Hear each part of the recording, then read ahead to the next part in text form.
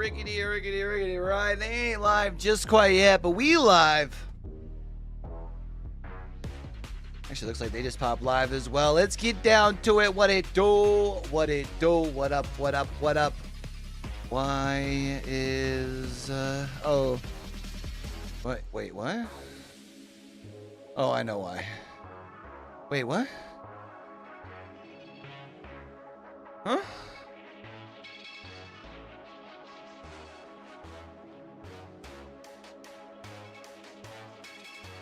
Why is my watch party popping up? Fuck. Bam! Alright, let's get it. That's weird. It said they were alive. I thought they were alive.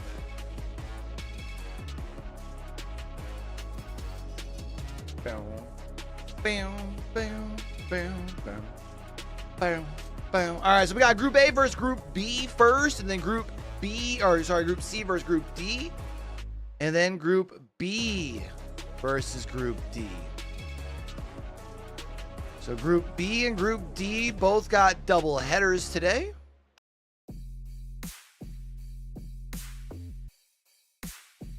I hope y'all are ready. I know I'm excited.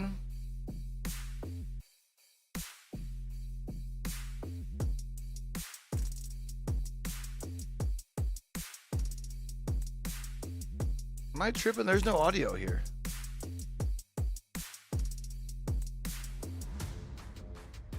This is, I mean, it is muted or unmuted. Watch, it's gonna pop in, just absolutely blow out my eardrums. That's right, though. Yeah. Yeah. Yeah. Let's get it. Let's get it. Chat, how's everyone doing? How's everyone feeling? What up? What up? What up?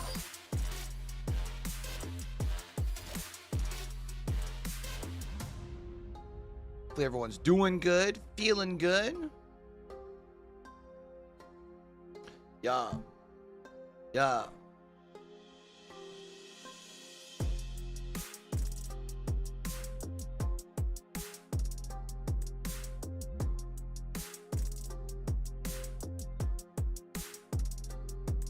Oh, you know what?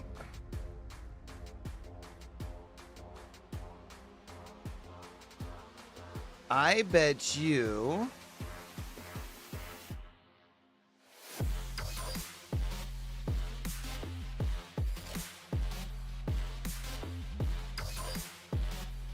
how's everyone doing? How's everyone feeling? What up? What up? What up? Oh, you know what? Everyone doing good.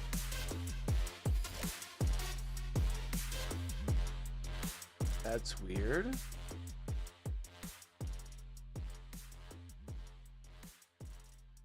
Okay, I found it now.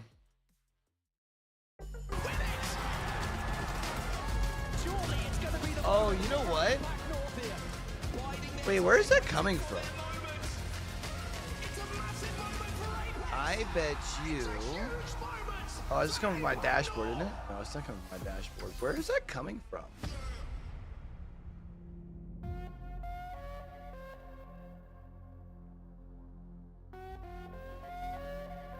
We'll see you all in Mannheim. All right, chat, let's get it. And in Mannheim now we are $1 million on the line and a chance to be crowned the newest ALGS champions.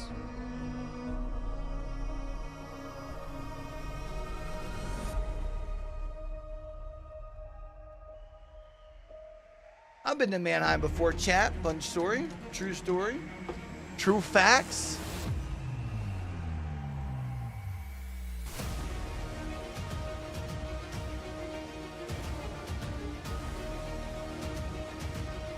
Yeah.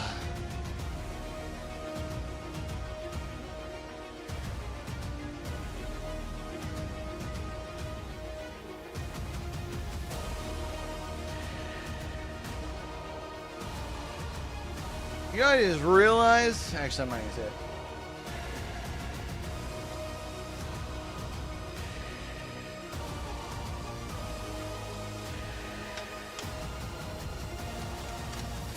What new contenders will emerge? Welcome everyone to the Apex Legends Global Series. I'm your host, We the People. Today starts a 4-day marathon for our 40 teams from around the world. I said it in Birmingham at Champs when TSM came back from 16th place to win it all and become world champions. I said it in LA earlier this year when Reject Winity became the 3rd ever team to win an Apex LAN, and I'll say it again. Right here in Mannheim, Germany, this is going to be the greatest LAN in Apex history. So you better get ready, because this is I don't know. Is it going to be the best Apex LAN? Day. Take it away. Is it? Right down the road from the Rhine River, the SAP Arena is live and well in Mannheim, Germany for an ALGS takeover. That is right. We will be crowning a new champion for our Split 2 playoffs in just 4 days. But we have to start with the beginning of the story. As Peeps said, every single event seems to keep getting better and better. I believe this one is also going to make some marks in history. We'll begin our coverage here on the desk to kick things off. We've got some games about to play. I'm your host, Rainday, and I'm joined by 3 amazing talents, three amazing friends here. It's going to be Jamerson, Graceful, and Snipe Down with me. Jamerson, start with you. You joined us on the desk in LA. It was a great event, but so happy to have you here full time for this one, and what a moment we are experiencing here in Mannheim. Yeah, it was a fun little moment, I would say, at Split 1 playoffs, and it's been getting better and better ever since. Here's our team chat. With the huge system overchanges that we've had in Apex Legends since then, and with all the new LAN winners, you know that this is a new era of Apex Legends, competitive Apex Legends, and I'm so excited to be here to join. So no Falcons. Oh no, Falcons is in the opening group. I mean, B. you know, EMEA, they just raised Group B is LAN probably the trophy. most. We had to have some EMEA representation. Group B and might be Graceful the coming toughest down, one. man. Happy to have you with us on the desk again, my friend. So happy to be here, happy to see all the global representation across the board. Skill ceilings are now getting raised in all regions. And yeah, as you said, EMEA, you know, super big fan, a little bit biased. But Look at that mud on that thing. Yo, what up, Team? How you doing, Super happy buddy? to be here. So close, be with the crowd as well. It's Rise And and of course, shine, my Mr. friends. Snipe Down, we watched you play for many years now. You get to be on the other side with us as well. We're glad you found a way to the ALGS, man. It's great to have you over these next 4 days. Yeah, one way or another. You know, this is the real deal. I'm Fucking excited to be on the tired. stage. I You know, feel I'd it. much rather be up there playing. course. But if I can't be, I can't think of a better spot to watch some high-end Apex than up here with you guys and with this amazing crowd. A LAN is a special moment. We don't get too many of them in Apex. And I that's woke- I why took my this nap is last night. something to pay I did my attention to. casting If for you're just Stride. joining us, maybe you I went to missed the Split gym, 1. and now let's I'm here. walk you through how the tournament format is going to work. Today's kicks off our Ain't group gonna get to sleep stages. until That we're done with means 12 the next few days we'll be hours. battling it out in a round-robin style format. Bracket stages will take place on the weekend, and of course Sunday. Our Appreciate match you for point pooping finals. in. For our groups, we've got 40 teams who have qualified to Mannheim. We split them You up happen to into still be 10 around to teams sound good before in you leave? 4 groups. Hopefully. They'll each play each other over these next 2 days and decide who are the top 20 overall in points. They'll go to the winner's bracket. Saturday have a chance to get top 10 and then sit waiting for their competitors in match point finals. Those who get bottom 10 will go into Elimination 1, Elimination 2, and Elimination 1 will be our 20 teams who did not qualify for winners battling it out. Top 10 keeps making it out until we finally have our second 10 teams to join the 10 who have been waiting from winners on Sunday. And you know how that works. While they'll get some extra seeding, they'll also have to get 50 points and then win the game. So we're getting the 20 teams there on the left there, chat. That's right, to click power off for this tournament. You'd be surprised how long this thing can go if it gets to a special moment like we've seen in our Split 1 playoffs. But talk about why there's these special moments. We got players all around the world coming. Each one of these teams, as we get an overview of the groups and our participants, Graceful, has a major story behind them. I wish we had enough screen time for every single team, but that's just not how True. it gets, right? We have to talk about the consistency across the teams. But with, you know, the new meta coming into this, also drafting being the first time on LAN as well, new meta, new legend, you know, the Akimbo coming out. We're They gonna have see the some same big spots shakeup, and throughout I'm the all for it. whole And group that's stages, I believe, just on the right? screen here, a few of it. Like the draft is literally just for Now group stage, and then they'll redraft again for their Olympo. Trojan brackets. knocked him scan is how they'll be known, and New J is now Reject Winity JP. It's worth noting, Reject Winity, not the team that won Split 1 playoffs. They turned into Crazy Raccoon essentially mid-split and did not qualify. So we will not have a back-to-back playoff winner for those tuning in, or maybe you caught some LA.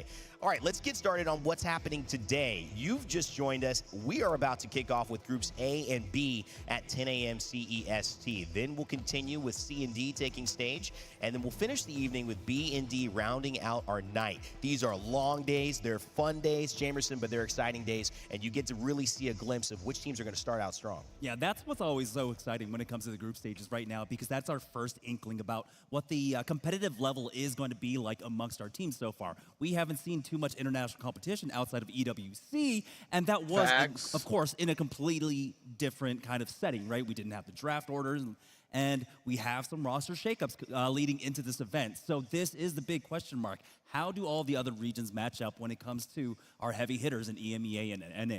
Well, it's a great segue there because heavy hitters, indeed, we've got a plenty. From SSG to LG to NRG, let's say hello to our Group A. Well, hello, Group A.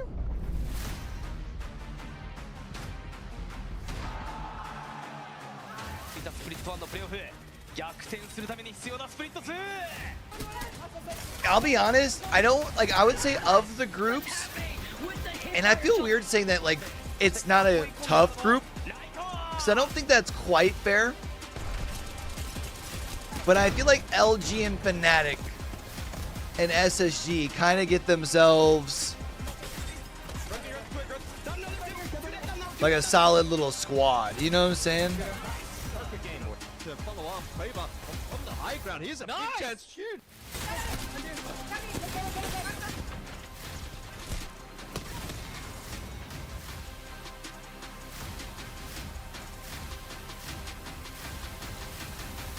Like, I just feel like as far as for Group A, it's Well, literally we hope it's you enjoyed your Fnatic, Group A. They will be it's on display here to start things off. And LG, Snipe, I thought I'd throw it to you. it's There's a lot of SSG. teams there to talk about, but you've singled your eye on one, and I think I know who it is. like I would like Yeah, I Dream can't Fire, think about but finding another team to talk about other than SSG here for me. I mean, there's some history there, but this team, you know, when they were formed, they were really considered in that top category with the Falcons roster. People were putting them right under them in terms of raw talent, individual skill, and I think that, you know, people might have jumped the gun on that, but there's no I mean, denying honestly, how SSG talented could these pop three off. players actually are. And, you know, you saw how they started with Pro League. They started off very strong. They were at the top of Pro League, and then they slowly started to wither their way down. And honestly, with this roster, I think a lot of it just comes down to the leadership. This is a young roster overall. You know, you have Koifel, who has shown talent with Strafing Flame. You know, he had a very successful tournament. Zainu won an event with 0. So they have had accomplishments, but as a trio, with that added pressure that was on them, I think the lack of that hard leadership, you know, you had Strafing Flame, and you had 0, who are at the top, and then you put them in with Phony, who's But also what a has young leader. Koifel He's 22 done, years old. like, And other I than think playing that with, the like, adversity is the literally biggest some of the obstacle best, for this team. They ended Pro League not in the best like, spot. I think they got 5th or 6th or somewhere along those IGLs lines. in the world. And then, you know, they had a lackluster Split 1. I think they ended up in You know what I 17th mean? place. And then that led them into a team change. Frex got replaced by Koifel, and then that went right over into EWC. I just where, don't they feel like struggled early on. They end up he's- actually like, getting he's knocked had, out like, into the lower bracket. I And then you guess saw what happened when stats, they got momentum in the but results semifinals don't that led show them for up it. to make Although, the grand finals. man, They it is started a off team strong, game, I worked their way guess, all like- the way up, and they held that momentum all the I way just feel like through, if ended you're up a in the top 2. fragger, They you looked should absolutely probably be dominant, more but responsible that momentum for, didn't carry over into the like, next your day. They started team's off slow. results, Once again, I right? think it is just a leadership thing with this roster. And I think this might be the event that makes the biggest impact on this team. You know what we I'm have saying? seen them make team changes. You know, Frex for Koifel. Interesting. And then you have Frex for Koifel, and then Dan, the coach, actually got replaced before EWC, and then another coach got replaced. Now they have Don, who's the previous 07 coach. So a lot of rotations in and out. So there is room for roster changes after this event if another lackluster performance does happen. I personally have been talking to Phony a lot. We've, you know, mended some things in the past. I am a fan of him, and I respect that team a lot. So we'll see what happens. I think that they could win the event. Really? or So they he's could, still you know, rocking with drop out early. Phony They are after all this specifically shit. my wild card. They're a team that clearly needs That's to wild. start well if they're going to do well. It's a team that has the skills, the talent, but it's about can they do it on this stage right now, especially with all the contingencies that may come with not doing well or with doing well. Like if it's a flip of the SSG coin. That's struggles this competition. event with But the at group this that point they're time, in, like that's they Group need to A. make a Of move. course, Like it they doesn't need to make a mean that change. we It's just have that other simple. teams that aren't just as worth or more. Because when you worth talk about the talking best about, teams in the especially world, when like you they talk got about themselves a previous pretty decent land draw. winners or the most recent land winner. Let's introduce you to Group B. You know? Just my opinion.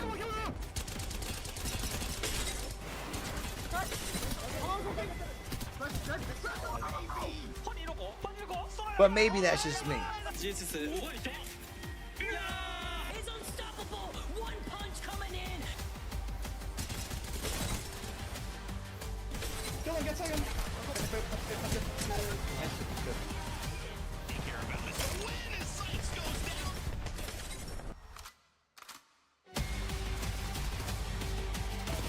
No way!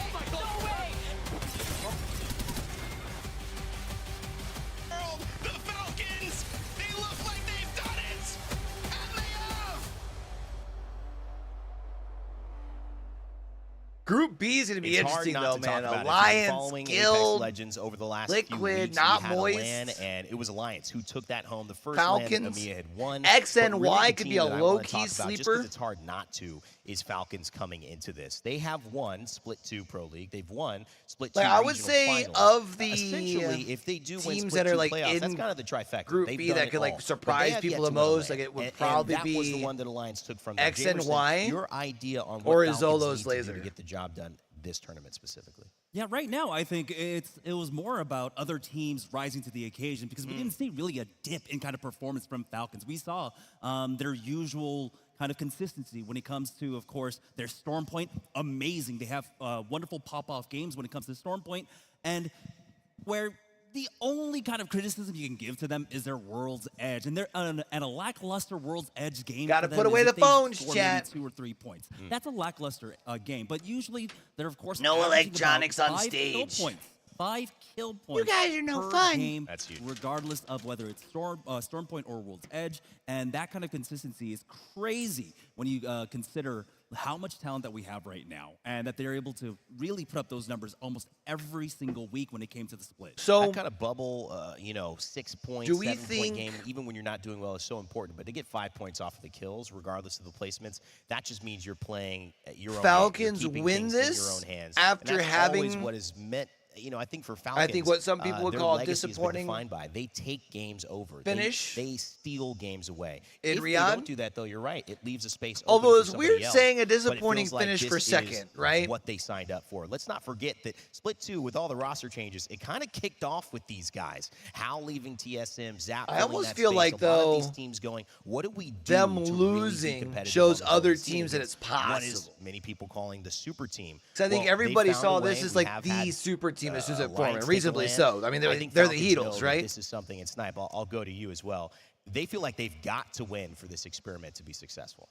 Yeah, I mean, I think anything less than top 2, because they can still, have the most points and not get that final win. I think this meta specifically is going to be a true test to their roster. I mean, in terms of developing, it's going to be they're the It's number still one team so that you weird think to would see adapt to Hal on meta the the fastest, Newcastle. but Is this that what also they're sticking probably with? the Does anybody toughest know? Meta for them to play in.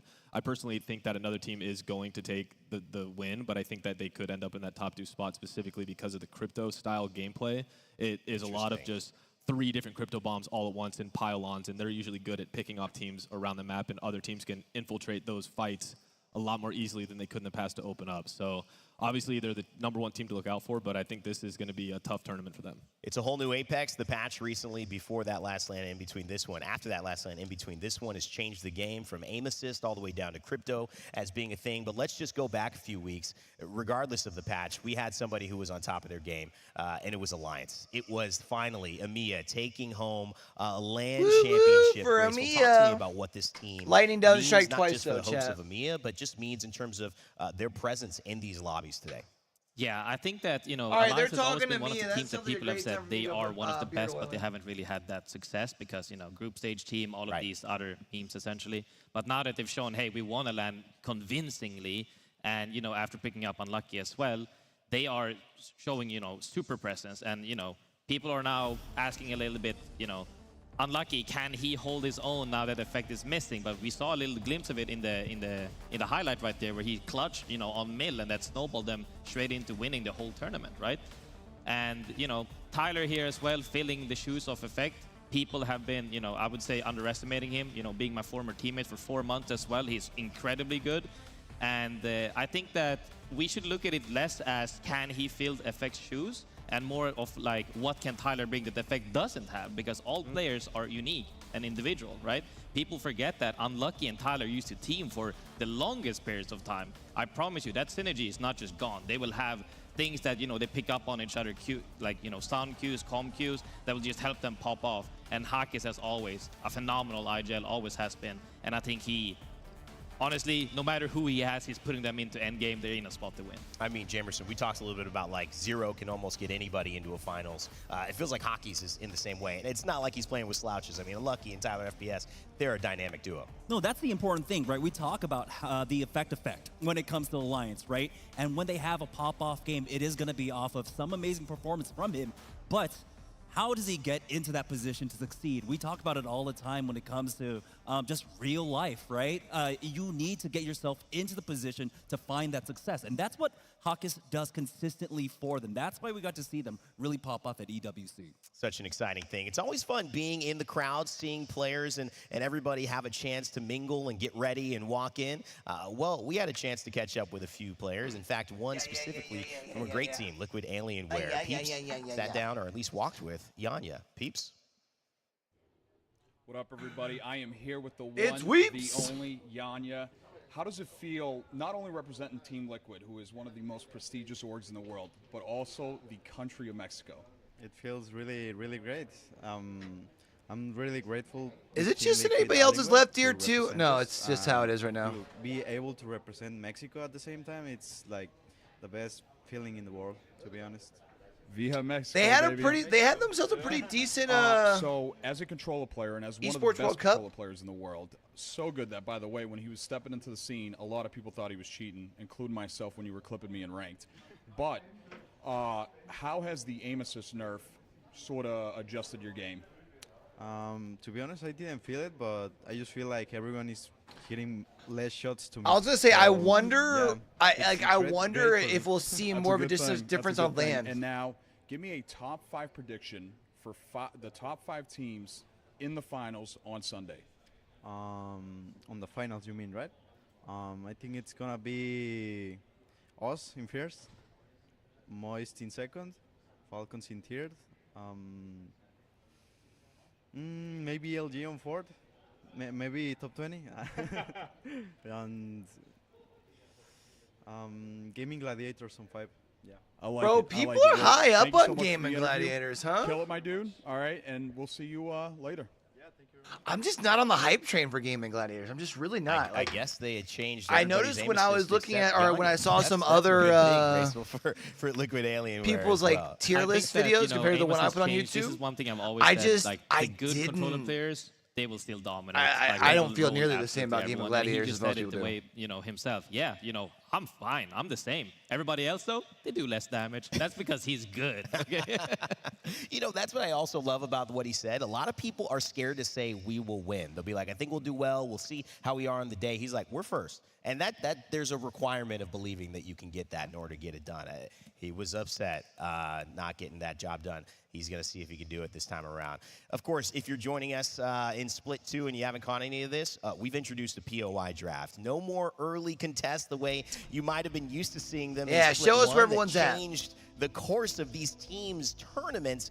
Now we've got it done in a proper way, Jamerson. It was a little, when it was introduced, maybe a little contested in terms of the thought process of it, if it'll work, but it's been See, I don't think they need to show it like they're drafting right now. Like they've known where it's at. I think it's okay to say it. From a lot of the pro players when it was initially announced is a bit of an understatement, but after playing an entire split of it, everyone feels very comfortable on it. They're very happy with it. They want to see it spread across the ecosystem. I love how Falcons just like big dick to everyone. They're like, hey, yo, if you go Siphon, we're just going to contest you. And overall, so you know. I think really...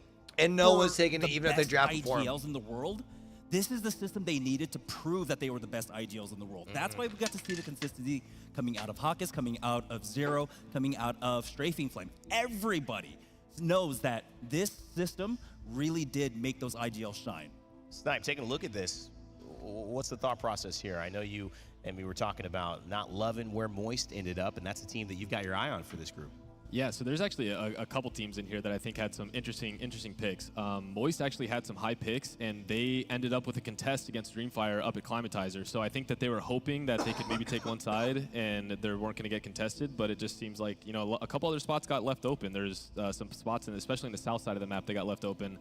And then with their contest, they move right down to Cenote Cave, which me personally, I've never been too much of a fan of. I think it's a slower loot route, which they're used to. They like to play edge a little bit. So I think if anything, depending on how the contest goes, I think Stormpoint is. I think the problem with Cenote is it's not like a high priority, so it's never a great team playing there. I think Moist should play fine out of Cenote. Yeah, I mean, I think all the, in quotes, strong team are getting the picks that they want to, you know, Alliance on Skyhook West, you know, Liquid on Harvester, Energy on Monument. People are playing a lot of more zone than edge on land specifically, because, and especially now with the crypto meta change, and you can get guaranteed UAV, you get, you know, objective points, you get armor, even if you rotate early. People are going to play even more zone than ever before. But the biggest thing here is that, you know, this drafting... Yeah, I think the other thing, too, is you just worry that... You actually have good picks on both sides. And the crypto meta is going to be hard as... And, you know, that will help them for sure. You know what, trying to rotate into zone, like zone super late. We do have, however, a fun segment that I always like to talk about, get some Twitter reactions as well. It's our talent predictions,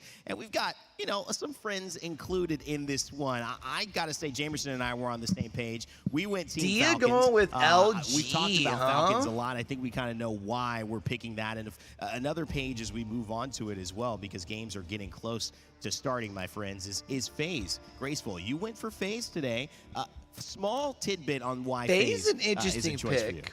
Outside of homies, no. For me, Arctic and Synetic has shown, like, in the beginning, people were like, oh, they came out of Challenger. Are they really that good? You know, Challenger is easy, etc. But they've shown and cemented themselves at the top as top MNK players, top, you know, IGL, and just overall adjusting to the meta and all lobbies, LAN included, which a lot of teams can't, you know, come from Pro League and do the same in LAN. And it's just so nice to see them pop off, and I'm happy for them. Well, one of the things we also want to mention is our lovely subreddit, our competitive Reddit, also is going to be picking and trying to beat So for those of y'all who are watching, it's not going to happen. At least not this one, because we both picked Falcons. So at least we'll be even at this point in time. We'll keep track with all the talent predictions and who is in the lead over the tournament. But if you are getting ready to watch Apex Legends at home, you're comfy, you might want a few more screens, a few more ways to dabble and enjoy some of the gameplay of your favorite players. Well, Face It Watch has got you covered. Make sure to check out Face It Watch if you want multiple POVs and you want the comms, you want the rotations, you want to see every team fight, maybe what goes well, and also hear when it doesn't go well. How do they solve the problems? What's the momentum feeling like? Or if you're like us as casters or on the desk, you want to see that map screen while you're also watching the POV of the gameplay, Face It Watch allows you to do it. Go to faceit.com/. Yeah, we're just going to hang on also, board for with those the watching on Twitch, we got some Twitch drops broadcast for you, so you're already earning if you're watching now. As most of our tournaments occur, we'll have great goodies throughout each of the days that are a little bit different, so make sure to stay tuned and get those drops, showcase in-game that you were here when it mattered in Mannheim. Well, Jamerson, Graceful, Snipe, we'll be spending time together throughout these 6 games as we kick off our first block. Who's kicking off on the 4 desk? days from now? History will be made. Someone will etch their name across that trophy and claim themselves as champions of Split 2. But it's time for the Battle of Mannheim to begin. So as we bring our casters in to field, Dia and Tiff, let's go. It's Tiff and Dia. Let's make some noise and get ready to go. You guys, let's hype it up. Here it is. Oh, let's do it. I'm so excited, Dia. Anytime we get to be in the caster booth, we hear the crowd already. Like, look, early morning cheers for Navi, a lot of Fnatic fans, Dia. This is going to be a good one. It certainly is. Breathing heavy early in the morning, honestly. Knowing that we're going to start all of this off now, the avalanche that's going to occur over the next couple of days as we race towards finding a Split 2 playoff champion. And the fact that it all begins here in group stages where everyone is still very much figuring things out. I know our desk talked about it, but with a recent patch, scrims only say so much, and now it's time to find how it plays on land, too, to see how things go. I'm going to be curious what our legend picks look like. From group stages, you're going to find the best team already? I A little it's group the- stage it's the warriors? whole- It's about the journey. It's the journey. This It's is all where the about the journey process. begins. Trust the process with us, okay? That's what we got to look forward to, right? Is Hey. the process of group stages is an odd one because a lot of it is very fast-paced, and it's odd to say that about a LAN because typically when you start off the first couple of days of competition, What do you mean, Kelvin? You're not playing. Conservatively because there's money on the line.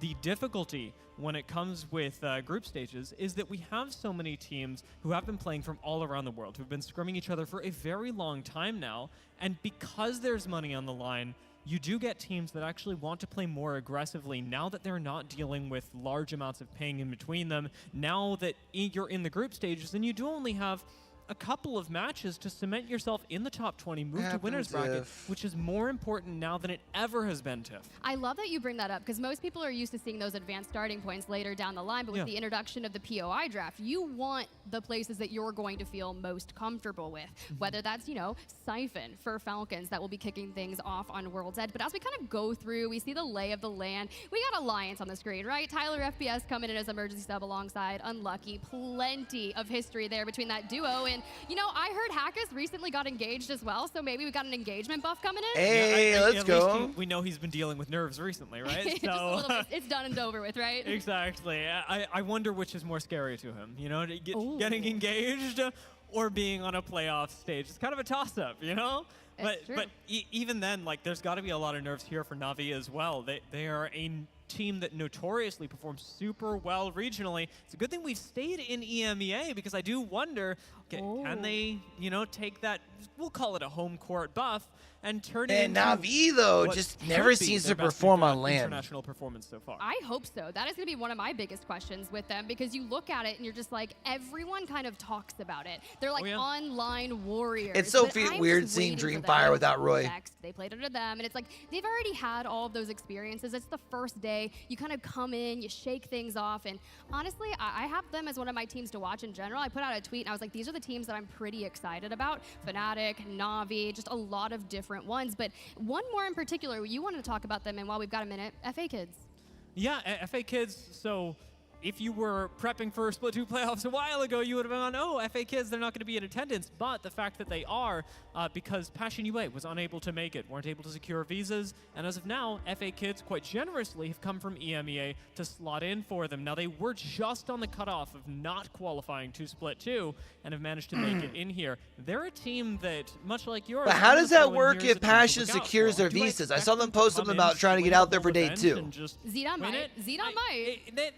They might. I will say I'm not expecting it, but I am expecting them to form a highlight reel of sorts because that's what they became so well known for in the second split of EMEA. Those They white picked up voice a jerseys lot are of kind of momentum drippy, towards I ain't the gonna end lie. split, and a lot of that came down to the way that they were working as a team and around Izadan, who was slaying. When I was looking at the damage graphs for EMEA, just thinking about who are going to be our top performers, I was seeing Alliance, Synetic, Izadan. Hey, you know, I love that, honestly. Let's go ahead and look at Group A really quick here because I just want to see some things. You know, we had the desk break things down, and they already went through the drop spots, and we're talking about it. But when I look at it, I got SSG on this list. And did you watch the POI draft as it occurred, Dia? Because I was sitting there with a big question mark on my head, and I was just like, how did SSG walk away with Stacks, Mod, and then obviously no one picked Dome, and then it's Inherit. I've seen a lot of zones pull Dome actually recently, so that could be good for them. Of course, we have FA Kids here, Dreamfire, Enterforce 36, which I mean, honestly, SSG does have a lot of that southwest or they're southeast a side of the team map. that I think I'll put in the same On boat World's as Edge. LG, I like it. Where I think that It they would could have also a be really very good much start to the SSG tournament for and there to be a bunch of northern steamroll zones from on World's there. Edge today. But I think that if either of those teams sort of suffer through group stages, they'll have to make it back up through losers bracket, and I'll take that to sort of transfer into LG and discuss them because they have a very different style to Enterforce 36, but they are very heavily reliant on predicting the game accurately, something that they've become better at throughout the course of Split 2, but that was a strength of theirs way back when Sweet and Sykes were on completely different teams. No, I love that. Look, we always hear a lot about different things, and for some reason, you know, really All right, does that good mean we got people- everyone and actually, good? I think it was Snipe mentioning it back in the green room. He's like, I think Sykes is actually so good for this Luminosity or LG roster with Sweet because they Anyone kinda else on the challenge each other. It's like a platforms checks and talking with their balance teams? system I'm not because Sweet seeing. plans so far in advance, but Sykes is not afraid to stand up to that, and it's almost like a level of respect with Sweet and Sykes. So I thoroughly enjoy that. We've got Group B up here, but before we kind of hop over, I just want to briefly mention NRG. Right? X and Y They could have this surprise, I comeback think. Story about them. We know them, you know, a few years ago at the And I don't upper expect them to like echelon, win a lot of fighting, and I was games, convinced that it was a, but you know, Izolo's a laser matter of had a when, decent not if, they were gonna be performance hoisting that trophy. in And they kind of find themselves in Riyadh. this awkward situation, right? A couple roster changes. I and wouldn't be now surprised here to see them with Reptar do alongside Fun and Noct, and I'm like, you know at what? least enough to Second year bang qualify Noct, for he's gonna do great. uppers. I Yeah. have good things for that. I look forward to it. I mean, talk about nerves for a team. Yeah. It's back at Split 2 playoffs last year, which was the But we'll first event see. that we got to do together. That was when I really saw this nervous face take over on NRG, and we saw Nocturnal especially really having a lot of doubts around that tournament. Then to be coming full circle almost a year from that event to have made it here again, I think is going to mean a lot to them, not just in terms of actually being able to come back full circle as a team, but now with the chance to do better, there's a lot of pressure there. Yeah, that's true. We had Group B up there as well. We kind of touched on Alliance. They're going to be starting things off over there in Skyhook West, which was one of the most coveted draft spots, right? Bro, we Everyone was really like, we have immediately this want Toronto, delay but then to you start have all off the recent the day. changes that we got from the patch notes with the gold bin introduction that occur, you know, So right at Circle Apex. 3 and such. That has kind of changed the game. Newcastle almost always has a gold knockdown, and I kind of feel like some of the vaults on rotation are even just like, kind of a miss at this point. Yeah, it's funny because there have always been legends, especially like Newcastle. what are Lifeline they is really doing? well known for that. I don't know, warming up. A moment for the juggles here. Let's go. See, that's the chemistry our boys have together. Unlucky and Tyler, this goes way back, right? Does this count as warming up your aim? Have they missed yet? Yes. I think so. Confirmed. I think he just so, dropped it. That's yeah. unfortunate. Tyler, you're already throwing. No, I'm Yeah. just kidding. This is difficult. I do appreciate that at the very least, Hackers is locked in. This is just not. He's the serious one of the two right here. Yeah, Or not the three. of the three, not Yeah. encompassing at all what's going on. But the fact that, you know, Alliance is keeping themselves amused is an important skill. I mean, we were talking about this earlier.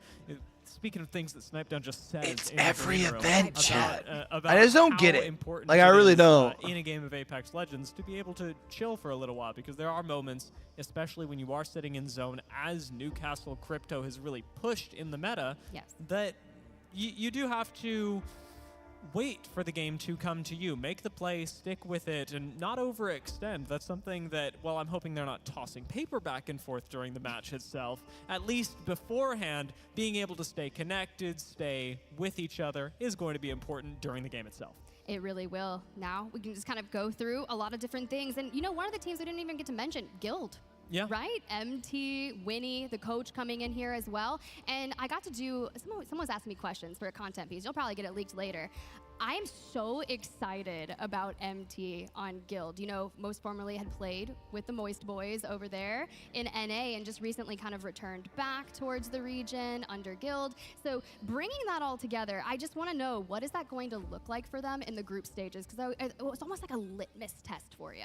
I just feel It's like true. Group And B group though, like, stages has are so a point much where you talent, can adapt and pretty every quickly other as like, there's well. no It other like tests a lot bad of group, teams right? and how well But they're able because to they're in communicate. And Group speaking of B communication, with we an do want to give you guys a Alliance, quick with the update on what's Moist, going on. with Some of the our players Liquid. are very few of them are experiencing some audio issues. Want to make sure that they're able to be connected, talk to their team, as it is one of the most important parts of Apex. So it's going to be a small delay. We'll get into the games very shortly, I assure you. Yo, but can we talk about Fnatic? You're usually in orange jerseys, right? And they're coming in swinging.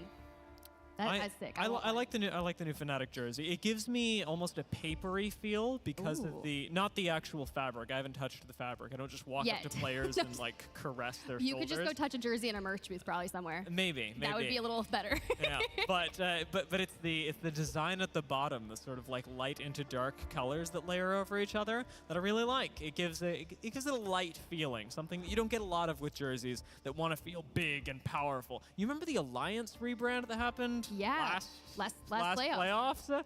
that was the same thing where they switched the color up, brought it into a lighter green, and I was like, oh, nice, relaxing. You know, they All do right, win we're a showing land, maps. like, Is that right we're after about the to brand. drop? So, I mean, Yeah, look, maybe it's a New Jersey, knew them, new buff, That'd be maybe cool. a final win for Fnatic eventually. I don't know. We gotta wait till Sunday to see that, because right now we're gonna talk about the map rotation. We're gonna be kicking things off. Matches 1 through 3, the coveted World's Edge, the tried, the true. Are we only doing know 6 it, maps? We love it, and then we'll kick on over matches 4 through 6 with Storm I think Point. 8's the But, magic you know, number. We heard I really about do. Falcons earlier having maybe not the best World's Edge, and I hope that they can start to figure things out here in the groups. I think a lot of that comes down to trying to figure out what composition works best for you. Exactly. We mentioned Newcastle earlier. Newcastle is immensely powerful in this meta, and a lot of teams were trying out Newcastle. Some of them have stuck with it. A lot of teams have been looking for other answers, saying, hey, maybe this pick doesn't work for me, and Falcons are one of them.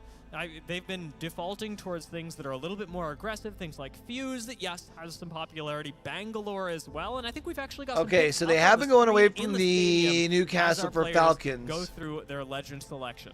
Well, I mean, you see it right there. Newcastle, Watson, Crypto, a lot of Catalyst in the mix, Bangalore kind of staying. Then we got the Rogue Pathfinders coming in, and, you know, Furia made that really popular. We'll touch on them later because they're not going to be in A and B. Where's but Falcons I just at? get so excited seeing, you know, Crypto, the Fuse, energized zipline, Bangalore just for full them, sending huh? a fight, because I love when things get very aggressive in that end game of Apex. It's just one of the most insane experiences, and for those of you at home, you just never know until you get into the LAN setting what it feels like to experience ALGS in person. Yeah, this is really, I mean, the pressure is on for a lot of these teams, and just looking at the selections. It's interesting because it used to be where if you were running Watson, you were or Newcastle, you were usually running it alongside a Watson. And Newcastle that were paired together at the launch of Newcastle are interesting to see brought back now as something that I'd say is almost a little redundant. Watson, Newcastle, not nearly as important to put together since we changed Newcastle to be a little bit more powerful. Me and Dia the same brainwave. I love it. The castle wall.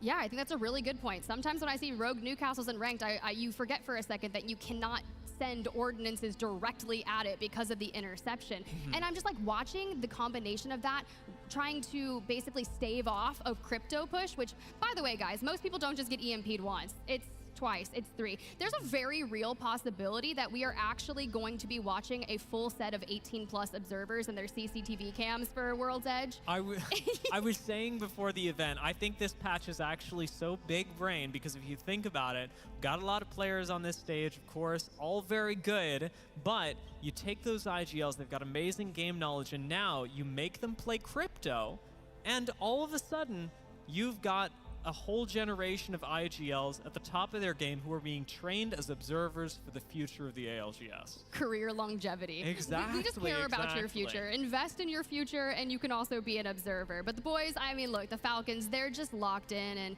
you see Gen, Zero. I ran into Papa Gen the other day, and I was hearing about their endeavors here in Germany, and the food. I got some good food recommendations. All right, so as if well. they've got But, Legend Select, now we'd go, surely that means we're You know about to what's drop, caught me off right? guard about being in Mannheim is that I haven't found a lot of German food. I found a lot of like Vietnamese food.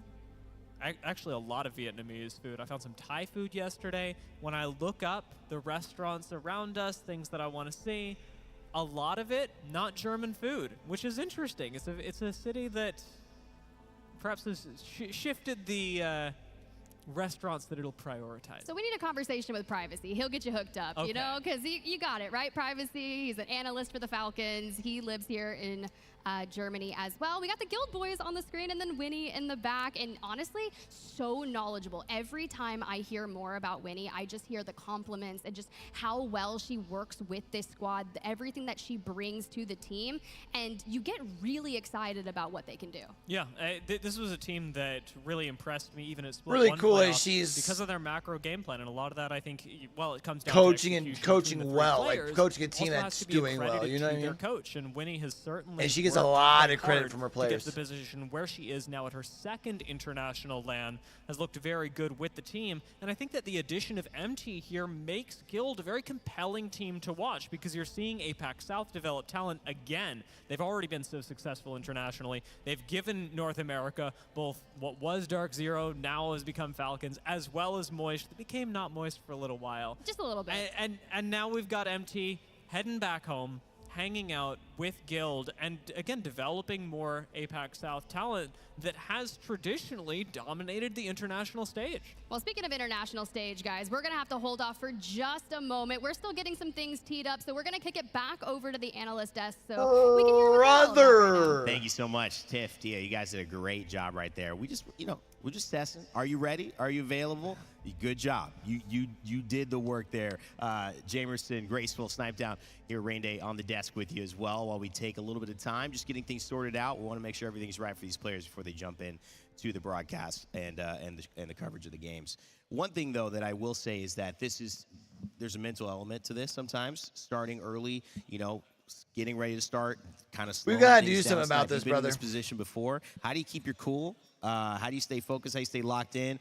We saw, Hockeys and Tyler FPS and Unlucky throwing heat packs with each other. We saw some other people just locked in. What's the go-to for you? I definitely think the biggest What thing up, is just to Ducky? keep some form of Good communication morning, rolling, buddy. or honestly throwing the Haggy Stack, or just doing something kind Just of like waking team-wise, up or so you're just not getting sitting home? there, like head down on the desk. You really need to keep yourself awake, and the longer the break, the harder that is to do. I was actually in a very similar position at Split 2 playoffs in London last year. And I got upset. I even I've been doing this a long time, and sometimes things just bother you, and you're locked in, you're ready to go, and that game's about to start, and then one issue after another, and all of a sudden you're still drunk. just He's sitting not there, and that I think it's just drunk. best to just keep conversation and friendships going on the stage. Graceful, you mentioned your background in Muay Thai and the ability to keep a level head, how important that is. So many of these things, the backgrounds like hockey's military background, we look at that as they come into play in different ways at different times. It feels like somebody keeping a level head here. I mean, at this point, no, Fade. You'd have to go through the Challenger circuit, and that'll be next year. In between sets where you still have to stay By the way, this focused, is just but a watch you party. I'm wanna not relax. affiliated with. Yeah, I mean, I feel like personally that people have different ways of staying locked in, and as long as you stay locked in any Respawn shape form, or I think EA that's or good. anything. Staying disciplined, whether that be throwing, whether that be communicating with each other. Hey, we talked about this. What happens if we're here? This Ducky, don't you matter. still haven't It could gone to just be bed, bro. It's strategizing. 4:45, But, dog. I think seeing both perspectives on it as well. Like as a player, yes, you could get frustrated. And from our perspective, we see 5 pieces on To fire. be fair, I took a run, nap and then people before are running with stride it, casting everything, light and then the last players are night, and I have "Yeah, not what's been happening?" to sleep since.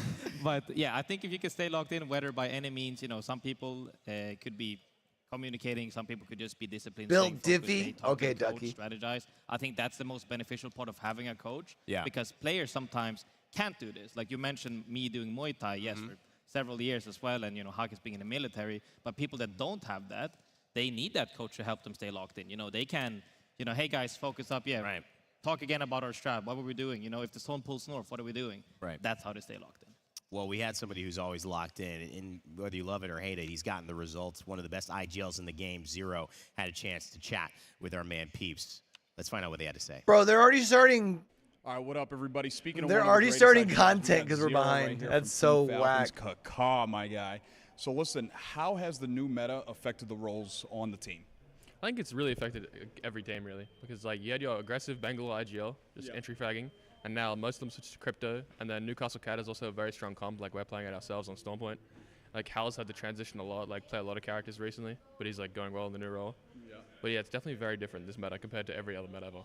Absolutely. And do you guys see Hal playing Newcastle here in Mannheim, Germany?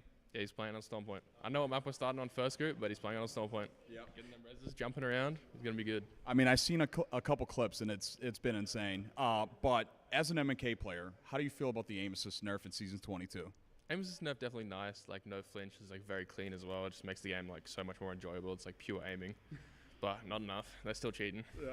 Well, as a controller player myself, man, I'm hurting, bro. So here, Mannheim, Germany, Split 2 playoffs. Give me your top 5 prediction for the finals lobby on Sunday. I think they've been frauds at LAN recently, but SSG really should be one of the best teams, and then us, LG, Alliance, not Moist. All right, that's pretty good. Well, It's a guys, solid you heard it here 5. from Zero from Team Falcons. It's a solid 5. Yo, SSG really needs to find a way to show the fuck up on LAN. Great showcase there of Zero and the confidence. Talking about the meta, Jamerson, your reaction to that said a lot about who he expects to do well. Also, the challenges and maybe some of the ease of rotating into this new meta with Hal playing all those different legends. Yeah, I mean, I got to experience a little bit of the scrims and their journey through really trying to discover how to play that Newcastle, and it doesn't really quite feel right for Hal. It's never, he's never really played the big boys right. Going all the way back to TSM, Alb was the one that was picking up Gibraltar and stuff like that. So this is going to be like probably the biggest shift in his career overall. I mean, of course, we had a really big shift, him stepping down as IGL from TSM, now also taking, allowing someone else to take the reins, but this is a completely new type of role, right? Newcastle, the way he plays, I think a lot of people are still trying to really understand it. So he is running the Newcastle on Stormpoint, especially around his tactical and how people. What legend did it show him playing on World's Edge chat? But I feel like I pointed out now. I can't remember. If they're going to change something up, I think Stormpoint, it's not going to hurt them that much because it's all about getting them into the priority zones. And that's what Zero always does for them on Stormpoint. When it goes back to when we get onto World's Edge, will they be able to be as consistent as they were? Even though it's not the amazing performances all the time on World's Edge, that's where they need to make sure they don't hit too many losses. You know, I got to say, some people might look at Hal being on Newcastle and going, that's like putting a race car driver in a minivan, right? You know, it's not quite maxing out what they can do. But at the end of the day, this is what they've decided is best for the team. I cannot wait to see this. I can't wait to see the crypto, how it plays out. And how you could really say that anybody on that team it should be time to get things would be like under to our casters. We're throwing back and forth like Unlucky and Tyler FBS, Tiff, and Dia taking it away, guys. Underutilized on the Newcastle. That's a charm, right? I was ready to get locked in and just host an Apex podcast over here. You never really know what's going to happen, Dia, but this time I'm understanding that it could be real. At least you're adaptable. I like that you're willing to try anything. You're like, cast, I can do it. Host, I can do it. Podcast, I've got you. Sure, let's full send. It worked out. What I am hoping, though, is that the games do begin because we've you can see teasing what's been going Dia's on. like, bro, I just want to see the fucking start, dog. What the stakes are for this event, and to actually kick it off, that's what should be in our future in the next couple of seconds. Couple of seconds? Do you have a start button game? Do you have one? Yeah, that's every caster comes equipped with a start. All right, game well, button. break it out because I want to do it right now. Yeah, it's just it's inbuilt. I was born with it. you were born with it. It's also the hair too. All right, guys, but enough chatting about that. Literally, we are about to jump into Let's get ready game for map here. number one, Legends, chat. they were selected. Everyone's hovering over their POI drafts. And Hal on Newcastle? What? This is a new realm. I watched a little bit of scrims, and I'm really excited to see. But Hal's not doing Newcastle on World's Edge, Tiff. Look at it here, live from Mannheim, Germany. Well, I'm literally already looking at the mini map, just trying to figure out where exactly our teams are going to be going because drop strategies were a really big discussion coming into today's games because Climatizer was such a focus, especially when looking at teams like GHS who chose to drop. There's another delay, isn't there? And then looking at the fact that Climatizer got contested, we've got the south side that, as was mentioned on the desk, has SSG basically dominating the entire bottom half of the map for free, and that's going to be so much better with the gold loot bins as well. Yeah, that's actually really true, guys. We brought it back to casters here. His start button was faulty, so we're going to go ahead and continue out here vibing. But I like the point here, especially when you talk about that southeastern side of World's Edge.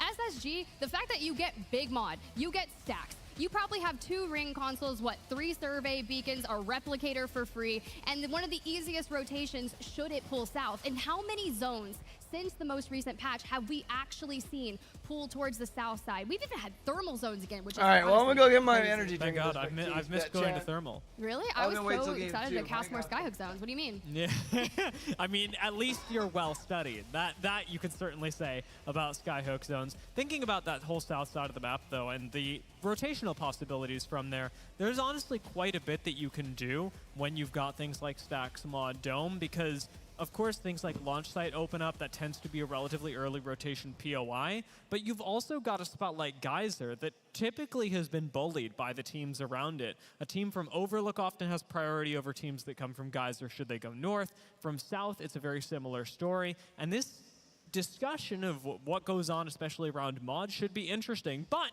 it's not the only group we've got to look forward to today. We've actually got, of course, a few more matches coming up after this. It's not going to be just this group. We'll be putting A and B together, then C and D, and everybody's going to get a chance to play today. So no matter who you're here to support, you'll get to see them on stage. Yeah, it's going to be a super fun day of the group stages. I'm just super, I want to get in. Like, I get so excited just being here in the group, in the LAN, and the group stages are always my most favorite. It's actually really hard for me when we do these talent predictions that they dropped earlier, which, by the way, I just want to let you know, my talent prediction is going to outperform yours. I just want to clarify that. But Rain, that is a crazy take. Mine might be better than y'all, so let me know. Let me know what you think, Rain. No, there's no way. You know, we're with Reddit at this point. We're with Reddit. Oh, wow. I don't know. Oh, wow. At least we have that going on. Falcons is definitely at least who I think is going to jump out the gate. But welcome back again, guys. We don't want to keep you talking. We love the idea of a podcast, just not on company time. Then we got to pay double. You know what I mean? So, but we are just getting ready.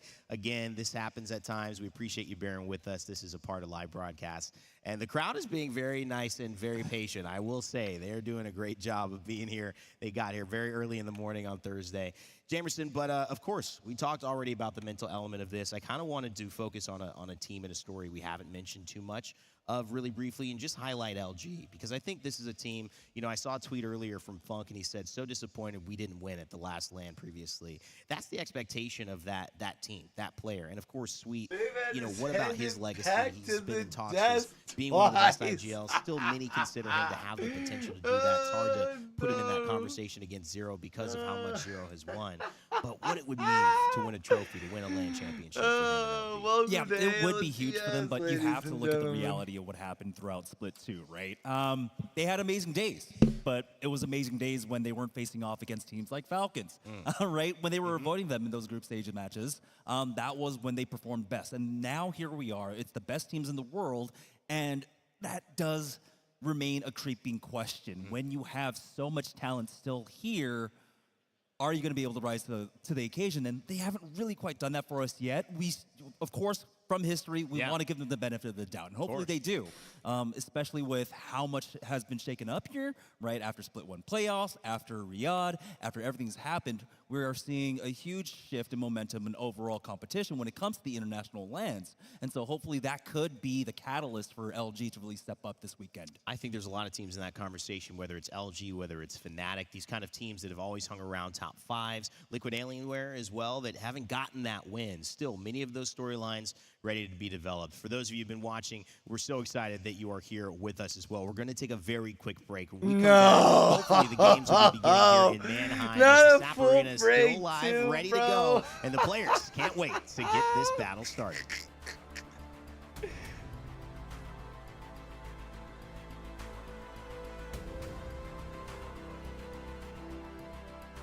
Bro, I'd be so mad.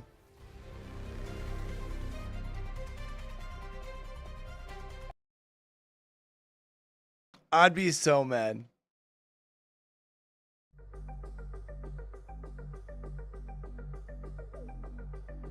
Like, imagine starting a 12-hour day and you're like, oh, hey, by the way, we're gonna push things back an hour. Oh, no, no, no.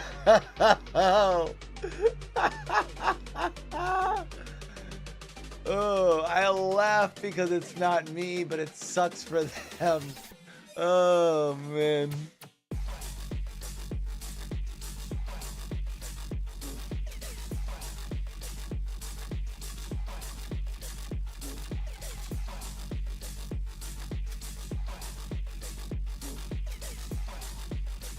Like, I'd be hot, bro. We're starting a 12-hour day, and you got me trying to riff for 30 minutes when we haven't even seen games to be able to refer back to? Kiss my ass, bro.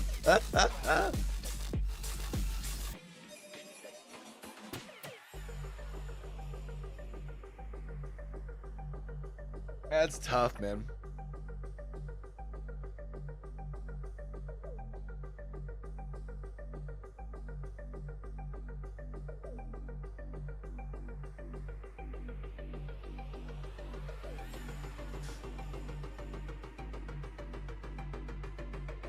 We're like almost an hour behind, and we haven't even started the first game.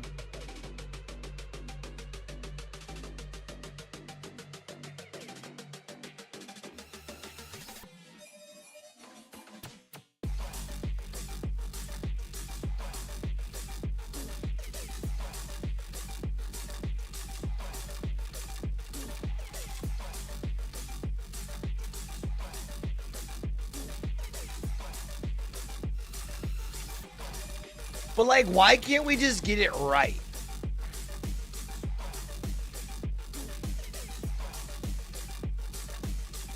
That's all I really want to know.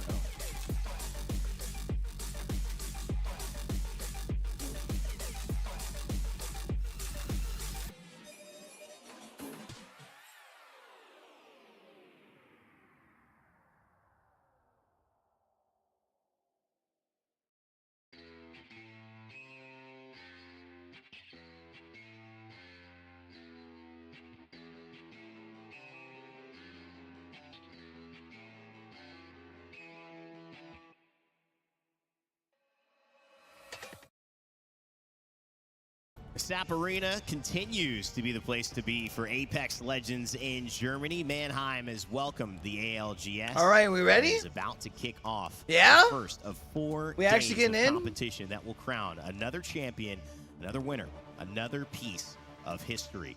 Yet who's going to be? We're going to find that out in just a moment. Of course, as we get started, A and B about to come up on your screens. Everybody's been paying attention to the day. We've had a few delays, so we appreciate you hanging out with us, but we promise once that's all settled and done, we're going to be jumping into game. Rain Day, Jamerson, Graceful, Snipe down here on the desk. Tiff and Dia are going to be casting with us as well. Graceful, I kind of wanted to start highlighting a few of the teams. You know, normally we don't have enough time to really work with all the teams that maybe have a storyline there, and some coming in with a lot of confidence, a lot of expectation. But in EMEA, there's a team that kind of has always maybe had that moment of being maybe like Alliance, right? They haven't performed when it's come down to whether it's the group stage or whether it's getting to finals. They've been one step behind, but also maybe haven't realized their potential. That's Na'Vi. What do you expect from them, being from EMEA, having played with Matafe, you know, in your region as a competitor? What's the expectation here in this tournament for them? So the thing is, I even scrimmed with them very recently as well, and I think that Matafe, like anybody, has, you know, somehow without having the results, everybody still has a target on his back. Like, you know, they're kind of, you know, jumping on him a little bit. That's a good way to put that. Why is that? Yeah, so, I mean, it could be, up, you know, it's always... Well, I think part of it's because they've had such success online at times, And right? I think that, you know, he has potential for sure. Like, he doesn't just dominate the EU. Like, teams that have dominated in EU in general, like Aurora, like Alliance, they show up on LAN as well. Right. So the question is always, why does he dominate that hard in EU and then not show up on Thanks. LAN? And I think that, you know, people can say nerves, people can say a bunch of other things, but I think it mainly comes down to just having different play styles. And I always say this, playing online tournaments is different from Pro League. Playing Pro League is different from online tournaments. Playing LAN is vastly different because, like, your macro changes, the fights, like, the best way I can describe it is like as you go into lower tiers, like outside of S tier, like on LAN we are right now, the fighting window is drastically reduced. You go from being able to fight for 10, 15 seconds, on LAN 3 seconds, you're getting 3-peat. Wow. Like people are in position at all times, and I think that he maybe doesn't account for how fast people are adapting on LAN and playing and how that affects his play style. But they've been to so many LANs, I think a lot of people would go back at that and say, well, you've got the experience now. It's not like it's a surprise. Whether it's Vex, whether it's Na'Vi, you have been representing EMEA, and it's still something hasn't clicked. Jamerson, from the outside perspective, is it the pieces? Does Kinda bring a little bit of hope into there? He's got some of the most electric team comms I think I've heard. But what's the story with that squad? Can they get past the hump this time? There are a lot of the things that, like Graceful had mentioned, that really do come into play here. But for me, overall, it's their lack of a diversity, I would say, in their playstyle. They're great when it comes to having priority on zone. Yep. They know how to convert off of that extremely well. But when it comes to having to play edge, that's where they suffer. The rotations are extremely hard. And like we had mentioned, you know, when you are able to scrim, have the international scrims, it's different, right? Because we're not all here at the same time. We're not all here in Europe, in Mannheim at the same time. So you might still have people that are playing on 200 ping, and that does change up the way you play. So trying to really read and learn the macro throughout scrims is nearly impossible. So it's like relearning the game, relearning the groups when it comes to this. Right now, though, I want to see them really try to hammer down their edge playstyle when they are forced to do that. Luckily, I want to see how good they edge. Wait, zone, hold on. Landslide for World's Edge for them is going to be extremely strong. I think, you know, Matafe should be able to navigate them through a lot of end games. If they don't reach top 5 on Wedge, like multiple times throughout this match, I would be surprised. Well, I mean, this is something we could talk about for so many different teams. We go to Na'Vi, we go back maybe to LG Snipe. You said you had a comment on that. We didn't get to hear your thoughts on just these teams who are big parts of our scene, whether it's EMEA or North America, but haven't found a way to get past it. This is the land that we're looking towards, but what's your expectation or maybe just some of your analysis on teams who are in that position and what they need to do to get out of it? I think so drastically that personalities in the mix of personalities on teams is what is going to propel you forward. You're going to have some people who are very outspoken, and you're going to have other people that are very mild. So when it comes to disagreements on teams, it's kind of difficult to find that middle ground when one person, they start getting hammered on the comms. They'll kind of step back a little bit. I think we saw that originally we saw that with Sweet and Guild. Yeah. And then you also saw that with like Hal and Verhulst at the beginning. I think there was a bit of a issue there with Evan coming in. He was young at the time and really getting hammered early on. And I dealt with the same thing with Hal, but I've been around for a long time. So like it was a little easier for me to kind of banter back. And that's where the whole TSM system came from. But I think personalities itself are a huge thing. And with this LG roster, I think with Sykes being more dominant, in this comms that it works well with Sweet as a pair. So many great stories. Hold We're on. gonna follow all of them. We're getting But music. this time, not on desk. And yes, in the caster booth, but more importantly, in game as the game We going to the is dropship? live. We are ready Yeah, to begin let's the Split go. 2 playoffs. So let's go It's to about it. fucking On time. the line this time. Let's kick off match number 1. You're starting to give me trust issues, Rainday. I'm getting trust issues, but have no fear. We are on the ground, SSG in stacks. Now, we talked a lot about how they managed to get SSG into stacks, mod, dome. They've got Evo caches, POI, survey beacons everywhere, and the replicator, 2 support bins. It's just actually so juiced in that section of the map. Observers, chef's kiss, literally everything you could ask for. You've got assault crates. The Evo harvester is going to be right on the way as SSG group up again.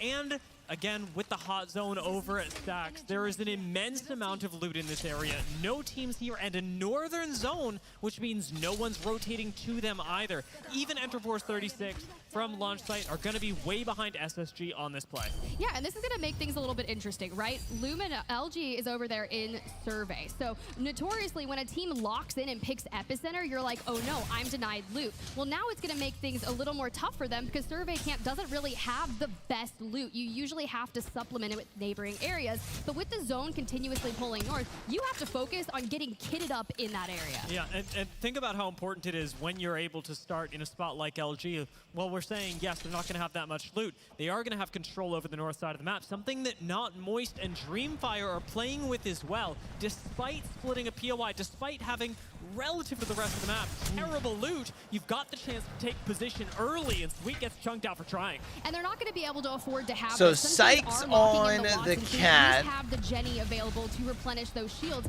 But Man, we are just Funk going to on be the into this room here. You got to throw the piercing spikes, the doors, but you're going to immediately start that influx. Newcastle of is nades. These are interesting. all the changes that we've seen. I mean, With the again, this is one of those. legend It's like comes it's from kind of like most we patches, were talking about the other and squad, right? Like on being TSM, covered like from somebody's Epicenter. got to Just play a her lot of or trouble play for him. GHS Sorry. just trying to find a spot. Think about how crazy that is, though. Graceful was talking about this on the desk, how short the fight window was. The rotation window even tighter in a lobby like So what this. are we getting, a GHS climatizer professional zone then? land epicenter, not survey camp. Is They're that the deal? closer to that building, and they lose it because they're second to the play, and they don't have a catalyst to contest these doors. Now the fight isn't over for LG. There's still a lot of focus on this area. It's Not Moist that have Interesting come up wall. to just check if the Macaroni building is unoccupied, because if it is, man, you've Oh, good call on Moist not to be there because he's all those laser pulls up. Hello, Icholos. They're already here wanting to find a location, but they've got the Pathfinder, so you can lock down the zips for easy rotations. But So, playing this bridge, Izolo's it laser not is running necessarily the old best school- area that you are going to easily get chowed for this. It's relatively open, and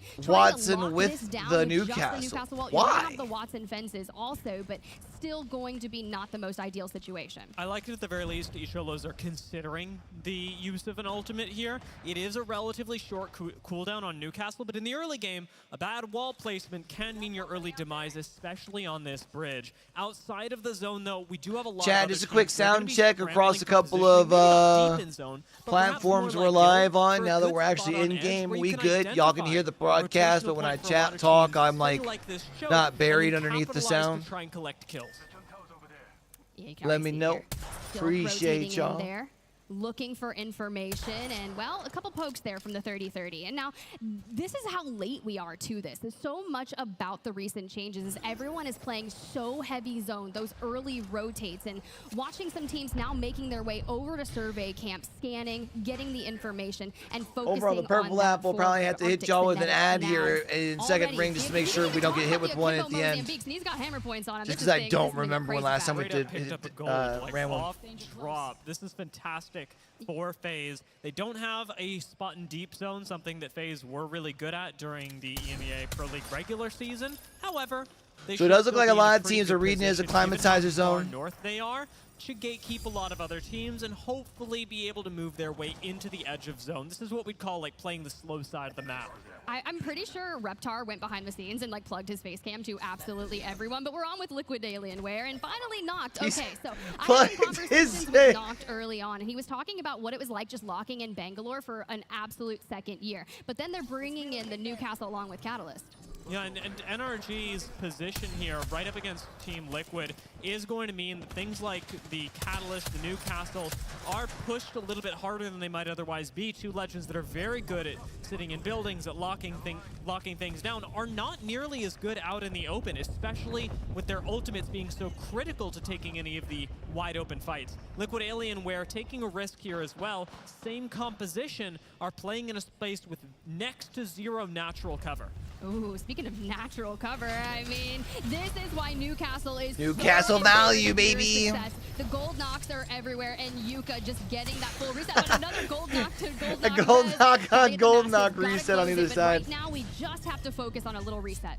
The fact that we're going gold knock to gold knock reset before Ring 1 even closes is peak Newcastle gameplay. Now, it does mean that Fnatic get to control this high ground outside of Epicenter. Typically a really good spot, especially when the zone. They're going to have to worry about trying to wrap this fight up super quick, though. Probably their third or fourth best position. Like, last thing that you want is all these teams rotating in, since it's going to be a climatizer zone, and hearing this fight going on. That would like to rotate in from Fragment and anywhere further south. Exactly. I mean, they start off in staging. They had a ring console. They immediately. I mean, I know Fnatic's a team that like don't really care, you know. Very first team of the entire Germany land, and that's just tough to be the first one to go out. But then we just kind of look at where SSG was, right? We talked about them having the entirety of the south side, but knowing that they have to keep on hiking all the way towards the north. And finally, our first look at Falcons, who have made it over towards that overlook area. Now, it took Falcons a little while to get. They counter-rotating for Beacon. Nice for them as it's a little bit of extra information, but remember, you are right on the rotational path of SSG, who should be coming up from the south. I think that ring scan, actually, the survey beacon they were just able to hit has revealed it, and now Jen Burton, knowing that at least someone, but we know it's SSG, is behind them, should be pushing the team to continue their rotation. You do not want to get caught up in this fight and let another team move in ahead of you to the next zone. Yeah, I'm a little worried about this, especially if it takes that Falcons versus SSG on edge of map to start things off, huh? North circle, but I'm really not start things off. About it, but SSG We've already lost still one team. Going to keep pushing forward, and you can see the Falcons have already focused on let's get to the north, let's get our position, let's go fight for a better spot. And SSG sort of inherit this, right? They've come in with Fuse, who now can hit ring consoles, so they're going to have all of the same information that Falcons did. They're just going to be that minute, 2 minutes behind them. And that can make all of the difference, especially as we've only got a couple more seconds until the next ring closes. What teams like SSG and Falcons are fighting for now is going to be a big position, but also hopefully not actually engaging with each other, because that is something you absolutely do not want to do, especially as you get close to the zone. There we go, though. Falcons have made a very large mistake. Falcons about to be taken out earlier? As quickly as they did. They've got the chance to recover with Jen on Crypto. Let's see if they can do it. I mean, look, here's what happened, guys. They popped an evac tower and made a Hail Mary play to land Climatizer and challenge for a location. But at least with Jen on Crypto, you can recover the banners, but people... Waltzy gonna run him down. Waltzy wants to take the chow. Gets dropped by Jen. That Havoc does work, and now Timmy and Guild have to pick up the pieces. This is terrifying. Oh, Lord. Wow. So rough for Falcons to be the second team eliminated. And then Moist is going to be able to get a reset on that. But with Waltzy being picked back up, it's got to be a humbling moment. You go into a push on somebody you know is low, you've got an EMP on them, you've got a knuckle cluster on them, you know it's a solo, and you lose the fight in zone. Not Moist, maybe getting checked a little bit early on. Just a little heat check. Hey, you warm. And for real though, but that just goes to show you how difficult it is. So what, 7 Newcastles? Who's running Caustic Valkyrie? Striders? With Ring 3 knowledge from Overlook on that console, SSG has the same information that they were able to acquire from Overlook, and they're just now kind of walking in towards where Liquid Alienware is. And this is one of the differences between scrims, same lobby essentially, maybe a little higher ping, and LAN, is how quickly those mistakes from Falcons are going to get punished. Moving into center zone, you might be able to get away with maybe 3-4 days ago. It's not going to happen anymore. At this point, teams are really dialed in. They're very physically close together, and a team like SSG moving through where we saw Liquid Alienware earlier are still going to be approaching from the south, still with a very fight-heavy composition. Looking at the round close, we are about to hit a loot bin reset. And with SSG on the edge of zone, I just want to know what the thought process is between Caustic Valkyrie. That's a good point. Obviously, you usually have those sets of 3 bins that'll reset and turn gold. And then next thing you know, you what get are we like doing the full here? Exodia. You're talking gold bag, gold knockdown, gold helmet, which is so good to throw on. Hey, I mean, those cooldowns on the knuckle cluster. Caustic strong, the less there less caustics there are. But maybe cooking? I don't know. Patiently, but they don't roll much. That gold bin going to be super helpful, and a double gold helmet on top of that. This is not the only place on the map that this has happened, however, as all of Fragment should have reset as well. It's actually where we've got Let our them cook, I guess? And I cannot help but wonder, Is that what we're will rolling with? Fnatic extend for the singular red weapon that nobody else has beta on? So what's really interesting here is the majority of cryptos, right? If maybe like we can use the drone, open it up, and just kind of see, is that hey, we're is going? it worth it to throw a negative, rotate in the mix, Let and them delay cook. everything even further. But what's even crazier is the circle starts to bounce back. We're actually chilling right on Epicenter. Navi is holding that main area, which could be such a good change for them. This is a wild zone pull. Like, to move into deeper Epicenter makes this so much harder to play than if we committed further towards Climatizer. Winter team's going to realize that the third zone's been pulling far side so often. But with now this pulling back into low ground, there are a lot of like you should almost always be playing the opposite side of second ring. With the high ground of Navi now available for the next couple of zones for the foreseeable future, this team has been given an incredible boon. Well, speaking of that, right, we have Fnatic. They've been out kind especially of in with the areas on the crypto meta right now. Epicenter. And now with all the teams that are on that western side, they're going to look to make rotations into this, especially when you got to go deep epi. But I love that at least Yuka here on the Newcastle is electing to run the charge rifle for help at the distance. And we're getting that information. And honestly, it's a little tough, especially when you got knuckle clusters getting thrown at you from afar. And not the knuckle busters. There goes the first EMP. We need an EMP counter here, but can we make comes the this Newcastle. work? I love that you can wall to your teammates immediately. That was well timed. We're even expending the Dark Veil here for some additional cover. Start shakes things up, right? You get a lot of visual clutter when you throw in the bang smoke. And now with the Catalyst wall in here as well, XNY's fight has been stalled. Really tough to finish a fight. You can tell Tiff Even wasn't with ready for the amount jump they were in there. able to deal. Satsuki now is That's right. essentially fully healed up. Yes, has a little bit of flesh missing, but with high ground, there's so much better positioned. I will say, with this zone closing, they don't have that many cooldowns left. X and Y try and rotate by them, and 2 get knocked by Satsuki. X and Y, they go down! This is going to be a big one, Fnatic, especially if you're already seeing on 5 eliminations for the team at least. And now X and Y going down pretty early. Like, doesn't surprise me necessarily. Jockey for a position closer to Epicenter, because I think the next rotate for them, as they have to pull off this But I area would, with all the stalagmites. but I still am anticipating them to have at least one pop-off game in this lobby. Everyone is going to look at you, but Navi is just absolutely chilling in Epicenter. But for the other squads that are making their way out of Clima and out towards that eastern side, it's going to be that congestion. So Navi gets a good read on this, huh? And very rare that this bridge becomes as important as it is in this game. The only team that can really contest is going to be LG, and that is for a power position. That is not to say these are the only 2 teams that can inherit this zone. However, they're the 2 that are in the best position to fight for it. You have to be aware of the other squads from Climatizer that can play low ground on the north side of the bridge. And already, we've got some cheeky folks trying to maneuver their way in there. Alliance have got Not great Moist out in spots, and 17. cutting off this rotate for low ground outside of the bridge is actually a very good play from Alliance.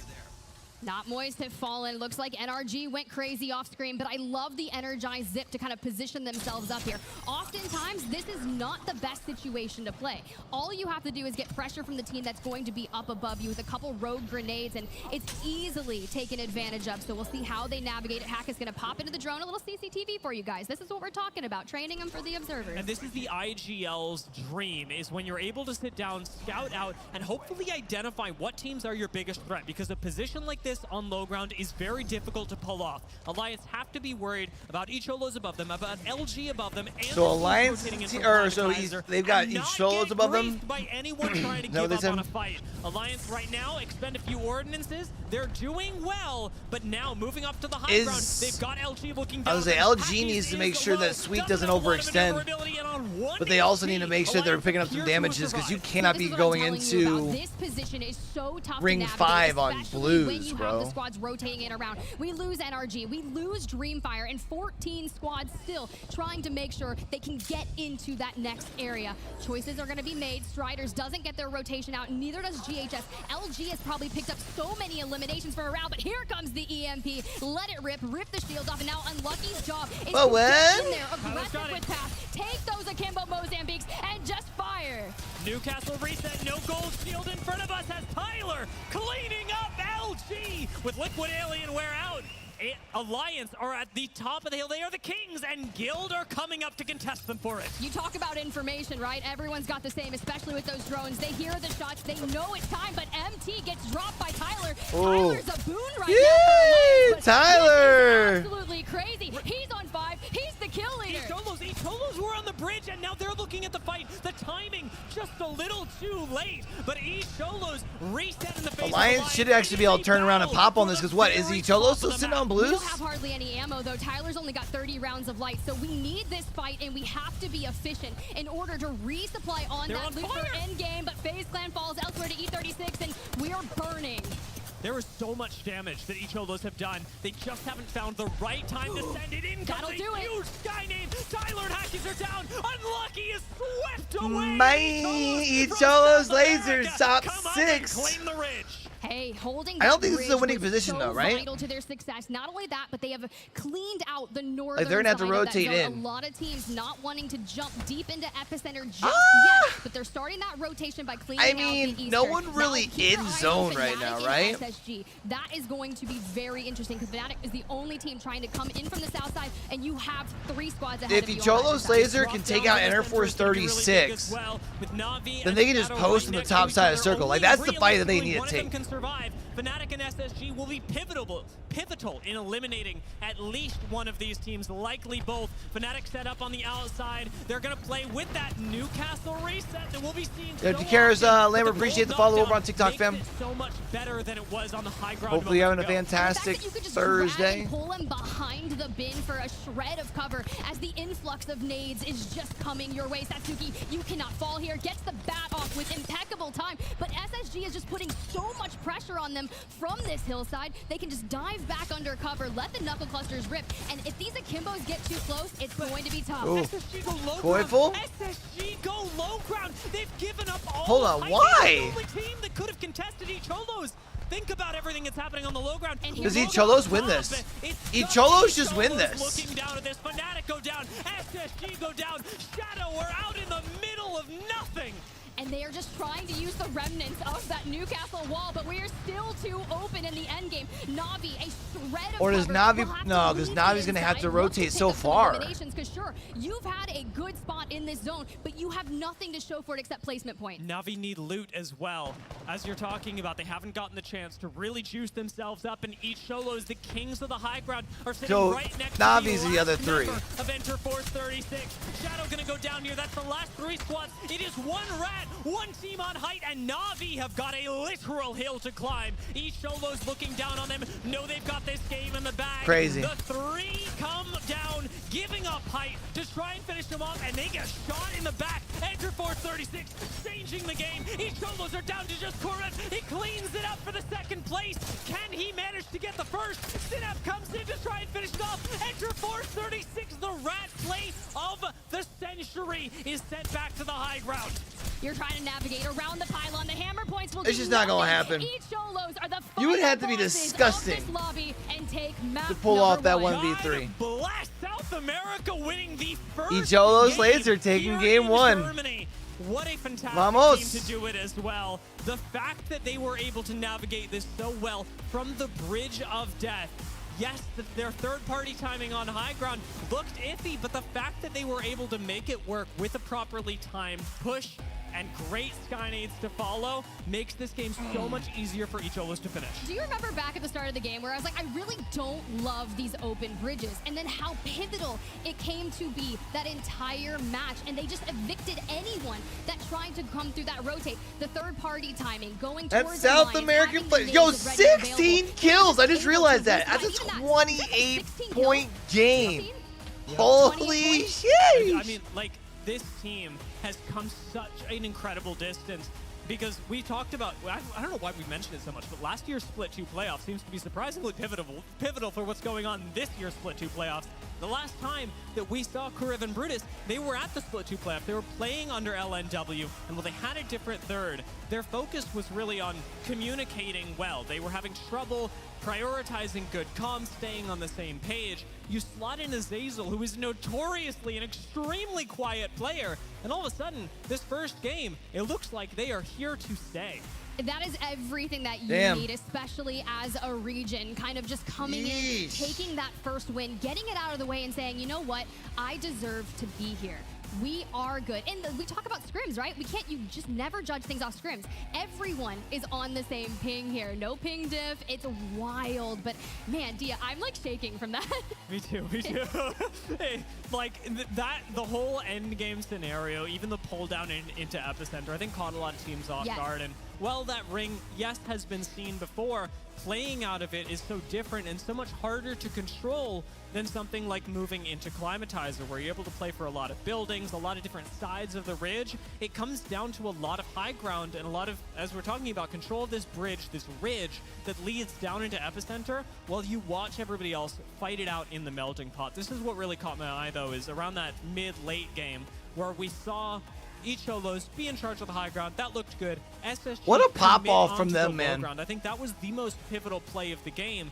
Well, it makes sense for SSG. Well, they collected some kills and some good placements on top of it. It was also the moment where they decided, yeah, we're probably Chat, not you know what's winning kind of this crazy game. thing about? Yeah, you have to think that. You're going to play player We've been live eliminations, for an you're hour not and a gonna half, go for or placement at that point, and one you're map in. leaving Leave each me alone, Solos man. with all of that power. Appreciate y'all coming out and position hanging out in with north ya for them boy, to just man. kind of Y'all are awesome. clean up the chaos underneath of Epicenter. I thought it was perfectly timed, but you have to think about the teams like LG that got into the Macaroni building early. And yes, that was quick. They go survey camp. They're going to have one of the easiest rotations for an end game like that. You saw how quickly they identified where they needed to play from, and it came at a cost because everyone wanted that building. I mean, great macro out of each Cholos. They were one of the folks who came up to contest it. They were right behind GHS and also Not Moist, and then each Cholos came in, tried to take that building away, didn't work, and the fact that they were able to make this first game work 28 points from as a them is Geyser team insane, with great chat. macro. I mean, I have too many good things to say about the squad. We'll have to wait and see if you're going to have more when we come Remember, back. because you we're gonna have get locked and one ready big after game this like break that for in match these number group 2 stage of lobbies, Group A and you're B. usually guaranteed like a top 6.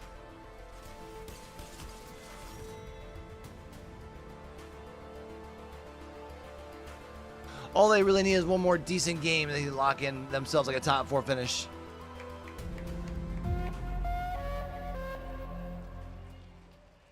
Going down. Wait, Now there's Sarah's no gonna get solo knocked. still alive. It's gonna be Bastion still up on Heroes. Wait a minute, It's time's 1v1 not yet. v1.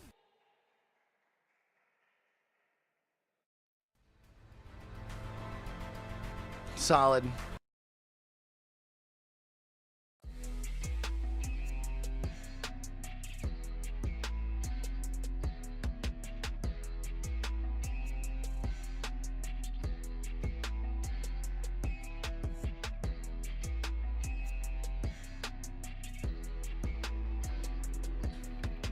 All right, chat. I'm gonna stand up for a little bit.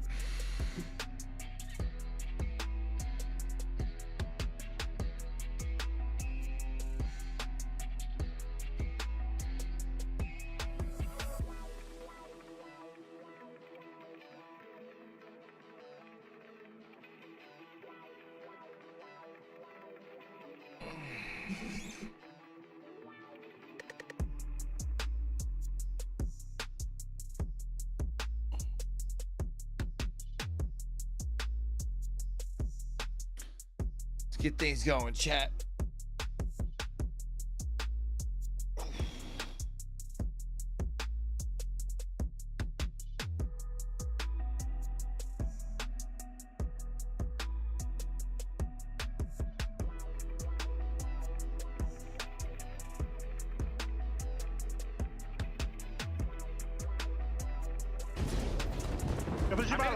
Is it a listen in? Ooh, we get a listen in. Tengo Nice ahí, te voy a tirar una herida acá perfecta. Miren, miren, miren, miren, miren. A loud ass listen in, but that's okay. Se está moviendo izquierda. Blue armor, crack. Voy con la izquierda, voy con la izquierda, voy con la izquierda. Voy contigo. Pica ahí, eso. Ya. Miren, miren, miren. No, venga. Seteamos, último squad. Acá, mío. Who are we listening to? Are we listening to Izolos? Has to be, right? Behind. Okay, vení, setea. Último, adelante. Vamos para abajo. Fue tuya, lo estoy rociando, fue tuya. Bueno. Pasate. Ya, chu. Voy derecha. Pueden venir derecha, follow me. 3, 2, 1, go. Nice. Bien, amigo. I love when we get listen-ins. Welcome back We to need the more of that Apex shit. Legends Global Series live from Mannheim, Germany. We just saw Icholos take that massive victory in match number 1, and wow, even in that winning moment, I'm glad we get to hear the comms, and I just hear the 3, 2, 1, nice, because they just cleaned it all up, Dia. It was really fantastic to turn that around, especially after you're going for a great play on the low ground, and the fact that you lose a member on the way down, getting shot in the back, they stay together, really shows the clear comms that they've been focusing on ever since we saw them almost an entire year ago at Split 2 playoffs under a totally different org. Icholos, they have really evolved, and the fact that they've kept it together and dominated in the first Honestly, game though, here respect. does leave them with a long way to go, but it's a great way to start. Look, that's what you're going to do on the stage, right? Get those nerves out, come in, win your first game. In and a then region that carry doesn't have a momentum pro league, forward they to still the put in rest the of your work and they series, come because out we here do a have huge 2 game, more game matches 1. on World's Edge, and if you've They already had a got, good north of performance 20 at the points. Esports World Cup. Thinking about this from a draft, how they expect to do perspective. Yes.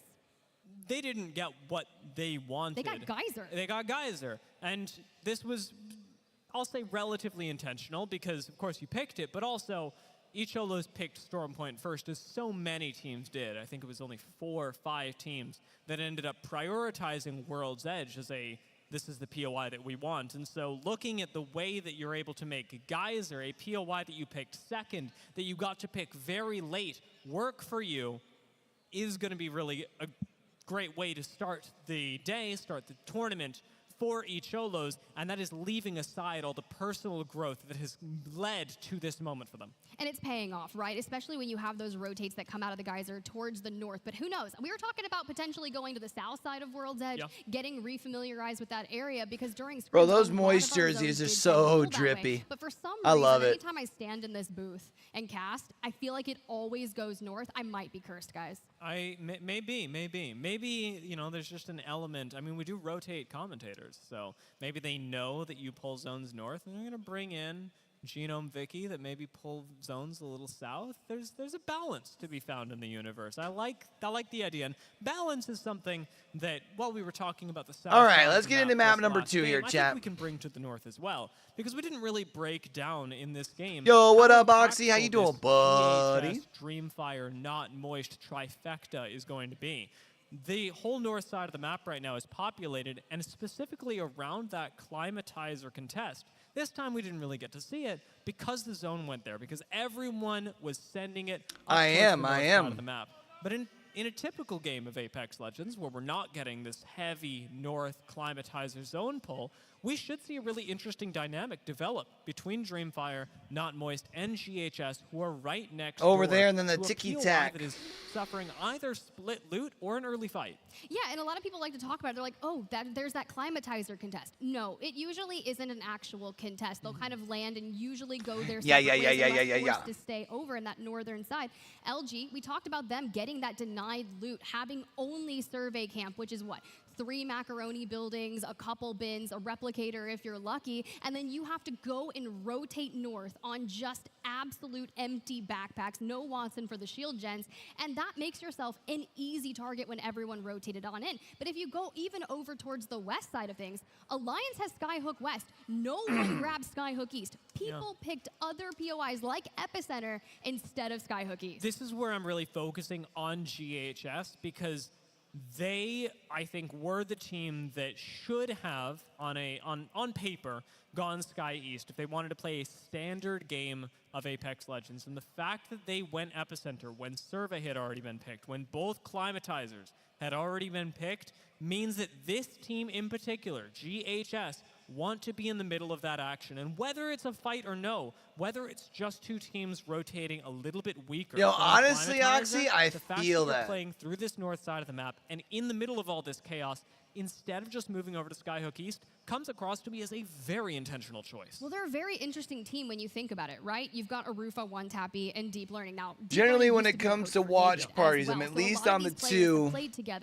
Depending on how my rig's like holding up, I'll try and pop up over on the ticky tack, locking it in from like we are now. And I think it is a strong pick. I used to love Skyhook West in general that Alliance gets, not only just for the trials loot, but when you get everything up there and how many zones notoriously had pulled to that Skyhook area, you want to get into Skyhook and find that building faster than everyone else. Plus, you get pretty decent rotates on out of it. Now, after our first game with the Icholos win that, yes, we will continue talking about, we are still going to move into the second map where somebody else will have to have a chance to claim that title. We return. All right, so to Falcons Worlds went out with Edge. 0 Maybe points. a Then they slightly go in different 18, spot on 17, the map. something like It that. is funny that we were just talking about Alliance, though, because Alliance were a really fascinating team that What game. up, That Oxy? almost How you doing, changed Icholos' bud? game for the worse. Moving up onto the bridge, it was a difficult 3v3. Probably the most difficult fight that Icholos took that game was fighting for the ridge line up against Welcome on Alliance over. that had Happy dominated our third party Thursday. with the whole guild mess over there. As we dive into the next game, though, we'll take a look at Icholos, our winners from game 1 as they move from Geyser. Again, a notoriously weak POI, but we've seen what they can do with it last game. Well, the one good thing about looting Geyser is once you get your loot path from your coach or whomever, it is so easy to loot and then just get on that rotate. Especially, I'm cursed. Yeah, I'm actually cursed. You actually might be. I think I am. Another Anyway, so epicenter guys, if you pool, look at the huh? zone right now, you can see that we are Like, going looks back like a up literally towards my an first time identical on the sort of ALGS zone. cast ever. I had 3 climatizer zones back to back to back, and it might happen again. I'm real with you, Tiff. This is straight up unusual. It's a little sus, okay, but for real now. But most of the teams, after their first initial rotation in map number 1, you're going to see them identify that very quickly. Keep your eyes on LG, who had formerly played. Is Guild gonna land on this lone Fnatic player? You can see that they've spread Looks like out. so. We've invested 1 player into Skyhook East to go ahead and loot from there. You get the tunnel loot that is juiced, and they have the So jump it takes power the towards Tukey the out, end. huh? But for Guild Esports, we got them towards the end. They've already picked up 1 elimination here, and we're just kind of looking around onto that train line. It's Leica from Fnatic. Super weird to see Leica go down so early, but fortunately, they've got a replicator, so they get everyone back. I mean, Satsuki is going to be well and recovered as the rest of the rotation just sort of goes on. This isn't something where Guild are going to continue capitalizing on. They've still got a rotation into Landslide to worry about, so Fnatic's loot path does get stymied a bit as they'll have to revisit a lot of the surrounding area, but it doesn't affect their long-term game. It's true. We'll have to say that because, I mean, we do have to work on getting towards that north, and you're already kind of investing in the Evo caches afar, especially when you're 50 away for Blue Shield there for Leica. It's pretty imperative that on your rotation and you go in with at Hey, yo, least Blue ticky Shield, tack. knowing I'm gonna that do the a majority reset of over our here real rosters quick. have already set themselves up into that climatizer state of area. Just 'cause I wanna But see something. interesting spikes into this, and here we go. Get So on if you the see blue. me go offline and doesn't pop back up, You've got just a do Corvée beacon over refresh here on the as profile. well that unfortunately for Fnatic, they won't be able to make use of, but being able to rotate through. Be back, baby. Great if they want to replicate their success from game 1, but the position itself should be one that they can stick around in for a while. Apparently we Watson's lost, low, missed or Izolo's rather, later, high cooldowns early Izolo's game will be laser difficult to losing work around if Brutus. They don't have the right amount of voltage cells if they're not using them at the right time, but you should be able to sustain. Speaking of sustain, man, Knock gets picked off from Yanya. Kind of unfortunate. Yeah, that 1 to 2 second stun from an EMP is so detrimental. The drop down here, we're just trying to connect the dancing Newcastle, but we find another. That's going to be fun. And, well, we just have Riptart last standing for NRG. Yo, Liquid is running these guys down right now. 2 members of NRG and 1 off of a respawn as well. Liquid Alienware collect kills, and this is one of the reasons why I'm very excited about this team. Liquid Alienware, I think in group stages, has one of the highest pop-off potentials in this LAN, not just this lobby, this whole LAN, because of the way that they're able Interesting to that he leaves that quantification as like only in group stages though. 2 points for them that they'll be able to carry into the next couple circles. That was one of my takes. When I think about Liquid Alienware, I'm just like, they're either going to win the entire thing on Sunday, Like or knowing that be they top are 10. There's probably really only no going to in between perform for during them, groups. But I know that on final Sunday, they will be there. But FA Kids stepping in at the very last Which minute kind of here makes to get a sense. I mean, chance it's to kind of play been their on track LAN. record We so talked a far, bit right? about Zidon and just how well of a fragger they are, but I feel like you have to get kind of warmed up. You called it, constantly in the mix on the leaderboards in terms of stats, right under Alliance, but Revenant. Yeah, Is that why you went down right there? Revenant. Revenant's You interesting. guys can't see me, but I was just like fully sat into a crouch just watching Yeah, it's true, though. what was happening. Because you're right. Among the things that we've got to talk about with FA Kids, we've got absolutely got to talk about the Revenant pick. This is something that Blacklist International has been playing with recently in a lot of online tournaments. And Although I Blacklist would love to see them International win. here, I ain't you gonna can lie, certainly look at Oxy. this Like and they say are a that this team is that I feel like has stylistically been similar thing. consistent for a In while. meta where Never gets crypto enough credit. is so often the thing that you Wouldn't mind seeing them walking off with a dub. Having a Revenant in there on a fragger can do you a lot of good, especially when pairing that with Pathfinder. But this comp really is about EMP and then run at them. Yeah, it's hyper aggressive, and we were It's like the wondering new how age with Rev all these Tane Newcastles and Watsons composition. In the lobby, how teams were going to actually navigate the siege that they're looking to put off with that Newcastle for the Just reset. full But you're send right, in it. Hit that EMP, let that 1 to 2 second stun go into effect, and I believe that covers all of a 30-meter radius, even your team. All right, so does this one pull more towards Epicenter on Ring 3 like the last one did? That you choose, you can reset the grapple and reset the leap really nicely after a knock. There's a lot of mobility on those two, and FA Kids may very well have to make use of it. No, as so they this are one may end rotating up pulling just a right little bit more up alongside Fnatic. They towards chose not to take a fight with Alliance Dreamfire, Inspire, which I Moist, think is Izolo's fair, Laser. But you are going to be opting into fights on other sides of the map, especially moving south through this choke point. We've also got X and Y who will need to rotate up. We're taking a look at the real core of this zone. I don't know, however, does it maybe where pull LG back played for towards the same bridge? Exact building. You could take a snapshot of last game and their play. Same thing happened this game, and it is a much better position. Like it's definitely not the But same it's not zone. the same for everyone. Similar. Each Cholos had that bridge where that assault bin is. They're currently down a member sitting in Climatizer. Na'Vi played in the center of Epicenter. They've actually elected to take that southern bridge. So teams are starting to move around. And one thing to note, Falcons made their rotation. Oh yeah, that's right. They did. I did forget how quickly they bit the dust in last game. Hopefully they'll be able to make a few recoveries in this one, as their average points will otherwise suffer greatly. X and Y are rotating just behind FA Kids on your screens now. And this is Honestly, exactly I the think Euro everyone rotate that I should think both panic teams would have if the anticipated, Falcons especially FA Kids, who did opt into a late move down through have a stage, bad and group it should stage. give them priority on the survey beacon that should be just off to their north. Because if Team Falcons have a bad group stage, it just like sets the table for them to just absolutely run it on Championship by Sunday. survey, Liquid Alienware take another fight. And there goes the EMP. The mobile shield there from Newcastle gets basically sent away, but that has a quick cooldown. We've got to answer back with a drone for information of our own. But I love that we've got the boxes from cover, but you have to be aware of the sight lines from Survey and Epi proper. You're going to get poked at. Someone sees you fighting, they're going to be like, hey, if I can get a knock, great. So let's throw up the Dark Veil, isolate ourselves from at least one of the areas that we're getting prodded from. Yeah, Yanya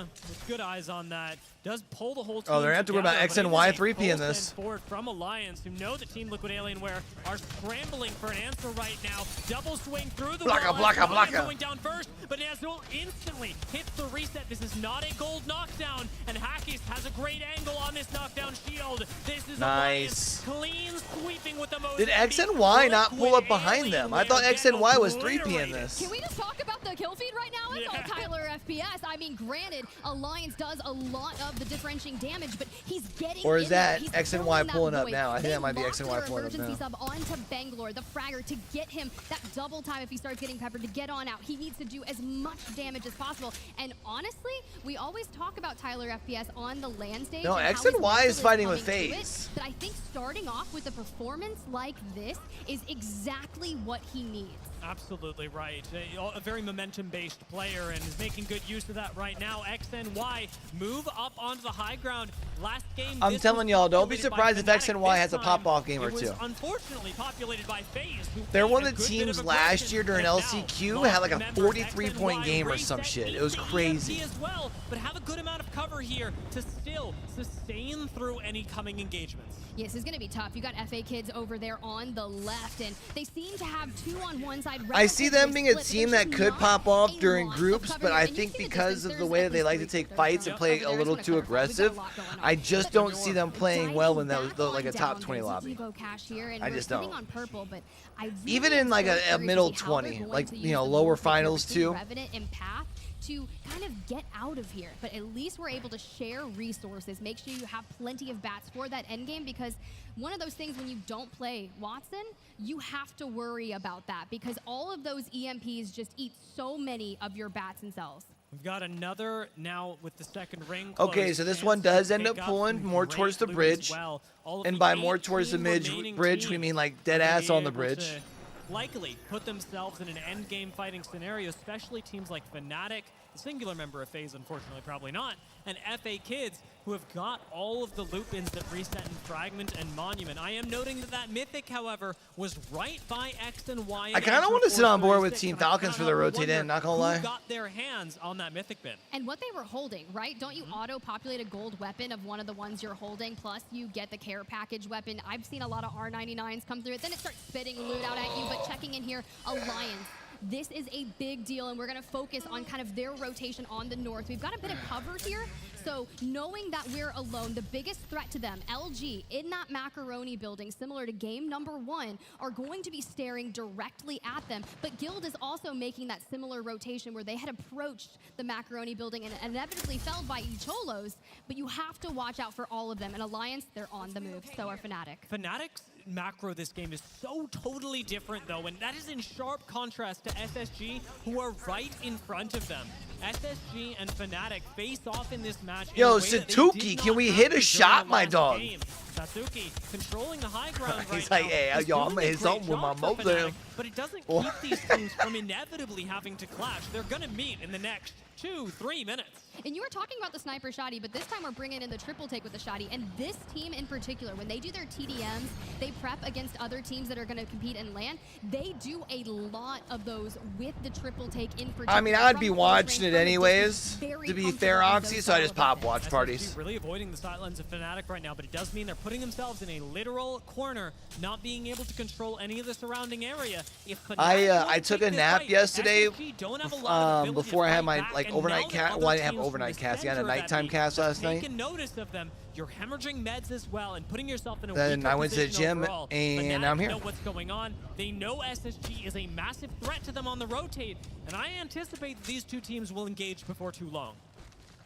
Pop up to the high ground, overlook, start scouting, teams on the bridge, and man, you know, now I'm starting to regret that thing I said about the bridge, because it's really coming into play specifically for that end game. You can see multiple teams navigating that But, like, area, and that is I exactly gave Weevil a heads where up. I'm gonna be on a Fnatic reverse needs to go. schedule. Navi, instead That's of why I holding like at just the kind of center did the main, like they stay held up that overnight lower last bridge, and night. they are going to be the biggest threat And the to hope is I'm gonna be able to Fnatic stay up on that pretty well until this is rotation. done. However, if they don't take it quickly enough, And then I'll SSG wake that's up at, like, basically sat on top of midnight each other will likely invest tomorrow. a lot of time and effort into Wake up, do cleaning the that gym, up and be then back here walking for right 4 into the a.m. zone. again Speaking of tomorrow. walking into it, Falcons? Yeah, I mean, it's this Just whole do that over the south side of weekend. the map that wants to just move through Navi's area and eventually contest Falcons, and that's where you're right. You've identified Falcons have this great position to pick up a lot of kill points. What's going to be most difficult for Falcons is navigating the multitude of angles that they can farm from, because they're looking at Navi, they've identified this pile up, but they've also got Shadow and GHS right next to them. LG going to rotate on the bridge, and Falcons simply don't have a lot of high ground, so they have to worry about what sidelines they're giving up and when.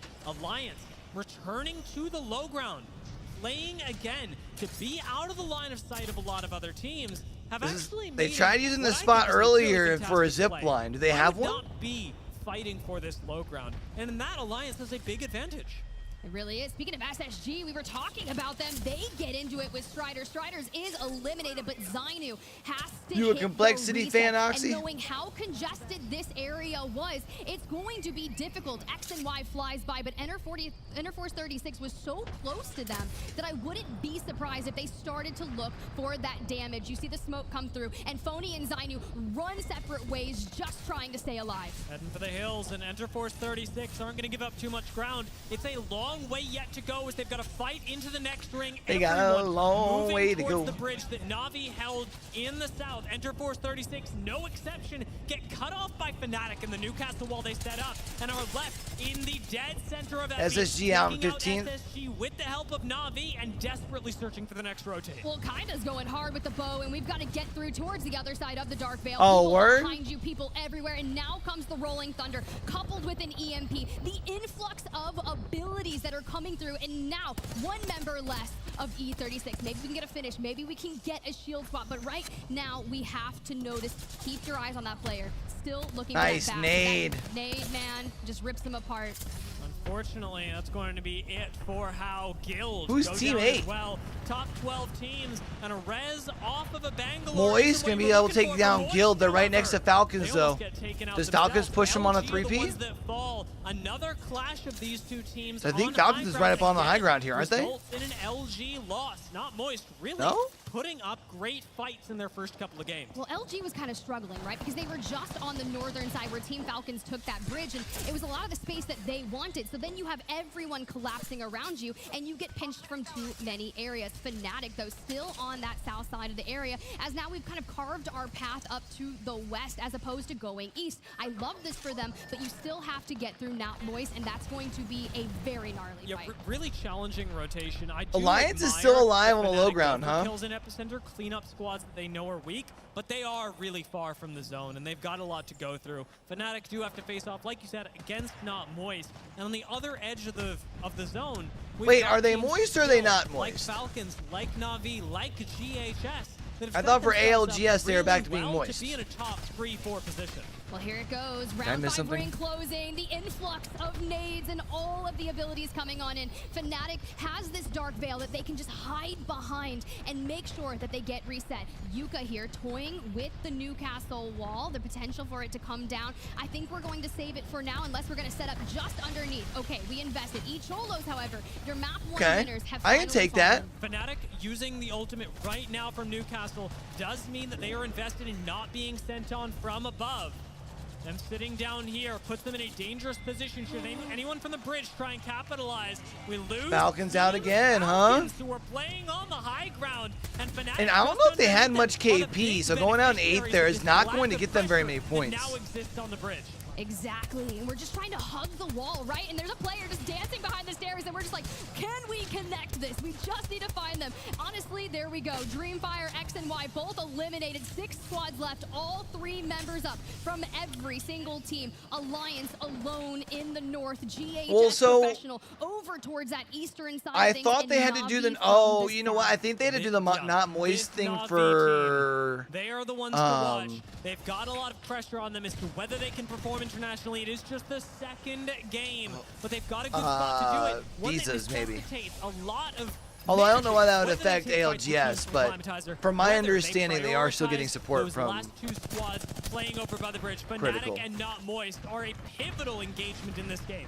Wait, we have Hackis that was kind of separated out from Unlucky and Tyler, likely looking for information to kind of scout that. But now they come on in. Unlucky grabs a vital knock because we need to get Hackis back up on the feet. But another good thing about the gold knockdowns is they are such good cover to pop Bro, some behind, people hit use that the 5 Akimbo second throwback. Mozams like it's the Akimbo models from back in the COD days. It's wild. Actually go to the low ground. What they can try and do is deny the res. You saw a couple arc stars flying in there. Unlucky, not feeling quite safe enough to get Hackies back in the game is joined by Tyler to do just that. We do have another zip line. Alliance have access to high ground, but they've got limited options on how to do it. Fnatic and Moist are fighting on high ground as well. This could be Alliance. Wait a minute, did they just drop a tower? And exactly, so long They just as dropped an Shadow evac doesn't tower. deny them that rotation, but there we go. The EMP detected onto Na'Vi. Behind the Newcastle wall we go, but the nades, they are shredding apart Na'Vi. What are we gonna do? We need a Jenny and we need a stat, but that's why Crypto is so crazy and Alliance just keeps ripping. Mobile Shield really coming in clutch for Na'Vi, but it's not clutch enough. 4 squads left, and they are out of it. Shadow go down as well. GHS Alliance absolutely thumping right now. They're the ones coming up, taking that bridge away. GHS. Fnatic out. Rotation, try and deny it and get gunned down. Fnatic has fallen, and GHS is really close behind them at the hands of Alliance. Hackies towards the end. We just need to grab the last one and quick reload. Tyler has fallen though, so this could be tough for them. Trying to clean these up with the quickness and get a reset for that end game. Tyler's their sub, right? Unlucky's the normal player? Or the usual player? Not the normal player. And GHS is still hiding in the corner. Alliance have got 2 up, but in a pivotal gunfight on the high ground, it's Hackies that comes up and takes out Timmy. Hurry, we go into this, looking for things that we need for the end game, but with the Crypto on the low ground, there's just not much we can do, especially now Hackies. Moist? Here we go with the EMP, down players flying straight towards him, but not Moist on the high ground. It's inevitable that they take it. Knuckle cluster disrespect. Let's Gil go. shoots that down and goes, I don't even have to engage with you. I'm just going to celebrate on top of this rock. Great play from Moist to manage the bridge, and it is now the second game in, I'll say, relatively similarly sided zones that control of a bridge leads to an ultimate endgame victory. And it's kind of a shame that Echolos does lose one member off so early into that game, because this was a very similar style to what they would have played typically, regardless. Well, also though, I think because this visa, travel visa would have been for Germany versus being a travel visa for LA, right? This is going to strike their momentum forward, and honestly, Draugr there, the coach in the back. Because I mean, it has the Moist logo on their jersey. But I've never seen Draugr not look chilled out. It is a constant. Those jerseys are sick, but by the way. With this now being their Like the second very game, subtle wave design on the because chest. You can take this incredible momentum that I think Moist have done a very good job of building as this new 3-0 and move it into the next couple of matches where you do just have one more on World's Edge. Hopefully not acclimatized. Don't say it. I know. Don't say it. I know. We're not even going to put that energy out there, Dia. We're going to completely ignore that. But so far, matches 1 and 2, we got Echolos and not Moist for a victory. And can I just go ahead and say something really quick? Yeah. I may or may not have picked them as my talent predictions. Did you remember that? Yeah, you're right. So I gotta be pulling for LG now. That's the move. And you know what? I'm not feeling too bad about it. LG have actually had a really good day so far. And while it hasn't been to the tune of those 3rd, 4th places with several kills, they have, from a macro perspective, actually done quite well. And it was really interesting to see how their macro did not change nearly as much, where other teams like Fnatic had a massive shift in their macro that impacted the entire lobby. Last time we saw Fnatic, not Moist, rotating in basically from the Epi side, but the fact that this time Not Moist took the high ground and Fnatic moved down through the south, cleaned up the rest. Are they going to send it to the desk, or are they going to wait until the halfway point? Probably the halfway point, right? Zone. And crucially, what Fnatic was choosing to do, because by moving down into the low ground of Epicenter, much like SSG in Game 1, they also gave up the idea of placing as a really... Because they're probably going to a break, at which point I'm going to go grab some results from the match. yogurt. To see. Okay, so match 2 Go results. grab my breakfast. Not Moist, 26 points. Alliance with a banger as well at 22. Not bad. Not a bad start for Alliance. I do appreciate that while they have not won a game, Alliance still keep themselves inside the top 3, and they are not the only ones. Look a little further down, and I mean, with each Olos moving in after this game, picking up just 2 points, they are going to have a more difficult time maintaining, say, like a top 5 on the overall leaderboard, especially when we include the fact this is a 6-game series. Alliance still doing very well, though, are going to be moving a little further down when we think about the overall leaderboards, because right now, sitting at 32 points, again, despite their win, or despite their lack of win, they are still incredibly high up, and I'm anticipating them to hopefully pick up a win with how fantastically they've been playing. Icholos and Not Moist naturally following, and Fnatic right behind, I don't think is surprising a lot of people. No, it's definitely not surprising me. But, you know, after a 28-point game in map number 1 for Icholos, I love how Tiff's like, nope, not surprising me. Games. If we don't correct that, I picked him, then we'll start to worry a little bit more. But Alliance, pretty impressive that they've already put up 20 eliminations. We're averaging 10 per game. If you keep this pace up, that is just massive to look at. But Enter Force 36, Shadow, GHS Professional have been there in those end games. But with only one more map on World's Edge to go for our first group here of A and B, let's get to a break and then we'll get into it.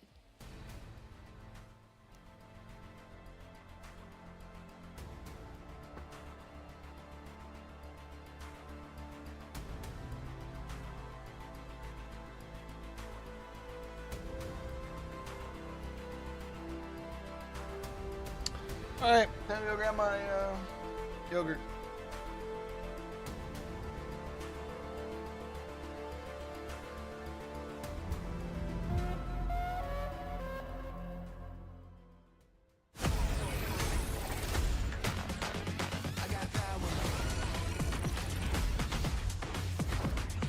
Here I go. Target here. Lights out. You fought well, but I grew up in these territories. You gotta take risks to be champ. Blame it on the chemtrails.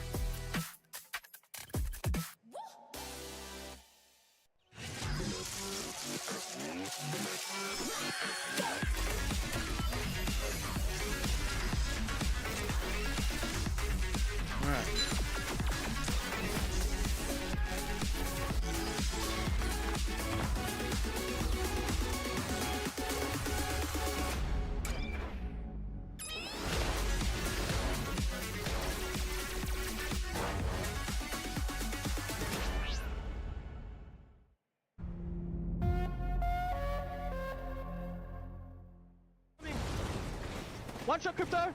Ami. He's weak. Ami. Help him. Behind me. The path is 1 HP, Path is 1 HP. You shut us up. Nice kill. Last kill, you fucking win this. He's low ground. Under you. Just straight underneath you. So last guy. Yeah, you win this, motherfucker. Blow. Nice. I have a stop on my body, I'm pretty sure. Nice! Let's go, baby! Come on now. Hey, come on. Hey, let's fucking go! Hey, you know me, I don't lose that. Listen, when I say... He said, listen. Let me just tell you, it's so good when you hear, you win this. Yeah. The confidence from your IGL like that, it's got to be pretty big, right? I know that on stage, it can mean the Yo, world to know JC, that appreciate your the follow. teammates I don't know if I behind shouted that you, out and earlier. in Appreciate this you, fam. particular case, Not Moist or Moist, however you want to refer to them, have had a lot of that over the past couple of weeks, as this is a team that relatively recently formed, as again, these 3 players in particular, with Timmy coming in, again, showing up at a LAN, we were wondering, are they going to have fantastic synergy? And they've really proven through scrims, through a lot of third-party tournaments, that yes, this is a team that really can work together quite well. Now doing it on LAN is even better for them, and to start things off with a win, it just keeps getting higher and higher. It really does, but for Alliance, who's just been reaping the lobbies in terms of eliminations out of Skyhook West, the way they navigated the entire start to mid of match number 2 was really cool. We got to see them kind of move their way through Skyhook, which, by the way, FaZe from Lava Fissure decided to carve up through SkyWest and make their rotation that way. It was just kind of early. However, what Alliance did is they made their way into that tunnel, and that first initial fight against Liquid Alienware, which was being stared at from across the way from where they needed to go, there was a lot of investments on their side in terms of ultimates, and it just really couldn't even change the way of that. And that is one thing that is really separating Alliance from the rest of the lobby, at least in terms of what we've seen during these first 2 games. They're slaying? Is the way that they're able to take fights. It was graceful on the desk, and I'm going to toss to this again. That brought up this idea of fight windows at different levels of Apex Legends. And they're doing it with a sub on day 1, which is huge. If you can build that in-game chemistry and an ability to on execute LAN, within that time frame. They are, of course, using EMPs, picking fights, but unlike other teams, this isn't a really staggered process. They are planning, especially because they're like in a unique sort of scenario with it, right? Yo, HT Talks, appreciate the follow on TikTok, fam. In the other team, they're not EMPing, then running. They're up in and a unique situation because small when they have a sub right now, their sub has duo synergy with their newest edition, right? So these advantages that we're seeing pile up in the leaderboard. It's not like it's completely right. I mean, unlucky right there. They are locked in. New fill-in. And Hackis has like that experience as an IGL that he can kind of sit back and enable those two. And even if he's not necessarily playing anchor, although I would imagine he kind of is. Why was that not your talent prediction? And it was just because we just don't have effect. Yes, they just. He just has more of an ability to fill in the gaps where the other two aren't. We need to see that here in ALGS because formerly they've been known as group stage warriors. Yeah, I mean we've called it out before, and I see no reason for this to not be something that still, at least in ALGS, it is following them into this LAN, and I think they know it as well. Being perhaps a little bit mitigated by recent competition, they're still going to be feeling the pressure on this stage, and I think right now what we're seeing is a fantastic way to rise up to that in group stages and at least continue what they know they've done in previous LANs while hopefully building towards a better finals than we've seen. And that's Yo, right? chat, tap in with me, man. Who you guys cheering for? Who you want to see win today? The first time ever playing with Unlucky. They or even not today, just who y'all want to see win. And they know how to read each other, and then under when the it comes to just be able to see what these three are able comes to LAN over in Mannheim. Awesome. It really is, and I'm gonna say a very similar thing about Not Moist. The fact that they also have a lot of really great LAN experience and have been able to turn that into a really nice communicative environment. Yes, it's very different than the way that Alliance comms, but I think it is an equally valid way to approach things. Not Moist are a very collaborative team.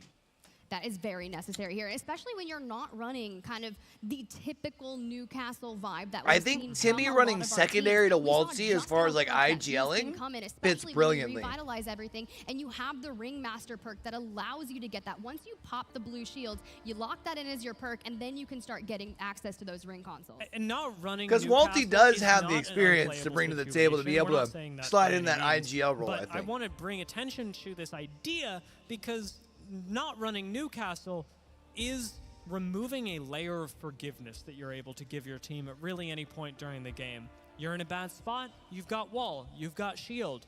Somebody gets knocked, you can pick them back up. You can move them too while you pick them up. Somebody eliminated, you can craft them. There's so much forgiveness that Newcastle gives teams, and with the fact that he scales really hard with loot, we're seeing a lot of teams prioritize this pick over things that we've seen what did we in see? The past. 7?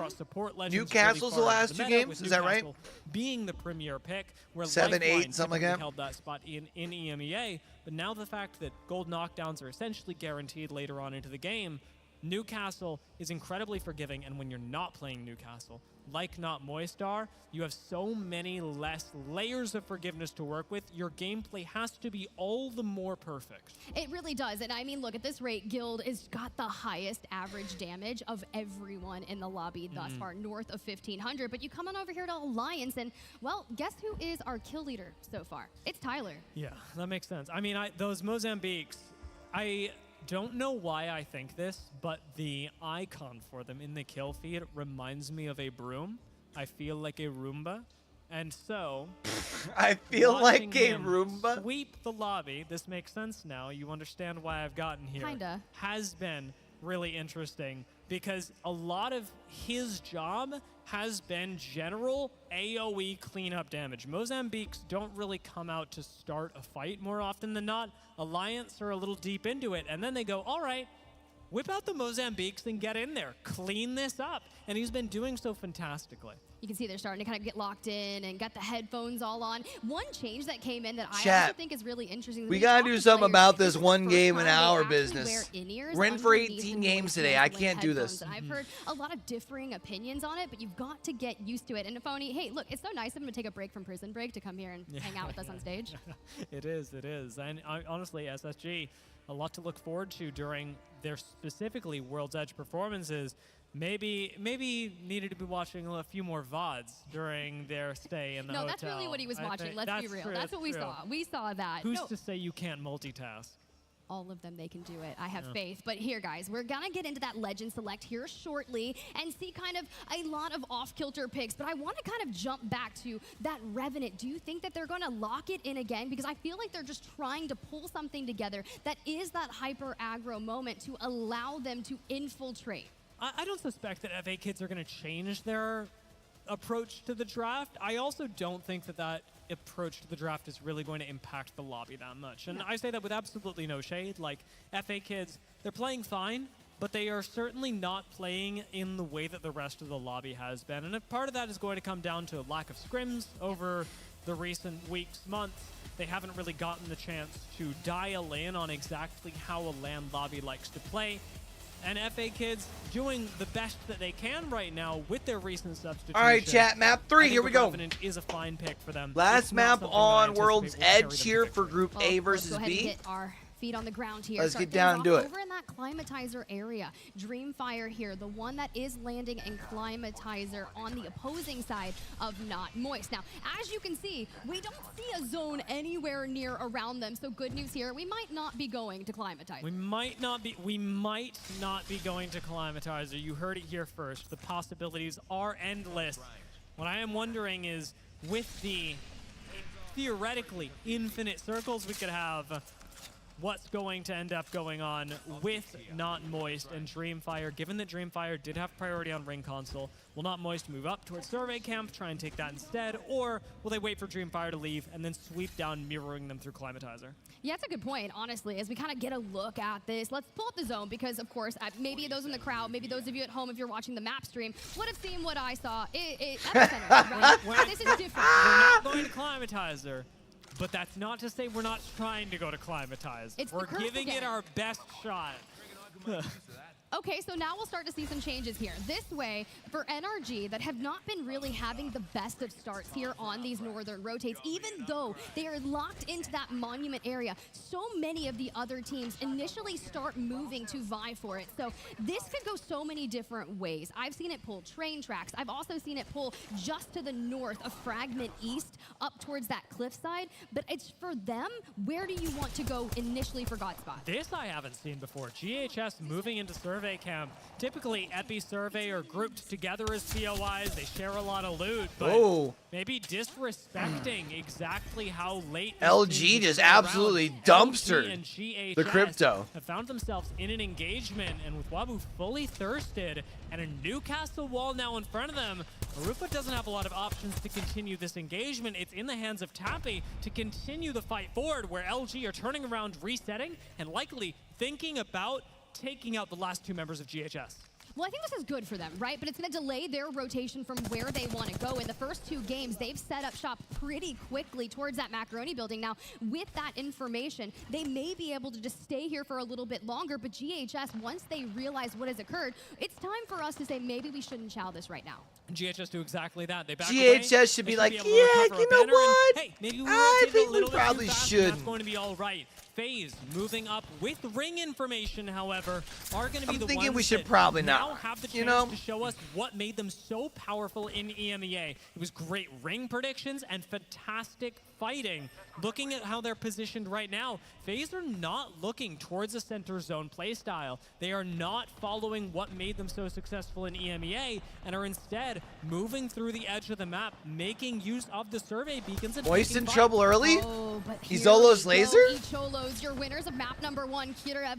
first down, first fooled, and you start to find yourself in a rather difficult situation over here at Epicenter. So what, do you have one below as well? Is that what happened to them, but also Na'Vi is electing to Kira? play on the northern side of things as opposed to the south. The second time that we're seeing this happen. What happened there? Cholos, after game 1, has had their rotations picked apart, and it doesn't mean massive blunders that have them going down as a whole team, but these small blunders that have them losing one person at a time has made it really difficult for them to have an actual impact on the game. And now, playing off of high ground and Epicenter, you just don't have a lot of ways to rectify that. As forgiving as Newcastle is, once you're locked into high ground, there's not a lot of ways out. Yeah, there's not very far they can go too. On that western side, especially with the people gonna be heading up this way, right? Like it's not like they can like late rotate and try and craft out like in storm or nothing. Minimal ammo here because they focused on getting out of their POI so quickly to get up here again.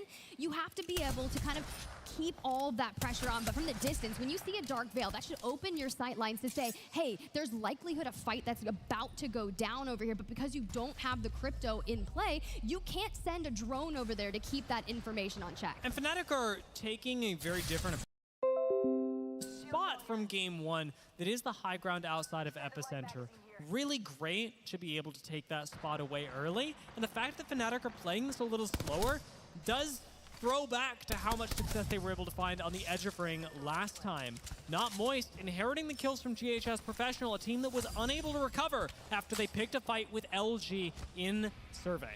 And LG just kind of kept on moving forward, and now you've got to keep your eyes on Not Moist. What they're going to basically do here is just kind of rotate on in. You're so close towards where those next few rings intersect, but you've got to clear this, else it could be detrimental to your rotate later. You do not want to get mirrored here, and well, EMP drones. All right, Moist going to look where to push here. They know that they got one team in this building. Unlocked for post EMP to get that dropped. No reason not to take this 3v3 if I'm honest. Not Moist and Shadow relatively isolated. Not Moist did with the EMP get a nice cooldown out with the Watson gen. They've got ring priority, and Not Moist send it into the building. Finally fight for Climatizer. It may not be against the team that dropped here, but Not Moist are not giving up their POI.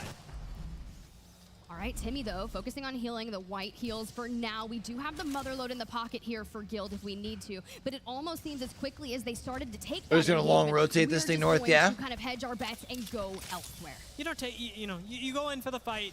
The other team doesn't want to take it. You leave them alone for a little while. You get priority on zone. This is still a winning situation for Not Moist, in a very similar situation to Falcons, actually. Being pressured in by the ring at the same time. This time it was Falcons that were rotating just in behind each Cholos, who I believe got a reset off. And they've been having such a tough time on this eastern side of World's Edge. The first map, they have the evac tower that goes wrong. The second time, they get up in there. They find a couple eliminations, but we're still looking for that northern side. And honestly, Hal on Fuse, I think that's quite interesting. I know we were talking a lot about his time kind of testing out Newcastle, but one of the things that playing Newcastle's going to be on Storm Point, is to relinquish that IGL to 0. But not only that, he's starting to flex and adapt to Legends that we typically didn't see him play with his So it does pull to Monument, looks pick, like. Being able to scan rings, both get aggressive with the ultimate and defensive. Same thing with the tactical. Fuse has got a lot of potential on any team. The fact that Falcons have chosen to pick this up in a Watson-Newcastle heavy meta is still going to be challenging for them, but it is by no means the end of the world. Still a lot of options, especially in the mid-game. Now that they're positioned just north of SSG, same macro, which is not surprising anyone. SSG play through the very far south side of the map. Don't have a lot of options. So right now, Fnatic is to kind of gatekeep Alliance a little bit, and Alliance has a team on their ass. From the position that they hold outside of Epicenter into a good finish in Monument. Well, now that we have the bounce back, like you mentioned, going over towards Monument, Na'Vi did go for that game 1 strategy to the center of Epi, but they're going to have to rotate on out of it. So for Fnatic to be around these train tracks here, you're going to have all the teams like Alliance coming out of Skyhook West, likely very kitted, looking for that first engagement. Tyler's still trying to boost those numbers on up because they haven't really gotten to do much yet. So this will be that first interaction with another squad, but it could turn into one of these elongated poke battles across the way unless we fully send and have that opening. That's why Tyler's height matters so much here, and I like that he's checking out all of the different choke points. From Grandma's house, where they're currently sat, you can fend off a lot of engagements quite early on, something that you do not have the luxury of doing as Shadow. Getting sent on by SSG.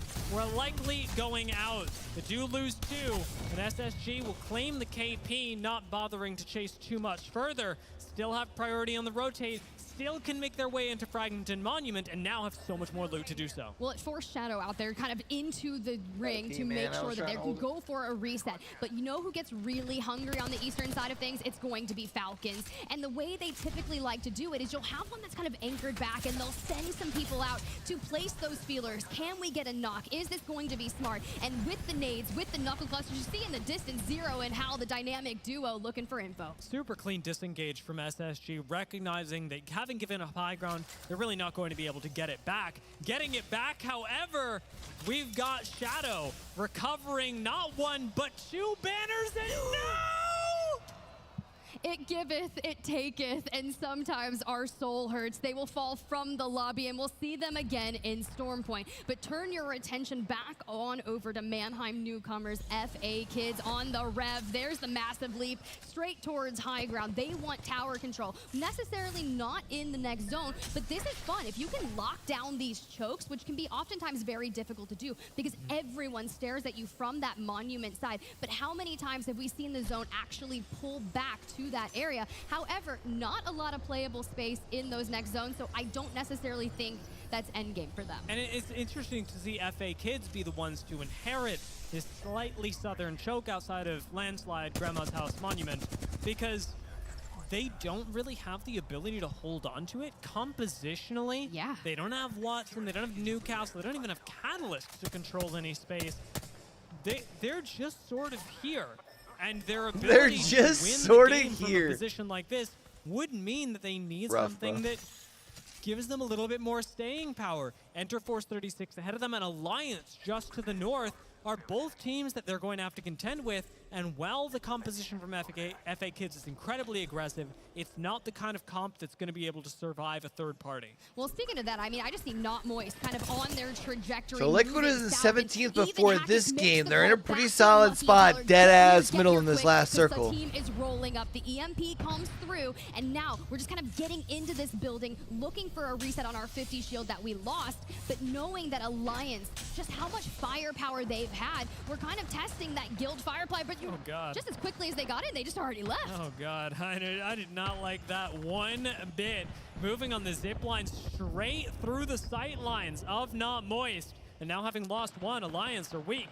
Not Moist could capitalize. FA Kids smell blood in the water as well. We are going to get that 3-way Not battle. Moist. Oh, and Waltzy's already picked off 1. They are feeling it. Now just looking for those angles. But you talk about it, there were already so many teams around here, and Alliance gets picked up from the remnants of Zidon, starting to kind of wake up here. Maybe that choke point and being able to look to control both for them is what they needed to get the action moving. Calling in that evac tower. You still have the drone for some information on the nearby area, but this gave Fnatic the chance to kind of start crossing on over and look for maybe some early knocks as well instead of focusing on going south into Monument. And Fnatic now controls so much. I like that call to go ahead and rotate versus using the balloon. Satsuki and Laika sitting on Grandma's House. They've got a bunch of presence on the other side as well. And with Falcons rotating in from the eastern side of the map, we'll see what sort of high ground they can grab, because this Kraber can make great use of it. I mean, it really can. We've seen it go both ways when it comes to land with Zero and a Kraber in his hands, but throughout scrims, I've seen some of the nastiest shots come on out, so hopefully we're connected. Whoa! And we're connecting. Oh, good lord. Now that is just Bro a was single standing knock, still. and It wasn't even that great of a they shot. weren't quite able to Good make opening, the push though. happen. Falcons are getting held out even after a one-shot with a Kraber. Really speaking of the quality of the lobby, as being able to send off that push is impressive. Falcons still want to take this fight, though. It's not just because you got the early Kraber kill, it's because you do not want to share space with Guild. Well, they already went ahead and picked them back up, so Guild is getting that reset, but what Falcons is doing is they're walking across, and Zero is still creeping, looking for any kind of angles that he can maybe thread the needle with, because he knows exactly where he wants to be, and this pressure on Guild that Hal and Zero both are able to do is kind of annoying, because you've already isolated Jen back up in the top of Monument to keep those eyes out. out, and, well, we're full sending Mozambique All right, let's Kraber see in it. hand. The rest of the team just making so much room for Zero. They've got good pressure. I think it was Hal sending out knuckle clusters, sending out some nice shots as well. Falcons take another angle, and while this Kraber shot doesn't connect, Zero's got back up on the way. Cracks one, makes it two, as Jesco and Legacy both fall. And it's Hal that comes in, constantly supporting Zero on this push. Great team fighting from Falcons. Yeah, they're looking exceptional, and I'm not gonna lie, this forced MT from Guild outside of this, because if you think about it, this is where Guild was positioned, right? And the way Falcons were able to infiltrate this portion of Monument, bully Guild towards the outside, and then just kind of swarm on them, it's looking crazy, but now you've got to keep your eyes on Striders, because not only that, they are exactly where Is Striders gonna push up into looking Falcons? for that information. You let the Mozambique Probably rip shouldn't and with red throw those shields. knuckle clusters off cooldown to try and fend that off so you can focus on getting reset. I would not be messing with this fight, especially after how quickly Guild were slain. Navi Oh, but Navi's going to show up here as well. Makes things really interesting. Falcons don't care who it is. They're just going to clean up the kills on the edge Was of the map. HAO also Navi here? Find at least Or am I another tripping on knock. that? Striders, one member left somewhere on the map. Your eyes, though, Navi have already made their move. They're still bullying their way in. Falcons, another EMP. We just have to check every single area. Elsewhere, a lot of teams still trying to fight into that western monument side of things, where NRG will be in one of those buildings closest towards that next circle. But job's not done. Guild gets some players back. MT looking to make a final stand, but we lose FA Kids and Striders in the process. Striders' last member going down, and Team Falcons retaining high ground. Even within the smoke, they've got a lot of room to work with. These nades not quite connecting onto them, but Team Falcons do have to be careful because the next rotate brings them much further to the north. There's a lot less cover to play there, and they better collect these kills while they can. Oh, Hero brother. goes down. It's Dreamfire's Oh, bowling brother. that picks him up. We get the banner, though, and Jen's got a standoff that he needs to make, but knowing there's multiple players on the other side, and we do see that come through. This is going to be so tough for them. The standoff of Monument that has gone on for so long. But Jesco's here. Underneath. They're gonna have zone right on their ass here in a minute, too. Watson, they've really kind of set themselves into that main area. Can't believe the Guild have been able to reset so effectively. And I mean, while they are, yes, missing two again, the fact that they're still alive on low ground, nothing short of a miracle. And they're going to need another one to survive into the next zone. A place where FaZe actually have fantastic position. Taking a look Falcons at are literally Falcons pinned in that reset. corner on the stairs. Still don't have Zero. I don't anticipate that they'll be able to solve that problem too soon, but they do have a way through and into the zone. They have high ground and still the mother load to work with. I was curious if either of them had a mobile respawn. Of course, that's going to take so much attention and would be very difficult to get them in the end game, but we pop on up Oh and Jen my finds God. so much damage there. All right, Jen. Will he be able to survive? In comes the mother load. Falcons send it onto the low ground, and just like that, they go down. Dreamfire, keep them honest, and unfortunately as a duo, honestly, you can't do much. Falcons have come down from the north as well. Zolo's Or rather, Laser Fnatic still have come down alive. from It's the a north, and 3-0. now that they've got a spot like this, it's Navi in transitioning trouble. into a much Navi weaker out to position in the lobby. SSG. Will they be able to hold on to the side of the building? They avoid playing the bunkers. Fnatic, risk averse at the moment, do not want to give up this game. Oh, I love when you just start reinforcing the doors and having to force them out another way. And now Laika kind of wraps around where Yuka is picking up Satsuki to get him back into the fray. We lose out on Hao. We lose out on Enter Force 36. And the chaos in the north is erupting. The big they're fight run right into- is between NRG and Fnatic, but SSG still has Team Liquid Alien where to deal with. And just like that, they get cleaned up. Liquid's- Nice Liquid's slide down. in from Koipel. Very confident on the fuse. Picks up the kills, and now the loot that comes with it. SSG resetting before the next Bro, fight. SSG 7 kind of popping spots off left, here. And an incredible spot in What are they zone. at? Take a look at the top 8, 9 left of your KP right now? screens. The zone is landing right on SSG. It is such well planned out, and they had to fight for this, right? We saw 8 eliminations alone for Koifel, so it's going to be a big one. Each solos, winners of map number 1, finally getting all 3 members into this end game so they can try and run it back. But FaZe, the way that they've kind of navigated these Watson fences can be really annoying for a team that looks to pop on over that fence and try to fight. And face Kings of Zone in EMEA. Have they finally found time to make that work? 3 games deep at LAN. SSG are not giving up any time, constantly picking up kills. They pick a fight with Dreamfire. They take out a few more. Fnatic The double go down Mozambique, the bro. opposite The end of zone, akimbo and SSG is get just... to reset in this building that they can stay in until the I end would of the not game. like dying to it, but man, it's fun to break out watch. just ahead of them, which it is.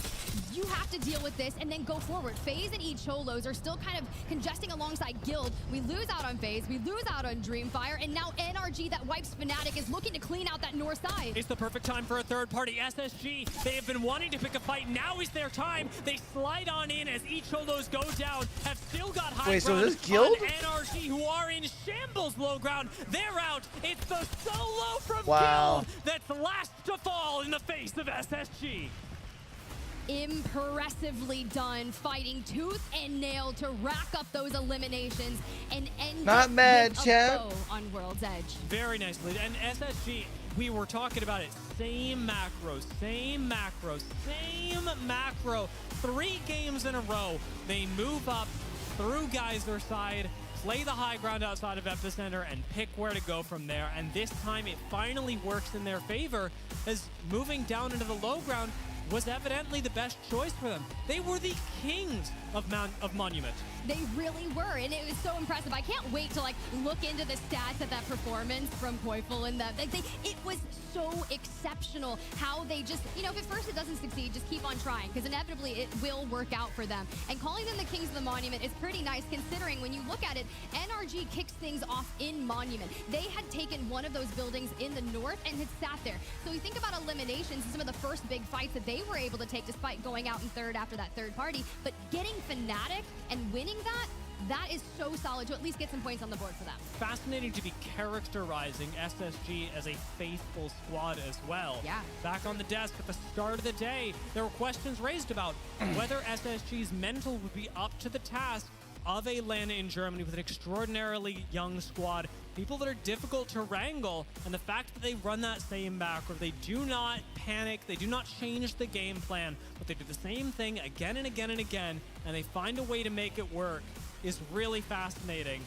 When at the start, we were wondering whether they would keep faith in each other. It looks like they certainly can. But also not having to hike all the way up to Climatizer was probably pretty nice for them, considering we talked so much about how they owned that entire southeastern side. Monument is going to be an easier rotate for them. I know we've got a lot to break it down, so let's go ahead and kick it over to the guys at the desk. Rain Day, let's hear it. Oh, thank you so much, Tiffany. Great cast and way to start off. Split 2 here in Mannheim. Welcome back to the desk. Rain Took Day, us a minute. Graceful. It was a good start I once we almost said finally graceful started. right here, but you are graceful. But Jamerson, I don't mind. graceful, sniped down on the desk with you. Man, scintillating games to kick things off. It took a while to get into the action, but it was awesome once we did. Akimbo Legends full out in display. We've seen that become the crucial decider in most of these fights, but everyone's going at it, and it started off like people have shown up to play. Yeah, I mean, it's fantastic, especially with the spread that we've had so far amongst our winners, right, in the first 3 games here on World's Edge. And honestly, we talked about it at the top of the show. We don't have enough time typically at the top of the show to talk about everyone, and of course, we missed out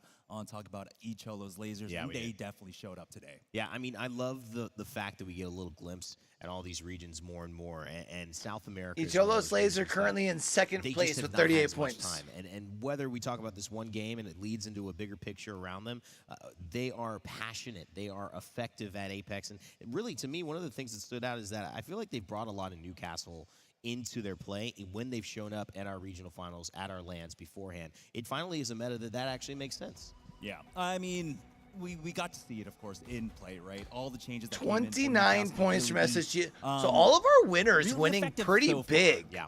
And right? It's definitely because put them in a Izolo's good Laser position had 28 overall in game after number 3 1. on World's Edge. Moist had SSG 26 will in be game 2 taking as the this winners. Final game, and Then Izolo's SSG Laser, had even though 29. the 4th will be adding to their tally. Hopefully keeping them in What within up, the Only top Apex? 5 How you here. doing, fam? Gildo and NRG bounce back with a couple of Kind good of intrigued. points here with some placement and some kills. FaZe Clan also getting into the mix as well to round out our top 5 there. GHS, Shadow, XNY all had good game 1s, but struggled there in game 3 alongside Alliance, who did very well on that kind of bridge rotate up onto the north. that we saw earlier, which leads us to our standings. Navi sitting in SSG fifth. in the lead with 39 points. Echolo's Laser at 38. Not Moist right behind them. Both Just Falcons 3 and points behind LG 35. Alliance sitting in the bottom there, 6. and then Nodus, Vincier, Snipe. Expectations pretty much gone the way you Sorry, would bottom have seen, 7. especially after you saw that draft.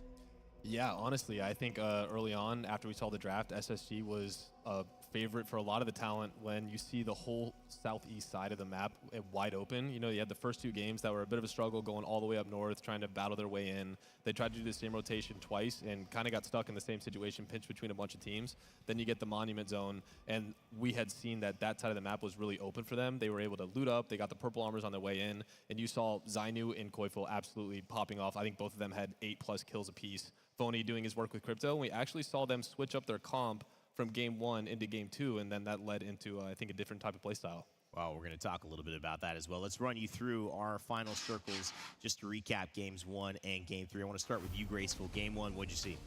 Yeah, the biggest thing about game 1 is to understand that how it led up to this point. I'm trying to keep the window open until it gets like too bright outside. The bridge very early and just kept poking people off of it so that in the end they could end up from uphill going downwards. That means they have absolute high ground. The zone ends on their bin. Like, they don't even have to move and they will mop everyone. And that's the biggest thing. If you play your spot properly, you force other teams to rotate away and you get to just free shoot, easy dub. Also playing with the Watson, really good synergy with that Newcastle as well. Not everyone picking it up, opting for fuses, catalysts, Bangalore's, different things to assert it, but this seems to be working for each of those. Yeah, I mean, the Watson know Newcastle is already really had strong, and synergy. Watson has always Yeah. been strong, right? And I think that, like I said, when they play a spot and they get to actually set up their fences, set up their gen, set up their wall, they're almost unstoppable. And now with everybody running, you know, Akimbo as well, everybody has that, you know, pressure to just insta-push somebody. When you have that, you know, Newcastle queue where they can walk up with, it's terrifying walking into triple Akimbo. It really shuts it down. You can see Brutus doing his best there and finds the kill with the relic in hand. What up, Jeboy? Laser would take game number 1, representing South America. What up, what up, what up? Happy Thursday, fam. Of course, it's time for game 2 in Snipe. That would be a pretty similar zone. Yeah, so Moist actually in game 1, since it was a similar zone, they ended up getting wrapped by NRG on the gondola, so they made sure to watch their back this time around. Their whole plan was to wrap up top of the hill to go towards Grandma's house, and they ended up wiping all these teams on the bridge. There were a lot of teams that ended up pushing up, and they ended up having the back of all these teams. They were able to third party, and then they were able to take this height right above Alliance, who played that Skip spot gym down for low, playoffs? by the lava. And it just ended up being. Yeah, I just went to the gym after my amazing casting end last fight, night. Honestly, I think this is as close as it could have gotten. You had. So I got done ended just up dropping before. down, and then Moist ended up wrapping back up, taking height, and then it was I think it was Guild versus Hawkins in the final. Let's switch my Hawkins sleep tried to get that around for the EMP off, but weekend. Unfortunately, he kind of slowed himself at the same time. So like I'll go to And, bed he's had, after Guild's this, one of the best 1v1 and players in the then game, so if he's gonna wake have up fight on around you, I'd give midnight, him go to the that gym, and then every be day. back here Now, for a Moist, watch party again at obviously, 4 you a.m. know, a team that has so much potential, and they weren't satisfied with how they performed at the EWC. Temi actually changed the sensitivity heading into this tournament for the first time in a long time, knowing it. We're just so close. I want to find my way to do it, thinking maybe it's a little too twitchy. We'll slow it down. You see the pop-off afterwards. They're happy. That's a good start for a team that could be one of our favorites. But game 3, we just saw it. Jamerson, SSG went to town. Yeah, and they absolutely laid waste here in the end game. It was absolutely absurd to see them basically, you know, just erupting a blossom of death all across Bro, the Akimbo Mozambiques just look so nasty. But really what like, it's fun to watch a good transpired player here that's was got it was a slow evolution, right? We saw those pulls up to the northeast. like solid When we aim, got a more running centralized them. zone, You know what I we mean? were Just seeing talking the about their multiple path to connections. victory coming out from the stack side, right? It was a much easier rotation. Like Snipedown had said, they'll have Falcons taking a lot of attention away on that initial priority when they rotate in. We saw that. Falcons went down, what, around 17th, 15th round in game number 3, and then from there, they opened things up for SSG to walk in behind them.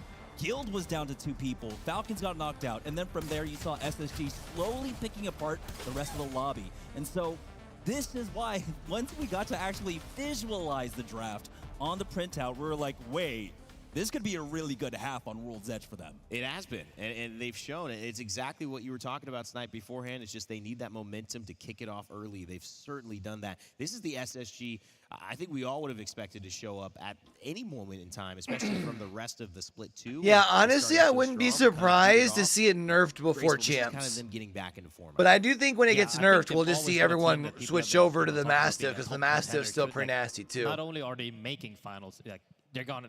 There's a high probability they could win the finals, right? And it's just with the way that the Akimbo Mozams are right now, there's no reason to run into Monument and they're just mopping everyone. the Mastiff over the Akimbo Mozams. You know what I mean? Yeah. But the real question is, can you keep that up because people are adapting, macros are changing. Like you said, Falcons now help them, but when they don't help them, like, are they able to fight as freely or not, right?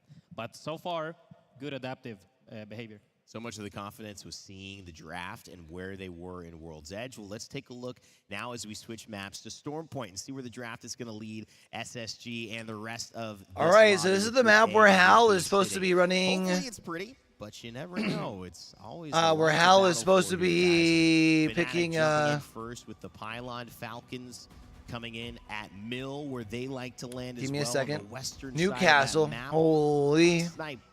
After taking a look as well at Storm Point, anything changed for you? Still feeling good about SSG and continuing to stay in first here? Yeah, I mean, I think SSG has a really good chance here to stay in first place. They're in a POI that has been consistent for them all throughout Pro League. Phony's been playing Launchpad since last year when I was teaming with him. And so I think that they're in a really good spot. I don't think Launchpad is as strong of a POI as some of these other spots. I am really confident with Moist picking up as many points as they did on World's Edge with so many teams around them. They actually got out, got a win, and got a big head start. So now that they are more of an Edge POI, getting Cenote Cave to themselves could put them in a good spot to take the first place. I think it's going to be a really close.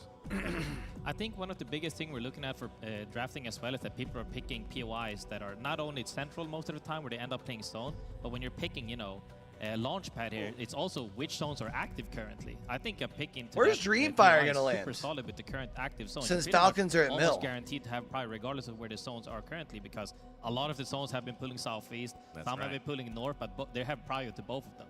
So like you just, you pick a POI not only depending on how you want to play, but also current active zones. I think they're in a good spot for either or. Less RNG, more consistent. And for what maybe you may not know if you're just watching casually or joining us here, those active zones, every zone in Apex is available, but not all are kind of in the same run of being used at the same time. And so there's going to be certain more priority zones that'll occur in any given split or patch.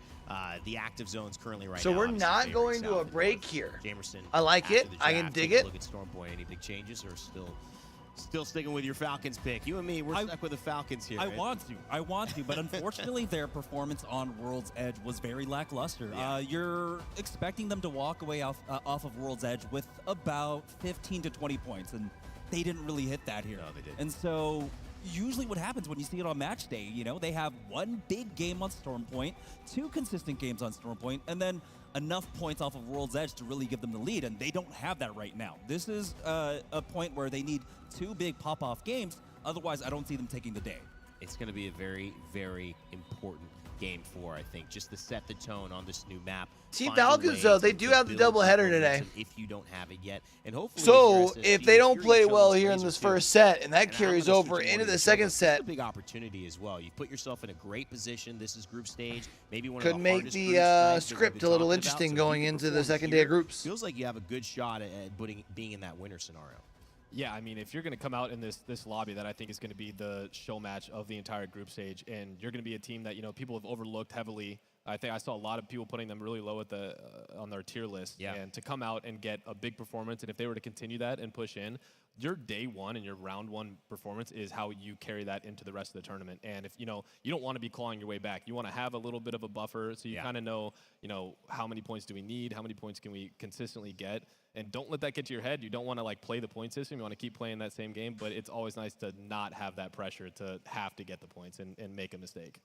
It's always fun when you start off strong in a big moment like this. And, it's always fun if you're here in person with us as well. We actually have our man on the scene, We the People, who took a look at some of the experiential opportunities you could have if you join us here at Mannheim for our Split 2 playoffs. Peeps, what'd you find? Hurting. What up, everybody? I am here at the SAP Arena in front of the Nessie Hunt, all right? So there are 5 Nessies hidden throughout the first floor of the SAP Arena here in Mannheim, Germany. If you find all 5, you take a selfie with them, you could win a free Nessie plushie, you get a coin for the claw machine, which, by the way, takes a lot of skill to win, and you get some Apex coins after all 4 days of the Split 2 playoffs here in Mannheim, Germany. But that's not all. We got a merch booth in the back with a bunch of Nessie hoodies, T-shirts, org merch. So you gotta need to get me a Nessie hoodie one of these days. Out in your Apex swag, but that's not all. So right here we have the looking for a squad wall. All right, so you get a sticker, you put it up on the wall. Yo, that you poor put it up on the wall Silver. right now? Show us how to do it. And it's easy as that. All right, you put your name on it. Oh, we got an Apex pred here. We got an Apex pred. So listen, if you guys are Diamond, Masters, you know Apex is a team game. You need a squad. Come write your name on a sticker, put it on the wall, find some players to play with, and we'll see if you could hit Apex pred. I'll see you guys from Mannheim, Germany. Bro, walk down Apex Pred and he's about to walk down it like flat. Watch. We are here with more Apex Legends action as we transition onto Stormpoint. We already have seen such close, knit, tight competition here in the overall standings, Gino. Damn, it has been a hype start to this series, Vicky. I mean, it's just so crazy watching this new meta play out on LAN. I mean, you can watch some scrims to kind of get prepared for this stuff, but nothing ever plays out like it does at LAN when everybody, all of a sudden, there's tension, there's excitement, there's fear, all these emotions are coming out that the players have to deal with, and they have to get the best out of themselves because now is when it matters. You're on stage, you're feeling the pressure. We have the crowd here in Germany. Are you guys ready?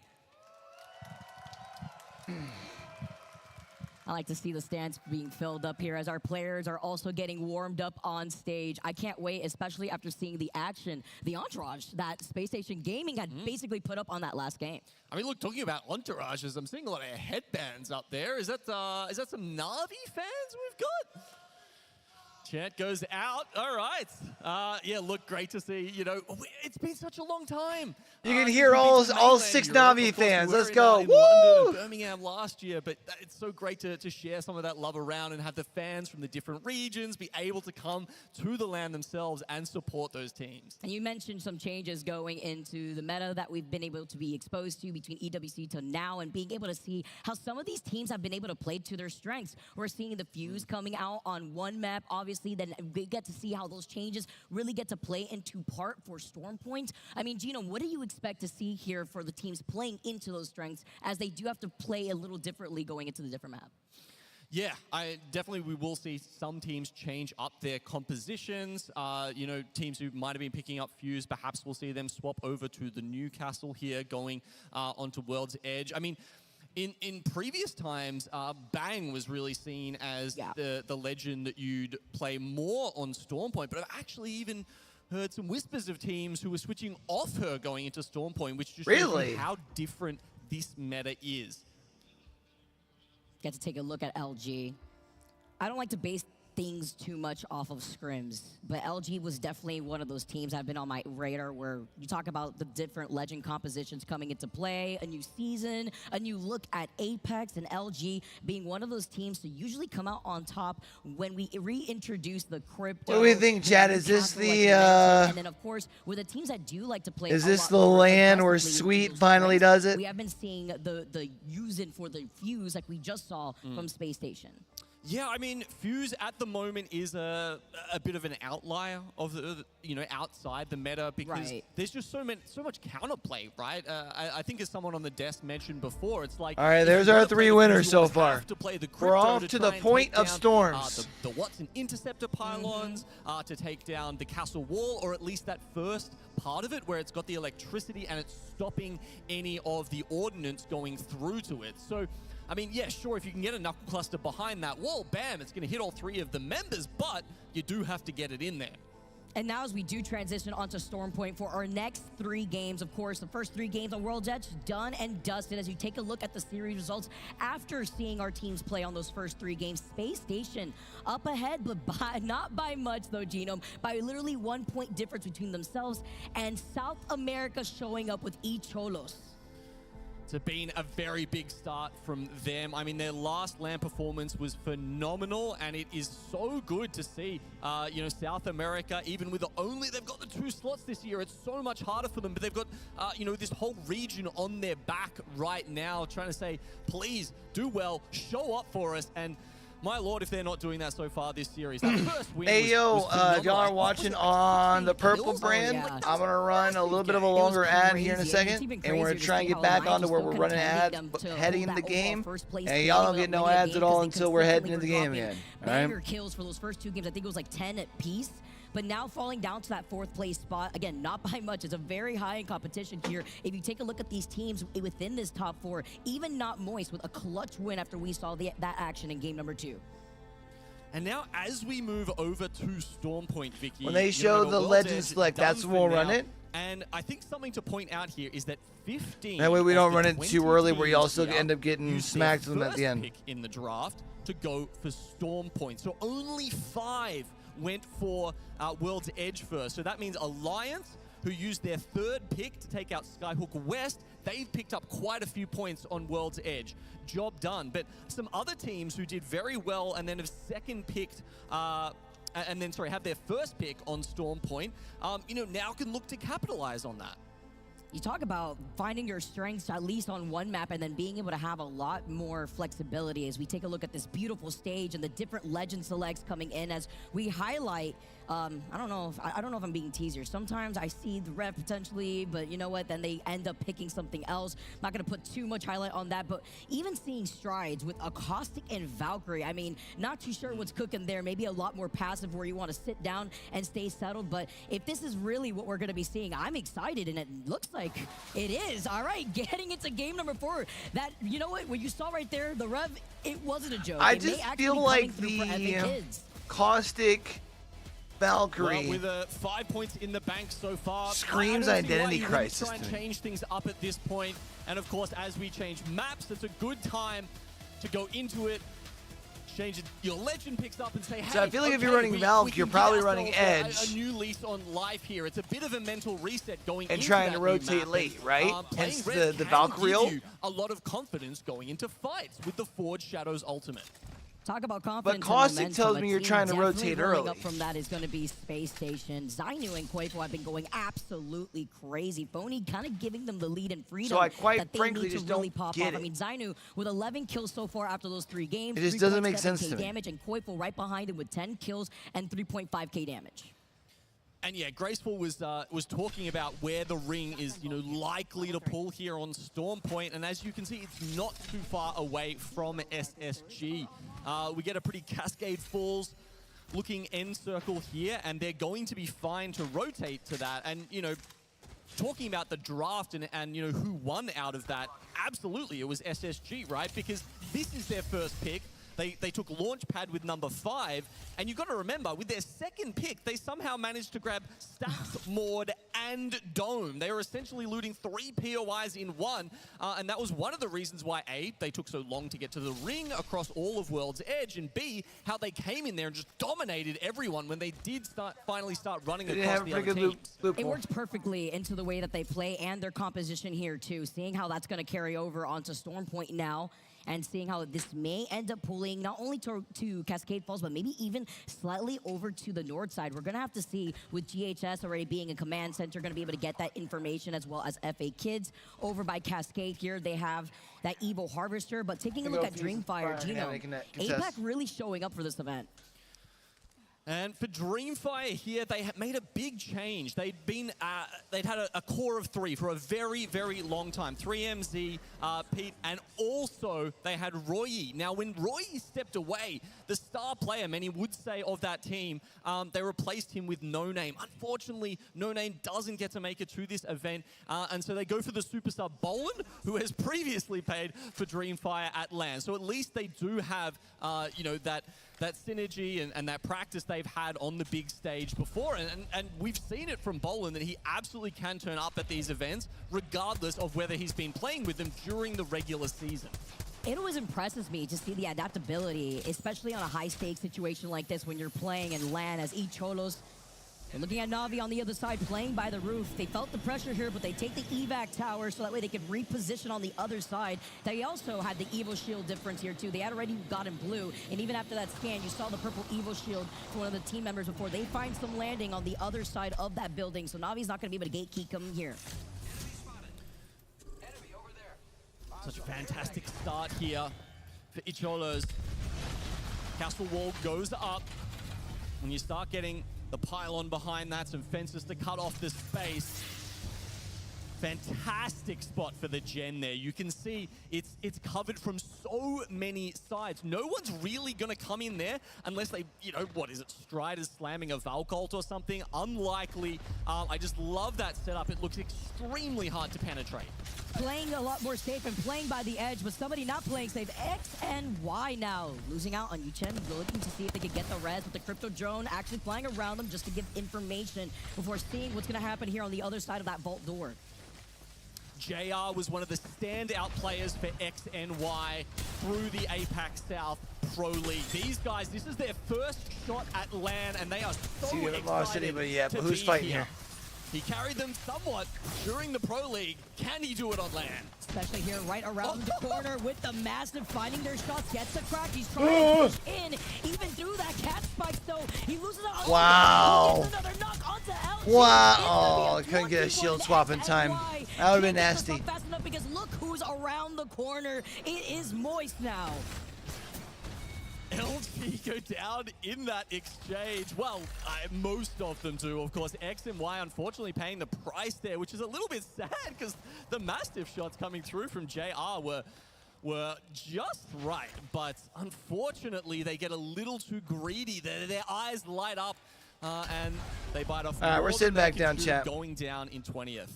Expect this here too. When you're in Jurassic and you're getting information on where everybody is stationed up here with these crypto drones now, not Moist. Seeing where that next team is right nearby before they start rotating too. One of the changes that we get to see going into this season. Not going to be able to get the scan on the whole map on where everybody's positioned, just a certain distance away from where you are, and not Moist after they find their landing. We're seeing somebody right ahead of them. And it feels like they are rolling on momentum, right? After that amazing start, I think it was game 2 where they really popped off there. They have just continued on strength after strength here. He waited. He waited. Can't run from me, LG. Timmy was waiting. Bounce Fleet sending them back to the lobby. All right, maybe this is an LG's game. Or LG's An interesting, I think we could point out about Moist here is, what I did hear from some of the IGLs was that this crypto meta favors people who have recently become IGLs, people with less experience, because the drone gives you so much information. So someone like Waltzy, who's only just taken over these duties, potentially has an advantage over, you know, the more experienced IGLs like Sweet that they just took down. He doesn't have to wouldn't infer Sweet anything. be He able can to refer have the Timmy and as refer much the information, which that with his is experience, to be able to do through even that more, drone or no? To be able to help them make all these decisions. And Also here's being able to how. know where that last straggler On the was, Newcastle. right before they decided to really commit to a rotate and maybe even prevent other squads that take their time to get into that next circle to maybe also highlight that beacon. I'm thinking space station. Ratting although under they the are bridge. in Pylon, so they have a ring console of their own. Bunch there. of filthy Maybe rats even a they silver are. beacon, as we've seen sometimes there too. But looking at where this circle's pulling, Falcons just chilling under the bridge, you know, taking their time. I mean, this is a tough spot. You see a lot of teams try and play this, and obviously they've got the castle wall up here. Oh, it's tough though, and a Watson would probably help out a little bit more here. It can be hard to find a spot for a gen under that bridge. It just depends which angles they're taking against you. But you never feel like you're safe under that bridge. I'll say that. Especially early on here too, but this fighting has not stopped from Moist, because on the other side, Space Station, your winners from our previous game, now holding the high ground, looking at not Moist, but they do have to start moving eventually in the next minute and 20 seconds. Gonna pick up the survey beacon there. Only 3 enemies scanned, of course. With the changes to that coming into this season, it's been one of the precipitating factors for why crypto has been picked up so much for these teams. can get that information. I still gotta be honest, I'm not They sure I'm a sport huge every fan of the single crypto POI meta. now. I guess that's maybe one of the differences that, you know, if you're wondering why there's so much crypto, so much recon compared to what there used to be, it was more so the edge teams that would be looking for that information before, but now you can Oh, here's Izolo's guarantee it, laser. and it just changes the way you're able Getting to play pushed out around into the that storm here information. by Also Liquid. changes the way some of these teams try to prioritize their POIs, like you had mentioned very earlier on. So huge here as now we look at Liquid Alienware. Taking a look at somebody who may be coming in from the edge of the circle, flying right above their heads, though. Yanya already sends out the smoke. The EMP unleashes Alliance. Alliance, trying to take this fight around the corner, trying to fight for the edge of this north side of the zone, knowing exactly where it's going to pull as Tyler sends out 2 Arc Stars. Well, no Bloodhounds anymore, so they've got to try and rely on that EMP scan. That's also why we're not seeing a lot of Seer in the meta. That bought room for Izolo's laser to pull up, though. Where they were through the smoke and tried to get the Arc Star follow-up. But how do you hold this right now when you are pinched? If you are Alliance, you have Liquid right in front of you. You have E-Tolos wrapping up on the other side. You are stuck in a sandwich. And FaZe is also gatekeeping Liquid. Woo! But Okay, unlucky. Unlucky. Lets it blast. They get 2 knocks from 2 Kurev? separate squads. They are fighting, looking like chameleons, looking in every direction. Kurev gets away on literally 1, and the difference between that and Is this being able to get 1v1v1? pop-off here means Alliance may not be able to get the reset. Let's see if Liquid pull up and recognize this as a spot that they Why can did I get think some Liquid KP was from. already over here? Lions Never coming mind, I'm out an of their idiot. EWC win with some adjustments here to the roster before going in guns blazing into the tournament. Hogwarts has managed to survive and now is trying to rotate into the circle because, again, it was FaZe that was looking to gatekeep them here. If Alliance could pull this off, this could be absolutely huge, and they are going to be able to get the res right in front of Hogwarts' face. Yeah, do they even know Hogwarts is behind them at the moment is my question. Because, yes, it looks like Liquid got crunched in between Alliance and FaZe.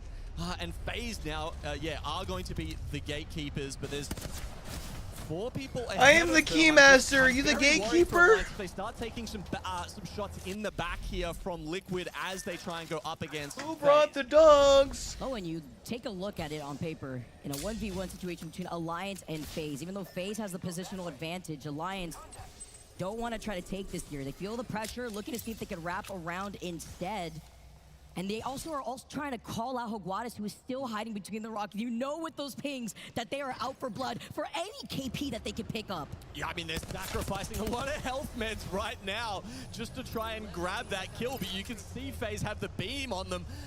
They do finally pick up Jaguares, but now they have to come out of the zone while FaZe Clan are hard staring them. This is an ugly situation. If they try and wrap around to the other choke, by the way, Moist sitting right there. And that's why they're forced to call in the evac tower instead. And as we've already seen, using up all their meds, and it doesn't look like that Deathbox had any meds left for a Lucky here too. Look at that, 17 cells, 1 bat. They may not even be able to recover this health after the fly in.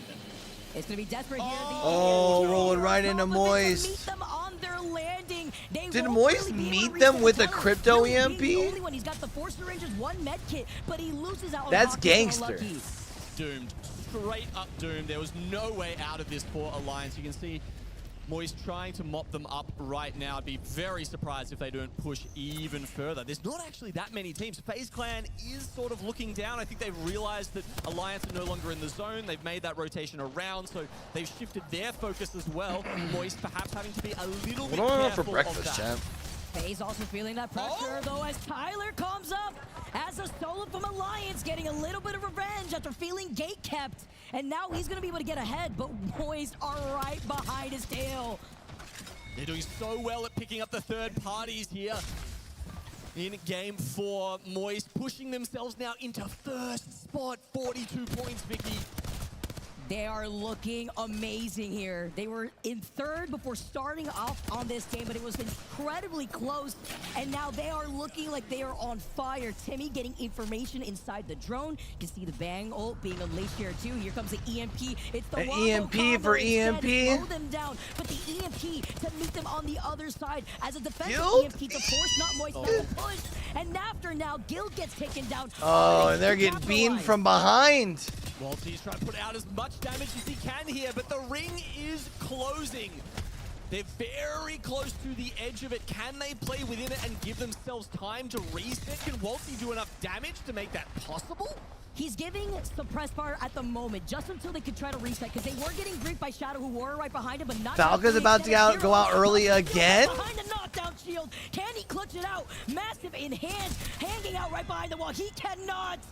Guild takes out the last member of Falcons. Zero gets taken out, and they get sent back to the lobby.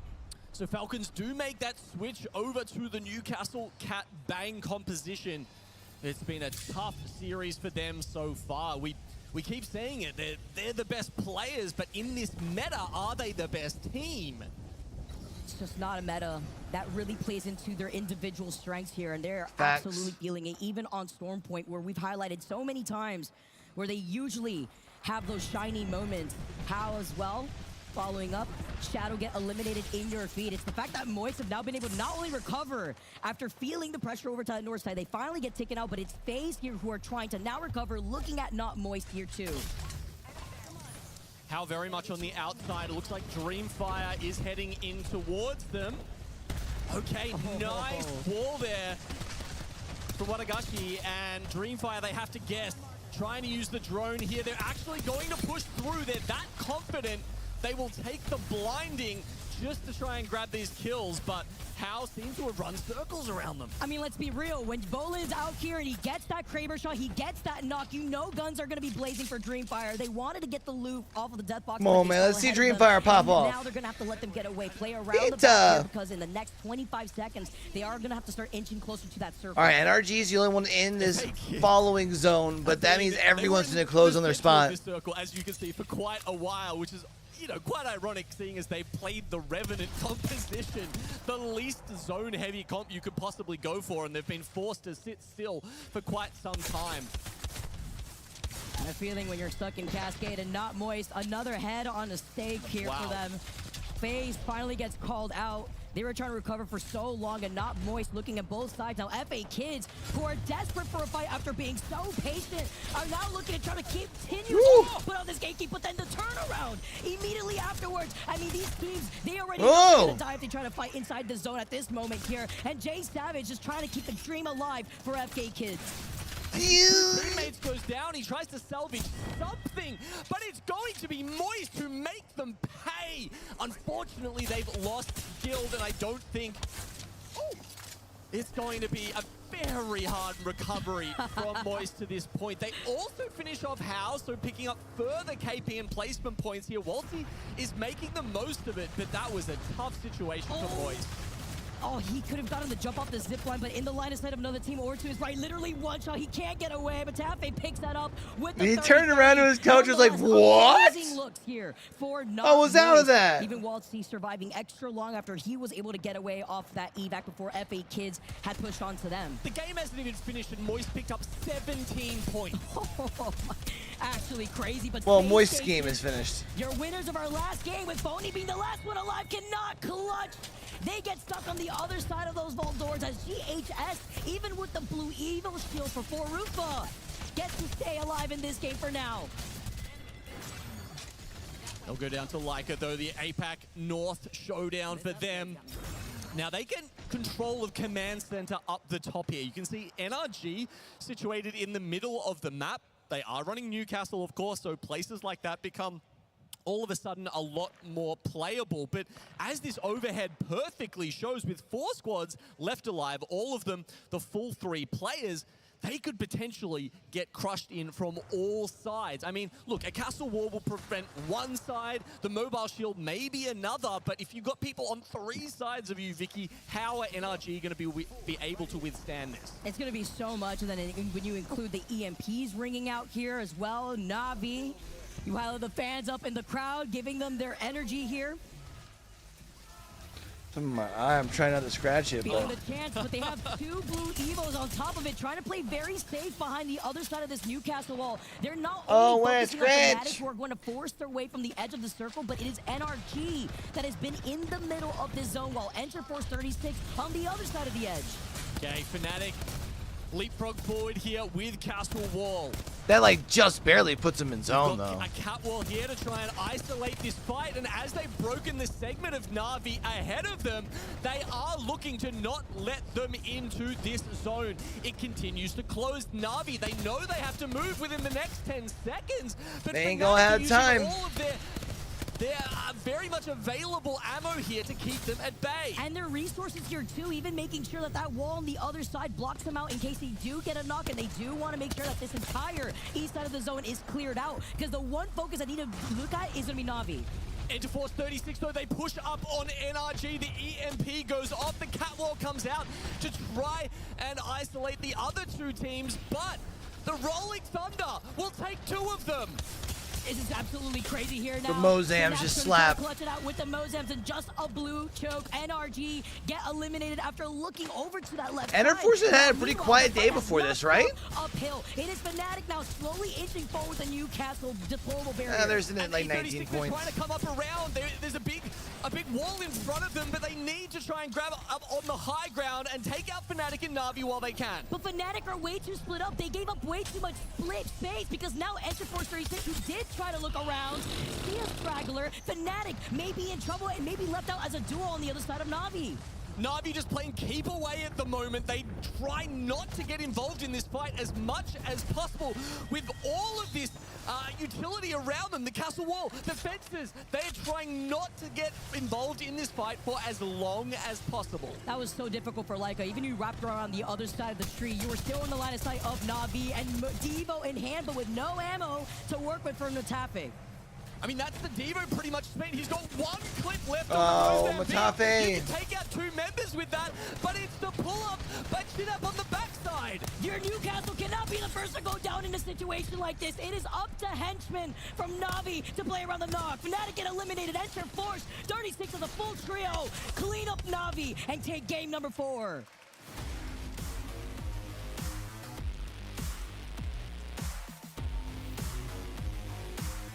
All right.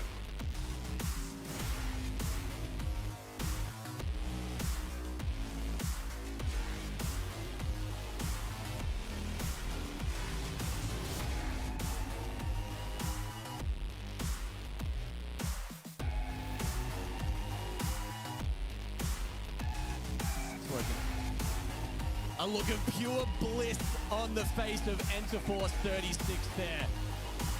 It was a very risky, a ballsy send onto NRG in the center of that zone, but they did it early enough and with enough confidence that they did have time. Damn, that Moist is going to be up by 10 points going into the last two games. I mean, you saw why Na'Vi were trying so desperately not to get involved in a fight. Here you go, grab me a trash bag for up here. Three weapons I think we saw, none of them had a reserve magazine. Literally on the sticks. That's why we even saw them with the blue Evo shields at the very end right there too. And even looking at Fnatic, the reason why we saw that wall being put up originally, knowing that there was an inevitable fight happening over to their left side, they knew that they had to time, if they did wanted to approach Na'Vi, they had to time that fight very appropriately depending on how the fight to their left was going to go down. With Enter Force coming out, taking out NRG before then wrapping around slowly, finding an opportunity, saw that they were able to get a knock onto one of the members of Na'Vi before looking at Fnatic. It was just clean up shop at that point for them. And I think the other thing to note there about Na'Vi's play was the earlier you get into a position in this meta, the better you the better off you are going to be, because you can have time to reset those ultimates. And that means even though Fnatic were bursting down all of those shields, all of those walls that were getting put up, when the zone close came in, Na'Vi had the utility to put another wall up, another gen up, and keep the defense going.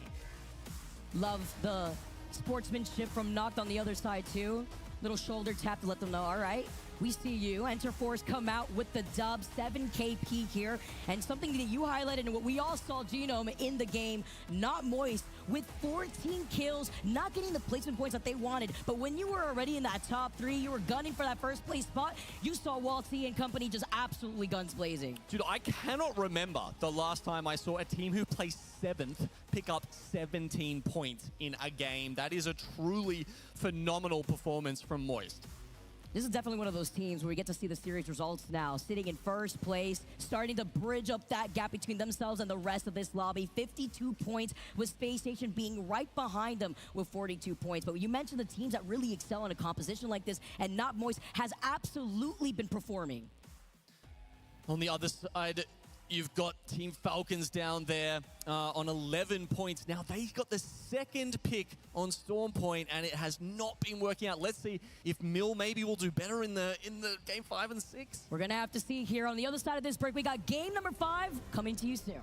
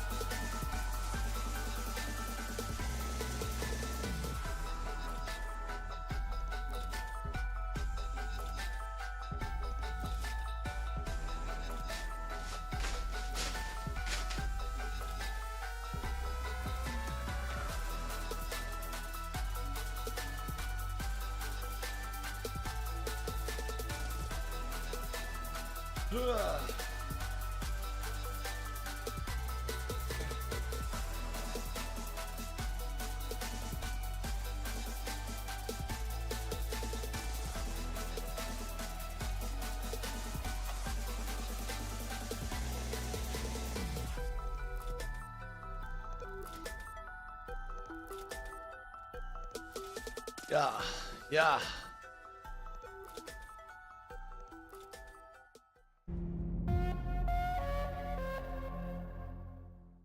나 뺐. 야, 나 빼셨다. 나 ulti 먹을게. 나 먹었어. 2대 3이야, 이 새끼들. 왼쪽으로 와봐.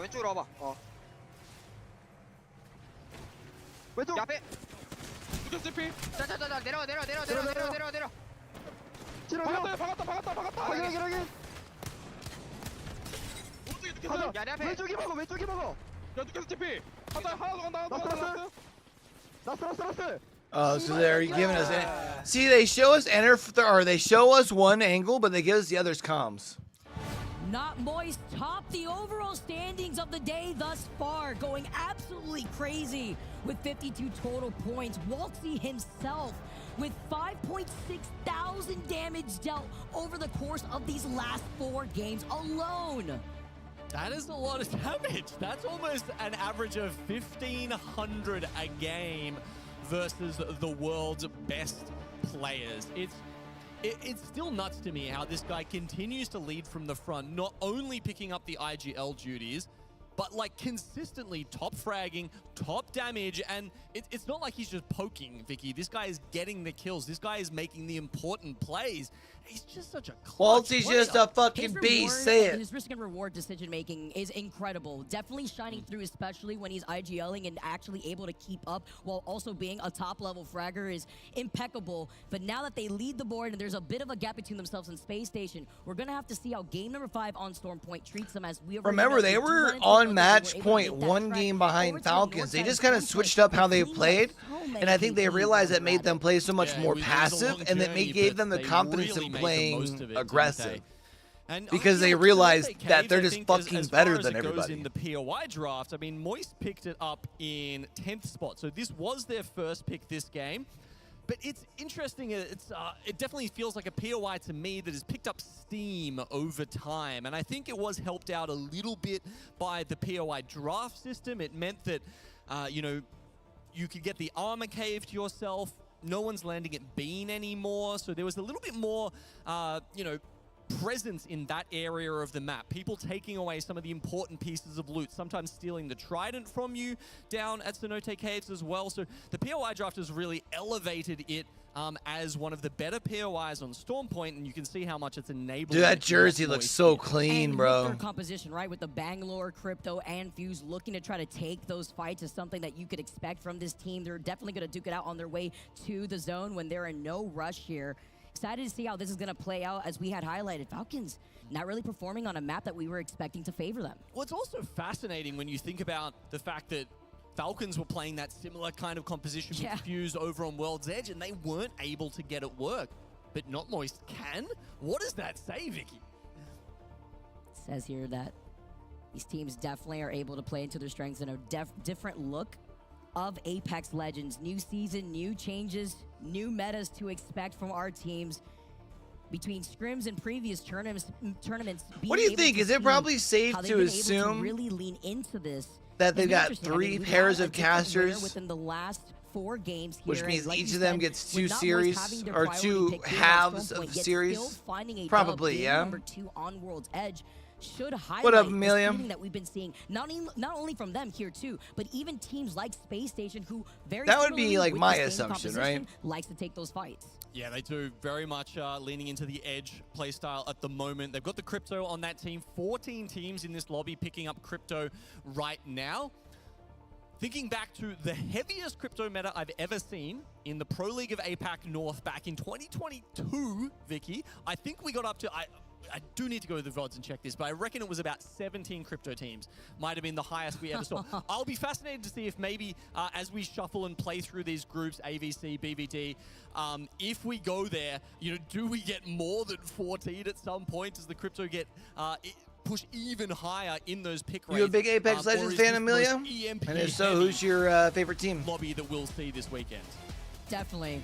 Different look of the observers, flying around, getting the UAV look that they need, all the information as we get started for game number 5. Everyone seeing where this circle is going to bring us. It's also nice to highlight the 3 teams that don't have a Bangalore. FA Kids, Strides out here too, as well as looking on the other side with Echolos, but Echolos being the only one to really stand out amongst the pack with no Bang and still being in 4th overall.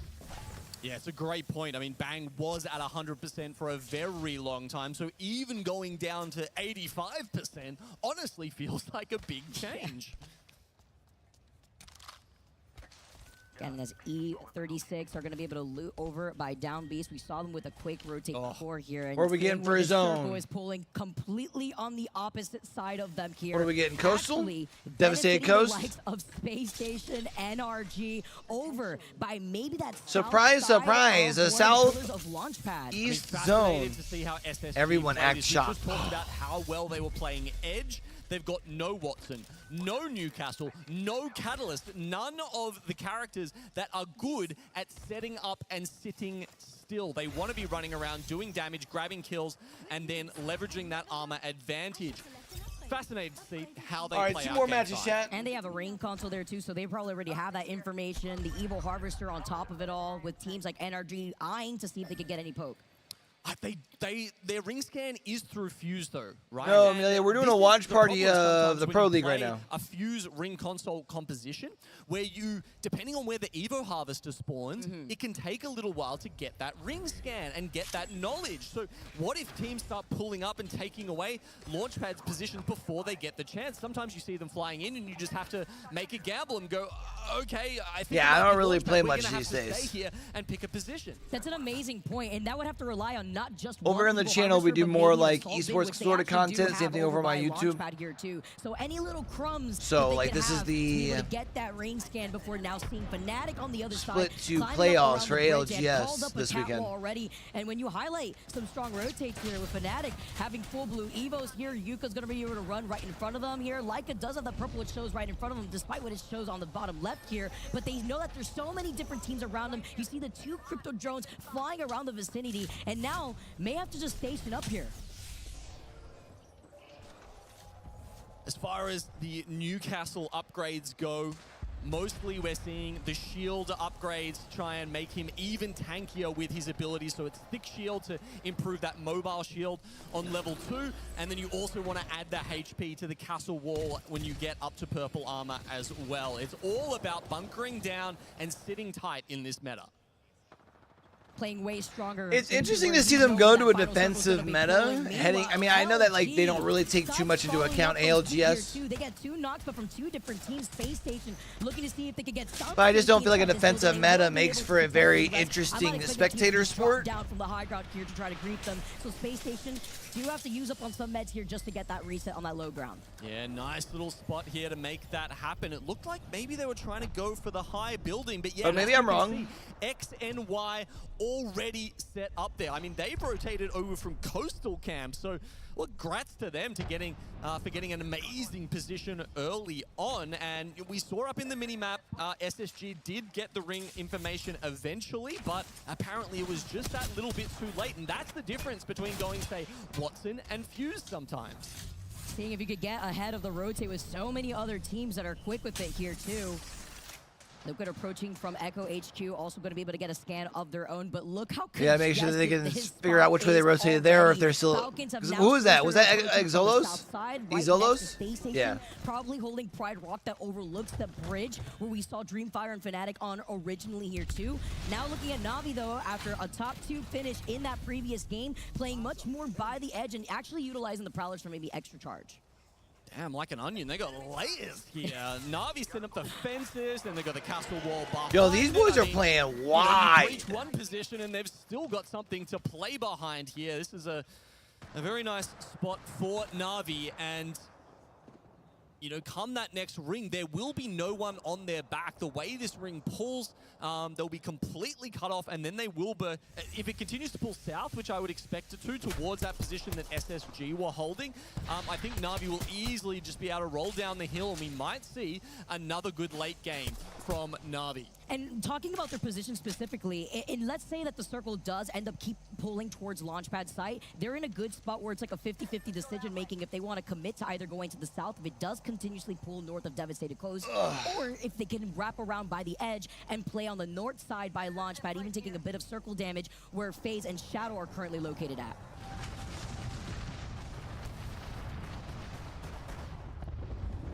Yeah, they're center zone at the moment, but center zone for how long is the question, Vicky. Outside the zone, however, we've got Liquid versus Not Moist. You get this fight here too, while Liquid try to reposition, utilizing the evac tower. Oh, where'd he go? Right in front of him, the alley-oop right now. Nizul seeing the knuckle clusters and getting hit with it. Oh, Yanya just got ate up though. Right in front of his line of sight, feeling so much pressure because Guild now on the other side is able to clean up. Bro, Guild just shoved that thing in. Holy smokes. For the finish there for Guild. You know what's crazy Damn. is the hammer points, like, Mozams are so good right now, you don't even need the hammer points. They make the damage go up, I think it's 45 to 54. Like, genuinely, regardless of what else, you should be picking up a Mozam if you see it on the ground. But even when I hear those hammies, though, I am absolutely running. My tears in my eyes. I take it back. It's the fear response. Yeah, you need the hammer points just to instill fear in your enemies. It's about sending a message at the end of the day, and that's definitely one that Not Moist has been doing throughout the course of this series here. Seeing now where the circle, though, is going to be pulling more so by that bridge side that we had seen Fnatic. I mean, I think I'm going to pivot to doing just more watch part. I mean, I'm not going to do much gaming on this channel anymore. On the low ground of those buildings. Yeah, it's going to be more doing just like kind of analysis of pro gameplay, and then probably doing like a just chatting sort of stream during the days, during the weeks. This one, so close to the edge, I wouldn't also be surprised talking about whatever, you know, like during the all-season, whatever roster moves are coming up. Are in this vicinity, further into Devastated Coast. We've seen a variation of that here too. As X and Y are going to get the information. They already know that Space Station is right behind them, but seeing who's on the other side in case they do want to reposition once they do get the information. Although, to be fair, here in a couple weeks when my shoutcasting schedule picks up, someone get the Like, fly spotter out. I won't have Mosquitoes too much time to really everywhere be here in Mannheim. streaming much anyways. Like, I'm gonna be into full season. Everyone patiently waiting within the respective buildings. And too. we will be Nobody's doing gonna some of overcommit here. Why the would you? You know, when you collegiate already have information on where everybody's positioned. You're just Carball trying to plan out series your next pathing, which is also why we games see the over on Crypto this so channel. strong. What's also more interesting to note, Not Moist, after winning that fight, have now been able to continuously stay on that south side of the zone, specifically where we saw by Echo HQ to get even more information, maybe see where that next ring pool is going to be, or even clean up more KP, because that is what their goal has been thus far throughout the course of these lobbies. Yeah, it's a big split hold right now. They are very far apart from each other, Moist, but there's no one really coming that way, so unless, say, Falcons or FA Kids decide to swing one way or the other, I think Moist will just have to start making their way in and start worrying about teams further in towards Devastated Coast. Meanwhile, Alliance look good with their sub. In North Pad. Is this part of the plan? Are they hoping Like, for they a had their pullback, one or big is game, this but their just, other two you have know, been pretty probably consistent the as well. spot they could get, considering they've had to come all the way over. Oh, I from guess they've had North 3 other Pad. games now at this point, haven't they? You know, don't let the POI draft deceive you. They do pick Trident, but that's because you get a better distribution of loot for your team. If Maybe you they haven't been as both the consistent as I North was Pad thinking. and the Trident, Never mind. POIs, and I'm using POIs in quotes there because you know. I guess I was still is stuck in us Also, being don't think game Cal 4, not anybody game who 5. tries to try to take North Pad there too, so it's That's what also you a get when statement you're out running here of on respect basically for no sleep, I Alliance guess. for making their own trek right through Launchpad now as we tune into Not Moist and their journey still over by that south side. It is Falcons who are meeting them up though. On the other side, once they show their face and they actually see them, you can see Waltzy making note of that, sliding down the hill, being able to pick up the Evil Harvester, because any little bit counts here for all of them. Rocking some of the sickest jerseys I have ever seen Oh, in yeah. the ALGS land. By the, do you know that Timmy actually designed them himself? Really? Yeah. I did not. He's an artist. Yeah, damn. What a champ. Very fresh here. The way that he's also trying to scout ahead, trying to put in the pressure. I do on the have Falcons worries who are about playing Moist if they on like that perform hilltop. too well The in Falcons group trying to stages, overextend, noting just where because they everything do is behind them. sometimes I'm have that wondering like how are they going to habit of like getting hot and then kind of like cooling off towards the end. Even evac on top of them because FA Kids is still in pylon. I know it's like a new not 3 looking this good time in the overall around, but standings. They are playing in 16th at the moment with a rev in their comp, so not too much to lose here if they want to do a Hail Mary evac. Oh, how tries to shoot down the drone here as the EMP comes in, but it doesn't look like Moist is necessarily going to move in off the back of that. Falcons, they're on a bit of a time. dude, Falcons are sitting on a mere 11 points. And remember, it's your total points accrue that you go based off of upper or lower bracket. Moist can come in and create havoc and put them in a really bad spot. But if Falcons start getting aggressive, they might be able to. And Falcons have the doubleheader tomorrow. Becomes an even bigger one. And forget the evac. If the teams around them with the crypto drones already know that Or they're no. trying to engage on a fight like They have this, it they today. can also get briefed by a probable EMP from a third party here. So Not Moist taking their time, slowly forcing their way forward, but also making a lot of attention known for Falcons who are inching to also try to gatekeep them. Yeah, because they're in Group B, so they'll be in the last group of the day when it's Longer, Group though, B over versus on D. the other side, Space Station are looking to get involved. This is what we were worried about, and Falcons may find themselves pinched. This is what they wanted to avoid now. Sliding down after Hal loses out on his shield to the safety of Gen and Zero. This is just free real estate for Not Moist to walk up. And there you go. It's that as simple as that. SSG pulling up onto the bins just behind them, and Falcons miss their timing. The fact that that took so long and now Not Moist just takes Falcons' spot for free here. Falcons have now slid down and essentially have swapped. Just set with the everything up and you situation can't even that take Not care of Moist it. was in originally. Unfortunately. Instead, they're trying to take this fight versus Space Station. See an opportunity considering that Space Station are still full blue Evos. And I think part of that is because Falcons don't have the crypto. It's such an important part of both defending and attacking, and it means it's very hard for Falcons to actually move in on Moist in that situation. No. And you can see Waltzy on the other side pinching Falcons. They're feeling the pressure, and the zone is going to start closing. Only one member left here onto Falcons unless that res could come through, but the rest of these teams have their priorities straight, playing by the edge and playing gatekeepers. Newcastle and Catalyst, they can keep the other team away from you, but they just don't allow Falcons to get in on that timing. So now they get completely removed, and I dare say there's going to be some talk about their compositions with them and their coach yet again after this series. And the cheers going through the crowd here too as Falcons get eliminated in the lobby. 18 squads left. Bro, they're and out round 3 is 19? starting to close now. Alliance making their next move, but not Moist just continuing on their domination of cleaning up even more KP. Alliance playing under the sewers here. Quite a few teams around them still up in Launchpad. The zone has actually pulled back a little bit.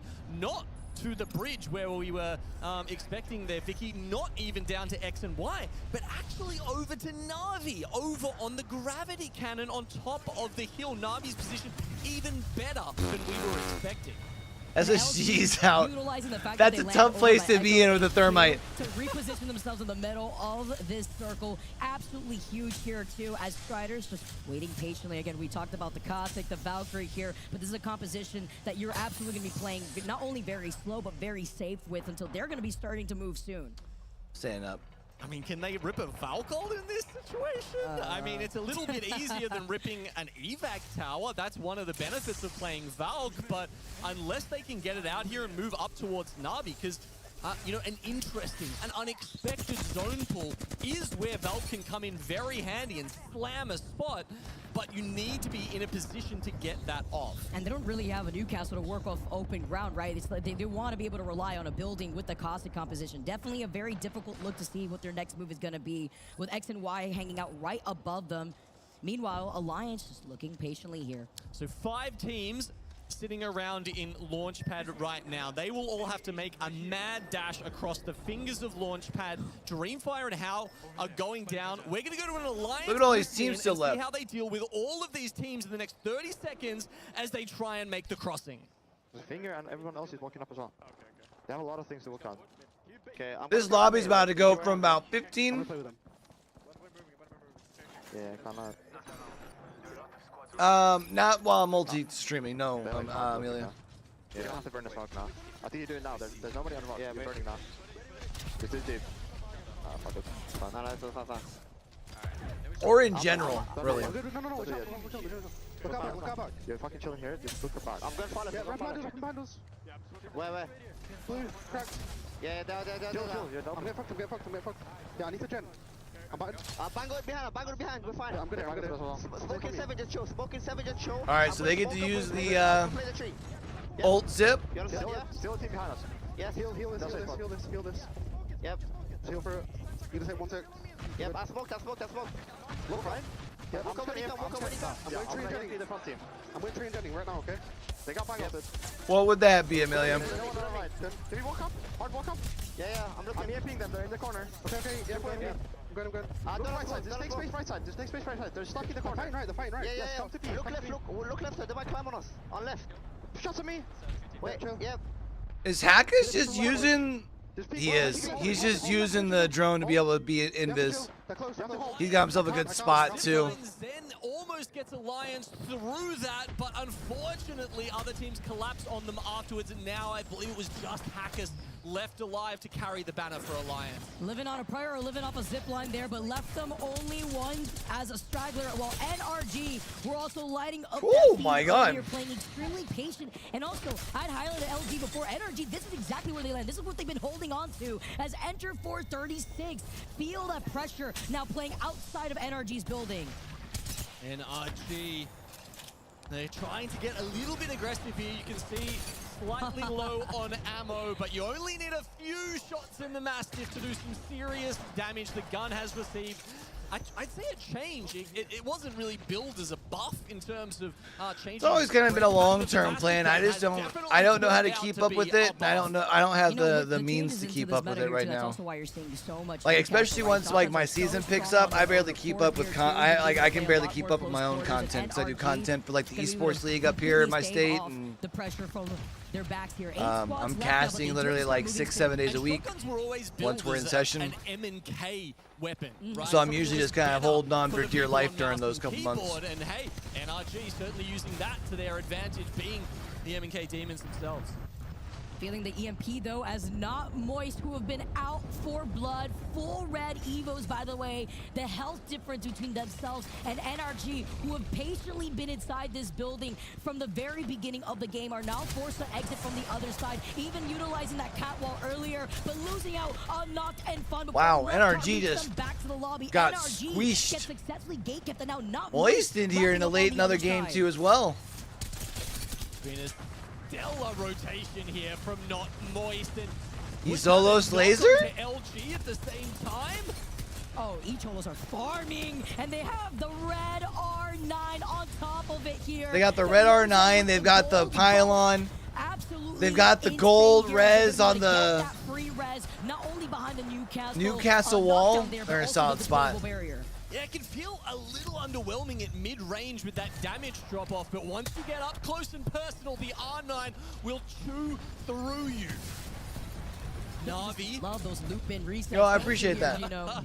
Oh yeah, gold for everyone. It's like a gold rush here. Na'Vi though on the top. Moist needs to find a way to reset here. Look at this, they push up even further. LG inside the building. Echolos and Not Moist just have a skerrick of the map to themselves. I mean, Na'Vi knows that they're where this thing's ending, and they have a big portion of the zone. Everyone's basically on that, like, southwest-ish portion of the zone. Why you saw them wrap around originally, but they are controlling so much space in this position. Kinda gets a knock onto Echolos. Only one left, but Matafi taking a different angle. Runs out of ammo again. Na'Vi playing these positions where it's really, it kind of feels like they're fully relying on I wouldn't go wasting all of your ammo here, kinda. Crack through that shield. It's going to be tough with the Mastiff at that range. Hoping for one of the other teams to help them out a little bit, but hey, overall, Na'Vi Kinda gets a little bit of ammo thrown his way, though. So far, currently sitting in 4th place. The fact that they have gone all the way from the north side of Storm Point and then held that spot over to the side This of Launch probably Pad comes for down this between exact Na'Vi and moment. Moist, right? Working up the stakes in terms of ammo and loot here too. Echolos get eliminated. I mean, another top LG do have the for building. Na'Vi with LG inside the building and Not Moist on the other side. Yeah, another top 3 for Moist as well. And this time, they've got the placement points to back up some of those KP. Waltzy has picked up 5 kills this game, by the way, just in case you're I just don't have a budget to really be able to do, like, pay anybody right now, if I can be honest with you, Amelia. I do appreciate the hustle, though. Kills that he's already accumulated, and you can add 2 more. The whole LG squad getting taken down with some help from Timmy. Matafi on the other side, though, does find Waltzy. Wow. Na'Vi now move in to try to claim this dub, and they have the number advantage. They get the Wow. They get it. Na'Vi pull off the dub. Win game number 5.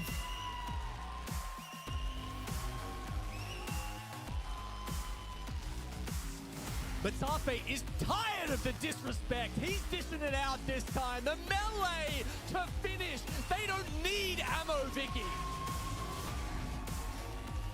Full confidence in what they had to do to clear that entire east side of the zone. The side that they were holding and preventing so many other teams that were desperate from Launchpad to try to rotate outside the zone. It wasn't gonna work when you were met with Na'Vi. Is this it? Is this finally the land that Na'Vi beat the allegations with one of the biggest crowd contingents I think we have seen for them at any live LAN? They have so much support and energy in this arena to help them on that journey. The smiles. They hear it, they feel it. Making the All right, one more crowd game, here. chat. And what a And we'll be officially a third of the way through, Smiles. We're looking again, we keep highlighting them, but it's very difficult not to when you look at the progress that Not Moist has made in this lobby, a lobby that I was eyeing to be so scary and stacked. And I mean, overkill matters here. It's something that hasn't actually mattered so much in previous group stages at the ALGS, Vicky, but now that we're moving into a POI draft system, I just want to quickly remind everybody that where you end up in that top 20 as we move You on get to your draft in the the next round. elimination bracket and the winners bracket will actually determine your seed going into the POI draft. So not Moist or Na'Vi here pull out banger games and a banger series, that has a big impact on them going forward. That is such a good point there, too, because then you highlight Yeah, I'm at Yo Boy Q pretty much anywhere you can think of, fam. That Not Moist is playing in My YouTube is at, like it does the at symbol Yo Boy Q, where I do like esports content. Popping off in a lobby like this. My Insta is Yo Boy Q, although Insta I'm not really, like I need to get better with my Insta. With each holes, and after that dub and the performance, Na'Vi finding themselves I need to get better about my Insta. Yeah, we know it's somewhere usually around 100 points that I think you try and check out when you're grabbing, you're trying to grab that top 20 berth in the winners stage here, in the group stage here. And Not Moist are almost on their way to that after 5 games. Killer performance from them, and also from Na'Vi backing it up with an insane zone read there and just really playing this meta well. I mean, the usage of the defensive abilities of Watson and Newcastle seems to be second to none in this lobby. And their positioning too, with planning out their rotations, right? And it's interesting that they say that Watson and the Newcastle, because we're not seeing them used together, like we talked about earlier. It's either one or the other. You know what I mean? We still have one game left to go, though, Genome. I'm excited to see how this is going to play out, especially for the likes of Na'Vi. Don't go anywhere, because on the other side of this break, we got some more ALGS action.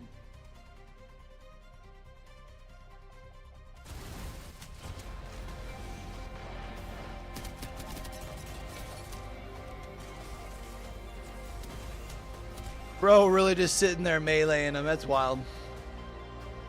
The disrespect, chat.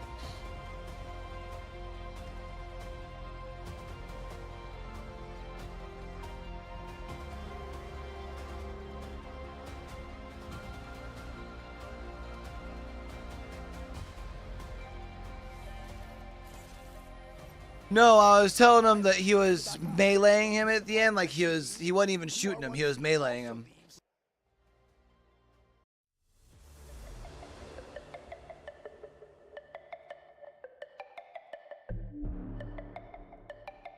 Fear, run past a hiding solo. No.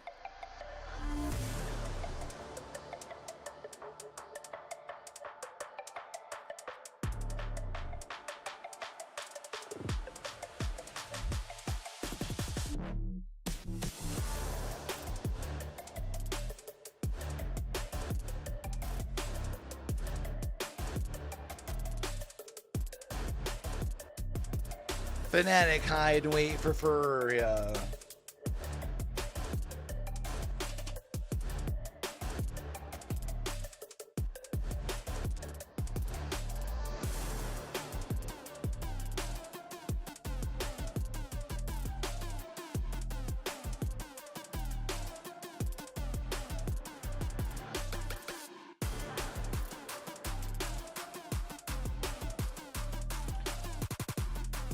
I'm gonna guess Zap.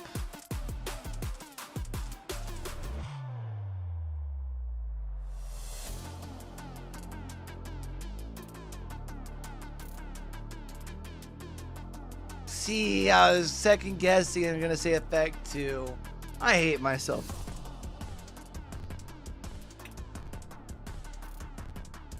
I thought Effect seemed too obvious.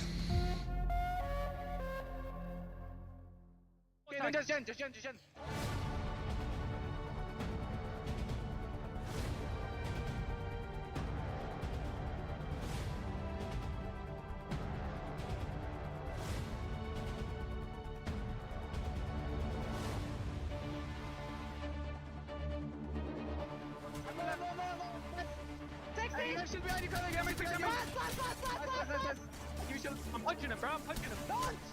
Nice! Good shit! Good shit! Right here in Mannheim, Germany.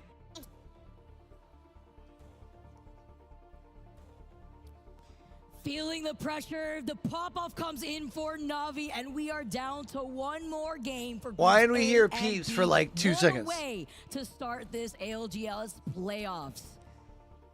Fun series so far. That was a very fun moment there from Matafe. Finished. I'm punching it, bro.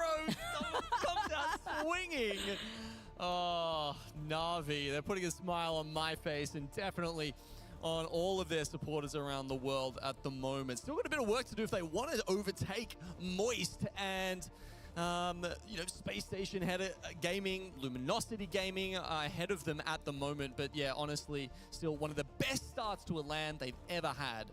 You know, we've been giving so much of a highlight to Not Moist for all the right reasons, right? I mean, Waltzy now has 20 total kills in the last 5 games, 7.5k damage, but you know, Guild is like right behind him with 7.4k damage. Despite them absolutely frying these lobbies, I also want to highlight South American team Cholos, who have been putting on an amazing performance, sitting in 2nd place with 53 total points. A team that has absolutely have proven themselves to definitely maintain their spot out here in lobbies like this, because this is no easy lobby. I mean, then And it's been more than just like one big game, right? I mean, they're sitting in 2nd for a reason. Sitting in 4th place with 46 points.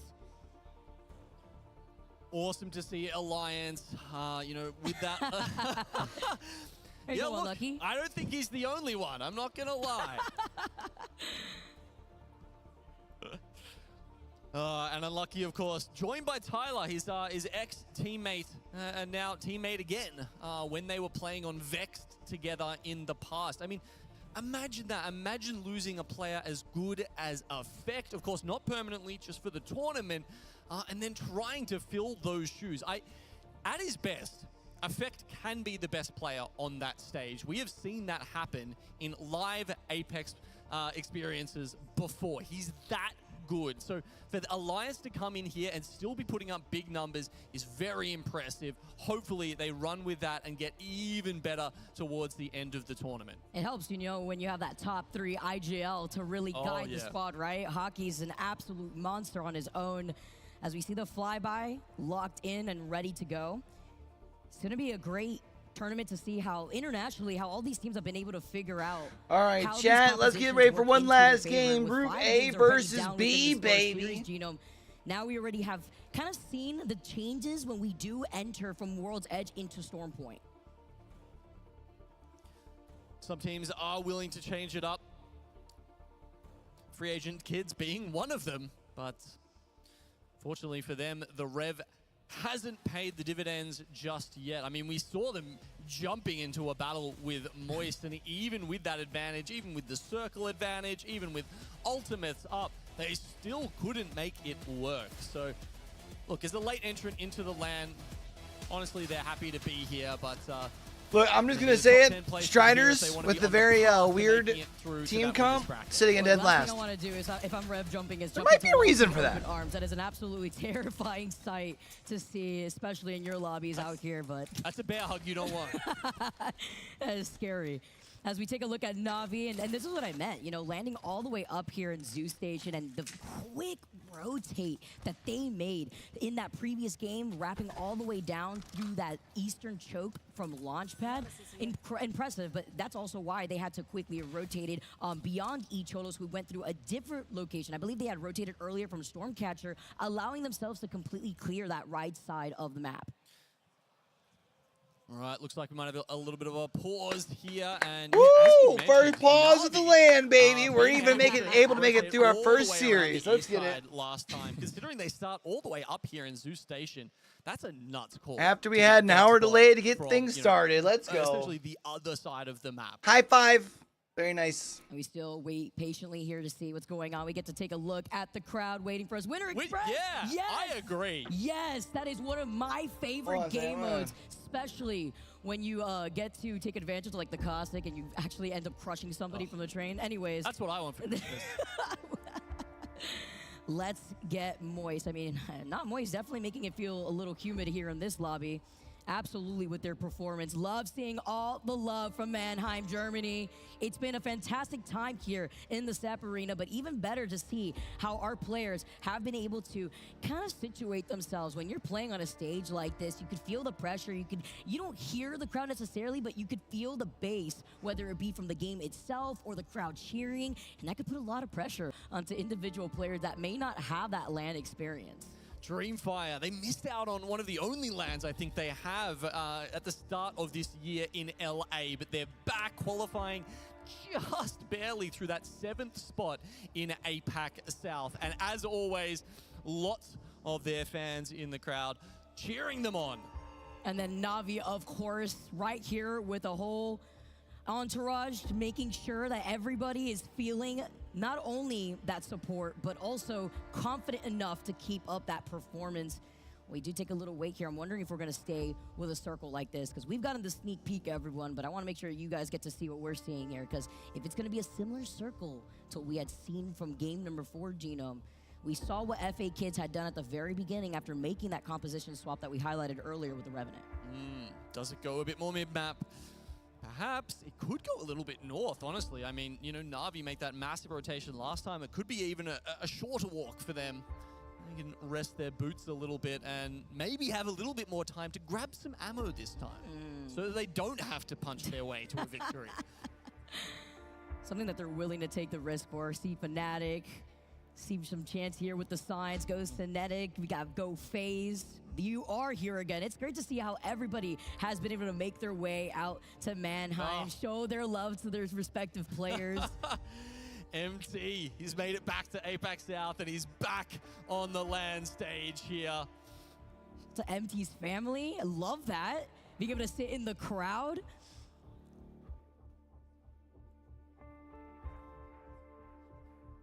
Nice and patient though, because this is the last game of groups A and B with Papa Jen, of course, Mama Jen right there here.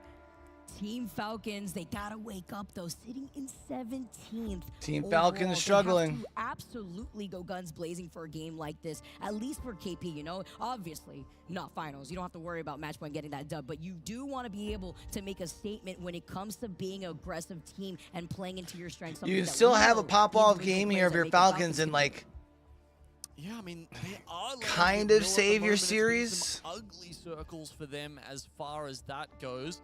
This one, don't know it's actually going to be that much better. The Trident rotates from mill. If you have to go towards the sort of the north or the northeast of the map, all of a sudden you're trying to work your way through Cascade Falls, and there's often traps lying around there. Teams will sometimes just say, hey, we're going to change it up this time. Usually we rotate for a spot, but I don't know. I kind of feel like killing a car this time. And they'll sit around a corner, around one of those palm trees, sitting in the middle of Cascade Falls, and they'll just start shooting you. All of a sudden, you've got to pop out, grab a bat, you know, smokes are going down, and then another team comes in from the other direction and just takes you out. We've seen it happen to Falcons quite a few times, and it just depends on if you want to really play for that early spot or try and play edge a little bit more. And, you know, considering they've gone for Cat Newcastle this time, you would expect them to try and pick up those early god spots.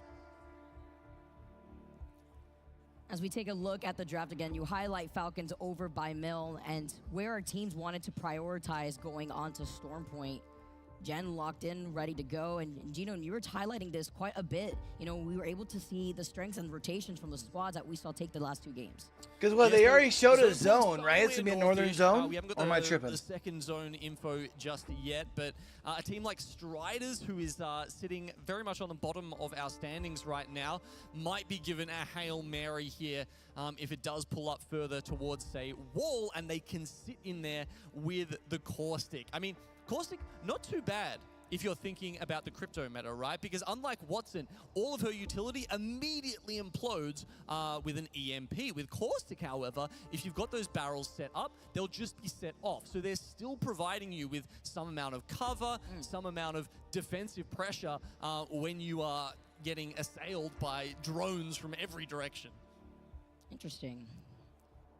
Seeing how that's going to play out here and the way that so many cryptos are literally in the lobby, the only ones that you don't see as a crypto, E-Cholos. What's crazy for E-Cholos is the only composition that they have been running, the only legend that a lot of these other teams have been leaning onto that they have on their roster is going to be the Watson. Meanwhile, they don't have a Bangalore. They don't have a crypto out here. So it's with the Newcastle and Pathfinder to find that success and to be able to take a lot of these fights has really shown how strong of a squad this team is.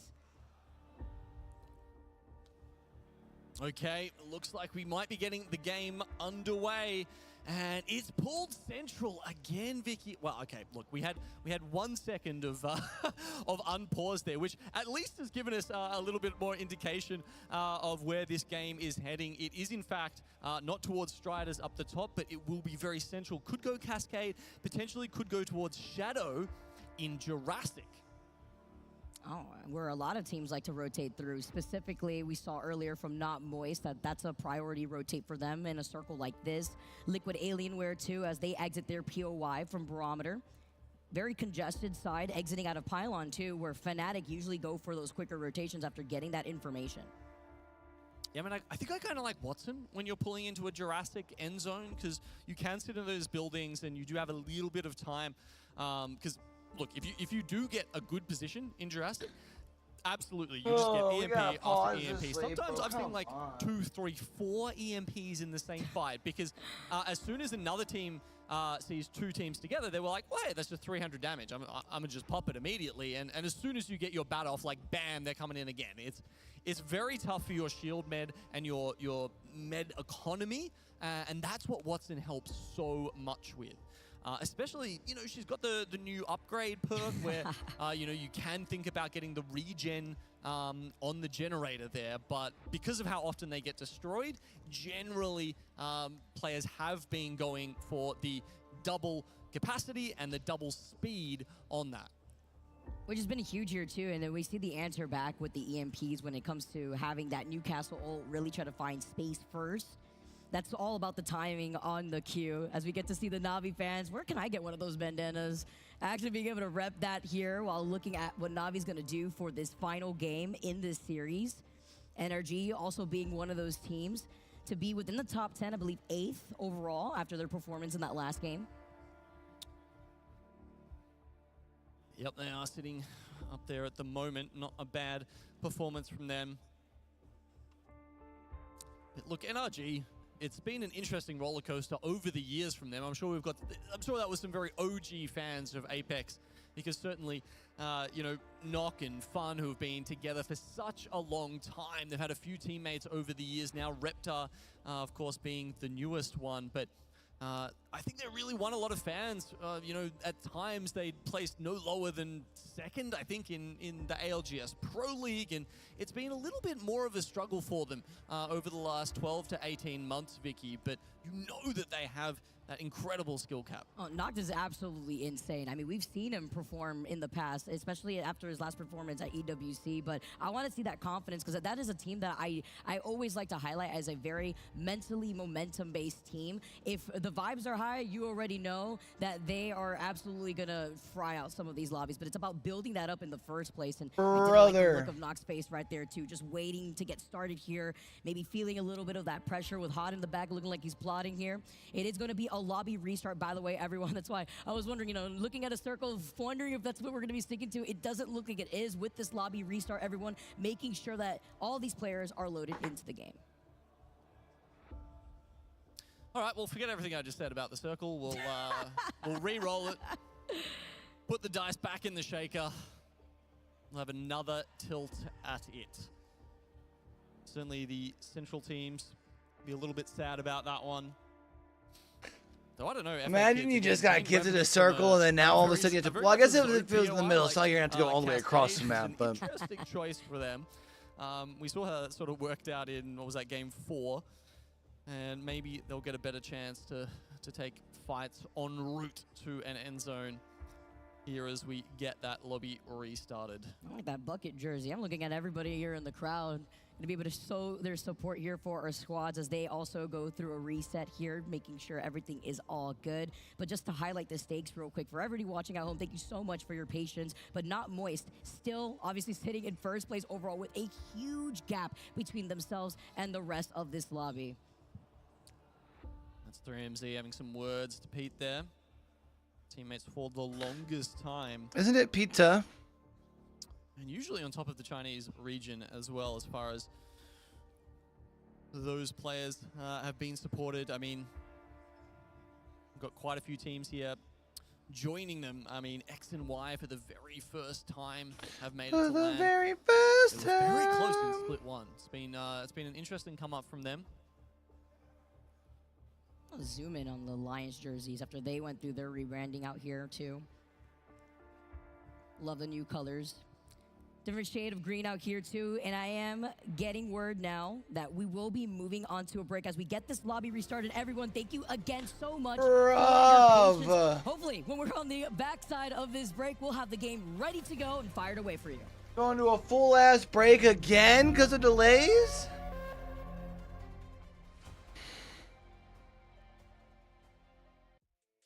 I hate it here.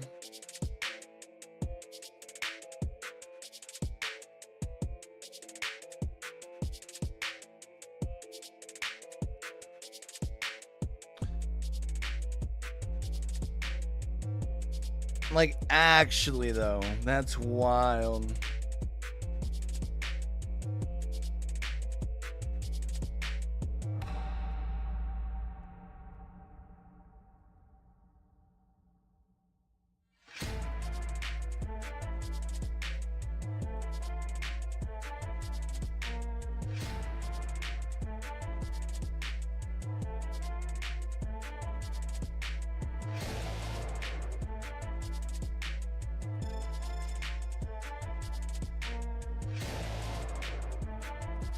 Beat slap at least.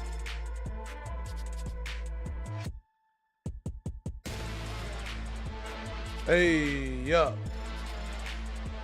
Hey, yeah. Hey, yeah. Yeah. Yeah.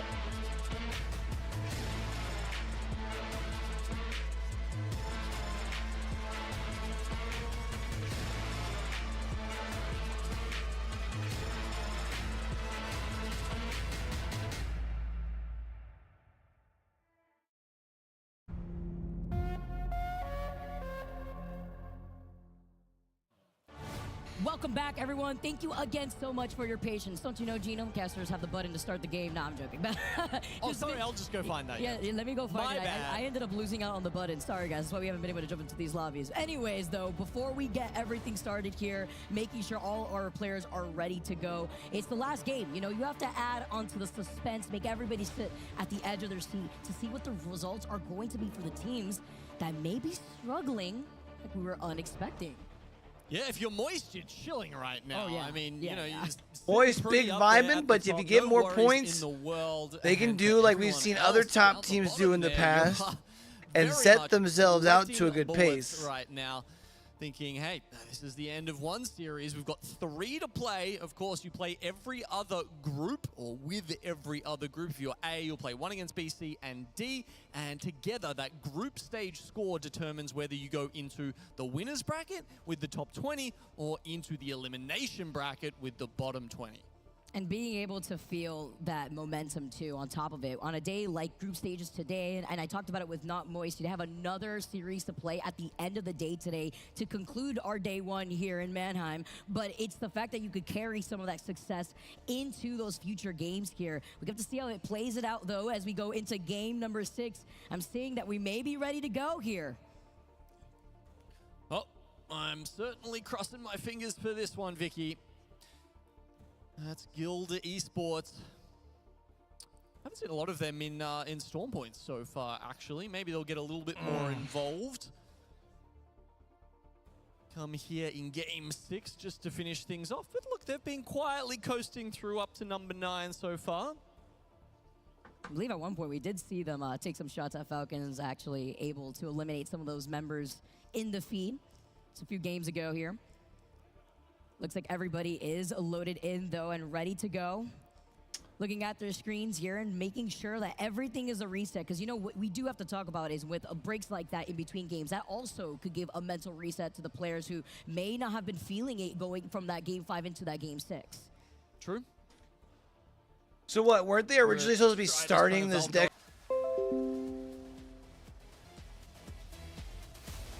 Ooh, and I'm already getting to see a little sneak peek of this circle because it is a different look compared to what you were highlighting before, Genome. It isn't going to be that northern zone that we were expecting as we see all of our teams land in their respective POIs, but this is going to be interesting and will absolutely favor some of the teams that we were talking about before, talking about Liquid, Alienware coming out of Barometer, even NRG with another blessed zone when it comes to the way that they want to rotate.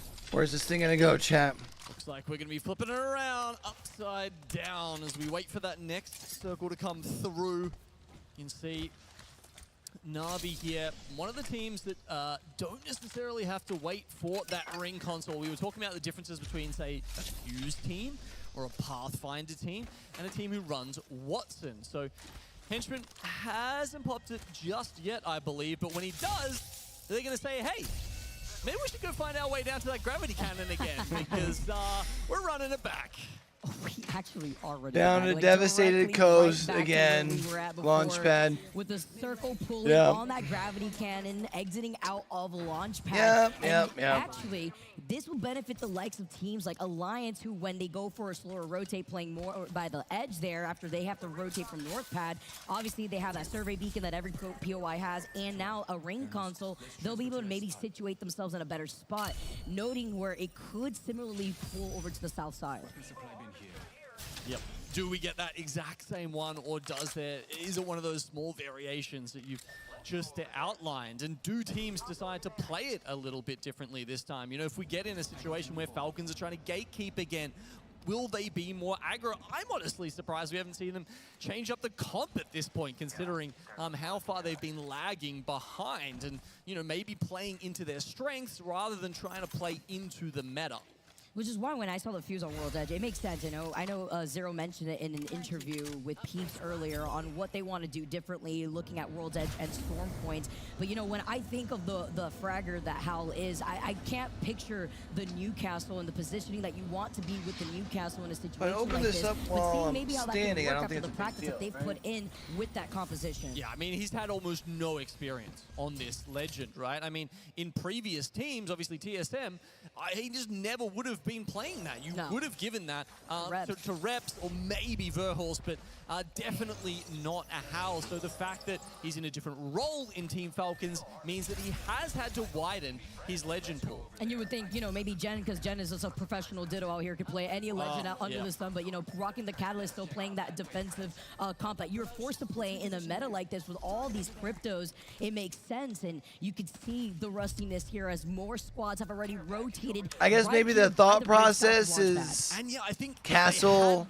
plays into the aggressive pool, like play a little bit more. Like if you want to use the ult similarly like to Horizon, they probably like to try I don't know. over to Crypto, obviously not completely the same, but one of the few legends that Jen is not so comfortable on. Meanwhile, Dreamfire with the zipline, something that we've been able to see utilized earlier on between Alliance with their trying zipline play, even Echolos with the zipline into Newcastle wall that they've been trying to work in, allowing a lot of these teams to get to high ground spots very easily. Yeah, they are in Launchpad though, Vicky, and what I think is, thinking about last game, right? The mid-game of that, where you had 5 teams locked into Launchpad, and they were just in no man's land, as like almost all of them got obliterated trying to pull out of there. And so, will teams try and take those positions again, or will they just full send it for something a bit better along the bridge, down near Devastated Coast, where they know there's actually a chance that they can pick up some points? Because down there in Launchpad, it was like, you can't even just take a 3 and be like, hey, we're going to grab 1 or 2 teams, take them down and be happy with 3 or 6 points. You you just walk into a firing squad of everyone sitting up on the hill on top of devastated coast. And a lot of these teams haven't tried to take in those chances either. They're already all the way by the south Free side of agent Mannheim. kids Even still Team rocking the ref, earlier huh? in the feed, take one out from LG, but don't want to give up their spot because E36 are also right behind them. And then F8 kids now finally going through the armory. We're looking at Striders before, taking their time to rotate right with Guild, who are already in Jurassic. Oh, X and Y getting right into it with Liquid Alienware down here. The Mozams will not hit. Damn, Liquid out early again. Were they sitting in 17th? It looks like JR the only one to try and make it out here. I'm telling you, the south side is just so congested. Shadow clean up the last straggler for JR. And X and Y get eliminated alongside Liquid in that initial fight. I mean, it's cool to see Jackie won at LAN. AGL, one of my favorite teams from APAC South. He's had some Pro League experience on them before. Now coming in with the Shadow roster, it is cool to see if Shadow can really make a dent here in their first tilt at a live Apex event.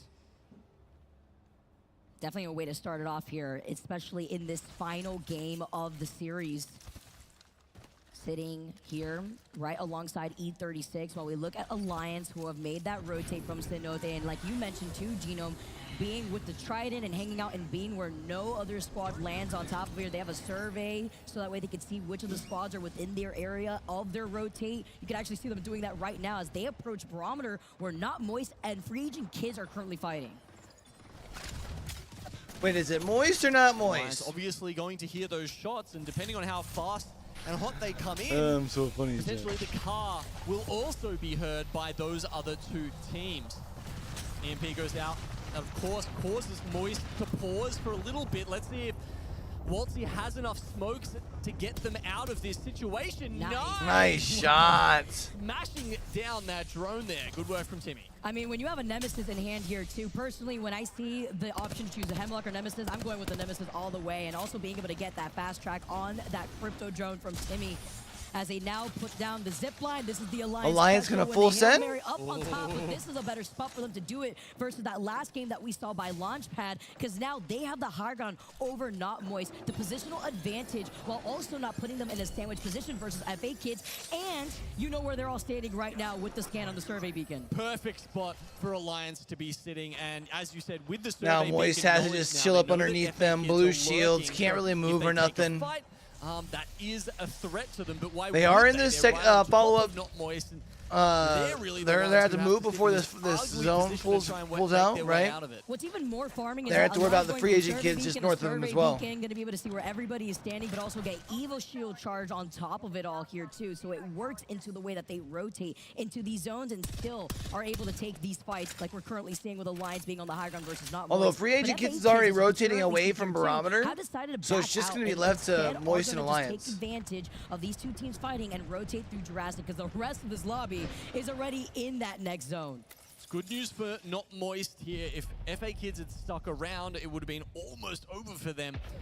Looks like Alliance going to if rotate out Alliance here, which is takes going to this give Moist a free evac, rotate. Well, looks like that's a very, very good thing for Moist. Look, they fire some parting shots and say, bye. Being involved, but yeah, look, they've got to come in off the back of them now. 30 seconds until the zone even starts closing. This is fantastic. They get to wait. They get to see the next ring with this.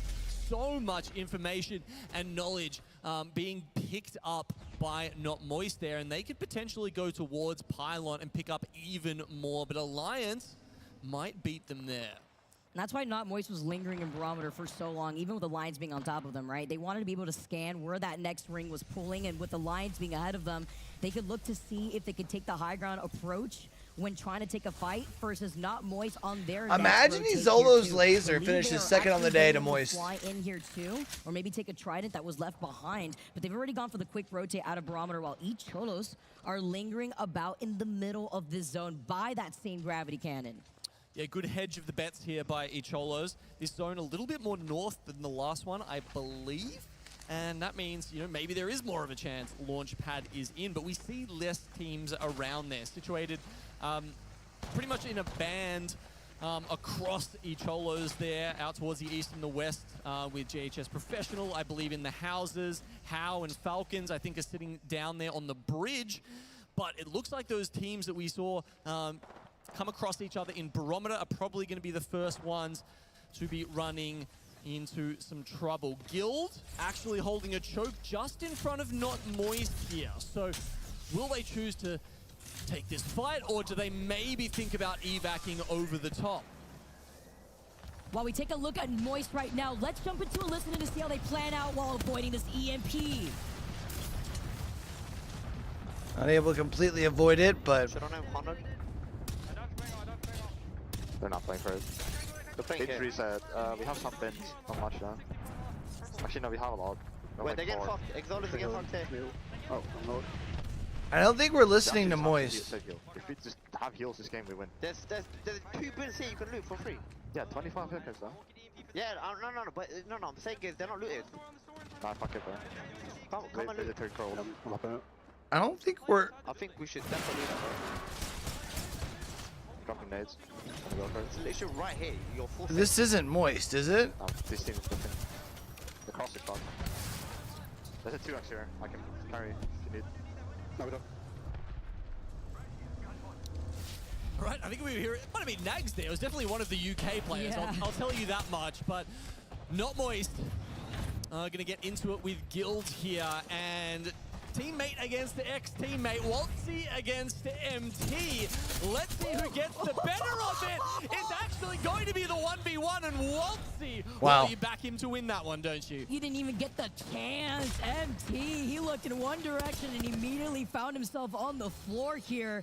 And now Not Moist controlling this low ground with the rest of Guild, the duo that is on that high ground, sharing some of this space with Alliance. Yeah, Alliance creeping in the background here. What do they do with this? Are they going to pop an EMP and roll in over the back of that? Or does Guild actually get a chance to reset here? Maybe Moist got scared off by the fact that there was a third team in the area. And actually not overcommitting. That'd be crazy because Guild is now forced to play in the ring at the moment.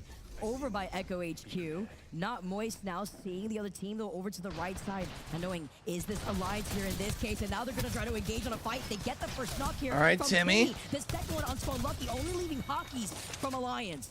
Guild, they've all moved down into the zone in Echo HQ, so they're not a part of this fight right now. Moist should be able to clean up the remaining Alliance members. No, actually one has escaped outside and is going to be rotating through Pylon if they can even get the meds off in time. Moist. So does that have Moist like 20 points up on second right now? Forward, potentially through Shadow or Guild, who sit ahead of them towards Devastated Coast. Thank you very much. Zipline for them. Last we saw Izolo's laser there at 52, I think. Literally so low with the zone closing in. It's going to be quite a trek. Okay, so we move up to Launchpad and see FA Kids here sitting underneath Dreamfire. Remember, they grabbed that spot up on the catwalk with the zipline much earlier. These guys don't have to move to the next zone. It's teams down the southern side who are currently getting into it. And Shadow, they were quite split. So it looks like Moist have actually been able to route them. They were split 1 and 2, very far apart. If they had been together, watching their back there, they actually may have been able to deal with Moist. They could have actually gotten picked apart here too. Now, as we look at the other side, without Moist now approaching from right behind them, see the EMP out. Walter's gonna send out that nade, trying to get enough information with the Sky nade that he's rocking now taking even more time to pop the shield back, but they're playing at least on the edge of the zone, away from the teams that are going to be engaging by I like this swing by Waltzy, except he's getting looked at across the way. Oh. Shadow will be the end of them here in Game 6, but there's still a chance that they take out the #1 spot in this series. Yeah, I think they're 20 points ahead right now. Happening up above. NRG also looking at that fight. Snipers in hand, because look at where this zone is pulling to. Genome, you highlighted a possible zone to this in our last game when it pulled towards the gravity cannons instead. And NRG had tried to bank on this originally when they were hanging out by the building north of the zip line. Yeah, I ain't lying. It's possible, and you can see it right here. Na'Vi, however, have played it correctly again. Last zone looks almost identical. They call it and play near the gravity cannon. This one pulls south, and that's where Na'Vi are yet again. They've got the low ground. It looks like they're set up in a house down there, and they're going to have a lot of utility here to try and keep teams like Fnatic and LG at bay. Actually crazy to see how much open spots there are to the zone right now. And having a look at NRG, they seem to be in the high house. The house up the zip line, extremely strong in this circle, almost impossible to push. There are a couple of Pathfinders that helps potentially if you're, say, Icholos, but they're very much looking to gatekeep teams out at Launchpad. Why do they all kids are up pronounce here. it Icholos? It's Izolos, isn't it? Striders. Izolos? They're just sitting by Zolos themselves lasers? on the No? outskirts of the circle here. They are...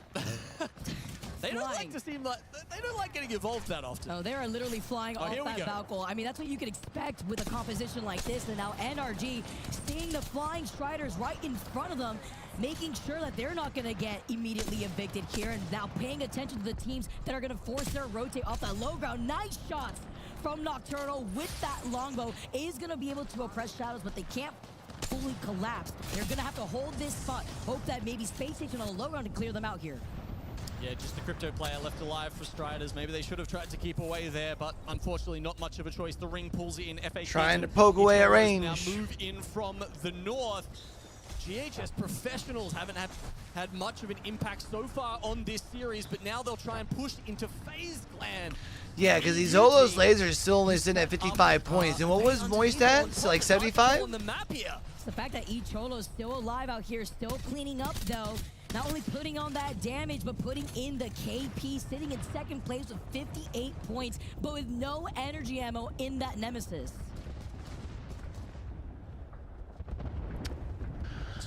I mean, they could walk away with a dub here. Falcons, this could be the first endgame they play all series. They need some points here, Vicky. You know they can pop off and get 100 points in a single group stage series. They've done it before, but you don't want to have to rely on that kind of performance. So let's see if they can bring it back and get, you know, the average you need, somewhere around 30 to 35 points to move you up into the winner's bracket. That's why they've prioritized their rotates from the very beginning, right? We saw them playing by the bridge originally, have now made their way still from the low ground. You saw the pings as well from Jen, making sure that the rest of Falcons know that Hal is on the outside of that high ground point, so they would be forced to rotate into Falcons' point of view. Whereas all the other squads above them, though, Fnatic, FaZe, Icholos, LG, they will all be approaching from that north side of Falcons and maybe go up those stairs, take some poke in here too, and they could absolutely oppress these teams that are going to get gate capped. Icholos were doing the gatekeeping in the last round. Round 5 doesn't last that long though, and now that role switches over to Falcons. Okay. It's hard to do Oh. it from the low ground though. Oh, they roll up one. Top of Oh. them. LG failed Okay. to make that transition. But Icholos now, Fnatic is right on top of them. Hold and on. They look to actually take the spot away from Na'Vi. The immediate turnaround, though, from Crib after noticing that Falcons was holding that bottom side of the stairwell. Actually, they're not in a bad Player spot right here, alongside Chad. them, they can get Oh, even more actually, it KP, might be fucked. But they are being oppressed by the squads that have height. Fnatic that specifically has been pressuring them. Yeah, NRG also taking some shots from the height, though. That will make it even harder for Macholos to play that rock. Fnatic swing around now. Yep. It's exactly the right time, and they crunch them in between Na'Vi. Icholos got so desperate there, though, and in the moment, Na'Vi getting absolutely beamed by the pull check from Sasuke.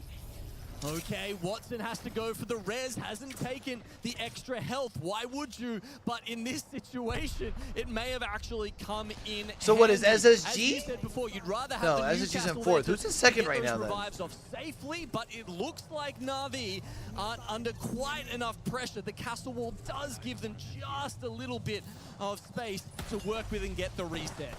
Look how desperate they are. Off the one wall left Oh, of the that is Newcastle. down bad. I mean, You got to work with what you got out here, and that's exactly what Navi's able to do. Even with Henchmen still having Blue Evo, it's not just the Newcastle wall they're playing off, but also the Watson gen. Zero meds. Look at this. I mean, they've got 8 cells in the backpack, but they've got a gen as well. We were talking in that other game how they had the ultimates ready to leapfrog forward. And they aren't healed. Like, none of them are healed, so nobody has heals probably here. here. They're in a much weaker position. And they can't force this fight here, too. It's just too much open ground unless FaZe gets third-party by Falcons looking to go for a flank. FaZe now look right behind him. There's a catwall from Falcons up from the top here too. With FaZe now having to look around, Falcons will be forced to drop down eventually. There's that wall that I was mentioning here from Gen, so that way they can approach, isolate this fight. It's good now swing Falcons from Gen. right on top of FaZe. Zero gets lost out here too, and Hal and Gen clean up this fight. The Dark Veil comes in at the perfect time for Falcons to take down FaZe Clan, but NRG, they still command the high ground, not for much longer. And now Navi's gonna fall to Falcons. Within seconds, Falcons now playing for that top 3 spot. Gotta wait, dance around the shield a little bit, do the salsa as now Hal gets another knock. Jan to give him the backup. Here comes the shield swap. They're playing off the Newcastle wall on the other side. Falcons win this, Navi don't they? get eliminated. Last 3 squads left in this lobby. NRG, Falcons and Space Station. Because now Falcons have the high ground. You can do so much damage in such a short period of time, but NRG are on the fat side of the land here. They're gonna get Falcons. No way. The gold knock res from Imperial Hal. Oh, can the clutch happen though? He gets the gold knock res, but he cannot clutch. It is NRG. Clean up on aisle 3. Still though, a big game for Falcons to be able to salvage their series. Like, it wasn't a great series, but they got up to what, like mid-30s on points, right?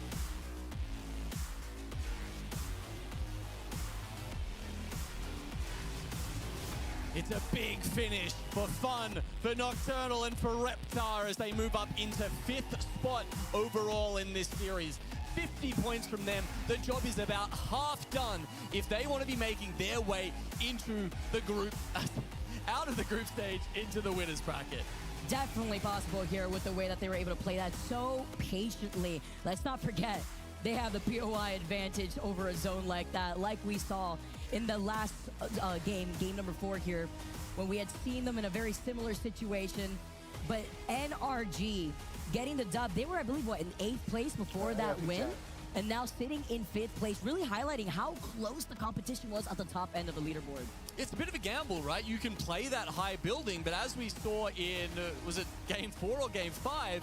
In the Gravity Cannon, game 5. Game 5, if you don't get that position, if it does pull further, it's a rough rotate. You've got to come up the stairs, go through all those teams that are holding buildings and have sight lines on you that don't have to worry about teams behind them.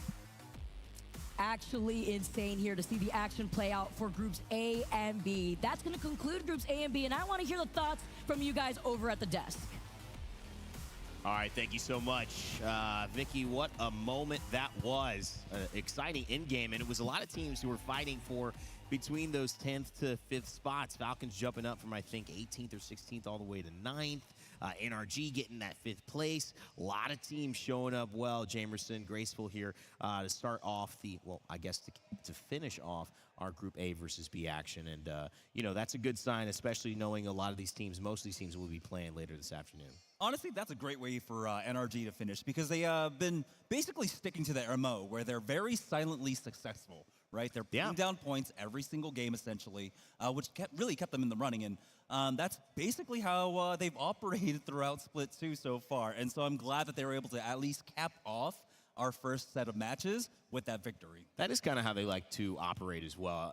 For you, Graceful, is it a little bit too little too late for some of the teams we were mentioning, NRG, Falcons, or is this boding well for just getting things right a little bit earlier in their next set and doing it with some more consistency and obviously trying to top those groups? I mean, I like to be critical of a lot of teams, but you also have to look at the strengths, right? Being able to adapt from having a poor start to then converting to having like a great finish shows mental fortitude and that they're still in the game. First series down, They haven't given up. So that's a good thing. I agree with you on that. I think the mental fortitude there, especially for a day, a Group A versus B, only our first set of 3 of the day. It's taken quite a while, but they battled 18 through points for all of Falcons those there, moments. though. So great stuff to NRG, who'll be looking to hopefully Yeah, Falcons with blew a at 29 win points. I mean, it's not in terrible. playoffs. You can see the win came in game number 6. Falcons second place. Didn't quite get it done, but SSG, not a Spinsier, FaZe Clan right behind them. Graceful almost was just shaking seeing EU fight EU in that final zone. He couldn't believe it.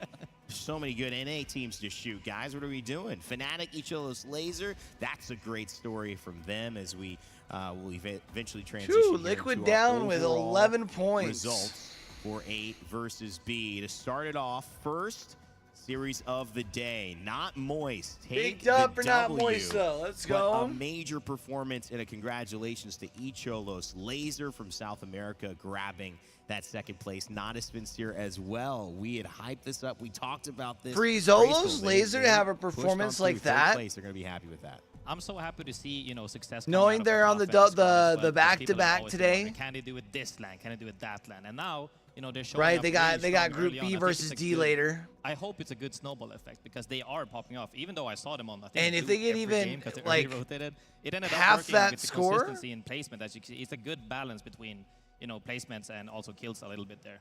Then they're pretty well across that top some good moments into this 17th 20 not great qualifier liquid line. anywhere Should until be. 19th. That is not what they would expect. We talked to Yanya earlier. A man we get to talk to right now, we've talked to earlier, we've seen stand up after a couple wins earlier. It's Timmy on Not Moist. It's not It's Timmy. It's Timmy here joining us. How you doing, buddy? I'm doing great. How are you guys? Doing fantastic, man. Congratulations on the win. I mean, first off, just reactions. Taking A versus B was a long set, but you guys found a way to get it done, and this is probably the best way to start a LAN.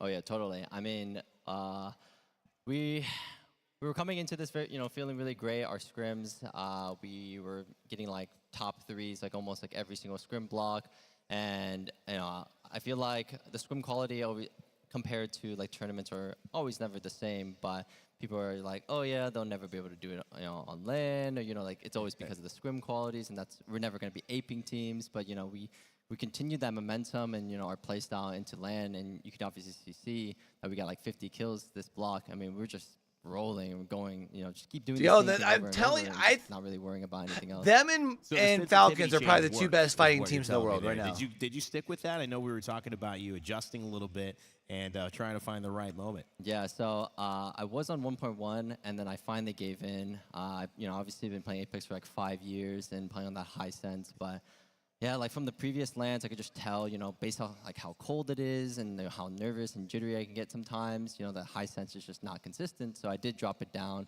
0.3, so now I'm at 0.8. Wow. Great story as well. This is just a few weeks ago you were telling me about that. Seems like it has worked out quite well for you and the boys. I want you to walk us through, and I'll leave room for you guys to ask Timmy some questions or maybe guide him through. Jamerson, maybe you can set him up here as we talk final circles going into this, just to get your thoughts on how these games wrapped up in your eyes. I mean, here in match number 4, you guys are riding some momentum coming off of World's Edge, and you got into a lot of fights, but this end game, Fnatic versus Enterforce, I want to say one thing about Enterforce, right? That is another team that we weren't really able to highlight throughout the day. It's a simple fact that we've seen them now in a very strong group, you would have to admit, right? Being able to take a second place and a first place. And now that does kind of harken back to split one playoffs from Reject. Yeah. Winity was a team that was finding consistency throughout the group stages and the bracket stages. So this does really set up that kind of similar storyline for this team. What's it like with Fnatic, Timmy? You've played against them now a couple of times. Obviously a really solid team. High hopes for them. Are they a real threat to win this thing? I think you could F on definitely. Newcastle I mean, is kind of lit. Is just full of insanely mechanical players, and what I really like is not playing the game by the books always. Everyone's always been like zoned for like the past years, and I was always like the edge type of player.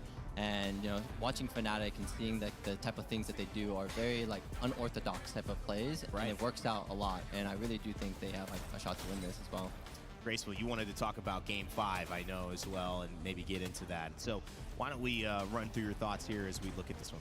Yeah, I mean, I'm always happy to watch Na'Vi succeed here, but the biggest thing is they had 3 opportunities here that they could throw the game potentially. They decided to come in from the cannon side. I don't know if they stayed there, they might get pinched. They went to the head glitch, they could have gotten pinched once again. Decided to go more up towards the house to clean up, push the teams away from them so they don't get pinched, and end up closing the game really easily here. Actually, super solid micro and macro placement from Matafe, and then the boys will be shooting. That's how they do it. We had a lot of conversation, Timmy, I'll fill you in, up here on the desk about Not a Spinsteer. Few teams like that, maybe you could even throw in, LG there, though they've been performing really well. Alliance before they won. Go give me a coffee during the break, I think, chat. Kind of group stage teams, good enough to win, but haven't shown up at the big moment. Could this be the moment for Na'Vi in your eyes?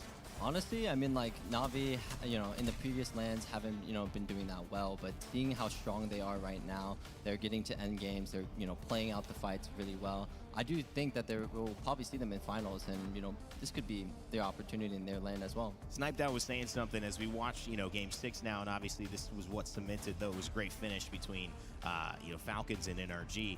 The personalities clashing, finding that right mix. You've been on different teams which have big personalities in both ways. What's your thought on that and how important that is to really finding success?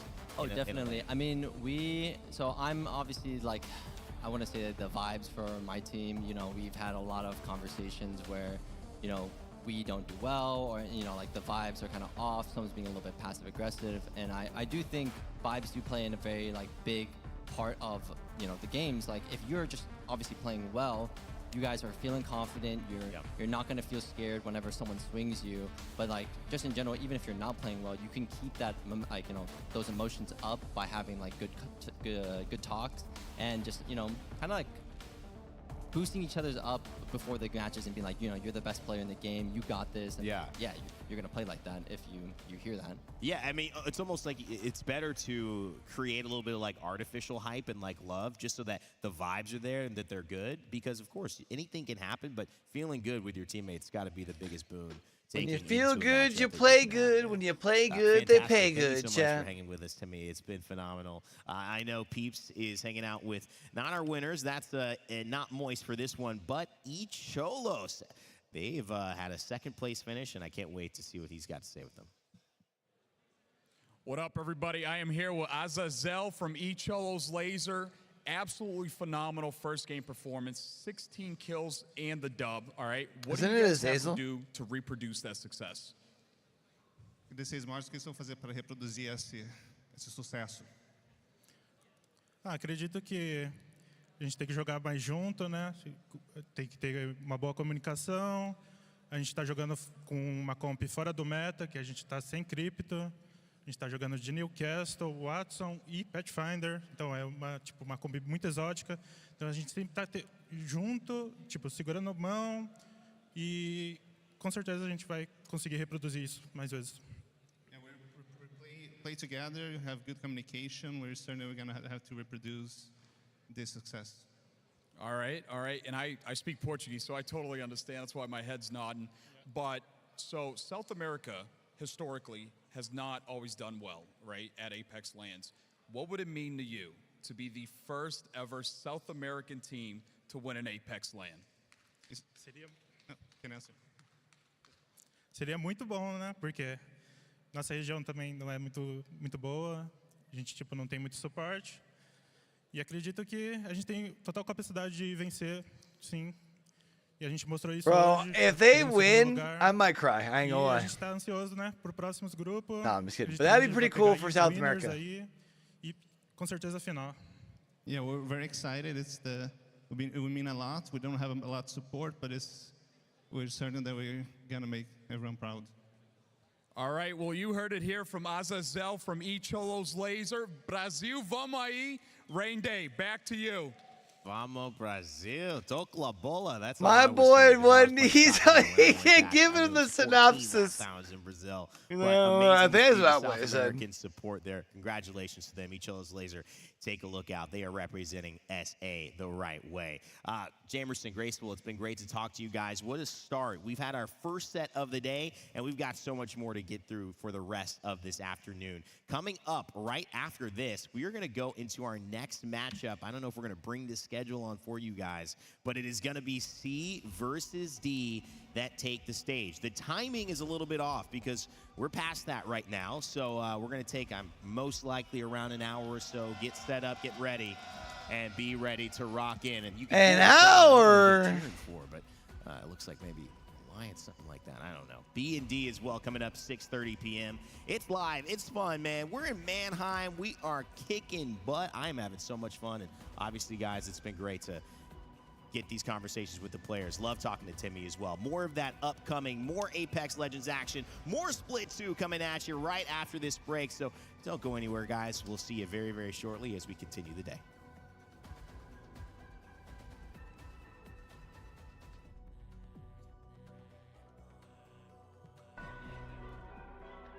Right here in Mannheim, Germany, this is going to be the greatest LAN in Apex history. Tyler cleaning up ALGS. I said we on fire. Never been, never fold. Listen, man, you don't want no smoke. You don't want no smoke. Nah, you don't want no smoke. Hey, you don't want no smoke. You don't want no smoke. Nah, you don't want no smoke. Hey, you don't want no smoke. Their round is the solo from Guild that's last to fall in the Well, face of first series is done, chat. Did they say an hour?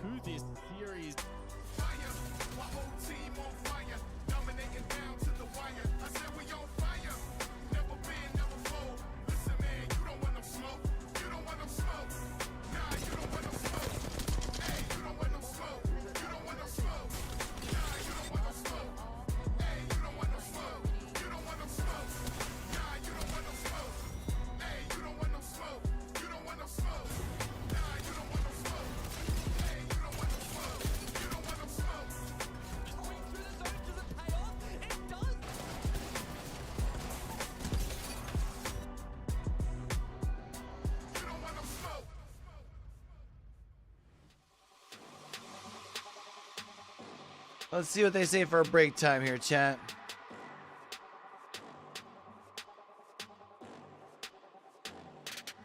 Right.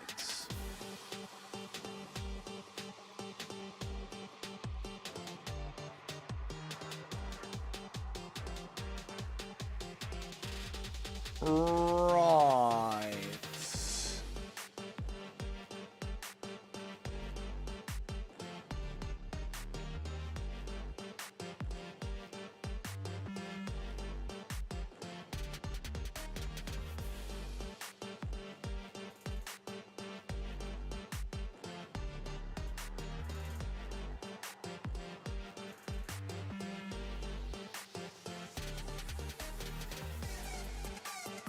All right, stand by the channel. We'll be right back.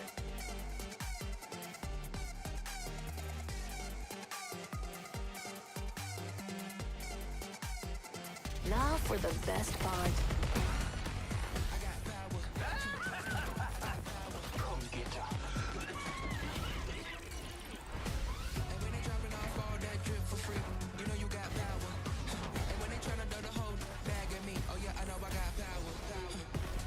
Ready for this dance? I lead.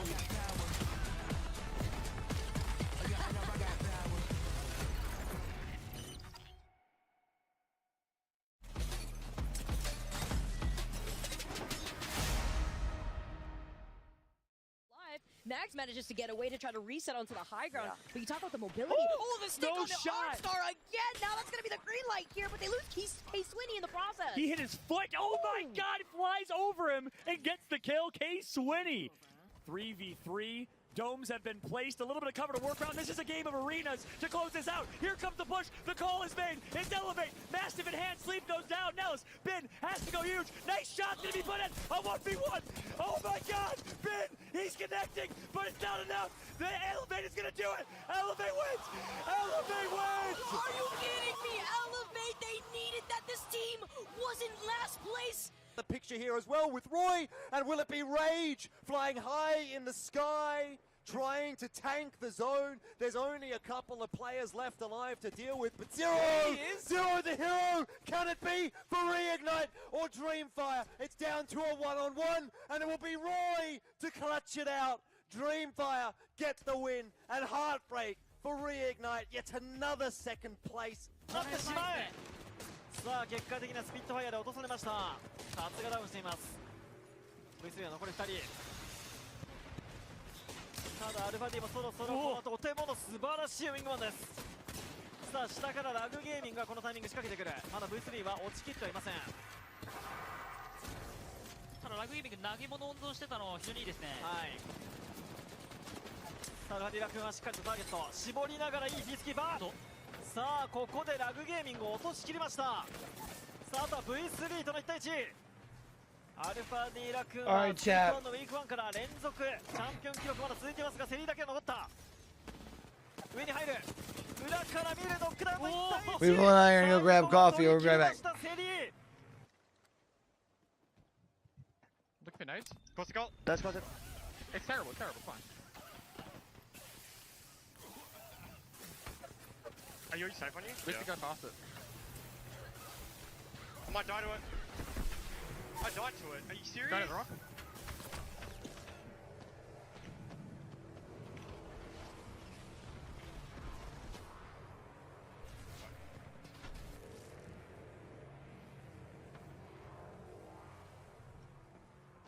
Joe? Yep. Can we punt?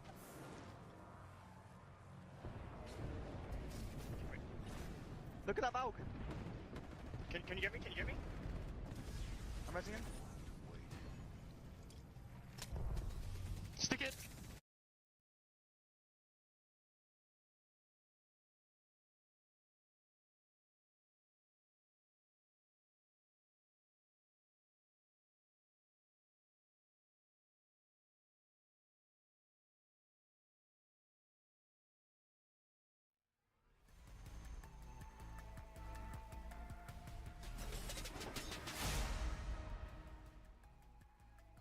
Max manages to get away to try to reset onto the high ground. But you talk about the mobility. Oh, the stick on the Arcstar again. Now that's going to be the green light here, but they lose K-Swinny in the process. He hit his foot. Oh my God, flies over him and gets the kill. K-Swinny. 3v3. Domes have been placed. A little bit of cover to work around. This is a game of arenas to close this out. Here comes the push. The call is made. It's Elevate. Mastiff in hand. Sleep goes down. Nellis. Bin has to go huge. Nice shot going to be put in. A 1v1. Oh my God. Bin. He's connecting, but it's not enough. The Elevate is going to do it. Elevate wins. Elevate wins. Are you kidding me? Elevate. They needed that. This team was in last place. The picture here as well with Roy, and will it be Rage flying high in the sky, trying to tank the zone? There's only a couple of players left alive to deal with, but Zero, Zero the hero, can it be?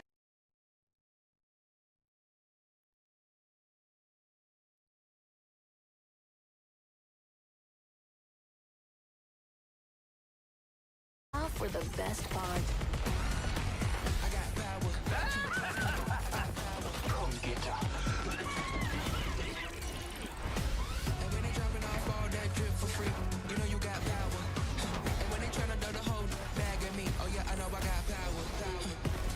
Ready for this dance? I lead.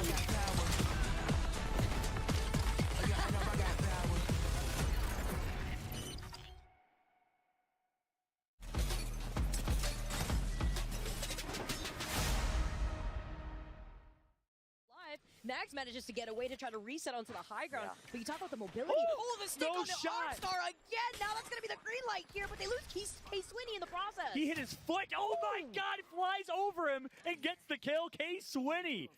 3v3. Domes have been placed. A little bit of cover to work around. This is a game of arenas to close this out. Here comes the push. The call is made. It's Elevate. Mastiff in hand. Sleep goes down. Nellis. Bin has to go huge. Nice shot going to be put in. A 1v1.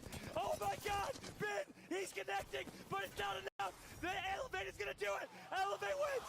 Elevate wins. Are you kidding me?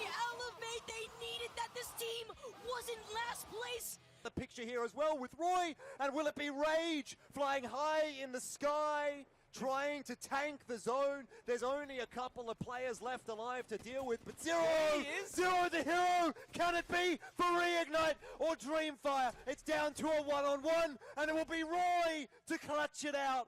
Dreamfire gets the win, and Heartbreak for Reignite, yet another second place. さあ結果的なスピットファイアで落とされました。カツがダウンしています。V3 は残り2人。ただアルファ D もそろそろこのとてもの素晴らしいウィングマンです。さあ下からラグゲーミングがこのタイミング仕掛けてくる。まだ V3 は落ちきってはいません。ただラグゲーミング投げ物温存してたの非常にいいですね。はい。さあラディラ君はしっかりとターゲット絞りながらいいピースキーパーさあここでラグゲーミングを落としきりました。さああとは V3 との1対1。アルファディラ君はスプリット1のウィーク1から連続チャンピオン記録まだ続いていますが、セリーだけは残った。上に入る裏から見るノックダウンの1対1。最後は取り切りましたセリー。Look for nades. Close to go. That's close it. It's terrible, terrible, fine. Are you safe on you? We have to go faster. I might die to it. I died to it. Are you serious? Got it, rock.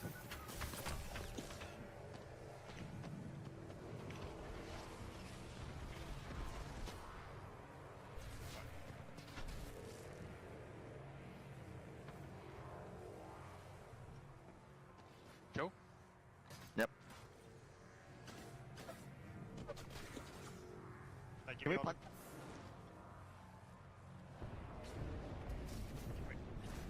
Look at that Valk! Can you get me? Can you get me? I'm resing him. Stick it! Bombing. He's gonna go. Give ult? I can give you ult. They're on our left side. Ult there! They're gonna have to jump soon. Give you ult on us as well. Just tank it. In the air. Take it up. Chill, chill. It's eating it. Yeah.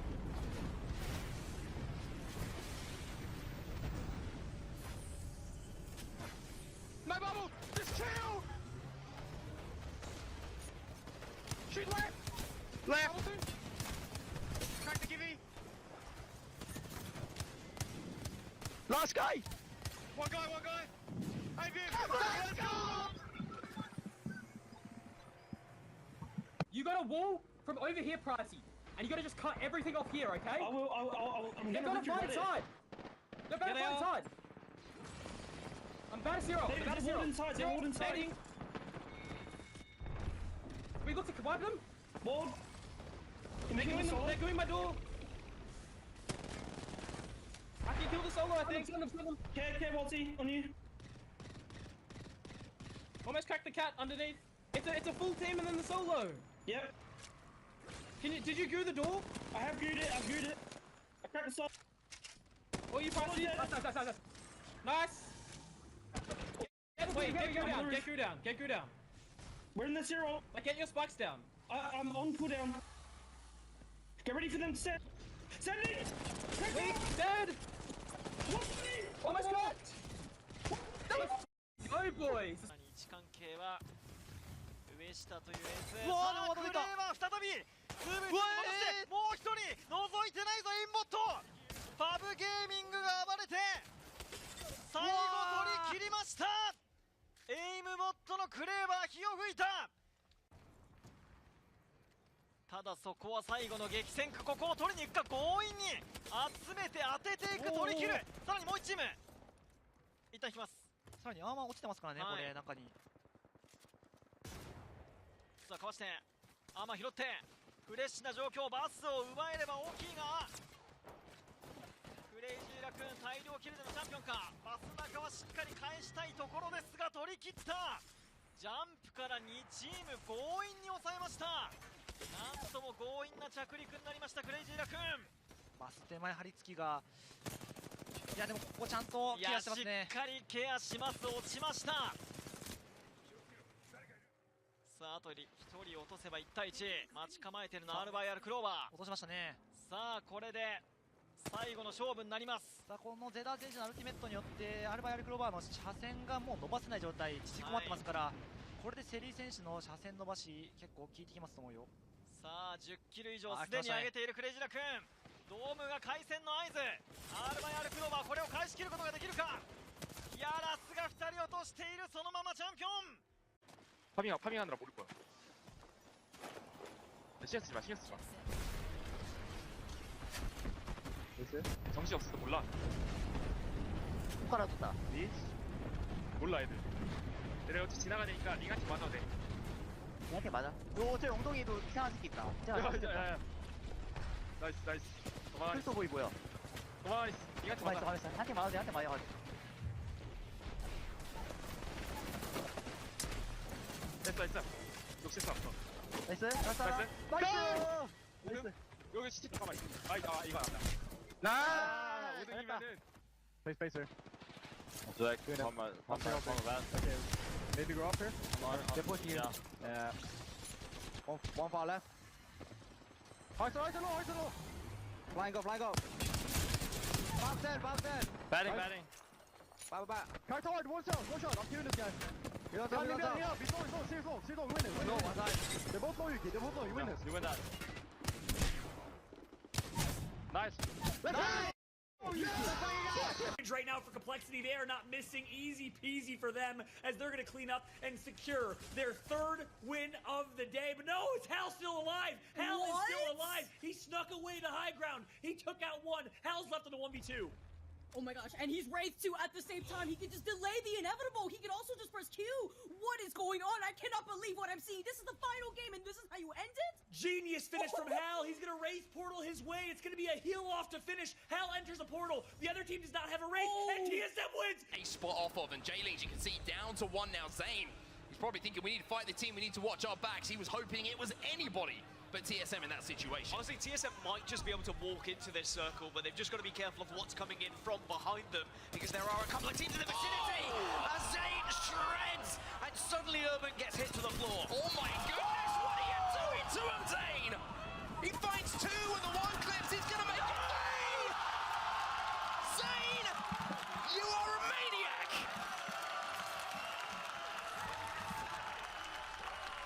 What a performance from Zane in the 1 versus 3 in the vicinity. They are not going to allow XZ to get away. It's Zane! Zane is still alive, still shredding as he gets into the top 5. Zane is insane! Oh!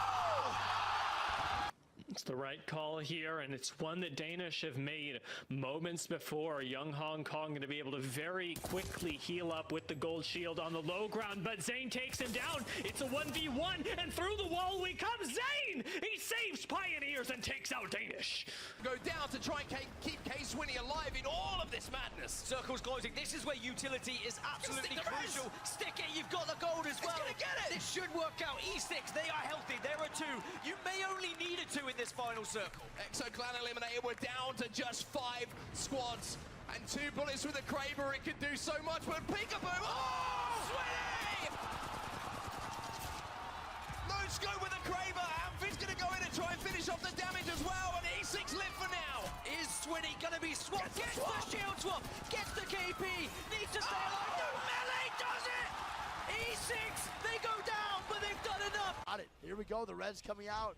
He's looking for the armor swap with the boy too. He got one as well for the Loba ulti down. He's gonna pick up an armor and a gun. Can they do it? Good shots there from Nathan. My God, he is putting down massive damage right now. 2100. This is the prime energy that we all know and love, baby. Sweet Dreams is calculating every possibility of this endgame here in his head. He is levitating in the stadium above the fans. Here we go. Energy getting shot at now though too. Nathan trying to cross. I cannot believe that. And here goes Naked on the swing as they knock one on Aurora. That's a great thing for Energy as they Aurora cross. eliminated. And now NRG. Nice shots by Guild. A 3v3 here. The wide swing coming out. The P20 being shot by Sweet Dreams. NRG they with 2 knocks. It's a 2v1. Can they do NRG? Takes the win, baby. I don't know how they do it, but they do. Wait, okay? Wait, coming. Inside. That's a bad TB, bad TB. Nice, good check. They're gonna take TB though, they're gonna take TB. It's fine. I'm gonna go play on the TB, okay? Run the TB. Me and Silva stay high. I might queue and play time, okay? So, you guys do you. Okay. They might dome on me if they have a GB. TB. You get what's new. It's fine. I will. Yeah, I'm going on you, Sita. I'm with you. Yeah. On the fence on me. I'm going. I'm dead. Are you? Watch your TP. Coming with you. Other side. Wait, what side? Well played. go, boys.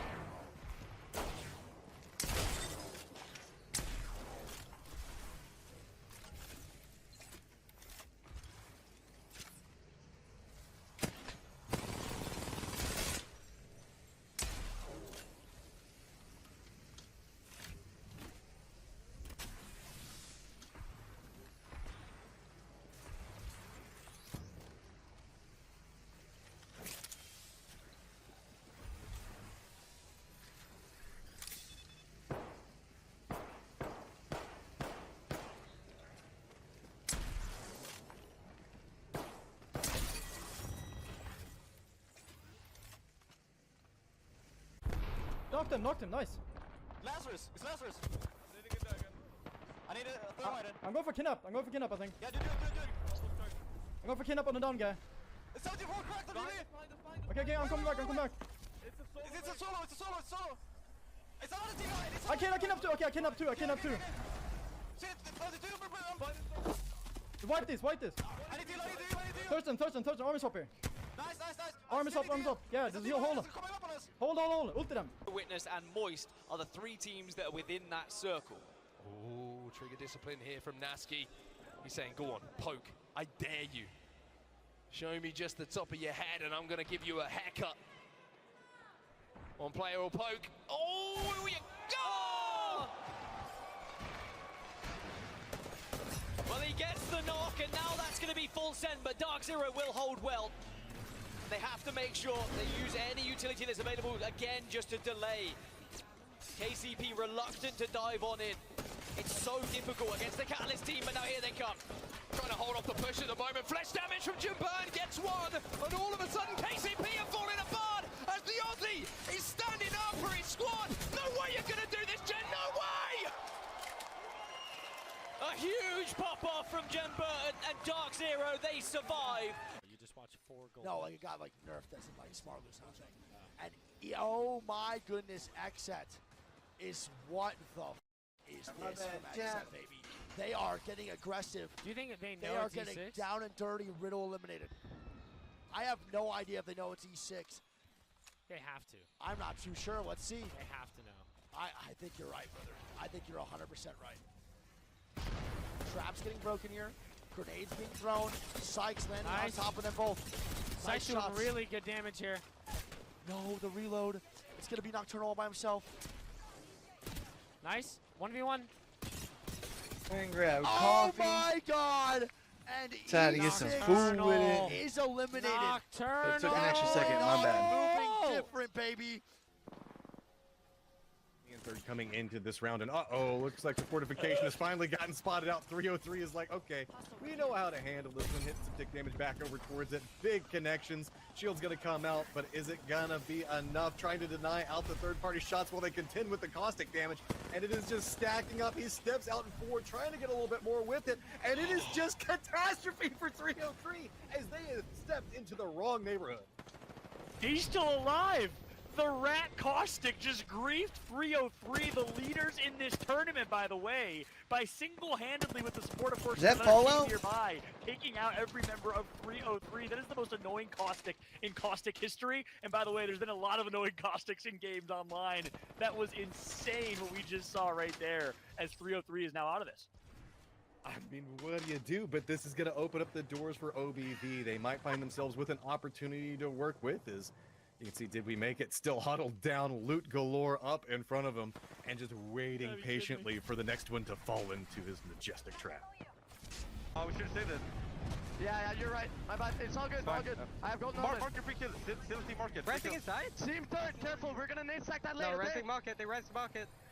We're gonna nade second hero. Okay, get ready. Yeah. Crack market. Knock one market. Nice. Good. My nade. Last guy. I'm marking that. I'm hiding him. I'm holding the door. Banning. Good. He's banning. I'm holding the door. It'd be kind of cool if they put like what event these clips are from. They got EMP. I'm banning. Mike, give me all this well. I'm flying. I'm flying down. Give me crack. Crack one. Lay machine if you can. All you, boy. Let's go. I'm dropping. Let's go, dude. You know what I mean?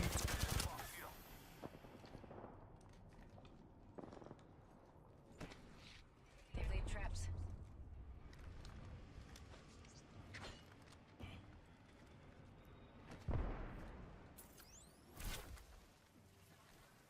That way we at least knew.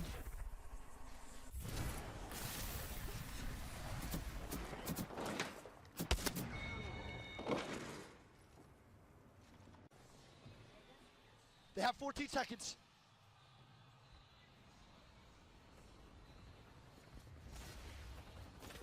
And they just fell right on top of them, but Uma-chan. Oh my god, the Rampart wall is going down. More shots coming out. The Ood play coming through. Horizon ulti's coming out and everything. Can they indeed survive? There are trades going out. Oh my god, This is going to be Fnatic might do Fnatic's it. game.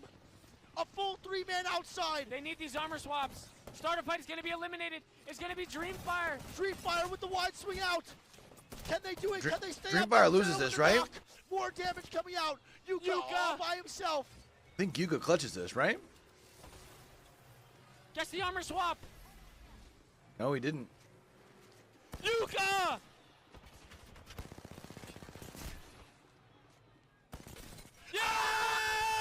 No. Yes! I love how much they get into it, bro.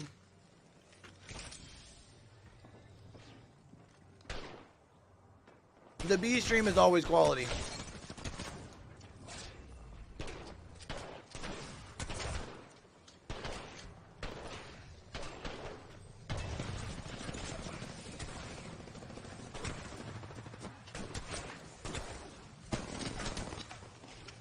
All right, so we already have more ALGS coming back here in 6.5 minutes. We'll take those.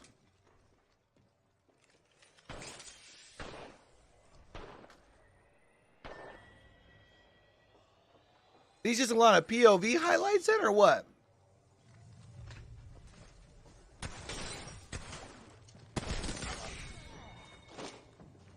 Team up top looking down on them. They're going to play underneath.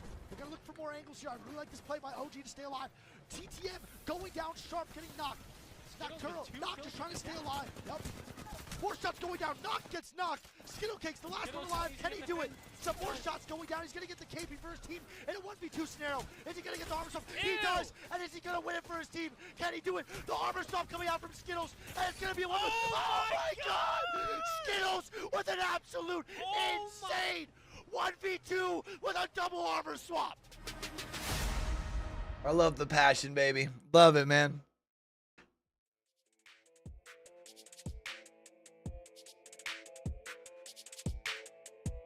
What ALGS has with those two in the B stream, like other esports truly need to take notice.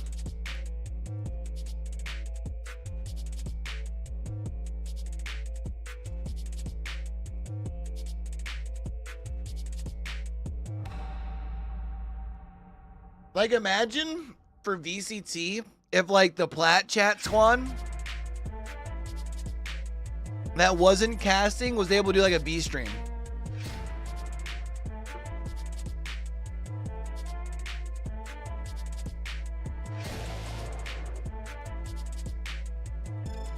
They can go in and follow the observers if they want, or they can observe from their own angles.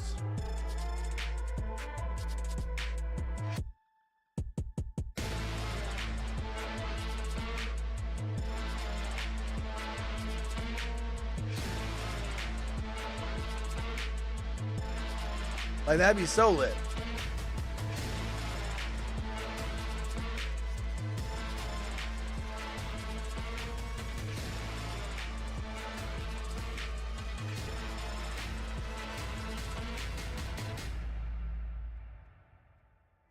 Speaking of the B stream, are they doing anything right now? B stream literally has. We got 18 games today. The B stream literally has 7K more viewers. That's kind of wild.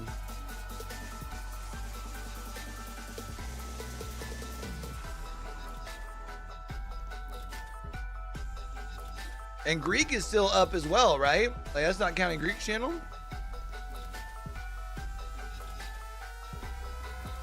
That's wild. That's actually lit, man.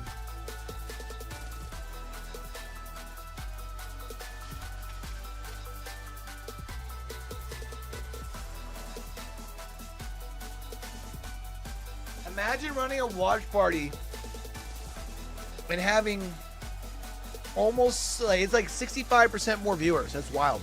What up, Llama? How you doing, buddy?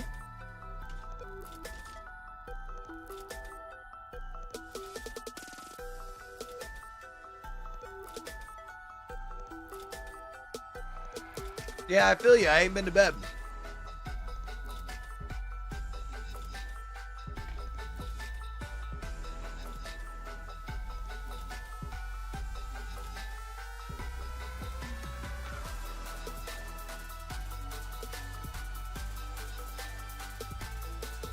Since we were last in Discord together.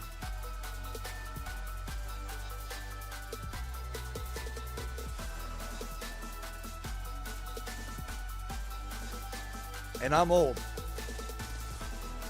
So I'm tired.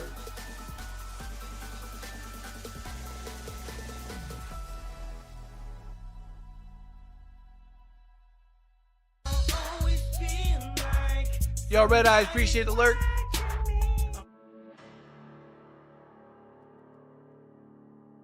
But I can say that with the coffee as well as the food, your boy's bouncing back a little bit. So we're doing all right. Yes, Weevil, I'm old.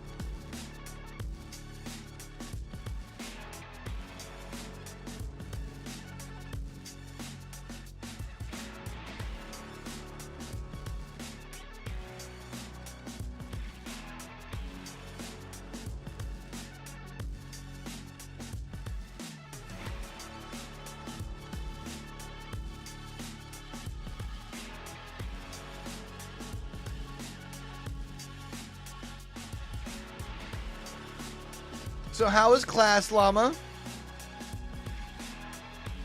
Staying out of trouble in school, sir? Got your boots tied up. Or wait, your lunch packed up. Your boots tied tight. I hope I don't get in a fight. Oh, back to school.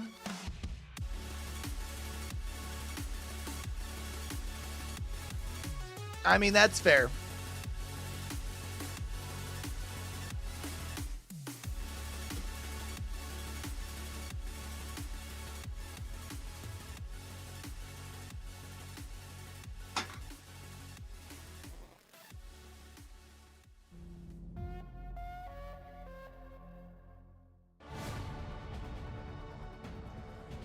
The beautiful city of Mannheim, the University of Mannheim. So can your group decide to do a Zoom meeting from home or what? And of course, the Rhine River, a beautiful sight to take a cruise, to walk by, or maybe head down as you're making your way towards the SAP Arena, where, of course, the ALGS. So it's just 6 idiots who barely know sign language. Split 2 playoffs to continue. And I could. Does that look right? Yeah, looks good. It was a short break between A versus B, but now it's C and D, and you can already hear it.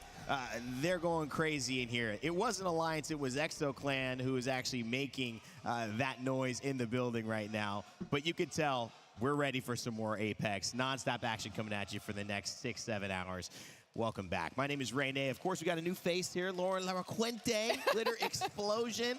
We got the alliteration there. Of course, Snipe Down and Graceful joining us as well. Lauren, the energy is real. I mean, we could talk AB. I know you're watching backstage as well, but C and D, it's a star-studded lineup too. I think we've kind of we're going to give them a lot of credit as we focus on these teams now who have yet to play. Oh, absolutely. I think we had a lot of our heavy hitters to start off the day in that first lobby. We saw Jamerson is a new old face. The weekend, but like you said, this I'm actually really excited for when it comes to this lobby because we have lots of what a lot of people are considering to be dark horses. And then Graceful is a former player turned analyst. That trophy away.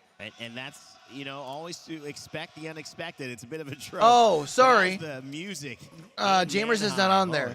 Graceful's on the end. With the crowd. Glitter is there. They changed out Glitter. And then that snipe down in the black jacket.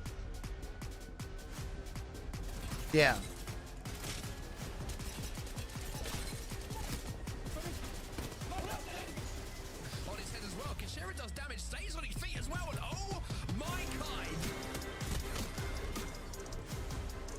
You casted randomly with Jamerson. Was it for an Apex event, Llama?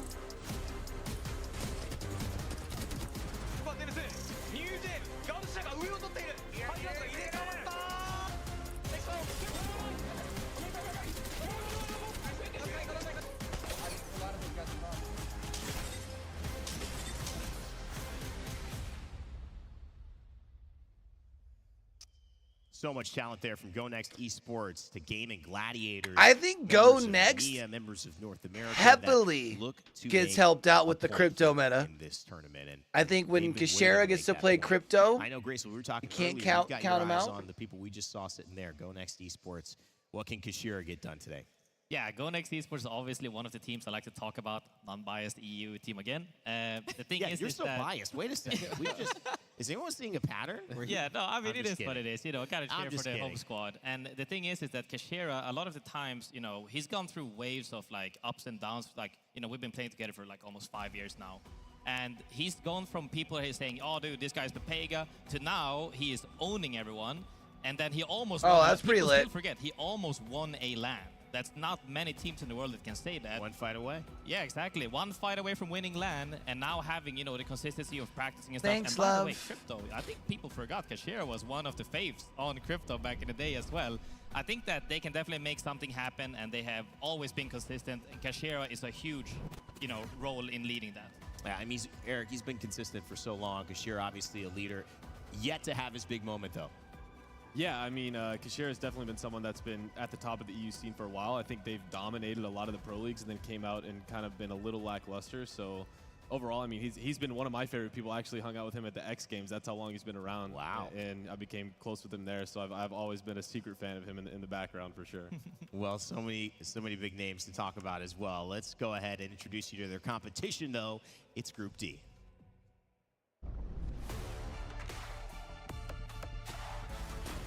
My boys from Legends Gaming are playing with a sub, 2 subs. It sucks.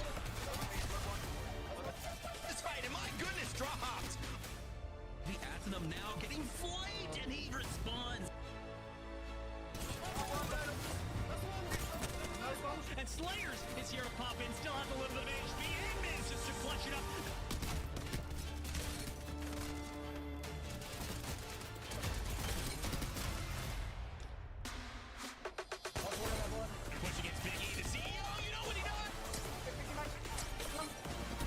Llama missed the good old days when I used to yell about slapping him with the D.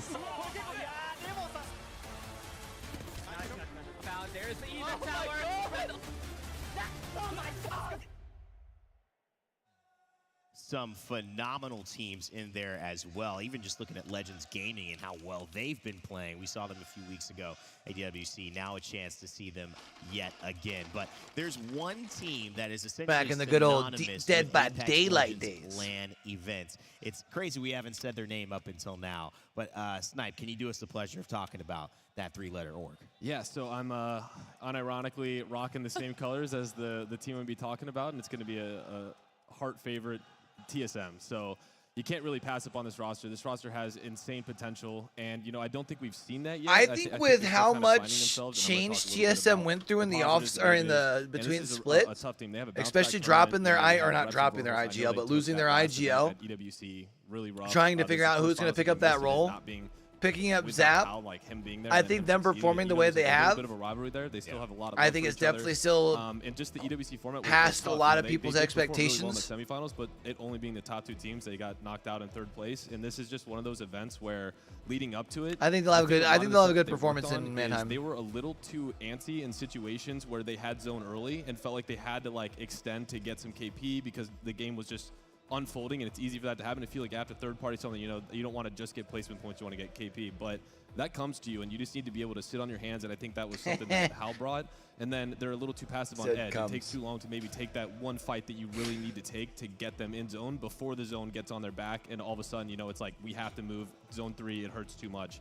I think if they get comfortable in that middle area, this is a team that could honestly win this whole event. I think I'm excited to see their growth. They've been absolutely killing it when it comes to the lead-up scrims into this.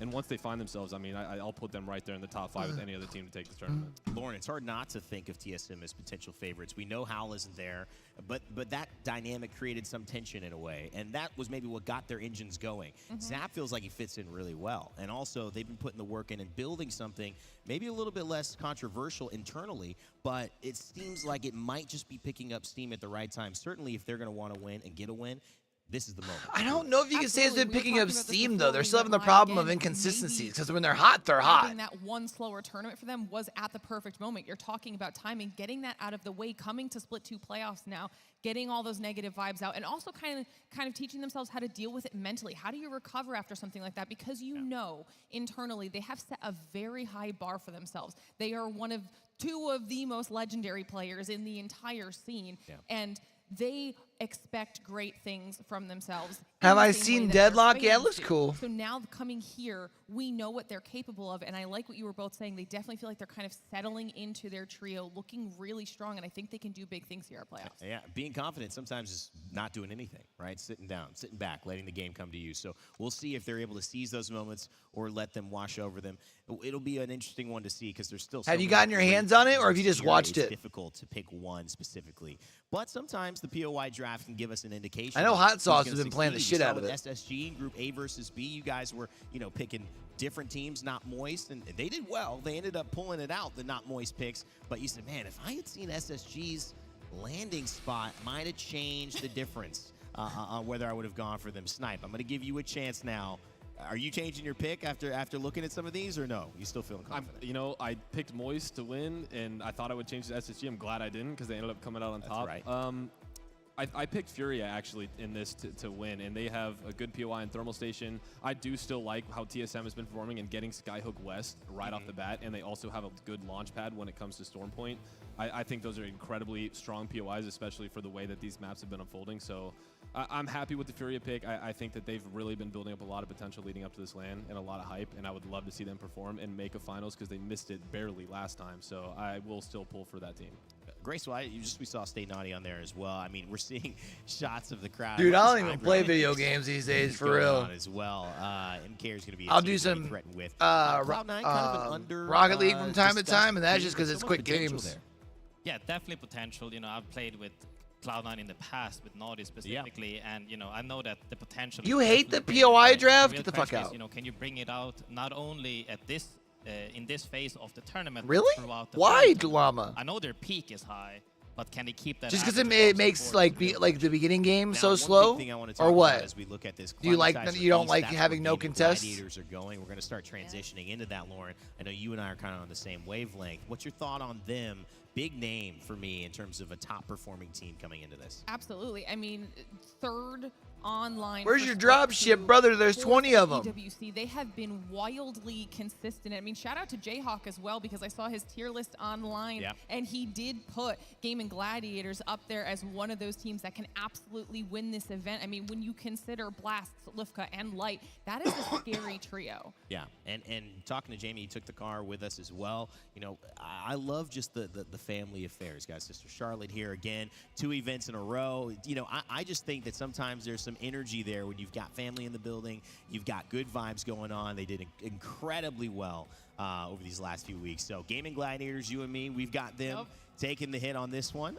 29 points. I can't be looking at this. We got to go to the next page, guys. This is not fun for me to look at. Snipe, you're doing okay. You talked to us about it. You're going with Furia, a really strong team, obviously. So what? Do they get the points of the team that they picked? Is that what I'm guessing? I think this is an opportunity for. They must have gotten the points of the team that they picked. The arc that people really, are happy to see. Yeah, I've been hyping up Madness for a while now. I think because all the 29s are the people who picked Falcons. As well as Vexlon. Vexlon has been like in and out of Pro League a couple different times. He was almost not even in this last Pro League, and then Watson stepped down. He took the spot, and then that team has been, consistently getting a lot better. So I'm proud of them. And another team that I think is a big highlight for this tournament is going to be. I think the only reason that's a awful graphic is like you have to understand what you're looking at to know what you're looking at. Love to see that. It took me a minute to figure it out. In LA, they were playing a lot of Rampart. They were getting top 5s. They weren't winning. Maybe this is just that little bit more stability, a little more people on that same page of stability and kind of Control Legends that allows them to shine. All of that to be found out soon. And if you want to watch, whether it's complexity, you follow along with, your favorite personalities, Gaming Gladiators, maybe. I don't know why the casters don't just press their start button. Watch. That'll help you select the types of teams that you want to look at, hear their audio, see their rotations, really watch the ALGS your way. One of my favorite things is just bringing up the map, giving yourself a little bit of that overview so you can see what the casters see or the commentators see as we're discussing the potentials of what a zone could bring. All of that and more by checking out Face It Watch. Go to faceit.com/watch. Also, remember, Twitch drops. That's right, just watching is earning. Twitch.tv/playapex. Over the course of these next 4 days, will grant you all of these goodies, from skins to gun and charms, to show off in-game and say, yeah, I was there watching Mannheim. Were you? All right. Well, at the end of the day, we're here. The crowd is here. Our casters are here. And the games are here. It is C versus D. So, guys, as we get ready to hand it over, are we ready to go? Of course we're ready to go. We've been waiting all day to get going here, Rainday. Who do you think we are? We've been waiting in the back patiently. I rearranged all the chocolates in the back as a kind of like crazy thing that I did because I was just very excited. I had too much energy, Dan. It was a bit weird, but here we are. He's had a good night's sleep, and that is good news because that means we're going to have some good games. That's how it always works. It's just a trend here at the ALGS, excuse me. And I can't wait. I mean, we've already heard about the groups and what the analysts have been saying. Yo, are you just gonna bitch the whole time? No. And it's hard to try and predict where this group is gonna go. Yeah, I think coming into this tournament, I was looking at it, kind of the overarching story for me is I just feel there's an element of unpredictability about it. Just looking at teams' performances, looking back at EWC, looking at the fact that we have a new meta that's come through as well, a new season, all of these things kind of culminate together in not quite knowing what's going to happen here. And I think we saw that in our first set of games today. Now we head into our second set of games, and like you say, we've got C&D in the lobby, and you're looking at yes, I'm a hater. You can't defend that skin though. That's fair.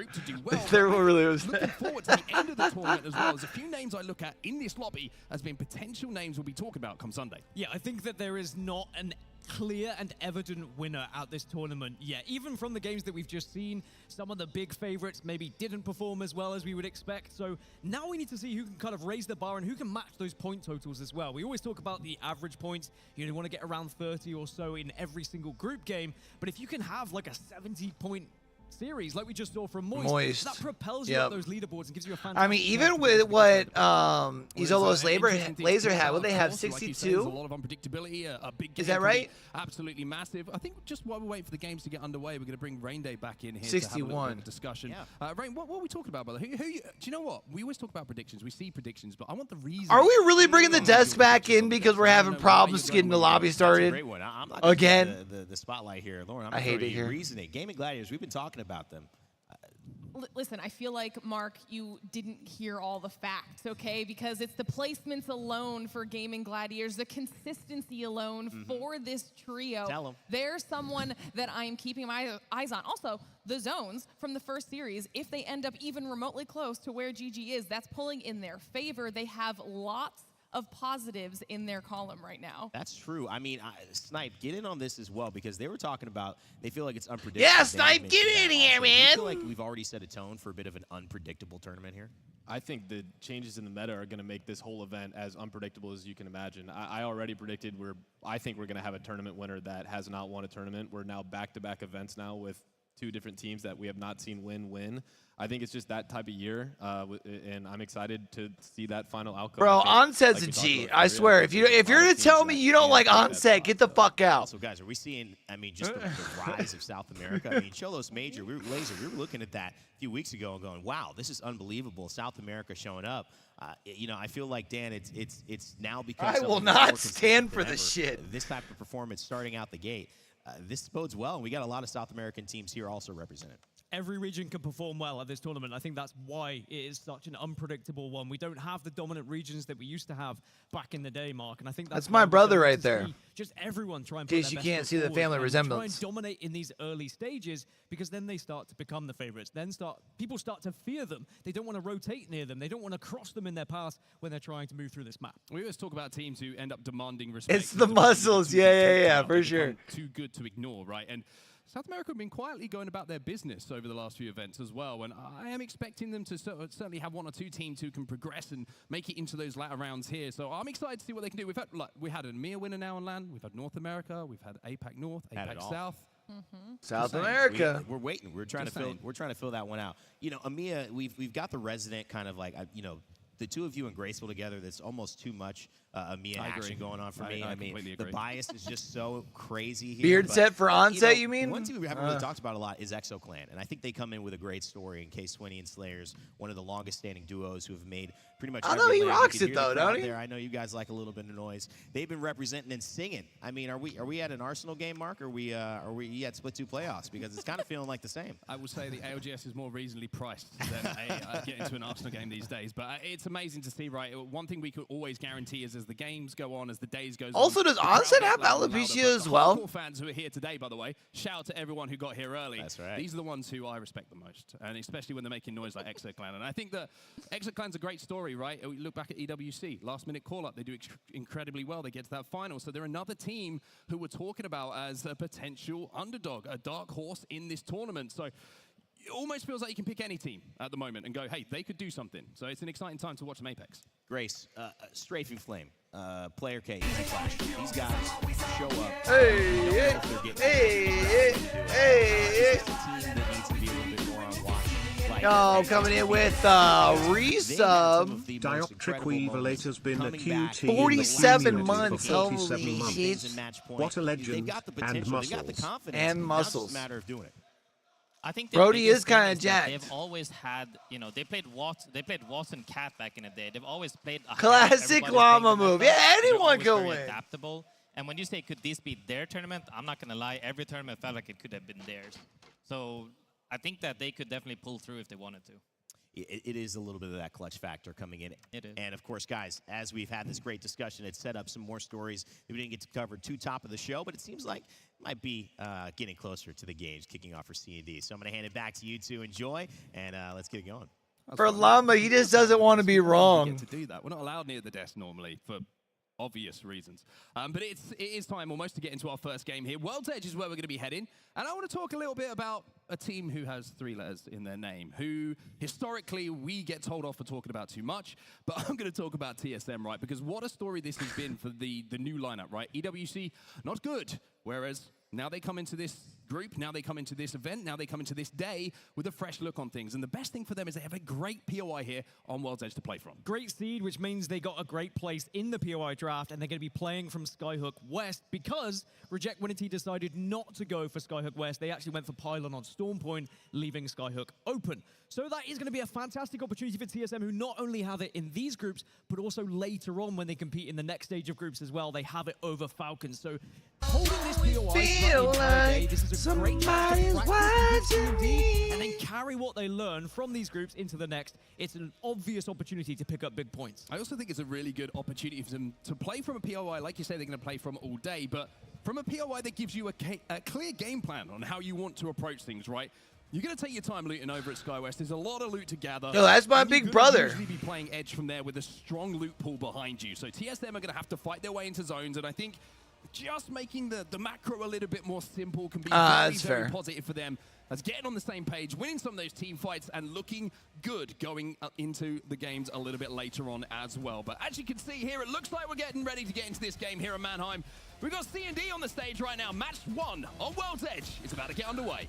Let's go off to the edge of worlds. Skyhook East. So there is a chance for them to have a little scrap with maybe a couple of TSM members. As we look across, we have 20 teams coming in on 20 drop ships. Let's get it. GG and SSE X-Ray are over towards Climatizer and Epicenter. They're not going to be contesting, of course, but they are close enough. I think there's nothing wrong with bias casting. One another, but no fight happening here. Personally, talk about GG, right? I mentioned how certain teams bias casting is going to elicit response one way or another. Either people will want to vote against, or people are going to want to cheer against your bias, or people will want to agree with your bias.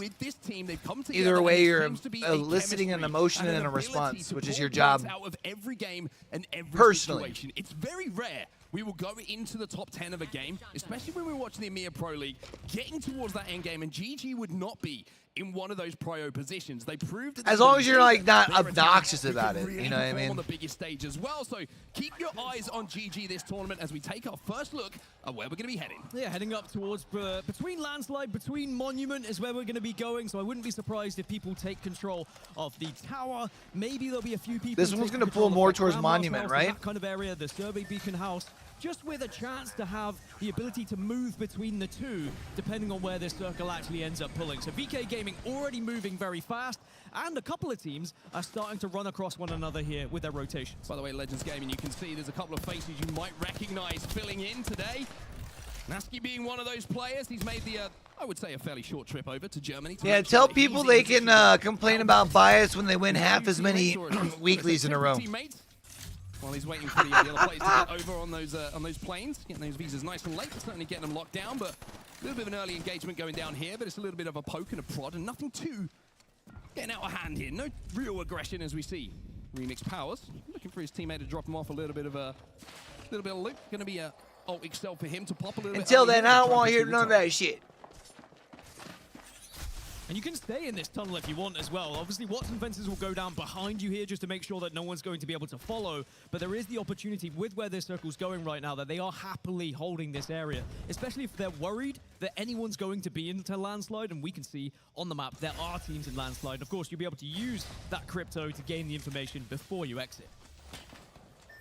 Vault always a tasty thing to find your way past if you've got that vault key, and then we are going to see Legends Gaming having a little bit of a fight. We mentioned how Nasky and Amphi have filled in alongside Player K here. Well, there were some conversations on Twitter saying if you get over 100 points, maybe we'll let you play the rest of the tournaments as well. So they've got their target to certainly hit, but inside a Landslide right now, they're going to be securing this truck, and they do have the watch. No, Gibby, there was one caustic in the last lobby. The bottom-ranked team in the last lobby was running fucking over there. So if you haven't arrived early, you struggle to find any sort of area in that POI. Is now over towards Landslide. This is what happens when you exit through the vault. There's going to be teams there waiting for you. With Catalyst, I think. Or no, without caustic with Bangalore. As Olimpo try and disengage from this, it looks like. But no Bubble Boy, unfortunately for you. Too many teams sorry, buddy. Early on here to really want to take that fight, and instead they're going to be rotating away and letting Noctumscan get a little reset here. Interesting to note with this zone, though, Dan, this is the kind of zone I look at, and I'm like, Zone 3 info is going to be so important because we've seen some pretty funky pulls on World's Edge in recent times, right? It could pull, like you say, over to Grandma's side, over to outside of Monument, where we see that zone just to the I mean, to be fair, we also see that, of course, the zone that pulls back towards the drill tower on the other side of the I mountain. think So even the reason we're seeing no Gibby is because Newcastle has so much value right now. Side. Again, Zone 3 information just gives you the guarantee, right? We've even seen. I think we had like 7 teams, 8 teams playing Newcastle in the first lobby. Monument. There is a lot of different areas it can move. I mean, so fucking Hal's playing Newcastle. The buildings because they are going to be safe for now. If you take that gamble, if you take that risk, you True. can definitely be rewarded if you get one of those funky shifts that you're talking about. Well, as we move our attention over to Furia, Olimpo were the team who rotated away a few moments ago, and now they're finding themselves in the line of sight of Keon. Now Furia, wow, what a performance it was towards the back end of the season in the North American Pro League for these three gentlemen. Madness went through a lot. Remember, he had a severe injury he had to overcome to get back playing with his team and managed to do so, and now he's looking to lead them forward here. He's going to be playing on the crypto here, and Vaxelon, man who I love watching play Apex Legends, I have to say, He's going to get himself up to purple. He's going to be on the Newcastle. Yeah, I'm excited to see what Furia can do at this event. I think they've been performing pretty well in scrims, and there is a lot of belief behind them coming into it as well. I think they were already performing well, and Vaxilon was like one of the few ones who was playing Newcastle before Newcastle was meta.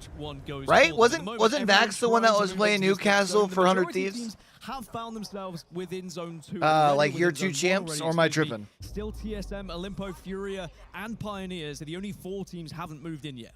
Bleed Esports playing up on the high grounds here, just tinkering around and tiptoeing around these icicles up on the height of Epicenter. Another team who have been dangerously consistent. But the one thing that's been missing for Bleed Esports is that big pop-off week throughout the Pro League. It was always 3rd, 4th, 5th, 6th. Always in and around those numbers, but not that number 1 that they were so desperate for, just to prove that they could take one of those game weeks and really cement themselves as a potential tournament winner. But here on LAN, things are always different, of course, and Drops is looking to lead the troops forward and put some big points on the board. Complexity at the moment just surrounding Furia here. They've got eyes on them, and they are just trying to stop the exit. Furia will be relatively happy with this position for now, but they already know they need to move. They have that ring console information to work with. But there you go. There's Complexity just waiting in the wings, waiting on that bridge and trying to get shots. But it will force Furia to make the tunnel rotation here.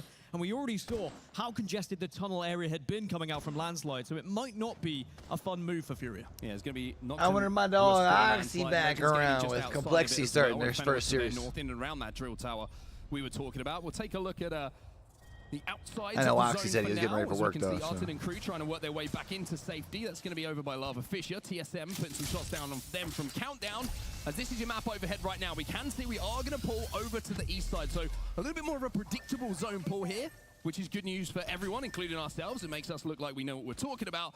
And we can see the Reject Winity. Noise inside of Fragment. You've got Cloud9 just to the north. ExoClan just trying to creep up alongside North Epsion as well. They're going to be sharing a little bit of real estate soon as well. Is this the one that ends up pulling towards that rock where DSG one Landslide? Well, if they take a little bit of time here, go through hit the ring LCQ console, at hit the survey beacon. Not only that one do out they here, get or am I the tripping? The information, but they have a clear rotate in as well from that southern side of zone. So Furia with Complexity at their back, a team to watch it. Yeah, Furia still moving at the moment. They're actually firing shots back at Complexity. Complexity are chasing them. Low key, like if I had to cheer for any IGL to like lead Legends Gaming through a day before Strafing Flame shows up, I'm happy it's Nasky. Encourages someone else to get involved.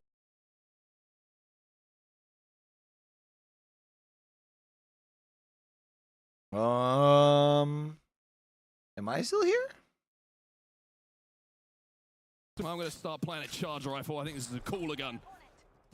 And he's hitting some big damage already with it. Of course, Monsoon known for hitting big damage from long distance, and he's already showing it here. Can't quite connect this time. The Club 9 stuff. One thing we got to note here about Complexity is I think they're trying to either force. No, what happened with you talking about Cloud9? Which is going to cause Furia some problems, or they're going to go towards that Vault Tunnel. But we're going to get that question answered straight in front of us, right? It looks like they are going to be trying to mirror exactly the rotate we're seeing from Furia. Yeah, so Furia moving fast. You can see they've just taken a balloon to make sure they can move up towards Fragment. And Complexity saw that happening in the sky. And now Complexity just means they can shadow them here. This is going to be a comfortable rotation for them. I think this is clever from Complexity, right? Force Furia away, then it gives you the pathing, then it gives you the idea of what is playable and what isn't playable. And you've then got the Crypto Drone as well to give you extra information. So Complexity in a good spot. Interesting to see the Fury actually took a spot inside of Fragment, so maybe they thought I did not. As playable as an area as they would have wanted for as early as they have to play it, so they're going to try and play a little bit of a longer game. GG though, they're going to be up towards the north. They're being held out by VK Gaming, who are inside of that tunnel, as we do see, of course, where Furia land. Now, we've just lost our first team, and it was Bleed Esports inside of the building, and it's 3KP going to the gentleman in your screen. Furia get their first points of the day. And the first kills there on the board in this game as well. I mean, the fact that this has been pretty slow, no one has this has been a more disciplined lobby, eh? Sometimes that happens with this meta. It is very difficult to try and finish off kills with the likes of Newcastle being involved. Hey, yo, Twitch nerds, I just realized that very graceful. But now you need to see other teams getting involved. I just realized I did not run ads before we jumped into this game here, and I don't want to get ads late into this game, so I'm going to run a quick 90-seconder right now. I appreciate you. I love y'all. If y'all want to avoid ads, obviously you can do like Weevil did, use your Twitch Prime sub. Also, obviously you can head on over to YouTube for ad-free experience. Which is going to make the push even more difficult. Now, no EMP to work with here for GG. It's the Catalyst, Bangalore, and Newcastle, which makes this push a little bit more difficult for them. Just a little bit. It's actually maybe a fight you don't even want to take, to be honest, but it's one of those situations where you may have to. The circle's beginning to close. They do have the room to stay there for now. And we are going to be heading away. When you see that circle coming up on this map, we're going to be heading away from Monument and back to those rock formations that I was talking about right at the very start between Landslide and Monument. There here. it is. And no one is currently there. And that's what I was talking about earlier. By So Game of Gladiators just kind of SOL right now. Position to hold. Yeah. We've sometimes seen Watson teams hold it, but very rarely can you hold a position like this. Yeah, getting into this. I think it's going to be on my rock. I told you. That you can get angled out from. So it's about timing the rotate, right? It's about taking the priority position ahead of everyone else when there's an opportunity to do so as the zone starts to close. You'll see teams try and risk it and maybe think about taking a spot a little bit earlier. Sometimes that can work out extremely well for you if you can hold it down, but it also means with 19 squads still alive in this lobby, if you make that play and it doesn't go well, points are almost impossible to find. So that's why you're seeing teams showing a little bit of trepidation here as TSM now start to work their way towards zone as well. 30 seconds until this zone close, and you can see that Zap is looking for some bodies. And if they are forced down into this kind of tunnel area, Noctumscan are already waiting. And actually, I like the position from Noctumscan because they have the option of being outside of Monument right now and moving into that zone that we previously saw. Another team that's in a good position is Cloud9. Now, elsewhere, there is damage happening. You can see there could be more kills on the board as SSE. Plus, I mean, if I can get me a jersey for the free ski, SSE X-ray is not easy to I'll comment on every single post. Limpo also going to be eliminated here, and it will be Lou who finds the final member. So Complexity, we mentioned this southern position. They now control it as we see GG involved in a fight here, and it's going to be against Go Next. It's EU on EU action. Yeah, nice damage initially. Blast just puts down the ultimate to make sure it's not going to be easy for them to escape if they do try and push towards them. And instead now, GG need to try and actually capitalize on this early damage, but they've gone to play defensively here, and I like it. Managed to reinforce that door, which means that they will control it. Yeah, unfortunately, the person that got dropped was their Newcastle, right? What you gonna do? Taking some damage. GG down to 2 still. Light has gone down. Blast and Lufka are last alive, but now you can see the trouble they have. So many teams inside of this zone looking in to out, and GG will be eliminated. The ring is doing more damage than some of the players right now. It's so difficult to get into these zones because people are holding such aggressive positions as now TSM look to try and move through. They didn't go down towards the tunnel. Instead, they're going north. It's Fennel holding them out. TSM, yeah. Monsoon's doing things in the kill feed again. He's just taking down player K from Legends with that charge rifle. Not only knocks, but gets to finish as well as TSM. Now try and step their way forward. Let's jump into the comms with TSM and see how they take this fight. Yeah, give me comms from Papa Verholst. I'm not Chalice. You trying that? I can't. I can help. Bring it by me. Bring by me. Bring by me.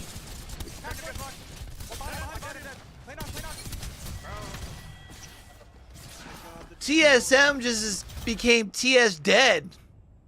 Or something like that. TSM will fall in their first 3v3 of the day, and it will be a pretty low point game for them. Noctum now trying to move in behind. Crypto trying to go out to get some information. They can see there's some knocks down as well, so this is going to be a lot of loot for them to pick up on their way forward. It's been third party, everyone dies. GG's. They heard going on. It's a pretty smart rotate, I would say, just playing off of information, playing off of damage, and playing off of audio. They were also almost forced to be there because Complexity actually started to pressure them a little bit from the other side of tunnel. So Noctum said, well, this is an opportunity for some KP.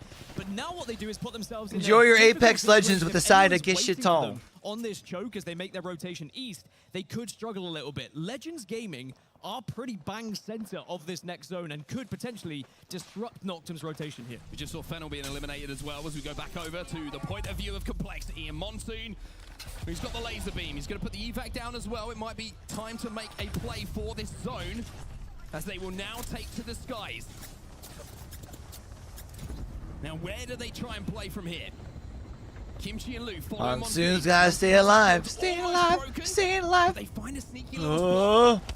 But they're going to have to take this fight, and there's already a team here. It's going to be Legend Gaming, I think, who are in this position. Naski finds one onto Lou. SWQ eliminated in the meantime, and Monsoon is left all on his own. He's left on his own, but he does have the smokes. He does have the ability to just charge his shields back up here and maybe be a nuisance to Legends Gaming. What he needs here is for Noctum to get involved in this fight, and he is going to be able to get potential KP. This is a 1v1, but he's not hitting any shots. Oh, no. It's windy out here. Bro! It's windy out here, Mon.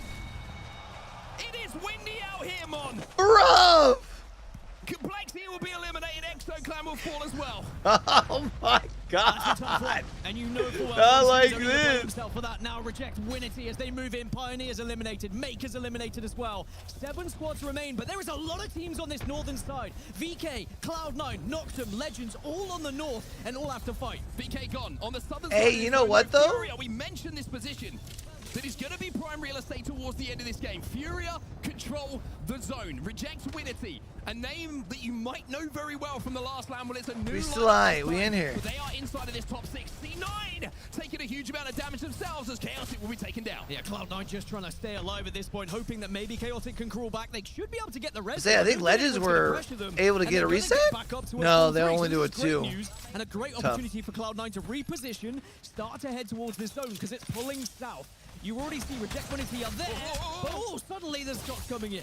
Bro, when people start popping at you with them Akimbo Mozams. Very important piece of timing for them to get round that corner before those wayward shots. No, Legends are up to a full 3. They almost managed to get that knock and send C9 back down to 2. 5 squads now remaining.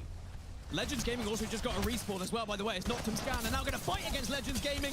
And Legends, after getting the respawn, probably win this fight and will. Get shit on, boy! Let's take ourselves back a few minutes, right? By the way, didn't notice this earlier. Naski running the Wraith. Gaming make it into the top 4 now. They should fall in the next few moments as C9 will be able to take out the final member, which is going to be Amphi.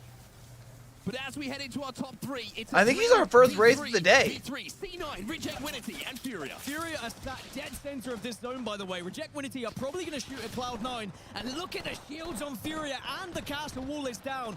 Surely Furia have a great position to win this one. Madness is going to get the first knock onto Sorcerer as well without having to overextend. The second one now comes into Vac from Vaxon as he goes pew, pew, pew. I mean, Furia's been looking good lately in scrims. And, like, I know there's scrims or whatever, but... As C9 will be eliminated. It's Reject Winity. The org that won the Split 1 playoffs going up against Furia in our final 3v3. That's going to slow everybody, but it's going to damage them. On the side of RC, surely Furia can push. Oh, yeah. Oh, yeah. Oh, yeah. He gets his first knock. Keon will get the second, and Furia will back up the hype in game number 1. They will be your champions. And there's a reason why they've been some people's favorites coming into these groups. They've looked excellent. Nah, I don't think I like it breaking the castle wall. What I would be okay with is if it get rid of like the electric charge around it that stuns. That position with Newcastle, that is why you know what I mean? Newcastle is in this meta and why he is so successful. Not only do you get the castle wall, but you have that fallback plan. If your highest DPS player does go down, you just get him back up again with the gold shield. Sadly for Reject Winity, they had a massive shield disadvantage, but they were able to get into that final circle and pick up a second place. I will say that is some beautiful artwork. And have it do damage to the wall. The left one's good, you know, it's not bad, but the right-hand side, the precision on that coloring in, I'll go over the lines, man. I don't know about you, I'll go over the lines. I failed my art class in school, so I'm very impressed, but also impressed with Furia. I think that was a difficult circle to play. As soon as it pulled away from Monument, as we said it could, they did very well to not move straight away and become the most vulnerable team. They kind of played it at the right speed where a few teams had fallen first, and then they took the primary position right dead center. Interesting to see, you know, go back to our stories at the start of this, right? Furia, all eyes on you. Great finish to the Pro League split. They come into game number 1 here and they win it. They get some good KP alongside it as well. We'll take a look at our match results as well to back that fact up. And it's a 25-point game. 13 kills. Not bad. In game number 1 here for Furia. A fantastic result for them. But you look at the other Legends Gaming, big 11 points, game 1. Let's go. GG. It's only game 1. Let's not get carried away here. Bleed Esports, TSM. All teams will have question marks for different reasons, right? GG, I'll maybe take out that conversation a little bit because they've been fantastic recently, but it's still the same thing, right? You want to get out to a hot start in game one. You want to just dispel some of the worries, some of the hangover from previous tournaments. They haven't managed to do that as yet. Of course, a lot of games in front of us. Let's not get carried away with ourselves, but also shout out to the boys filling in on Legends Gaming. 11 points for them, game number 1. I think one of the good things for all the teams that are down at the bottom of the leaderboard is Furia took a lot of those points, right? So it is going to be pretty evenly spread from like 6th downward, and it's not going to be hard to catch up. It's That's just fair. Trying to catch up to first place is what's going to be difficult here. Yeah, I love the rotate from Furia, by the way. There was a couple of moments I was watching. I don't think you need to worry about catching up to first in groups, though. For themselves, but I like the fact in that groups, it's just about accruing your points through your 18 games that you get. Like, I don't think you have to worry about trying to win your, like, any of your groups. We're going to see the clip a few more times, but we'll go to a break right now before we get back for match number 2. Match number 1 was beautiful. Let's see what match number 2 has for us.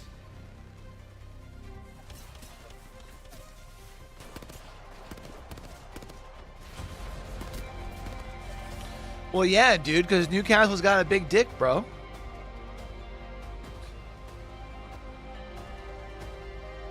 Co-parter.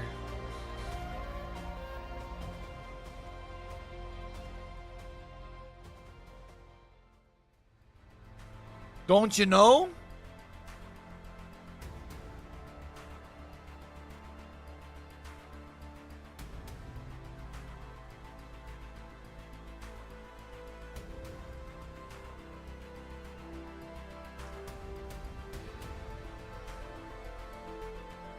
No? You don't know?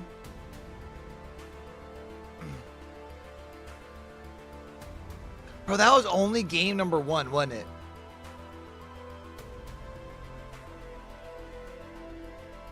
No, that was game 2. No, that was game 1, wasn't it? Oh my gosh. Bro, we've been live for 6 hours. And we're only 1 game into the second set.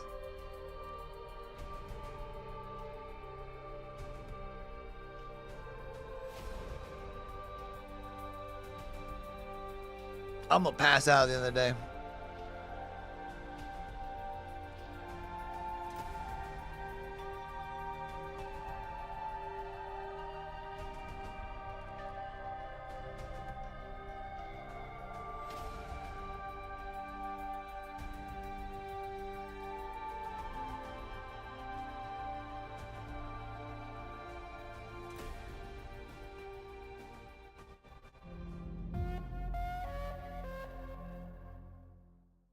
Watson, one Watson.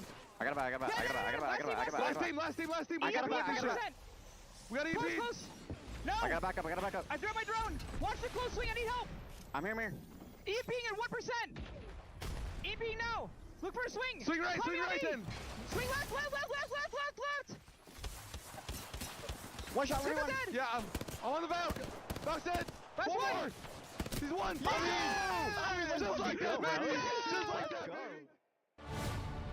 Welcome back, everybody. I'm a big Madness fan. 2 playoffs. Welcome to Mannheim, Germany, and welcome to the Furia party. Lovely to hear the listening in those final moments.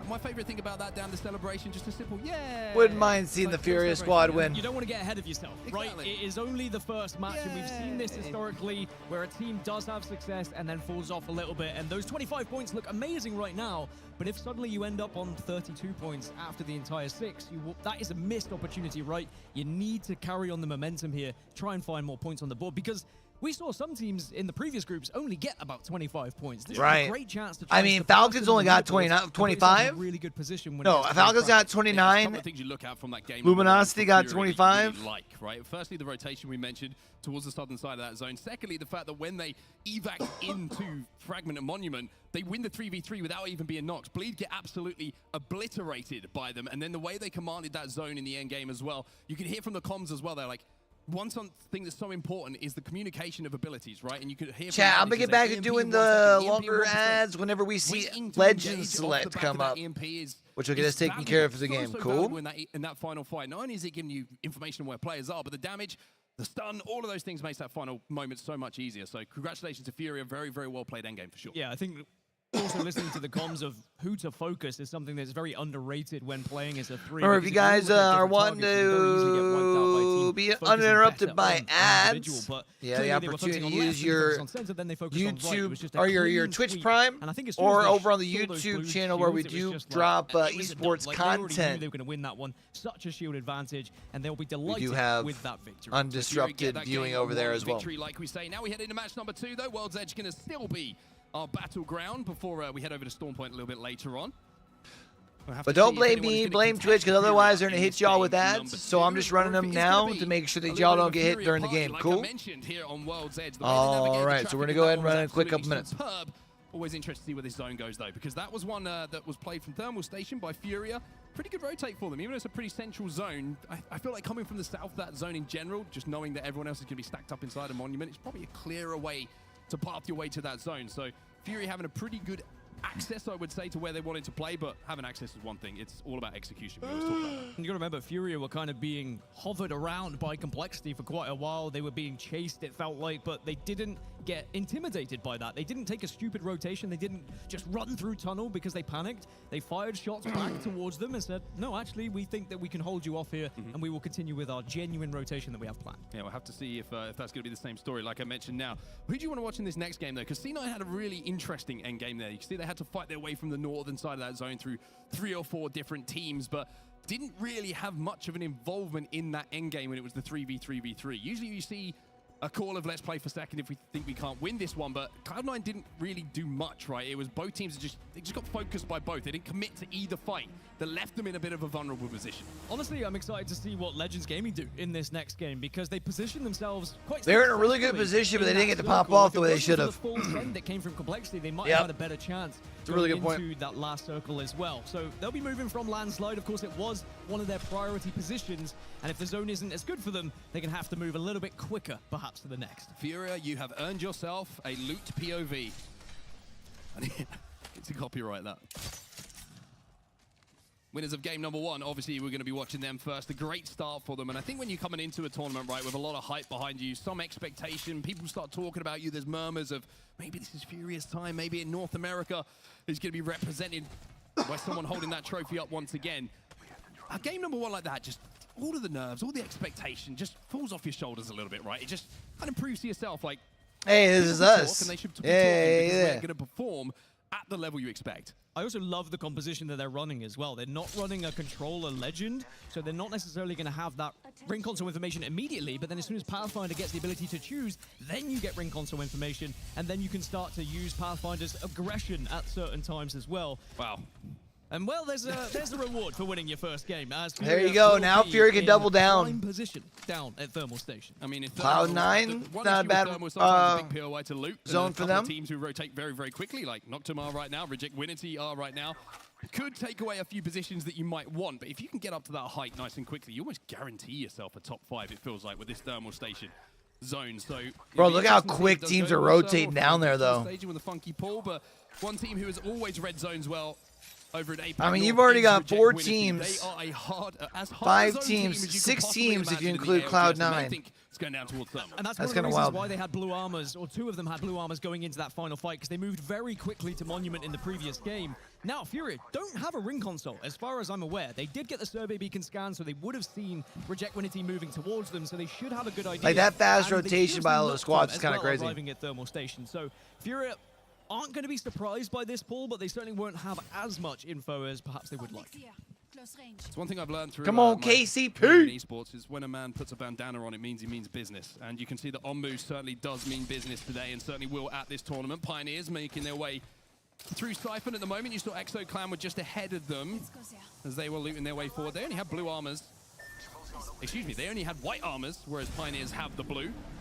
It looks like they're going to be playing towards the choke tunnel here. Should be safe. Looks like there's no one here at the moment. SWQ are inside of the train tunnel as they move down towards bar. So it's kind of a point A to B here for them.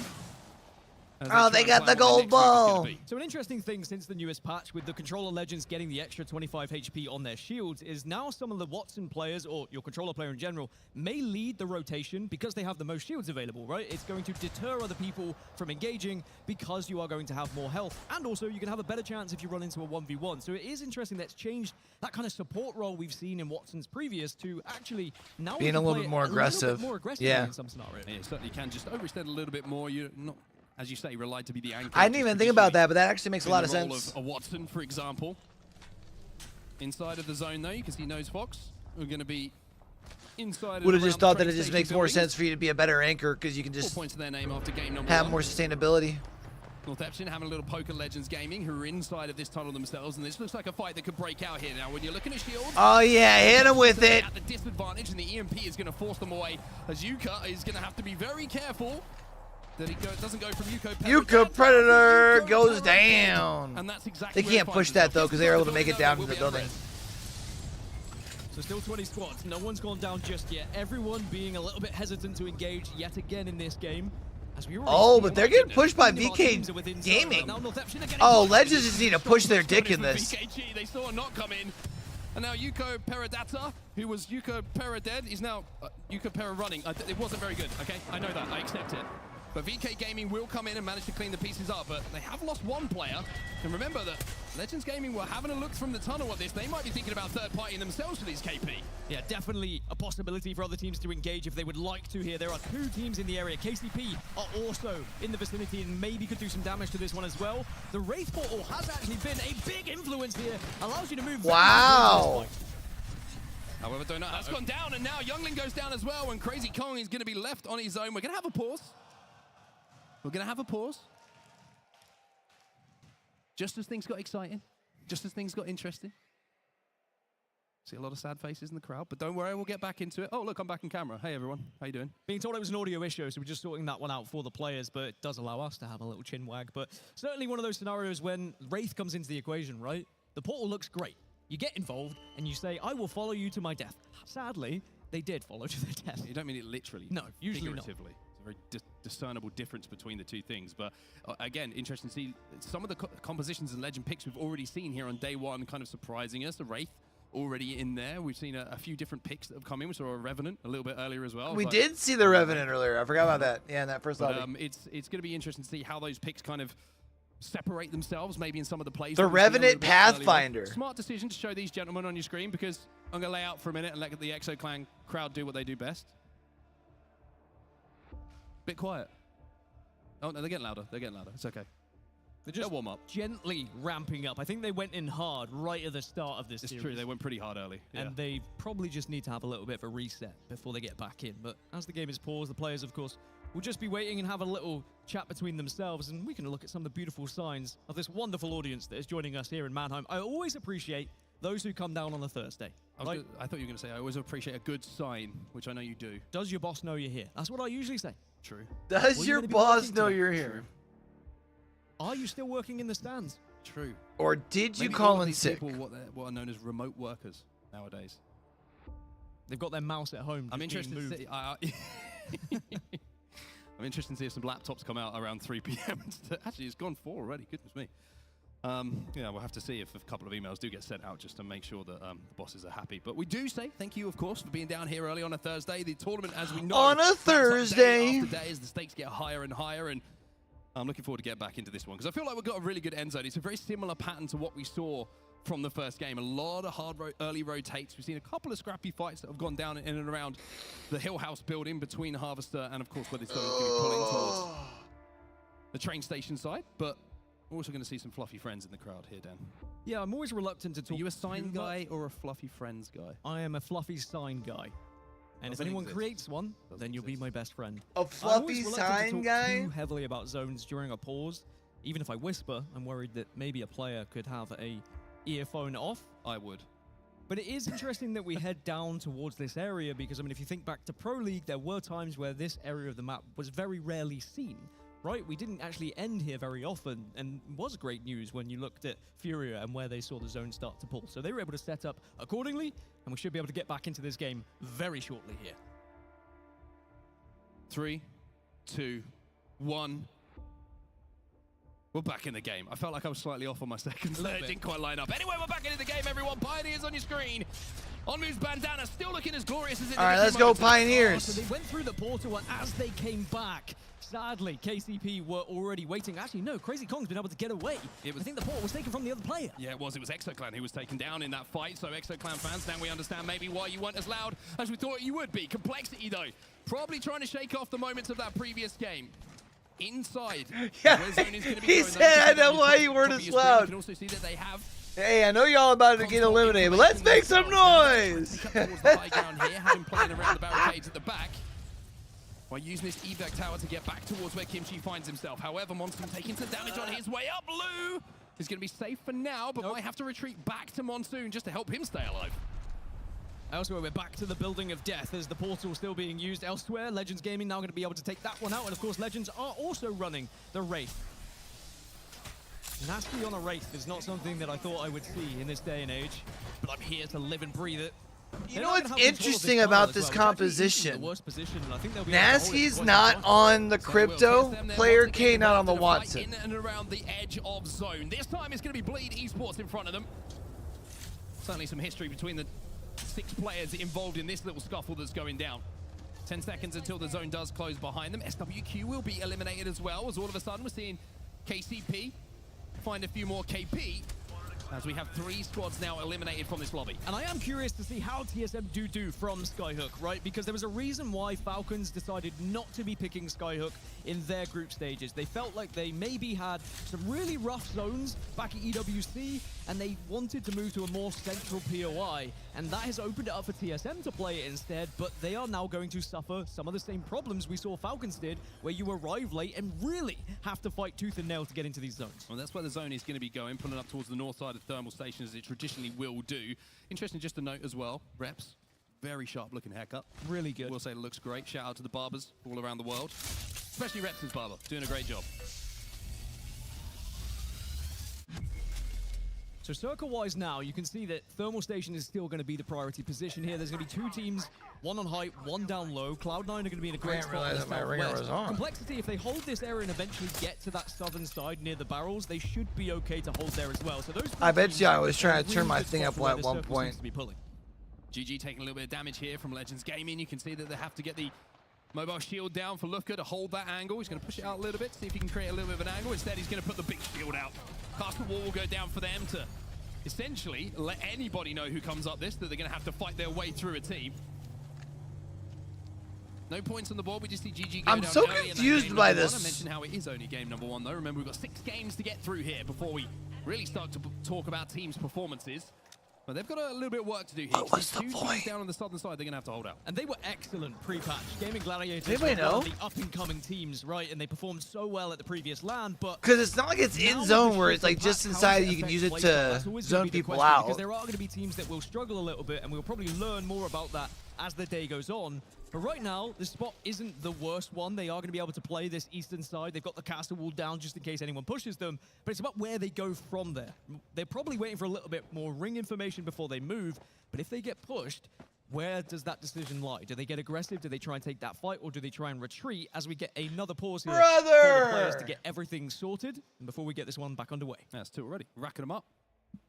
Can we set a record for pauses? Let's hope not. That's not something we want to do here, everybody. Trust me. We want to get these games flowing in the way that everybody enjoys, including This ourselves. is not a good look, man. But it's interesting to talk about GG's position a little bit, isn't it? Because I think their job, their role right now is just to hold out everybody who's moving in from the north and the east side of the map. We mentioned how, you know, in front of them, they can see what's going to be happening, where they have to try and rotate to next. I think they want to try and hold the idea is that I want to hold that choke down for as long as possible and then kind of just step onto zone and hope that it pulls towards the north a little bit, where we see some of those finishes around the bottom side of that ridge. But Furia, just if you didn't know, by the way, still right on top of where they should be, top of Thermal Station, they're chilling. More furry friends. Yeah, I mentioned the 5 teams that have kind of got past that choke point as well, and if you've got past the choke point, you're in a good position to get to the late game. Those who have not got past the choke point, it's fight or flight, quite literally. Do you go over the top? Do you try and find a position in Thermal? But you're going into it knowing that a lot of those priority positions would have been taken, and we are quite literally as well. There's not as much playable positions only on game 8 in. So either you need to be going in prepared for a of fight the day when you land, and perhaps like a position on the And we're south closing could be in on taken. 6.5 hours. Good to see the Nessies out in force, by the way. We love a Nessie. And Nessie gets everywhere, by the way. I told you, they get everywhere. It's a C9 one. Wow, self-made Nessies and Bangalore. That's what we love. Is that crochet? Maybe. I thought you'd know that because you like TikTok, and I imagine that came up on your feed at some point. No? Not hit that algorithm There's yet. the EXO fans. One of them has a chicken on his head. That's the closest thing to a furry sign that I've seen so far. That is a furry friend. But I love the support that we're seeing here in Mannheim. Of course, European support, very different to North American support that we've seen at previous events. Sounds like what does that mean? European crowds, just a little bit louder, you know? You think European crowds are better? I think they're a little bit louder. I agree. 3, 2, 1. We're back in the game, everybody. As we continue, match See, number like 2 that here bias as there well. is Once meant to again, towards rile up conversation. DNA crowds, right? So It's not even that loud on a Thursday. They are almost in a similar spot that Gaming Gladiators are, where they just have to hold out anyone from arriving, but this from the south, right? They just need to make sure Makers do not approach them, Makers do not take their position, because then they will have a more comfortable move into the south side off thermal rotation. I think what's difficult for them is the shields, because I think Makers actually have a little bit of a shield advantage here, but Complexity do have the height. Rolling Thunder's going to be coming in as well. And Did he get 2 with that? The comms of Complexity, they have to force their way into zone. He did hit him. I need your crossfire. They're gonna push this game. They're gonna fucking push us. Try telling him. Ugh! Oh my God, Lou. He's right here. He's cracked. Take it back. One's pushing your right. I shot my back. They're both over here. Yeah, we need to stack on them. How are we taking so much damage? Bro. Fuck. Okay. Do we not have EMP there? No, I EMP'd them right away, but then they fucking leaked. I don't think they realize that's 2 teams. Well, frustration there from Complexity. You can understand why as well. Just not being able to win these 3v3s, all the clutch moments in the early part of this tournament. However, a lot of games to go for them. Makers now pushing their way through the southern side of zone. Frustrating for Complexity. It was Nose Fox who got involved with the third party, and that bullet into the back of Lou was enough to really put them into the ground. And sadly, that's 2 games they'll want to forget here, as now GoNext Esports getting involved. It's KCP on the receiving end of this. Kashira going to get that first knock as well, and so going to get the finish with those. The Kimbo Mozams, dog. If you played Apex Oh recently, you know my exactly God. what I mean by that. A little bit of loot going to be grabbed here, but a long way still to go. 1 minute 20 or so left on this zone close for GoNext to make their next move and make their decision. A couple of gold bins is going to help them on their way forward, though. There's a bag. There's a couple of hop-ups as well.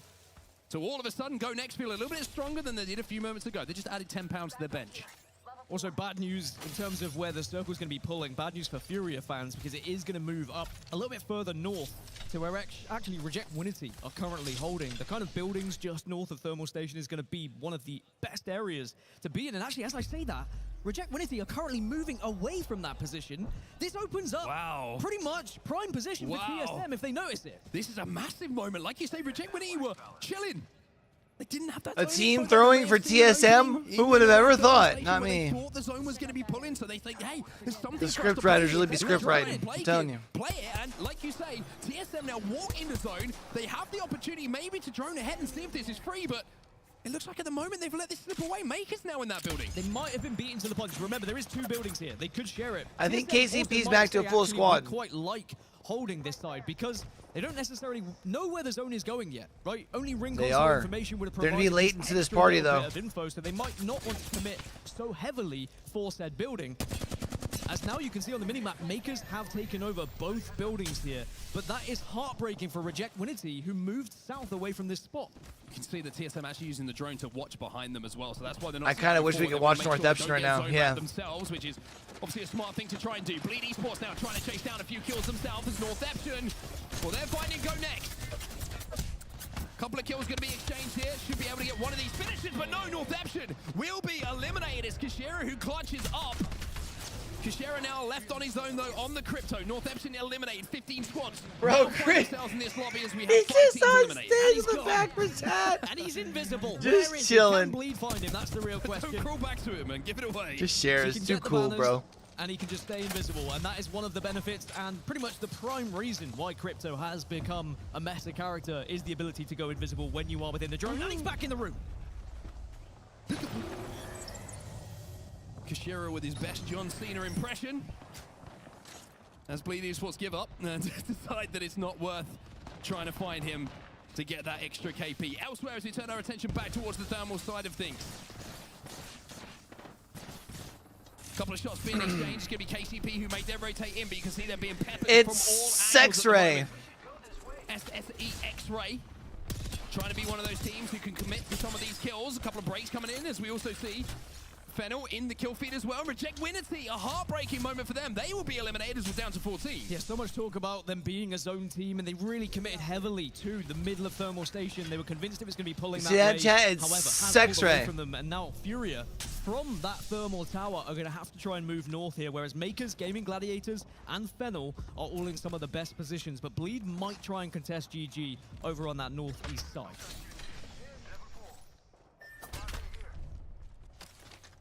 14 squads still remaining. Interesting to see SSE X-Ray. Not done a huge amount of damage as a team at the moment, but slowly kind of creeping their way in towards zone. They've still got a long way to go from the south to the north. They are down right on that southern side. There's a beautiful overhead shot of what we can expect from where teams are finding themselves positioned. Remember, you've got TSM, which you can't quite see on screen at the moment, just to the southern side. Inside those two buildings, we have Makers and we have GG as well. Fennel are pretty close to it. And Makers actually split holding the buildings at the moment as GG now get that cat wall down as they try and force their way in. But look at Bleed Esports. All dressed in red at the moment. Full red evos for them. They are in a fighting position here. Well, GG actually using the cat wall to hold off Bleed and stop this push, but now here come Legends Gaming over the top of Bleed, and where are they going to land? Everyone's flying in right now. Wait, you've got SSE landing, you've got Legends Gaming. It's X-Ray jumping in. Live, by the way, he still wants to have a part of this end game. And it looks like, if I'm not mistaken, everyone should be pretty safe for now. Go Next don't make it, though, unfortunately.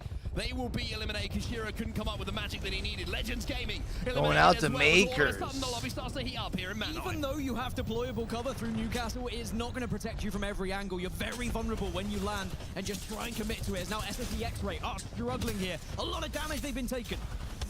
Luo and Tree Cleaner trying to hold off the push coming in from C9. C9 down to 1. Fennel eliminated. Pioneers eliminated in the meantime. As TSM are having a little go at this as well. They see an opportunity for some KP. Verholz overextending. Can't quite get the knock though. Thinking about using the bang ult to clean up.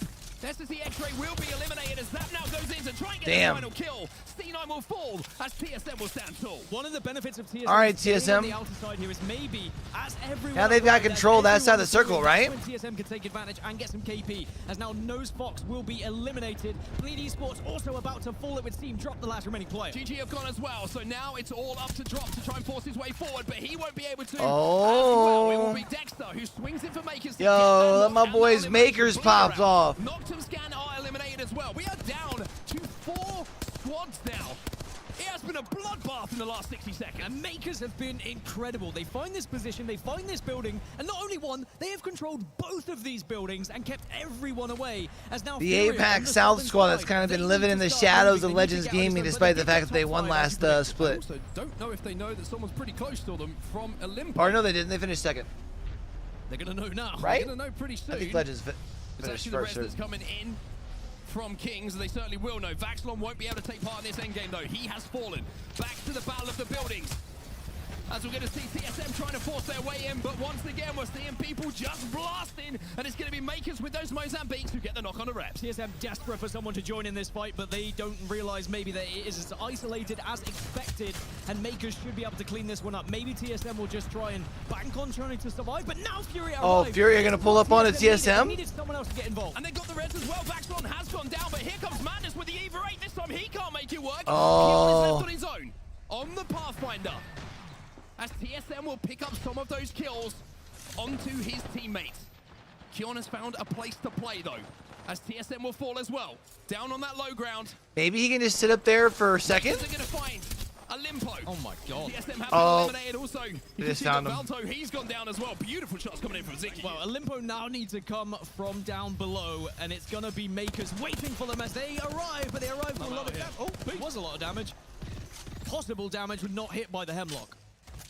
Should be a Makers game. Only team is a full 3 right here. I think Makers realize that down on that low ground. they've got the position here. They can let Keon sit back where he's at. Plato back up. So Keon is a solo, but How'd you climb from here without taking damage? It's... I mean, the only shot here for a Limbo is that Keon distracts Makers enough to allow them to arrive, but it's going to be so difficult for them. They're also burning. Do they have an evac tower? Is there something they can use to get up? Because they don't have a Pathfinder in their composition. No, they're just stuck down there. I mean, Makers are just laughing at this point. I think they know that this one is potentially just in the bag. It might just fall right into their hands, but a very deserved win if they do get it here, purely from their move early on to take these buildings as soon as they saw that zone shifting north. I will say, it's seen funny situations sometimes in Apex Legends Here where we go. all of a sudden when you think you got the guaranteed win, it doesn't become quite as simple as you thought it was. Olimpo now making their climb up. Asia's trying to look over this at the moment. They should be able to do a huge amount of damage. And nice. He does get indeed. He's got a shield squad to play with as well. Nice. Can't quite connect this time, but Will with these shots. Damage, damage, damage. They is all that he wants to hear right now. Where is Madness? Is it Madness? No, it's Keon. Where's Keon? Remember that. Furious still alive on the eastern side. Hey, if they do enough damage here, I mean, I've seen crazier things. Okay, Keon, he went down south. Okay, maybe he could just survive to top 2. Finally, the kills are going to come in here. Makers will feel like almost they put us out of our misery, just waiting for that championship banner to come up, that champion's banner that will solidify the fact that they are first in this game. Olimpo eliminated. Keon on the path. He'll fall as well. Wow, Makers is a huge game. Let's go. Impressive hold of those 2 buildings as soon as they were able to take them. Remember, there was an open opportunity for TSM to have that building. But TSM kind of waited, they were hovering, and they That's some spicy shrimp soup right there. Bad decision by all means, and remember, they didn't have ring console information either. But Makers, it was their dominance and how they would just spread themselves out and deal so much damage to anyone who arrived. 15 To kills? go alongside first place here. That really puts them in contention to win this entire lobby. They are going to be one of the teams we have 27 points. It's a fantastic demonstration of, demonstration of how strong split holding can be if you're good enough to do it, right? A lot of teams you will see maybe retreat away to just play the one building as the swarm of teams start to arise, but Makers just did such a good job of making sure that every single team who came into the vicinity of those 2 hill buildings took damage. They got one knock that forced them away again, and they could keep controlling the entirety of that little compound. So a very, very impressive game coming in from Makers. Like I say, a masterclass in split holding those buildings. Yeah, brilliant from them. I think it's going to be frustrating for Reject Winity in particular. They had the buildings prior to that, and then they started moving south because they thought it was going to continue heading towards Thermal Station. Furia, I think they'll be pretty happy with All right, top so Makers 3, did finish it is second. going down towards their POI, but of course it did pull away from them as well. Yeah, we'll take a look at the results here. They won the regional final, though. 27 points in total for Makers in that game. We mentioned the 15 KP they managed to pick up. That's why you're seeing that monster total at the backside of it. But, I mean, you're looking at Furia right now. First place game number 1. You can see the points they've got in game number 2 as well. They will take your second place with 12 points overall. Olimpo, though, big game for them as well. Third place overall. Coffee's made its way through my body. I'll be right back. I'll be back. Not too bad for the TSM boys. Yeah, I think that was a better game from TSM. Of course, we were able to see their POV quite a bit as they made their rotation all the way from Skyhook. And it does put them up into the top 10 at the very least. So they can now start to compete for some of these higher positions. And look, they are tied with Legends, tied with Noctum, tied with Reject Winity. So there is definitely breathing room you ignore the numbers. My brain just exploded trying to read that. Like 1, 2, 3, 4, 7, 6, 5. Essentially, they're all tied. They are all tied. I worked that out myself. Well done. I worked that out myself. My goodness. Well, Furia 37 points, and they'll be ahead, but second place, it now opens things up for everyone because people are starting to catch up a little bit here, Mark. Yeah, they certainly are. It's looking like a much closer lobby now, but Furia certainly establishing themselves in these first 2 matches as the team to watch, I think, not just in this group, but maybe a little bit later on today as we take a look at the beautiful SAP Arena, and we see some of the beautiful people out there. And speaking of beautiful people, I want to send it down to Peeps, because he is a beautiful man with a similar haircut to myself. So, Peeps, take it away. My bald brother, I am here with some of the craziest fans at the SAP Arena in Mannheim, Germany. Dude, I gotta ask, where are you from, all right? And I need to reply. Hey, I gotta ask, yeah, but, sure. You know, what do you want to say to the EXO clan, the boys at K20 and everybody? We believe in you. We are all here for you, whatever the results, and I know it will be a win. We believe in that, and we still believe in you till the end. So keep going. All right, full belief here. And dude, I gotta ask you, right? how does it feel being in Mannheim, Germany here with a bunch of your friends all supporting EXO? This is fucking insane. This is one of the most... Yeah, okay. Not insane, not fucking insane, but this is fucking insane. Yeah. Let's go! All right, well, Des, you heard it here from some of the craziest fans at Mannheim. You will take it away right now. I usually say, excuse my French, but it's kind of more applicable than I thought it would be, right? It's impressive. Pardon also, their French. double down on it. Love that. Triple down. But yeah, great to see the EXO Ultras out in full force to support their boys.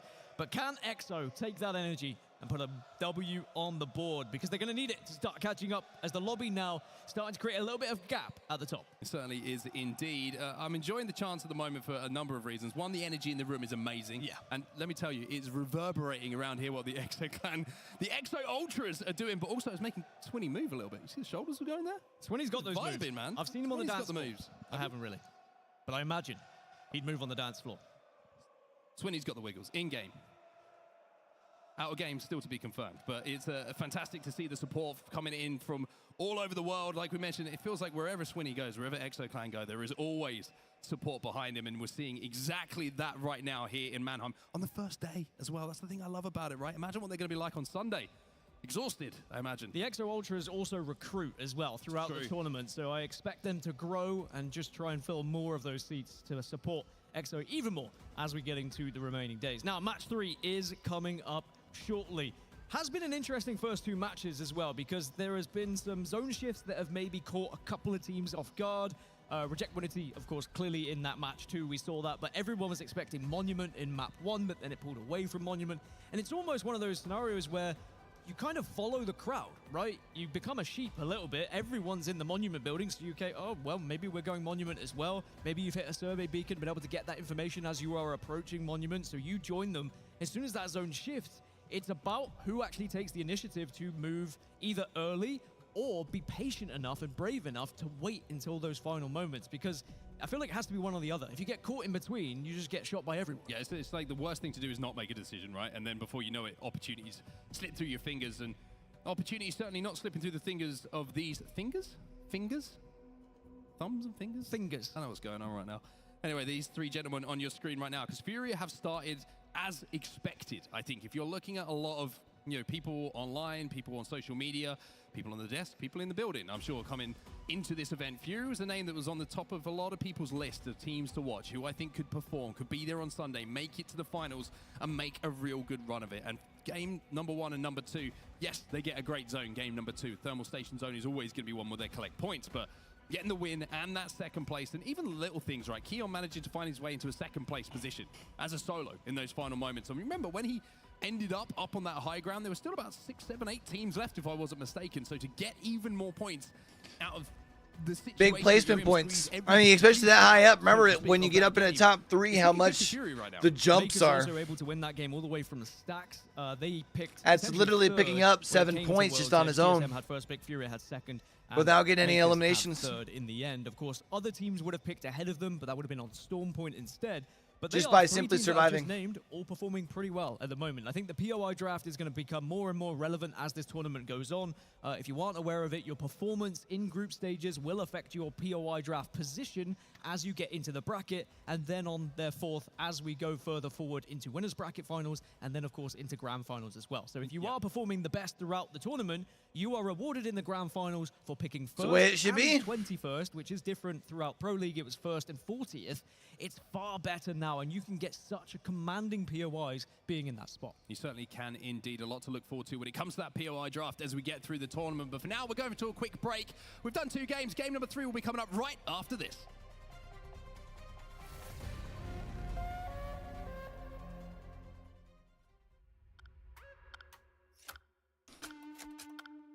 All right, chat. Getting ready for game number 3. It's going to be our last go around on World's Edge here for C versus D.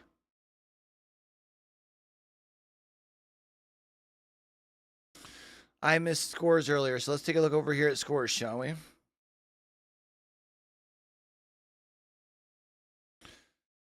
Fury currently sitting in first. because of the big games from both them and Makers, everyone else kind of in that 3rd through 10th pretty close. So these next couple of games here are still going to be rather, or not, I shouldn't say rather important. They are going to be very important until we see a team in this lobby really take over. Bro, Nicewig is now up to twice the viewership of the main channel. That is wild, bro.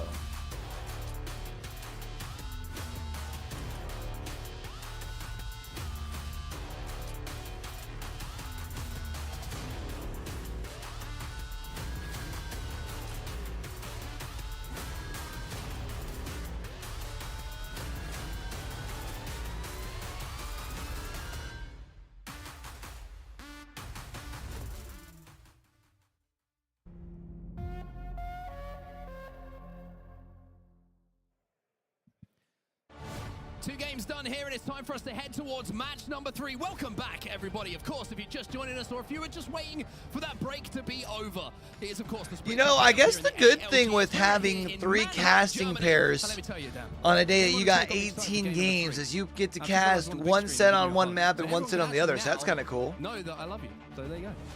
You're just lucky it was on camera. There's a lot of things that happens off camera. That's the first time right? I was going to say, oh, I'm quite happy I was on camera because there's some weird stuff I do off of it.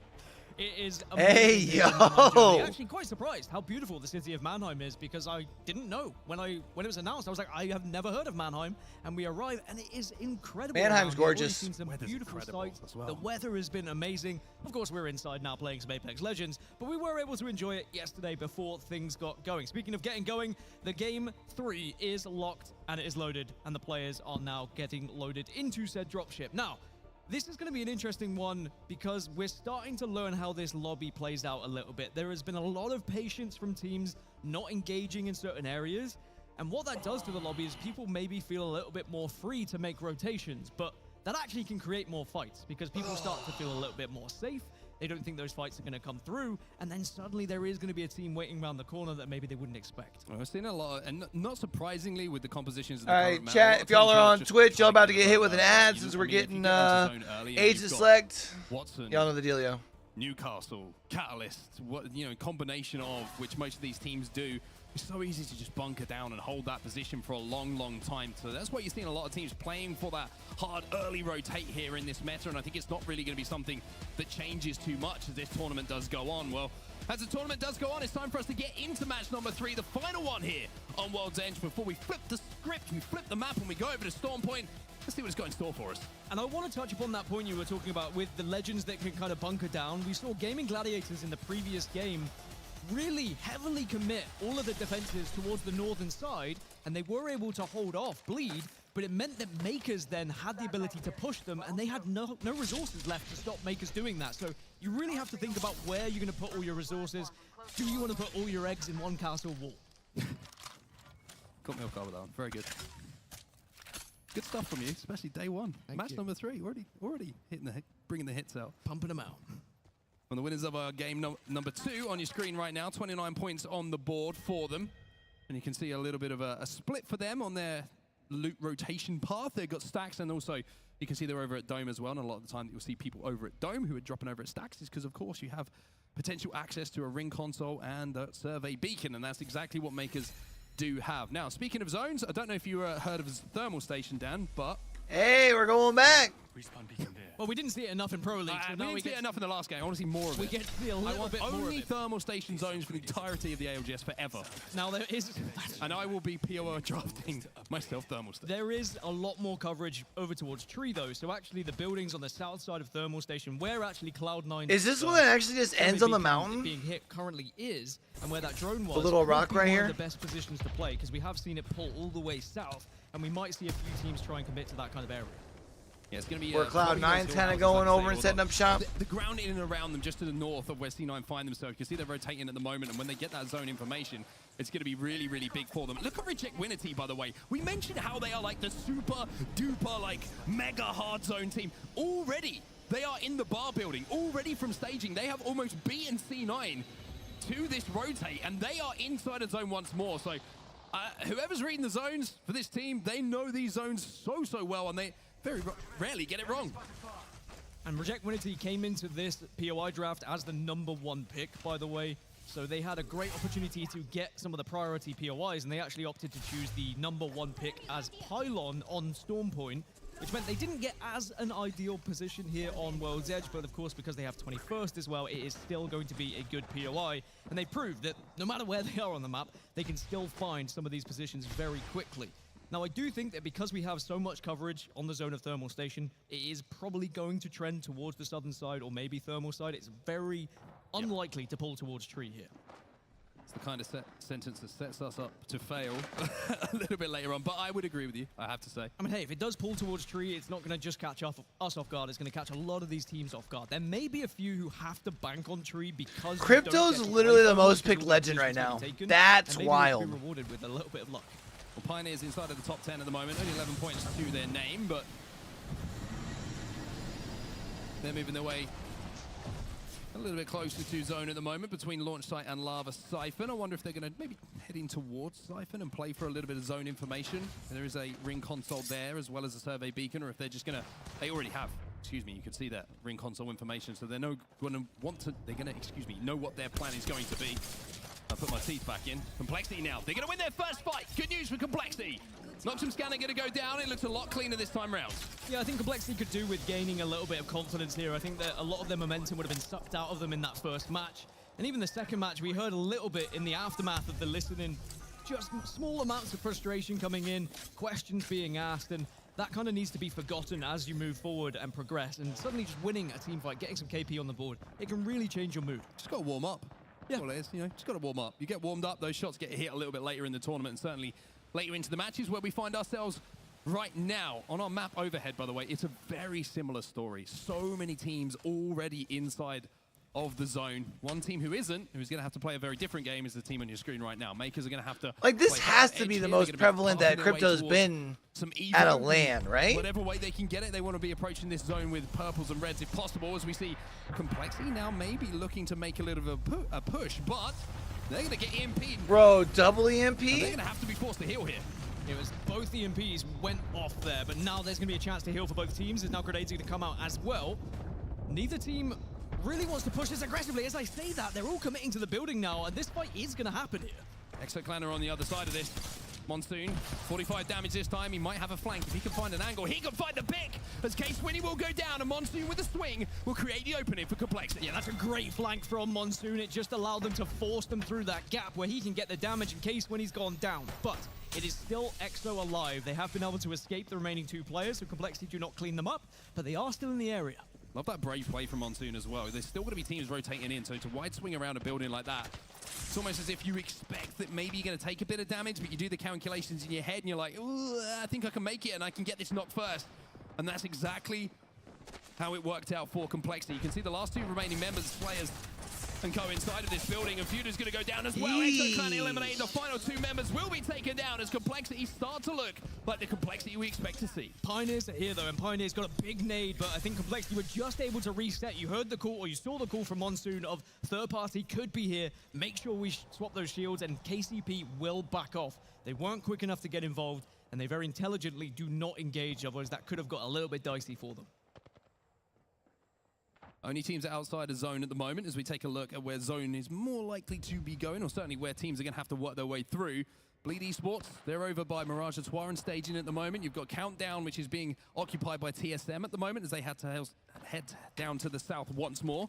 GG had to move their way all the way over from the northern side of the map, and SSE X-Ray are going to be getting some info over at Lava Siphon as well. So Makers still working their way around launch site. Everyone else, though, is in zone. This is a big zone shift, though. This will tell us a lot of really where this final circle is going to be going. If it even slightly transitions towards Tree, it's going to be the best news. But no, that's what we were expecting. A thermal zone, and it could still pull a little bit further south where the likes of Cloud9, Rejectwinity, and Furia currently reside. What it does mean is Complexity and Pioneers are going to have to force their way through a choke point. And you mentioned Makers earlier. Look, they're down towards launch site, and actually Nose Fox are going to be down there competing with them. So it's not going to be the same rotation for Makers that they had previously, where it was a little bit more comfortable to get into zone.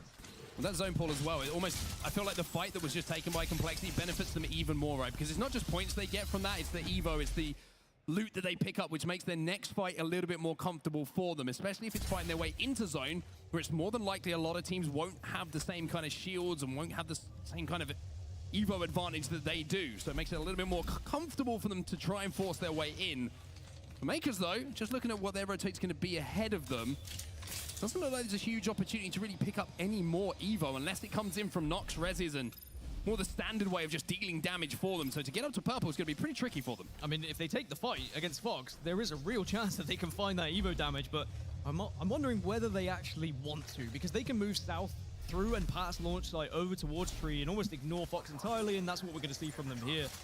They do need to worry about potentially having a fight over towards Tree. Complexity Pioneers were there earlier, remember, but it looks like they're also starting to move and think about how they want to get into the next zone. Yeah, interesting one here for Makers. You have to wonder if there's an evac in the back pocket for one of them to try and get a little bit closer to the zone, but we know how busy it already is. Bleed Esports will be safe inside of that next zone, and they will be inside of the buildings, which Makers called home in the previous game, where they, of course, managed to take home that first place. But a little bit of a slow start here in the game. 1 and 2 from Bleed Esports. Bro, are those all the different drones out right now that I see? Even with Zone 3 information here, though, yes, it's thermal, but where do Bleed even think this one is going to go? I consider is that what that pulling is? South, which it may still on the map? You could say, well, it could actually transition to the center of Lava Siphon here. Thermal Station, excuse me, and that's where we already see Legends Gaming currently holding this position, and it is going to be a very strong one if it does move to the middle. As Gaming Gladiators, we saw this position from them earlier where they started to transition towards the southwest side and then they had to hold out teams, but now it looks like they're going to go for a bit more of a wrap and move in from the east. Yeah, really tough zones for GG at the start of this day, you have to say. You know, moving their way down to the south for 2 of these games is a tough rotate for them, dropping over at the northern side of World's Edge here, so not surprising to see them, especially with how many teams are already in zone, struggling to find consistent points, but they do have 1 red Evo and 2 purples to play with here, so if they want to try and pick up some KP through fighting, they certainly will have an opportunity to do so on move.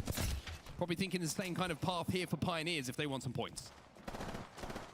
Points are definitely up for grabs in this game. There is a lot of KP that is going to be shared between this lobby with how this zone is going. It's going to be very difficult for one team to just bank on getting a lot of kills as Fox get eliminated in 18th. GG picking up that final elimination just to send them packing. And of course, this is going to be the last game on World's Edge before we move over to Storm Point. So it's crazy to think that we're already closing in on halfway through this lobby. Well, GG just because it doesn't feel like we've seen that much C versus D, which I know is weird because it's like we've had this lobby up for so long. Under too much fire. Speaking of fire, I don't know. One team who showed some signs of it in that last game with a couple of good KP to their name was TSM. They're going to be playing down on the bottom ground, the low ground, excuse me, that central structure inside a thermal station, so they're going to be safe for quite some time. As KCP decide they don't want any of GG, they're going to wrap back round into zone and try and take a different path. Well, Zone 4 about to pull, and if it does go towards the center of Thermal, it's great news for Thermal, but it is still holding towards a little bit of the southeast, where Furia currently reside. Remember, Furia dropping down towards Thermal here. Yeah, but I think it actually ends up still pulling more towards lava on the end of the circle, right? Very fast to get into the spot that maybe they thought it was going to end. Cloud9 moved very quickly. Reject Winity also moved fast to that far south side. That was where I was considering it was going to pull as well. But just a little bit further north now opens things up for the teams that arrived a little bit later, like Legends, like TSM, who is still in the main thermal area. Yeah, I love this position from Furia, by the way. It's kind of controlling the platforms, right? Anyone who has to rotate in from thermal station and leave, it's a KP opportunity for them to pick up as well, as everyone is stacked up and has to essentially fight their way out. Furia going to be overlooking all of that.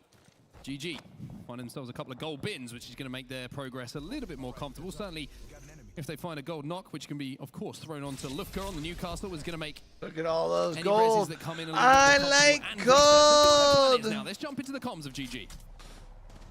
If that drone came out from top. I don't know. I'm coming over to you.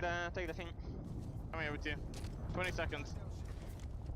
Look at me, okay? They went bottom left. They might up us. Where are you? I'm looking. Don't see them. Look, I'm looking under. Are they fighting top? Maybe. There is EMP. Yeah. Give me side. Who's IGLing for them? Is it Lufka? Tell you then I don't have evac. This spot's really good. This spot's really good if we can find it. Yeah, I know. Call everything, okay? Evacing. Go this side. Okay. You can west, far west as well on the zone. If I don't know if we reach, like on the platform. Okay, the skull spots. Jungle Gyms, west platform, the platform that we pinned already. What about like here? I don't know. This bottom, bottom, might be an option. Land here first, because they could be on that. I'm going greens, Here. Yeah, where are you? Showing on me. Yeah, nice. You can all here. We like play everything. We have a lot of space. Play everything. I don't know where to ult here. Holy fuck. Nice throwing. I just ulted here. I'm gonna spike the other side. Look behind, guys. Look behind. They might just randomly drop on our backs. I'm gonna spike the other side. Yeah, we need to play both. Like, They need to go into that high ground above blast. What they need to try and take. Right? They don't quite know where they're going to land. They have some pings. They have some plans in their mind. But as you heard from the comms, it's like, I don't know. We want to play for this. They land, and it's like, we have all. Look how many teams are still left, though. We've got more than we thought. Almost too much space. They didn't really know where to play. As elsewhere, you can see there's a little bit of a Makers versus Makers SWQ. involved in this one again. On the southeast, they're trying to move in. You've got Northeption and SWQ, and even Go Next just north of it.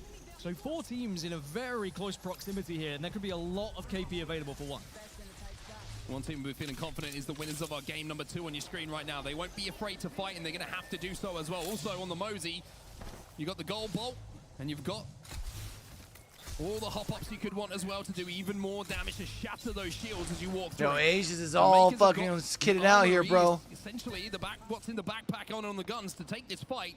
They also have an armor advantage here, but here comes the EMP. This might be the time for them to push. They're going to wrap zone here. Oh, it's a great wrap, and they do so much damage, catches them off guard, but it's a great reply of damage on the other side as well. Only one alive here for SWQ, though. Zicky's going to have to fly in. Actually, it becomes a 1v1 very quickly. There's the shield crack. There's the kills. And that's going to be Maker surviving. No one else is close enough to third party this, but here comes the EMP, and maybe I'm wrong. Yeah, Go Next actually saw this happening from a distance, and they'll get involved elsewhere. You will see Reject Winity and Cloud9 as we go back to Go Next, trying to finish off the pieces here, which they do. The winners from game number 2 will be eliminated, and Go Next, that is great recognition from them of where kills were available, and they moved away, they found it, they get the KP. Yeah, you knew Kashira was in that drone somewhere looking over all of that, and I thought for a second they were going to be safe to reset, but no. Kashira sees the information, sees the opportunity, and seizes it for Go Next as well. Now they have to go through Northeption. That's the next challenge for Go Next to try and face. But with the push from Go Next, they have given up train station, and it's allowed Northeption to actually get ahead of them and now hold them out. But now Bleed Esports also arriving from above as Furia still alive. Reject Winity will get eliminated, and now Furia is starting to get involved in some scraps. Furia here will do a lot of damage onto them as well. Now you're seeing them do more damage onto Bleed. Nox will go down. And Furia, look at the position they're playing at Northeption and Go Next are about to be in a fight, which Furia could 3P here probably. Just to the south side of Thermal Station, where Legends Gaming no, it's currently not find themselves. And Northeption. this is Is the it? battle No, it is for the Northeption south and side. Bleed. So many teams here. Go Next sit Only one above will be able them. to prevail. Polly is eliminated in the meantime. Bleed, Northeption, and Go Next all scrapping, and Furia are so close to all this as Bleed get eliminated. Does Furia look to drop on this? And they got stuck between Go Next and Northeption, and now maybe this fight can continue, but now SSE X-Ray also getting involved. Furia is still alive here. Vaxlon's going to have to take a few moments to get that battery off, though, on the Newcastle. Couple of KP also already in the bag here for Keon. You can see that Olympo were challenging the position of Legends, who I mentioned were in the priority position. They've just won that fight. Olympo will be eliminated, so Legends hold their ground. But what is next Legends. here for Furia? A big moment for them. Sorcerer, the last remaining below Fennel. I don't know if they know he's there. Well, now they do. And it might just be cleanup crew here for Fennel, but they don't want to commit too much to this. As I say that, lucky you're a Pathfinder.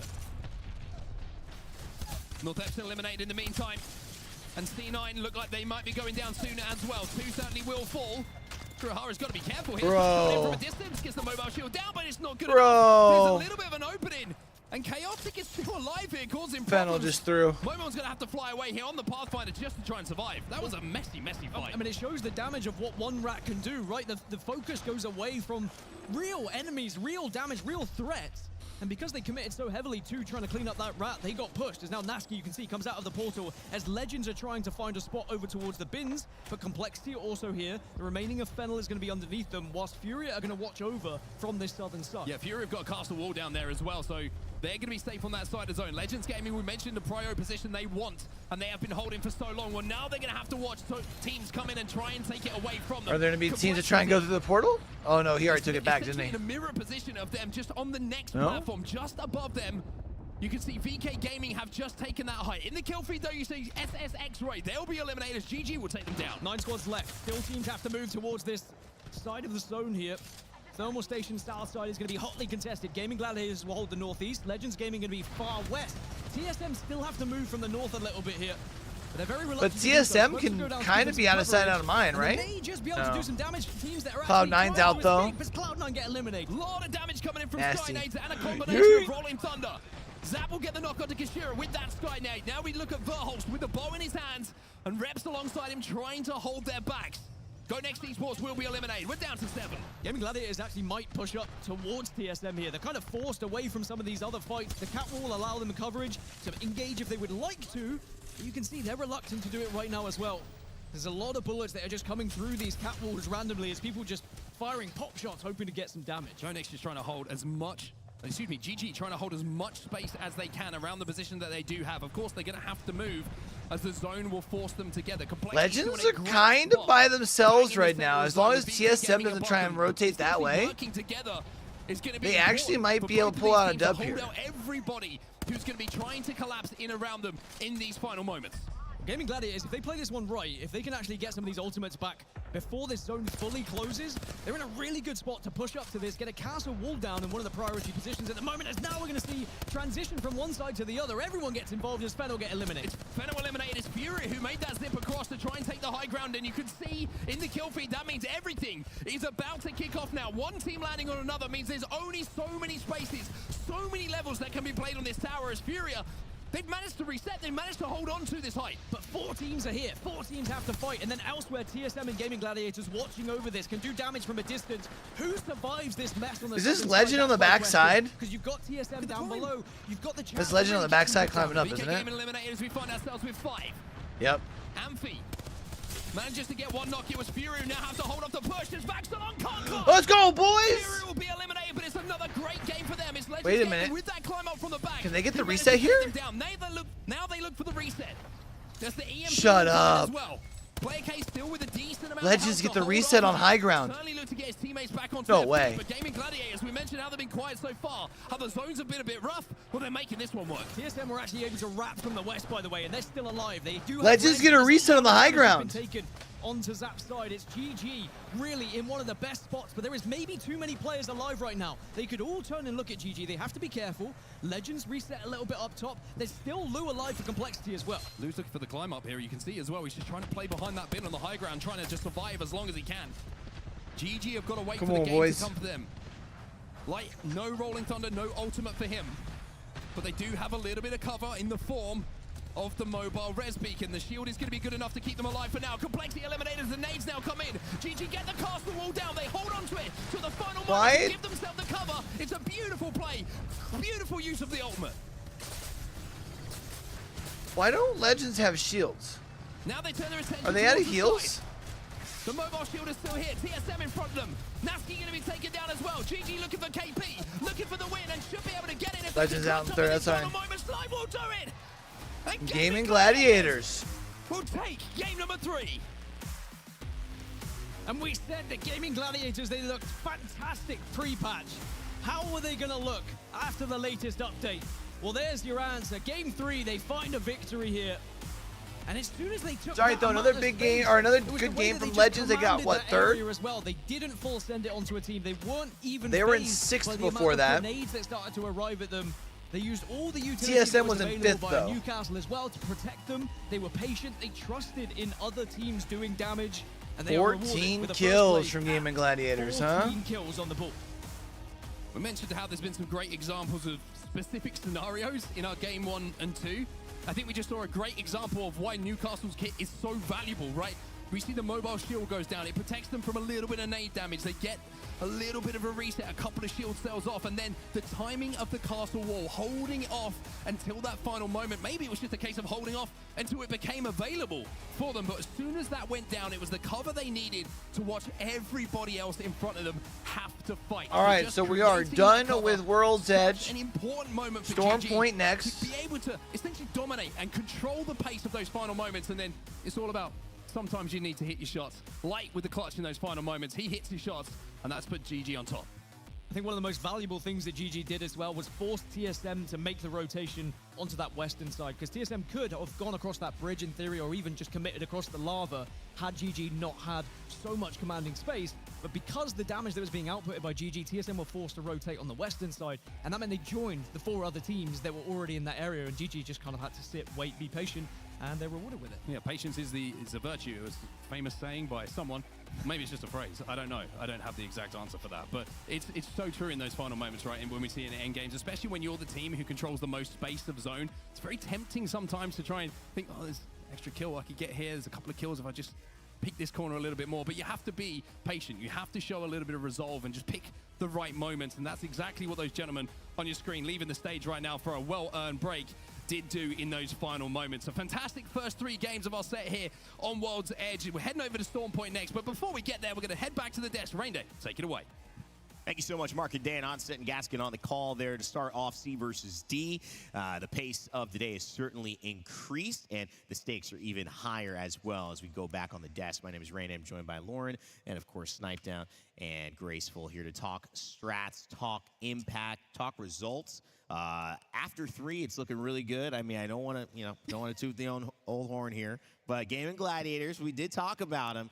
They show up pretty big in that last game. It's just a good sign to come. Mostly, too, the impact of Newcastle is unbelievable in these lobbies. I think, it's crazy to see how much he's been shifted into meta. And you're a big Apex fan, sure, but if you're just like tuning in from Split 1 and now you're checking it out Split 2, this is a wild difference. I mean, between the Newcastle with the new changes, those gold bins making everything that much scarier, we're seeing, like you had mentioned quite a few times earlier on in the day, Snipe, it's a much more diverse meta. It's so much more chaotic. You can make a lot of things work here, though, and our teams are really figuring out what those strategies are. Yeah, and I think that is really where the unpredictable nature of this tournament is coming from. What are the strategies? All right, we're seeing them work really well, and let's just walk through how they worked in each of these games, because it was Furious, Snipe, who would start out in a dominant fashion, taking game 1. Walk me through how this began. Yeah, and I hyped them up before this. I had them as my pick. This whole game, honestly, they had some rotates in from Thermal Station. Complexity was in front of them for a lot of this game, and they ended up wrapping up behind them as Complexity tried to push Legends on the hill. And once Furia made that rotate back towards the tracks and around, they put themselves at the height, and this spot from where they're at almost always wins this zone. And they were able to watch, you guys saw it, all the teams that thought this was going to go Monument, they got stuck at the bridge, they got stuck pushing up, and they're just holding this Newcastle wall on height. There really is no way for teams to push them once they get the tunnel control. And so they're just raining fire down on every one of these teams, and they were able to pick up, I think, a solid double-digit kill game here, which put them in a great position for the rest of the series to come out with the win. Yeah, Madness as well on the Crypto. I questioned how people who don't typically IGL on more passive players like Crypto would do, how they would transition. Seems like there's no problem there for Madness picking up that role perfectly as well. I mean, let's head over into game 2 and also switch gears, because Makers would stand out big time. Huge kill game, huge win. Graceful to kick off match 2 for them. Makers, MNKers. No, this win at the end was pretty easy, since they ended, the zone ended up pulling towards high ground, and they just need to hold the climb. Almost got spooked, by the way, because they actually managed a 3-man climb, almost wipe it for real, but it was fun. But before the whole fantastic part of this game was before this happened. What we see right now is the way they held these 2 houses. Like, this zone is very old. Been playing it for like 3-4 years, and the fact that they held the west side first and then made them passive due to the fact that they were like killing 2 teams, I believe, and then they swapped to the east side where where the zip lines and the little high ground is, and they wiped, I believe, Bleed in the blue container. They just kept clearing sides. Eventually only one team came in, they wiped them. I believe it was TSM. After that, they just looked down and they just hold out the game. Really, I would say, like, super solid fundamentals, textbook gameplay. Interesting too to see like the differences of the lineups here going up with the Watson instead of the Newcastle, but still having success in these moments. Some we're seeing the Newcastle and the Watson paired together. Some we're seeing that split on just with the Bangalore and the Crypto for the EMP pressure. But game 3, GG. It was GG for GG here in this one. Yeah, and I know Snipe got the Furia win in the first game for his prediction, then we got our GG win here in match number 3. And this is especially impressive when you consider where they're dropping. That east of Climatizer up there super far north. They had to make their way all the way down to Thermal as it continued to be on the southern side of the map. And they just had the perfect positioning. That final ring shrink down was just barely enough in their favor with literally everybody else on that 2-story flat. You had Legends over there, you had Complexity over there, you had everyone fighting just for those last few placement points, or KP if they could get it, knowing that with this new castle wall, the blocking of the vision with the smoke, I mean, GG just really had to wait for everything to come to them patiently to clean this one up. And they have Catalyst as well. You see that Catalyst wall playing in, another kind of iteration on this, but you're right, it was Lufka who got that first shot, and it was Light who would clean it up. You know they're so excited for that young star here on GG, and it would earn them the 26 points and first place that they had been desiring. Notably TSM right behind them as well. Legends Gaming, Complexity, and Furia rounding out our top 5. Furia's with a nice second place as well. Keon doing his thing now with a 5 and a win. They're certainly looking to be touching the top of this leaderboard here. As we look at the total score, there it is. Furia, 46 points after 3 games. MKers, Gaming Gladiators, Legends Gaming, and TSM right behind. It's a good showing for actually TSM there. Legends Gaming, we did mention that. It's great too. And I'll go to you, Grace. We'll see Amphi and Nasky picking that up. We know they'll be probably swapping out tomorrow, but still, that's a great start if you're Legends Gaming. Yeah, it's a great start, and we also have to mind, you know, the current zones that we've seen. We've seen kind of repetitive zones twice in a set. You know, it's a 2-1 set all of the time. So when we see, you know, Furia done phenomenally, and they've had good placements and good kills, but also 2 zones on top of them. So we have to keep that in mind, that teams that aren't like, there are, you know, from 2nd to maybe 8th place, that don't have zones close to them, they're working really hard, and they're showing up. So they get 1 zone in their favor, it could sway the entire leaderboard, which I'm all for. We're here for some good Apex. We're all for it, baby. Well, one of the interesting things is we're at LAN, so we get a chance to sit down with some of the people we may not be able to talk to, maybe just because they're on the other side of the world. In fact, it was Wig and Greek who had some chances to speak with Reject Winity JP earlier. So let's hear what they had to say.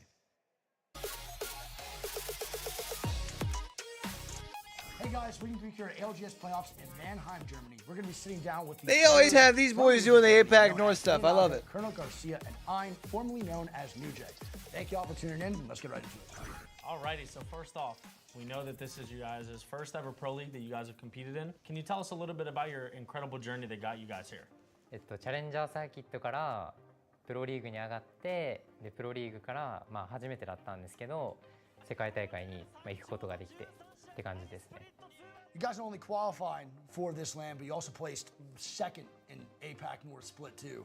That's extremely impressive. Is that like a really big confidence booster going into this LAN? そうですね。フナティックがその前回大会でそのドラフト順位3番目を獲得してくれたのもあって、自分たちすごいプレッシャーがとてもあると思うんで、その中でしっかりそのワットソン、クリプト、バルキリーっていう構成を使ってその。They're not going to talk about the other reject squad winning. Are you going to continue to play Valkyrie during this LAN itself? Because I know you guys were running it during the whole split too. Yes. Yeah, yeah. What does it mean to you to be signed by Reject? 前回その僕たちが所属するリジェクトが世界大会優勝してるってこともあって。That's what I was about to say. Like we got to talk about the fact that this org won the playoffs last split. 違いますし。そこはやっぱり自分たちにできることを全力で頑張ってその良い結果を残せたらなっていうふうに思ってます。My chat and I am also wondering, how did you guys get these photos for your profile pictures?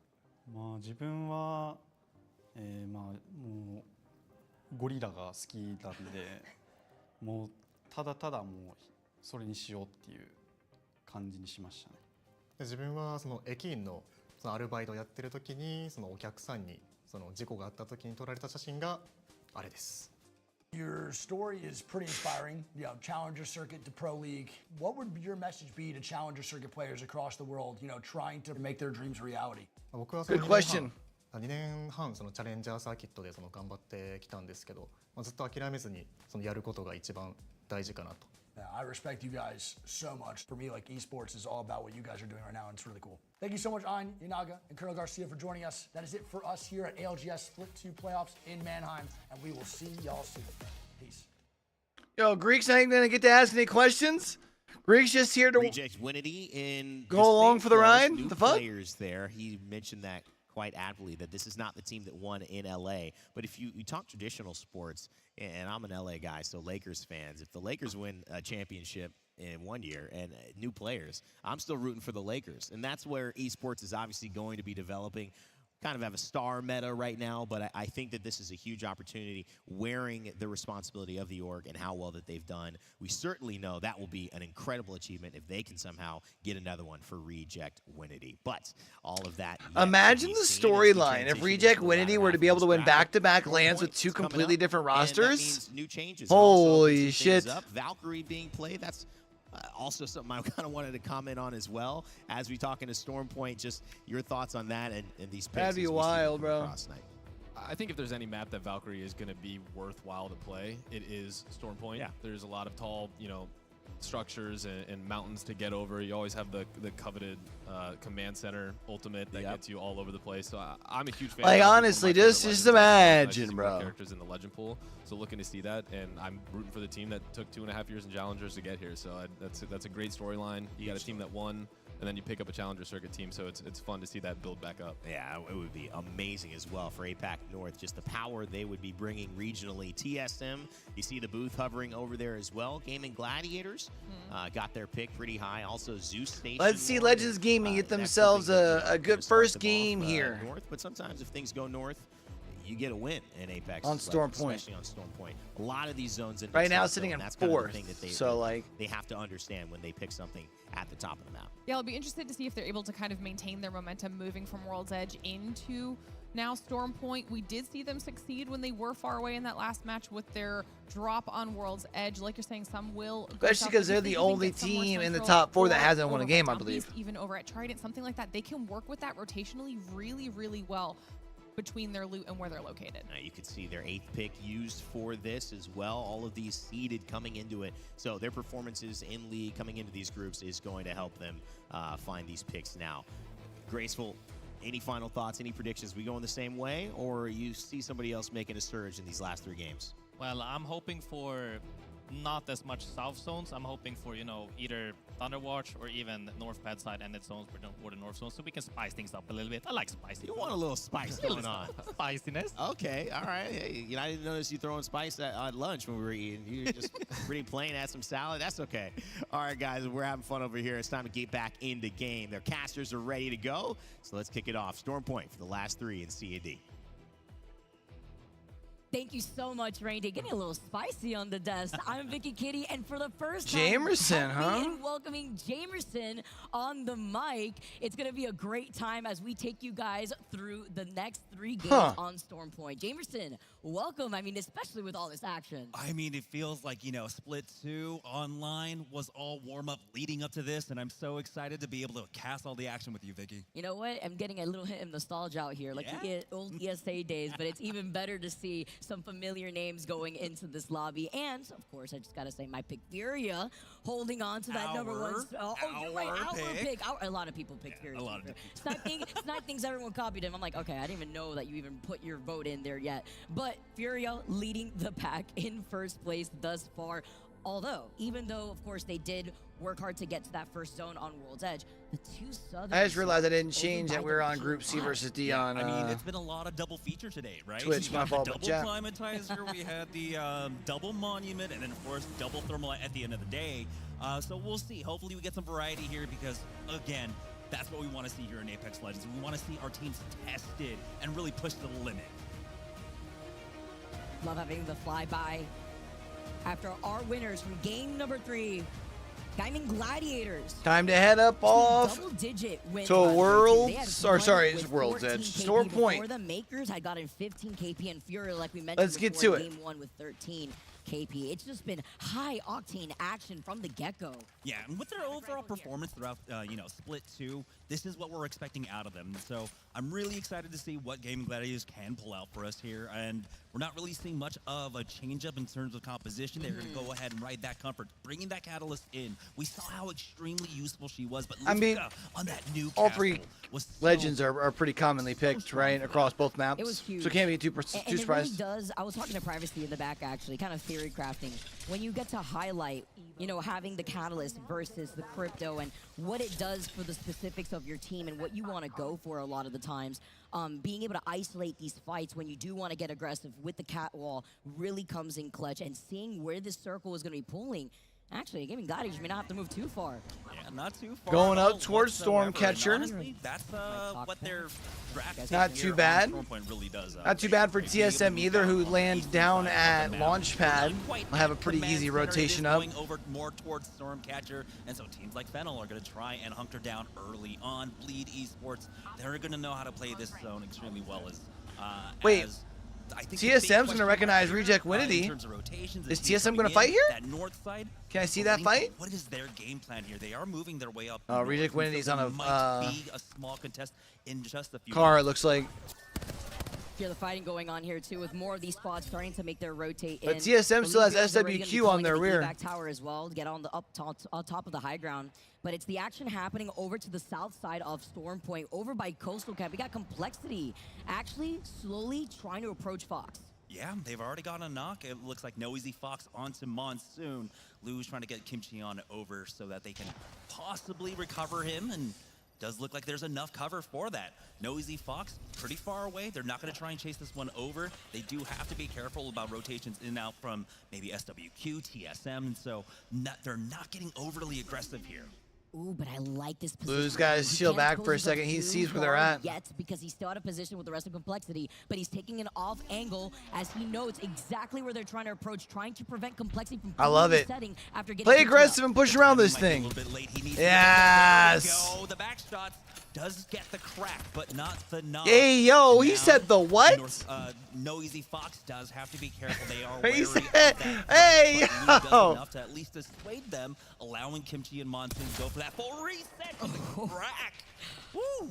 That was a little scary. Even though he's holding a split angle to give the insurance that the rest of Complexity needs to reset with Monsoon and Kimchi, he's still a little out of position, and knows Fox actually catching on, making sure that they aren't going to be the ones caught with their backs here. And they're still in a way better spot because they're still closer to the circle to try to at least circle keep them here and keep up the pressure. Yeah, they used a lot of utility here, though. I think they're going to just go ahead and back away from this one. They can possibly wait out one more ultimate, but both teams look like they are ready to just go ahead and call it. This was taking way too long. You never know who's going to try and counter-rotate into you at this point. So Fox will just go ahead and back away. Echo HQ, there's scans there for them. There's still bins to pick up and a tractor. So they'll be fine now, especially after that skirmish to basically re-up on medication. So not too much was really accomplished here, but not much was lost either. Yeah, but literally just swap places real quick to make sure that they get the scan on each side. Of course, with that crypto scan, you are able to get even extra Evo shield charge. And even better to see where the circle is going to be pulling. Yeah, a lot of teams have already made their way on over, basically over to Stormcatcher. We did have Noctum Scan being able to get a res onto one of their players. That we had a small engagement there on North Pad and Trident area between them and North Efton, I believe.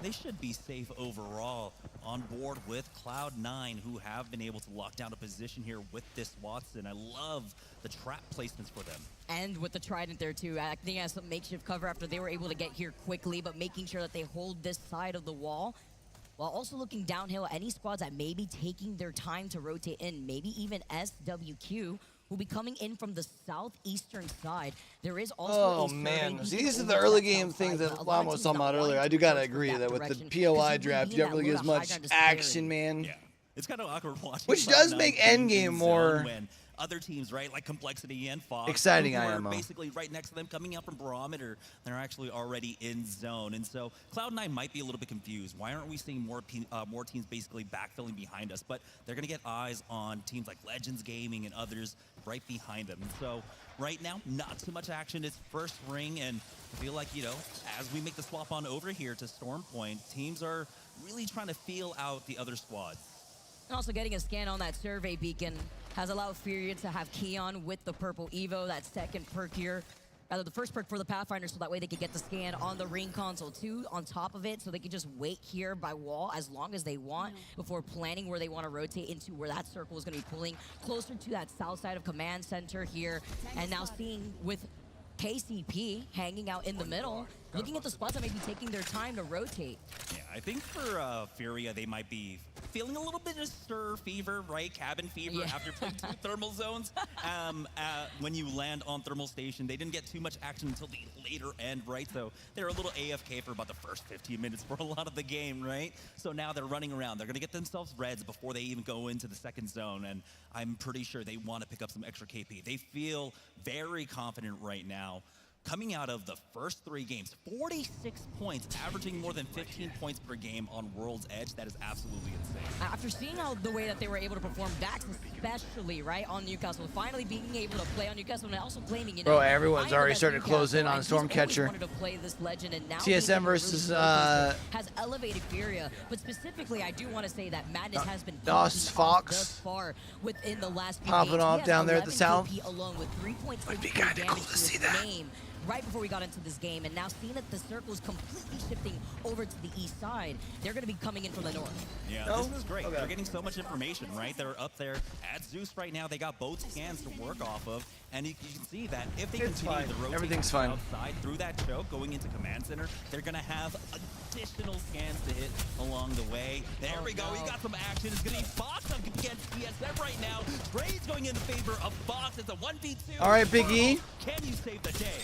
Oh! Get a little bit of cover other than that rock and the tree next to him. Gets And in a 2v1, absolutely zammed with that fucking the rest of TSM, the Sentinel. first squad out of this lobby. That's going to be a nice victory for Fox. Remember, they had a small engagement up against Complexity not too long ago. TSM were hovering around for a long time, slow on the rotate, and so they get punished for that.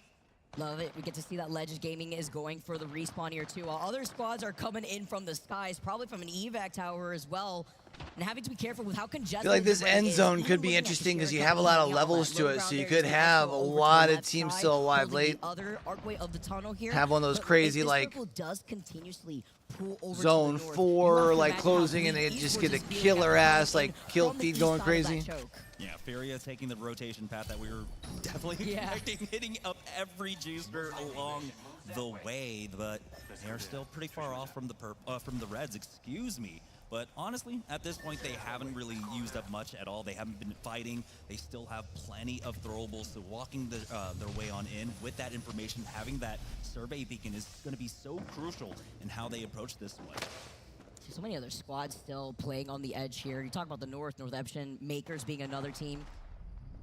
Now is slowly starting to approach Eption, making note that they're going to start moving here soon. I hear a zip line over to the side. Of course, that is Furia with their rotate right in front of their faces and being able to do so almost unscathed. I love that. I love it. I love it. I mean, we talked about it for years, right? We need a buff for Pathfinder. As a Pathfinder main, I am loving life right now. And you can see why. When you can just make rotates like that, you're not even worried. And you don't have to worry about getting beamed unless you're like dead going straight to whoever's shooting at you. You know what I mean?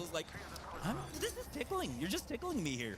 It's the alley-oop too now, because they're going to be able to look right behind them. They know that there's 2 squads waiting for them on the other side, but actually North Epson has opted to take ring damage and then wrap around by Cliffside, where we had just highlighted where Bleed Esports is located. This is ring 2. They're not going to be taking that much damage, right? So this is not too much of an investment for them. They can always turn around.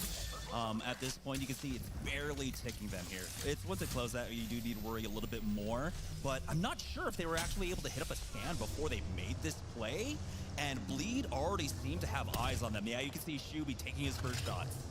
And now, on the other side, North Epson know that they have the crypto drone out. They're going to be able to scan that survey to see just how many teams are still on this east side. Because if they do want to take this fight versus Bleed, you have to imagine C9 being to their south, closer to that dome that you could expect on the north side of the zip line, could be eyeing this potential fight here because they're going to be uncontested from the south side for now.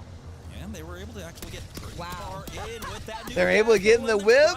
Hey, they got in the whip and they're out of here.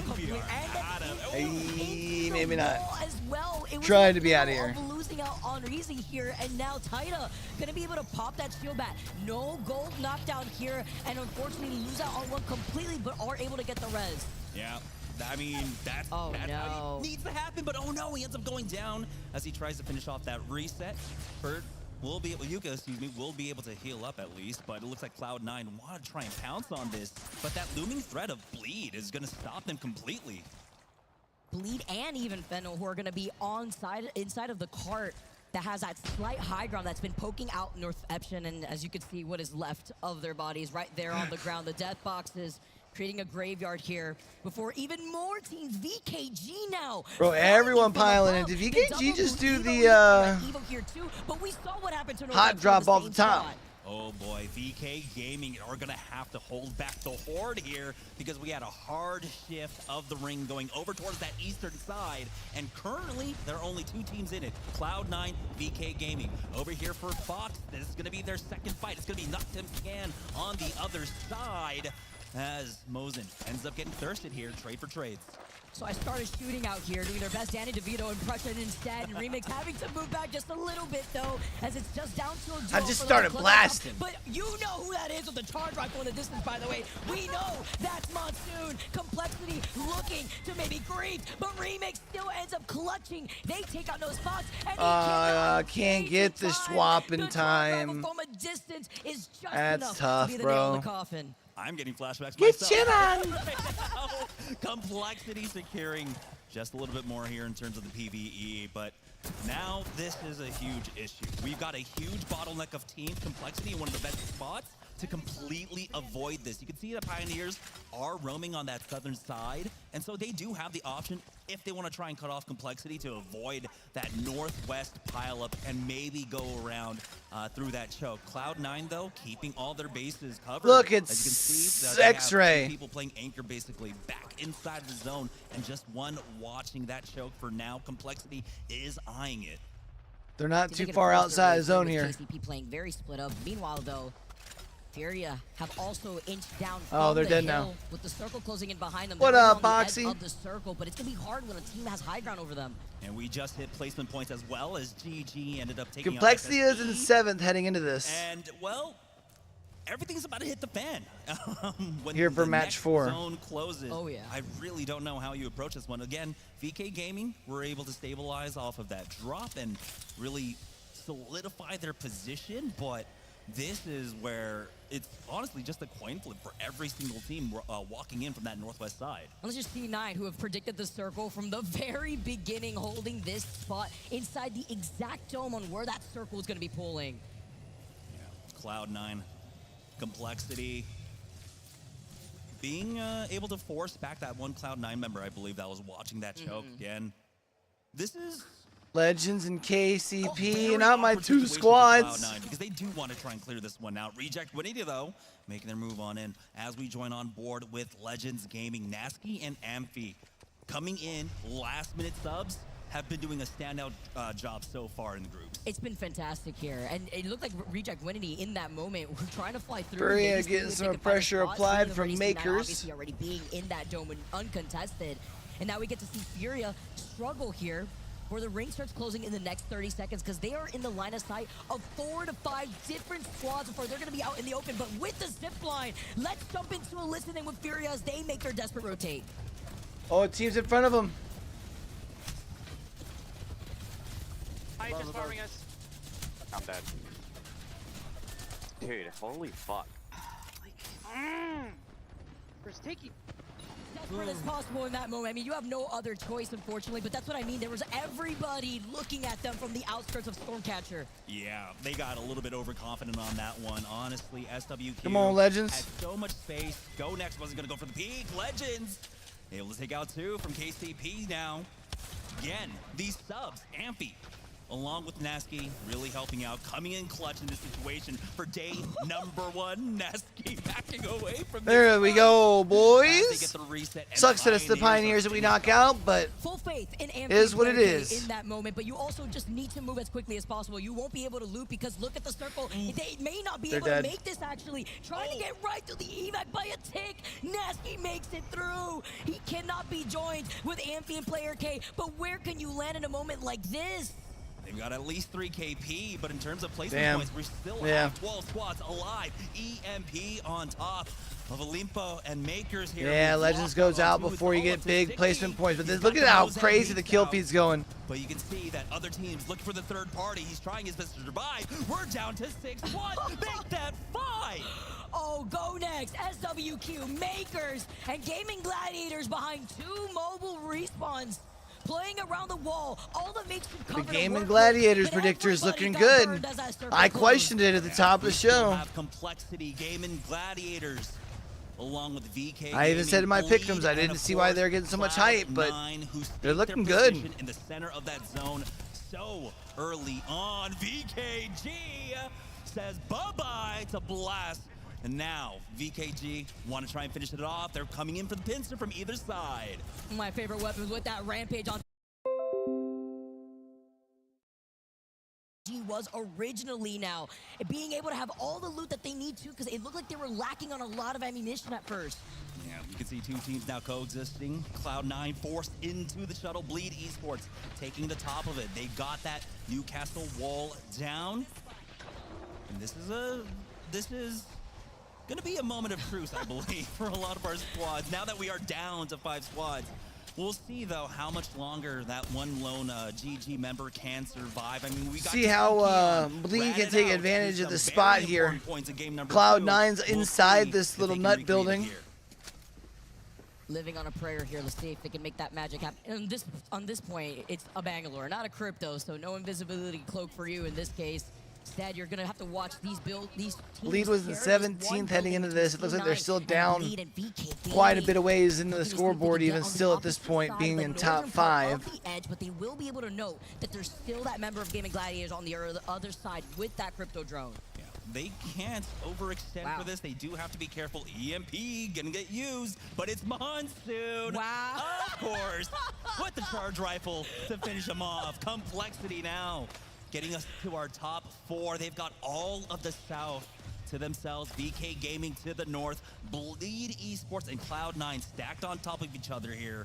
But they are basically last to move for this next zone. No way VK Gaming used the EMP just for Monsoon to steal the kill with the charge rifle. That is just cinema. Chef's kiss. All right, VK Gaming now behind the rock, understanding that Complexity. So this ends pretty well on the building, huh? Currently, but still having to reposition. Got burned the moment he just poked out his head to shoot out the charge rifle twice there. Yeah, I believe that was VK Gaming from the other side, all the way on the northern edge. Really, for Bleed and Cloud9, it's a tricky proposition, right? Because at any point, Bleed is just looking to drop onto Cloud9 if they can. Complexity moving. Here's everyone moving in. Now it's going to stack 3 teams on top. VK Gaming have made the move as well. And, so everyone's around this building at this point. This is going to come down to the final seconds now.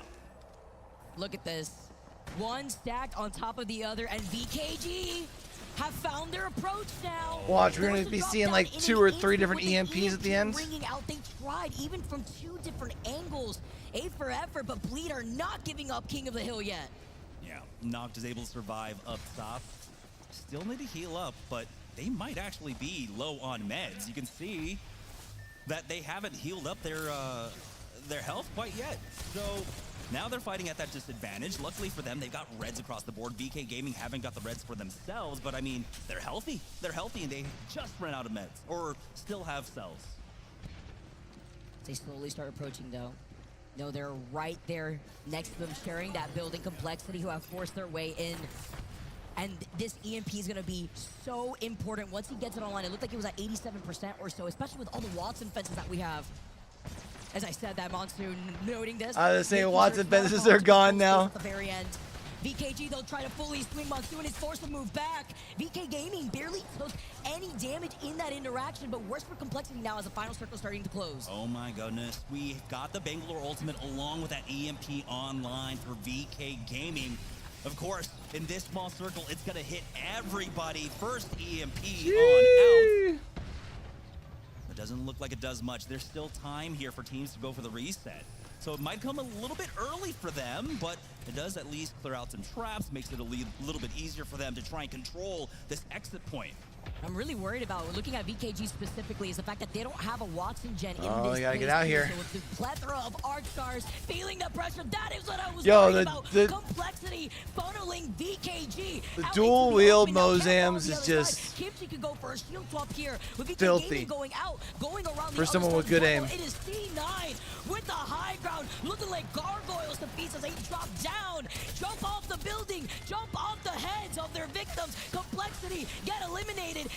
And Bleed take it home, huh? Patience paying off. inching out of the building to clean up what was left in the lobby. Yeah, Bleed Esports gave up that roof early on. That catwalk Chat, what gave sounds them good for lunch, plenty man? of space, forcing the final three teams basically on top of each other. And after that mad scramble, it was an easy finish for them to clean things up. But we are I just seeing don't know if some Soup's great gonna teams cut it. out of, great things out of so many teams today. Bleed Esports really showing up in game number 4. Raven cooking up behind them. A little change up here. Yeah, the end of that was pretty good. Getting knocked in that moment too, right? So they had to still work around that wall to be able to close up what was left of C9 once they were forced to drop down. They saw all the action happening below them. But Complexity is currently in 6th, though, after that last game. Having that catalyst wall for that final circle, the strength of it once again, not just the new Since this lobby doesn't have just throw down that cover, like a real runaway, there's still a lot of teams that are really close. Getting slowed down by it, forcing that fight on top. So this of is each going to be other. one of Complexity those did a great lobbies that job like it's going to be of really till the very punishing end. But of course, during group stage, how you finish in as your well on groups that doesn't push really out. And you can necessarily see matter. why It's just about the timing of points you that accrue. EMP from VG was a little suboptimal. Right? Yeah. They needed to wait maybe 10 more seconds, and it could have been a lot more competitive of a fight. Utility was absolutely huge there when you have so many other teams. Complexity's sharing a doing space solid. with you, whether it be having the Watson gen, so that way you could at least keep your corner before you're forced to inch forward. That was something that Complexity absolutely took advantage of. They noted that they didn't have a Watson gen when they had already initially threw the arc stars to force them into their line of sight. And once that circle was closing in, I'm then gonna you had figure the out team food, right man. above you, Bleed, who had given that up just. Bro, we've been little live early, for and then 7.5 T9 thinking that they could hours. climb up and hold on to the high ground. Except that high ground was barely in that final circle, minus just a crumb of the ledge before they were forced to drop down. And it was just a cleanup from the action that was already happening before their eyes. Yeah, Cloud9 tried to hold on to that for as long as they can. I mean, we've been here since zone number 1. You aren't going to take this away from us that easily, but ultimately, at the end of the day, I mean, I was surprised by that zone call. They made it early on. This is what really impresses me by the IGLs, having that deep understanding of the ring, being able to stay on top of how the ring has been behaving. It's been something that, honestly, I haven't been able to keep track of over the last 2 weeks. Yeah, having to keep track of where a lot of our teams are also going to be rotating from their respective POIs benefited the likes of Bleed in that case, even holding that northern choke that we saw the DBZ building that C9 was holding in from the very beginning, granted Bleed to get so much KP in the process, putting them up into overall 8th place. Yeah, unfortunately here in game number 4, Furio, despite having really good rotation on the north side, slow coming in, wasn't able to do much at all, right? It was Game and Gladiators who had taken that win in game number 3 and kind of was able to transition here when we made it over to Storm Point of getting some additional points on the board. They cut that lead now down to 7 points, so 47 to the 40 of Game and Gladiators. Makers here in top 3 as well with 37, and Cloud9 with that performance right underneath them. It's crazy. The triple bagel allowing the competition to get a lot more tighter. And that was just game number 4 on Storm Point. Don't go anywhere, because on the other side of this break, we got game 5 action coming to you soon.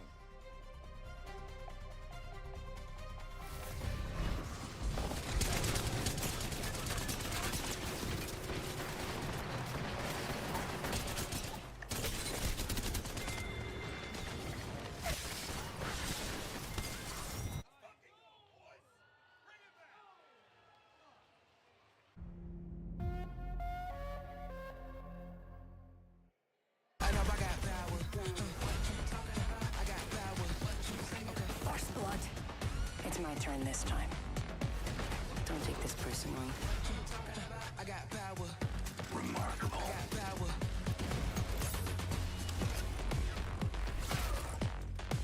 I got power. All right, heads up. Yeah, I got you. Don't beat yourself up.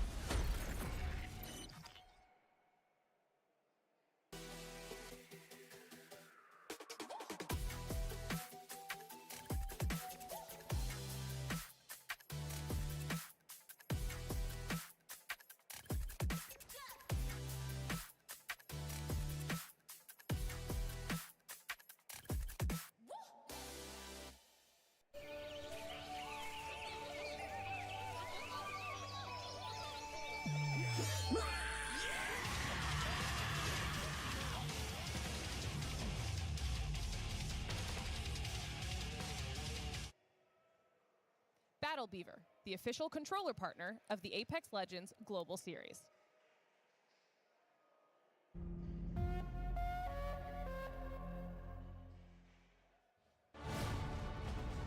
Herman Miller Gaming is the official chair partner of the ALGS, with today's competitors sitting in a Herman Miller Gaming in-body chairs, which comes in 4 unique colors. Our coaches are sitting in a Bantam gaming chair with 7 unique colorways, and you can try out one at free play area located on the concourse. To learn which chair fits you best, go to hermanmiller.com/gaming. Those chairs look absolutely comfortable here too. I feel like my back would be very thankful to be sitting on one of those Herman Miller chairs. Yeah, get a couple of those in the green room for us. I mean, no, we got plenty of couches back there. Yeah, you're right. Everyone's laying down, you know. We have some early mornings, so we've got some really good napping couches. That's true. Yeah. But it's really hard to do that when the action is just non-stop for all these series thus far, including a great game for Bleed to put him in that 8th place overall. But also, to highlight what we saw from the end game right there, how important it is, as we were highlighting the Crypto v Catalyst, looking at, you know, the different styles that we're seeing a lot of these teams try to take as an approach, how important the catwall was at the very end there, because it also created so much chaos with the Watson fences that were preemptively there, left behind by the other team. Yeah, this is 2 games in a row, right, where the Catalyst wall was crucial, I would say, in the victory, and less their tactical overall. And ooh, I love the crowd getting excited for this one. The EXO chants. This is the energy I'm looking for here in Germany, especially when it's day one. You know that if the crowd is rowdy on day one, you can only expect how it's going to ramp up as we go on through the tournament. See, they were warmed up, right? They just came. They just came from France, right? They had the Olympics. They're ready. They're ready for this. I love just basking in the cheering. The basking in the cheering. He just wants more. He wants more. EXO, do you feel the energy? They need it, because right now they are sitting in 17th overall. Still 2 more games to go as we approach game number 5. At this point, though, I always like to highlight, this is also one of my favorite games when it comes to an entire match series, but it's specifically at this point where a lot of our squads know where they're stationed up in the overall standings, what they need to do differently depending on how they want to approach, either aggressively or if they're going to try to play for more of that positioning. Yeah, honestly, when it comes to that last game, you can't really fault Had to get any some of our soup, teams, chat. right? You see that first ring pull, Stormcatcher, yeah, sure. Who's expecting it to pull on over to the shuttles to the eastern side of it? Very few. Only 2 teams really kind of considered that one, but who knows if it was maybe, oh, we don't have a spot at Stormcatcher, let's just play here for now, wait for zone 3, and then make our play. Oh, zone 3, it fell right on top of us? All right, I ain't going anywhere. That's why so many teams, we saw, what, like 8 teams or so, 7 teams, just completely get annihilated once that circle shift started to close the circle in that moment. And it was because there's such little cover when you are forced to rotate out of Stormcatcher in that point. You're out in the open, and a lot of the teams that were either on the other side of the gondola or just looking down at you, and it's just easy shooting at that point when they have I woke that up to slight Cast high Stride ground night last approaching night, 16 from low hours ground ago. with no other building to give you the opportunity to get out of the line of sight of other teams. Yeah, you do have to really consider all of the options around you, and seeing that one rotation out, right, from Furia, everything was going great until they, you know, tried to take that second zip line and just got absolutely destroyed by 2, maybe 3 teams focusing them down. Usually, you know, 1 team's firing at you, you can eat that, but 2 or 3, that's where it's getting a little bit much. Makes me think what would have happened. All right, game number 5, chat. Of Lightning Rod in that case. That last game was lead up into 8th after they went in at 17. Maybe pulling towards Cascade Falls, maybe a little north. We're gonna have to see I mean, if it again, ends though, up when you don't have any big, like, pulling point down sponges that like we middle had in side, that where first we could expect lobby, lot like a teams win. EXO feeling the chance in the crowd. Pretty well moves you up in that top 10. Survey beacon that's at every POI. Another, you know, one of those teams that fell into that trap of Stormcatcher in game number 4, right? EXO Clan having very high priorities to make it over there. I mean, so unless you have absolutely shit to play. and why? But here we are on that quick move. This is what I love about coming out of Jurassic. You get to move out so fast. You can see why a lot of teams want to go for it. And we do have a look at our first ring right now on screen from Swinny, as that ring is pulling up to the northwest side. We got a lot of checkpoint in on this one, but Trident, we know how much of a pull and how much it affects the rings here. Especially looking at those buildings that are going to get congested over to the north side of that mountain by checkpoint here. actually where we currently see Nocturne in the middle of like rotating by that survey beacon, with Northception being right over to their north. So a lot of teams here, Furia obviously having their POI advantage. Again, though, in this case, it's the Storm Point edition. Almost like the last 2 games is what really looks at Furia and says, you know what can we do to cater towards that POI advantage? Furia getting yet another fucking circle, Basically, bro. It was the 14th, I think, Right. Storm Point map pick overall. So they did sacrifice a lot going that first round thermal station, but we saw that pay off dividends. Now this is where they can get punished a little bit. Checkpoint isn't the worst, but it's definitely not the best whatsoever. We're seeing a lot of movement now to try and get into that Trident area. We did see early on in game number 4, Northwestern taking some early fights, and it sounds like that might be the case again. Yeah, with Noctum instead, actually, here, but maybe Northwestern looking at them from the other side, because it is GN actually getting involved here first. With Noctum having this slight high ground, though, and them taking their time to take this fight, you can expect teams like even EXO maybe getting a whip of this fight. But I love the trade-off here with Kashira being the first one to get knocked, and now Kaishi being the next one in this situation, leaving only one alive from GN before Go Next get caught off by VKG in the distance. Oh, man, Go Next. Oh, they're getting pushed here, though, now. Who's this? Noctem can have issues coming Is their VKG? way as the third party comes in. VKG.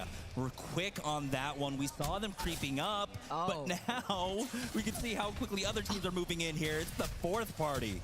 This is what I was worried about. I knew with the amount of squads in the vicinity, so many quick rotating teams, it's one after the other as a domino falls, and VKG get eliminated. EXO meet them back in the lobby the moment that we tune out to look at all the action. But good timing on Northception's spot here as they were by the north side looking to get involved in this fight. Yeah, and this is huge for Northwestern, by the way, right? Because they try to fast rotate here with priority, and now they get here. They sacrifice the Go Next really said go next, yeah. But they have, what? I'm surprised. Maybe I really thought that with it being a crypto meta, to be able to pull from here, so and with the rest of Kashira's this like game is set up for them.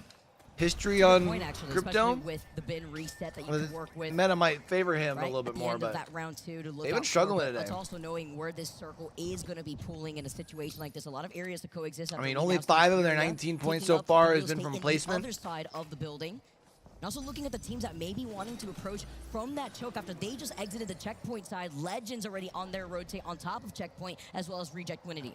Yeah, for Fury here, this is just going to be holding pattern. Not much had really happened, especially with how much early action we had, right? Already getting down to 16, 17 teams here. We do have some poking and prodding with that EMP, and it's GG to be the beneficiaries of that one. Thanks, guys, for EMPing us for no reason whatsoever. Hey, it's all about extra damage, putting into that Evo shield, and also making them use those shields as much as possible before they get collapsed on by so many other teams. A triple coming out from Kimchi there onto an SWQ member. I know I said I didn't want the soup. I always forget how good the soup Complexity is. Have been slow rotating through the zone. I mean, they haven't really had priority on a lot of these, and so, of course, they're going to go ahead and play Edge. They secure that thirst onto Yu Ling. The Complexity, you can see how safely they're trying to play this one. They had a solid game number 4. They want to continue that momentum here. Wondering if they had triple shotgun, triple sniper for Complexity. I don't have to see the weapon composition out here. Well, Crazy Kong is still alive, just for now, at side of the zone, while Complexity are trying to look for him. I also think low-key when you have a lobby that's so close, like contested, like you don't have a couple runaway teams, leaving one of their members outside from Complexity. They might have been able to. it makes teams in that like mid-pack feel more comfortable with taking risks in order to try and close the gap. All right, their movement is based on, or excuse me, their vision is based on movement, right? But also cloaking helps. There we go. I love that.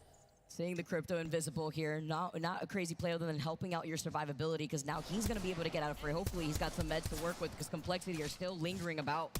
While Bleed, after taking that dub in the previous game, playing off the rooftops, doesn't look like they may have that circle info just yet. Oh, they do actually. It's on the mini-map here, but waiting patiently over to the north It's still side, crazy to think looking that at we Lupo, went who are from actually looking to also get a ring console of their own. Yeah, this is gonna 2 be years the next ago, big fight, I would say here. Don't the really champs see much meta else became happening the on Seer northern meta. side in the center of the zone. I don't know if that was really the Seer meta. That was kind of a decent amount of teams running the Seer. only team that can try and shake things up. Fennel playing Godrock over there, over by the Spider Hills. And, well, yeah, that's the pull that everyone was expecting. This is why every team moved into Trident so quickly. Reject Winnity are in a very curious spot there. They do have SSE. Whereas this year it's like a very defensive them, meta versus so a very aggressive that one meta. out because otherwise they're going to be forced to basically play off that choke. And we know what happens to a lot of those teams coming out from checkpoint to try to get into Trident. Especially when you're out in the open like that and you're coming from uphill before sliding down into the opening of the building that we saw Furia posted up in here. There's a standoff that you were mentioning over on the other side, but it's also making sure that there's no other squads within the vicinity in case they are looking to be aware of a third party. Oh, I forgot that they are rocking that Valkyrie, so they'll have the extra height to actually clear these rocks, clear these mountains. But, of course, we've seen time and again for a lot of teams trying to take off on that Valk with that skyward dive puts you pretty vulnerable. They've got plenty of time. Honestly, they should try and force SSE back. Let's get some poking done when they have blue Evo shields here too. Want to be able to charge that up to purple onto SSE. More of these other teams take up the different space here over to the north side before they will eventually have to move forward, because even though this armory is safe for now, we see Bleed on the other side of the armory by the DBZ buildings. We know that there's a lot of space for other squads to coexist here, but the circle is still pulling to Bleed south, so they still have to inch into that corner. Yeah, Bleed basically. Yeah, but they'll be able to inch their way in. They know that they don't have anybody to worry about as far as their north. They will have to worry about the team that's in that armory, though. So I don't know if that's much of an upgrade. So I think they are, yeah, definitely eyeing up that armory, but it's going to be difficult to really move in on that Watson who is hunkered down. And honestly, Bleed aren't really forced to do much. They can play outside that armory. We don't have too much in the way of threats on the northern side, here on the slow side. So they can honestly just play this one slow. They had a great number. They got the win in game number 4. Now for game number 5 and 6, you got to just make sure you put on points. You have to win that team fight if they do want to take that fight versus Makers, because Dexter's been absolutely popping off. He's just got 12 KP alone, although he's been absolutely able to give some suppressed fire to allow Asia's to actually pop off and deal enough of that damage. But you can see with Bleed now ending up rotating over to the other side, not wanting to take that fight here. They're in the line of sight of 3 different other teams. Bleed Esports making that move early, and they honestly did not need to. Dropped will fall, but honestly, no team really in position to try and punish this one. It's going to be all utility here. Got the gold pickup. Coming in from Very every nice. single angle. They did have Fennel and the God Rocks to their south, keeping an eye on them, but Noct is going to buy space for them, push out just a little bit, and you can see that the wall from the Newcastle was set up to really deal with the major threat of Fennel. And that was when they had got an EMP, so we saw them put down the drops all in that moment, just as defensively, to prevent any other squad from maybe trying to collapse in this case. Because at the moment, there is no team going through the choke that's behind Fennel, but we could expect either Olympia or Cloud9 to maybe decide on that rotate, because both chokes, nonetheless, are going to be very difficult. Yeah, I'm a little bit worried because we're seeing some like funnel vision coming out from Fennel. Funnel vision coming up from Fennel onto Bleed Esports. But the funnel vision. Just as I said that, I was watching the head swerve and check the back. And they're doing what you need to do. When you're playing the God Rock, your biggest threat is going to be the Spider Hill there. So they're keeping an eye on that, or at least one person to check that at all times. SWQ still on the rotates through this ring right now, and they are pretty far from safety. In terms of meds, though, look at Don't.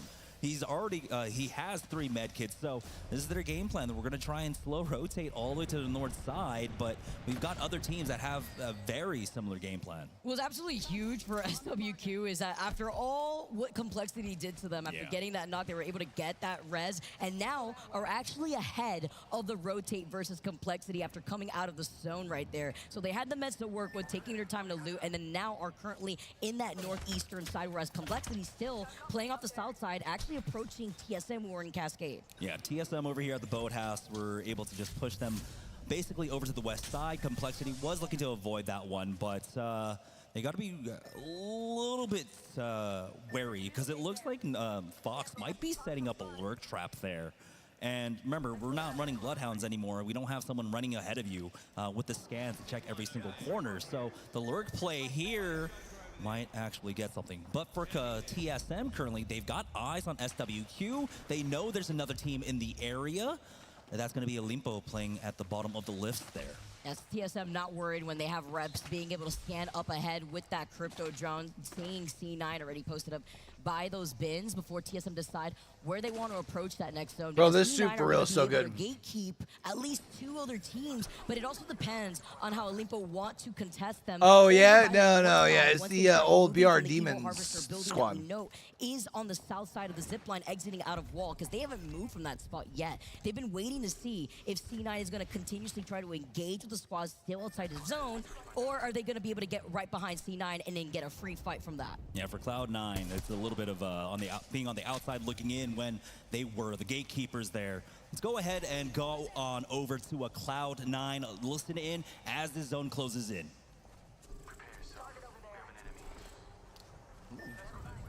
Haircut. Above him right now. Going above his team. No, they're right here. Naughty, They're come not back. sitting You guys are split right now. Come back. I'm running back. Go to Spider Choke, everyone. I'm batting. I'm cracked right here. I might die. I'm batting. Come to me. Go to the Spider Choke. Yes, Go to the fucking Spider Choke. Go over here behind this rock. Okay. Smoke again if you can. No smoke. Just run. I'm playing here. I'm popping a medkit on top. Watch this. Look at this. I can't right now. I'm not kidding. Come, Jen, whenever you can. There's a team on our right. Listen, everyone shut up so I can talk. The team is walking on the right to the left, going to fight. Everyone's going to pile up here. We want to 3P all of it. We have an evac to get height. Okay. I've got Jen. And 2. Do you want me Jen still? Yes. Is there anyone on the right still? They stopped fighting. I don't know what's happening. Are you certain no one's on the right now, Sauce? They already crossed? Yes, they crossed. No, Crypto Invis on the right somewhere. Okay. Does the outline show the crypto? Yeah, kill this guy across right now. I'm looking. I'm gonna play him. You guys can kill this fucking dumbass. I'm running for him. Okay, I'm coming. Shut up and let me talk. He's cooking out here as C9 are able to reposition, force their way out of a difficult situation where they could have actually gotten pinched and now have wrapped up behind Complexity instead. They catch Kimchi. Where's the rest of the completely Complexity? off guard. That was beautiful. They spotted the isolated player in the back. That was Kimchi trying to play anchor for his squad. Complexity, Monsoon, and Lou tried to push up to go for that third party up against TSM. But we've got another fight taking place. Reject Winity versus Fox here at checkpoint right now. The reset coming in as Hammer Drill will get his his Bangalore back on up. It was the fight that was teased from the very beginning, finally unfolding now, and it is Hammer Drill currently alive with no They see him He above? is able to fully reset his shields here, but having to play off of only a white knockdown, not so much to work with. They did see him above, but they didn't expect him to drop, I guess. More else to work with. Can they do it in that 2v2 situation? It's a trade-off after they were able to get that knock onto Ian. I'm not sure, but I think Reject Winity might have had high ground there, didn't have to commit to that low ground push, and now they put themselves in a really difficult spot. SSE, one member still alive, are going to try look to gatekeep, and now here comes the Valkyrie, but this is way too late. They're taking so much damage, and this is a blind rotate for them. The fact that SSE, still Green Fox, as a solo, can he clutch in a 1v1? Nose goes down, and after SSE were forced to play that out as a rep for quite a bit, they are going to be able to inch forward. Now the fighting has not stopped with TSM on the other side. TSM pushing straight on top of Fennel. Reject out, Fennel out. Cloud9 and Bleed gonna go ahead and jump in and said, ain't no party like a third party. For the third party, one team has spotted out that it is going to be multiple teams involved. It was Bleed. They said slow it down, play it safe, secure the kills, and back away. Beautiful play coming out from Bleed Esports. And TSM meeting their demise in that case here too, when they were pinched, not only with Complexity being part of the fray, but when Bleed was on the other side as C9, both teams disengaging in this point and looking at where that circle is pulling so much out in the open, while C9 desperately look at Saucer surviving with 1 HP. Now Cloud9 giving some time here to reset. Chaotic able to get off that bat, but he still needs to hit up that med kit. Bangalore ult going down here. Might have to just eat this one, but you can see that Bleed have... Where's Legends at? Bleed did need to top off. They needed to loot up more than anything else. As much as they... Oh, they're on that backside completely. Sitting on 3 blues. Because both teams committed a lot into that third party up against TSM. And look who forced putting down an eviction notice on Zafira's building. It was KCP now. As Anu on the other side gets the crack, Furia get eliminated. No, that should meet them back in the lobby. C9, which is naughty. Wow. Survive. Feeling the pressure after 3 other teams collapse on them, and Legends Gaming go out as well. KCP with all the resets right in front of them. Now it's leaving us. With our top 4, it's Bleed Esports, Makers once again, Gaming Gladiators, and of course, Pioneers, who had just won a big fight. But it's Gaming Gladiators in the center of the zone, and it's Makers now looking to try and take out Bleed Esports. We see it again. Can we see it again? I go blasting here with bro, the fucking double, the shotgun barrel, but the hammies on dual wheel top of it. Mozams. Dexter, as I highlighted before, has been finding so much success. No KP this time around. He's forced to back out. Ace is on the other side, and with the Mozam, gets 2 knocked already, leaving only 1 from Bleed before taking them all out. Pioneers were looking to get involved. They are jumping forward now, and that's going to allow Gaming Gladiators to come in from behind. GG come in with 2 kills onto KCP. GG, will they be able to do it once again? When Blast has the red Dude, didn't they win game number 4? Or am I tripping? Game 3. They won a game already, right? Gaming Gladiators versus Makers. And they have the gold knock. They have the reset here. And on the other side, preventing the same type of reset, you see Asia. Low, though, on the other side, getting some help. Gaming Gladiators looking away healthy to try to take 2 dubs in their pocket. Game number 5 with Gaming Gladiators coming out. All right, Man, Gaming Gladiators. Huge, and that's what experience really buys you. Being able to read the tempo of the fights, being able to read the tempo of the lobby, understanding that Pioneers were just overextended at that point, being able to poke out at the right time, get 2 knocks instantly as soon as they came out of that building, and of course leverage that into the overall win. It was a little bit slow in the beginning for them, but taking that is going to be huge. That's 2 dubs now in this group for Gaming Gladiators. 1 on, of course, World's Edge, and now here on Storm Point. That is a great sign here for Gaming Gladiators for the overall tournament. Shows you about consistency. Taking game 3, now game 5 on top of it. Coming in from the north side of the zone, making it a little bit easier when it came to that rotate, but we saw how early that they were able to hold onto that north side here too. Gaming Gladiators, fantastic timing too on rotating, whether they could get the res, but would also help them the fact that they had that Newcastle gold knockdown to go in for a reset, whereas on the other side, you didn't really have that same luxury when her Newcastle was knocked instead. Yeah, I mean, without it, right, it would have virtually just been a 2v2. But having that, making basically a 3v2 at the end, Makers, we've seen how strong they are, how good they are at the team fights. What I do want to note, though, is how impressed I was by every single fight that I saw there. They weren't the cleanest fights, but they were timed extremely well, right? When TSM made that push out onto Fennel, they did it extremely quickly, and it was just Bleed and I forget who the other third party was, that were just already ready, right? Their usual third-party timings is not what you would expect at that point. TSM made the right call there. It was just that the third party came so much sooner than you would normally expect. It was C9 from one choke, and then we saw Bleed move in from the other side in that moment. And it was Complexity and TSM that were just stuck in that southern left point choke sandwich.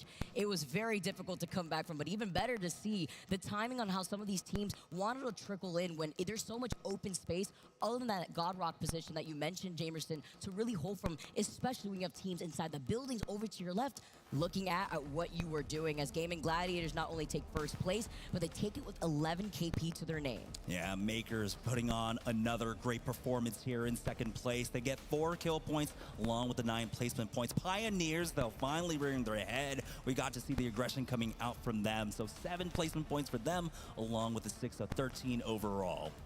He's also looking all the way down at Furia with 2 placement points, but another situation where they weren't able to accumulate the KP that they need, which means that this probably has shaken up a lot. Look at the series results right now. Fury, who were sitting in that first place spot, dropping down to third with 49 points. Gaming Gladiators with a huge boost after another win with double-digit KP. Yeah, for the simple fact that Furia were still able to put on points, though they leave themselves within reach of Gaming Gladiators. But honestly, the momentum might be getting away from them at this point. Gaming Gladiators getting both a win once again on World's Edge and now here on Stormpoint is such a great sign to see. I mean, that's something that, you know, you have to consider. Not right now because, you know, we have a few more days until we hit match point, but the simple fact that they can win on both maps here is a really good sign. It's the consistency and the consistency of seeing our sixth game on the other side of this break. We get to see if they can continue the action. Will they get 3? Or is it going to be a new winner? Tune in after this break.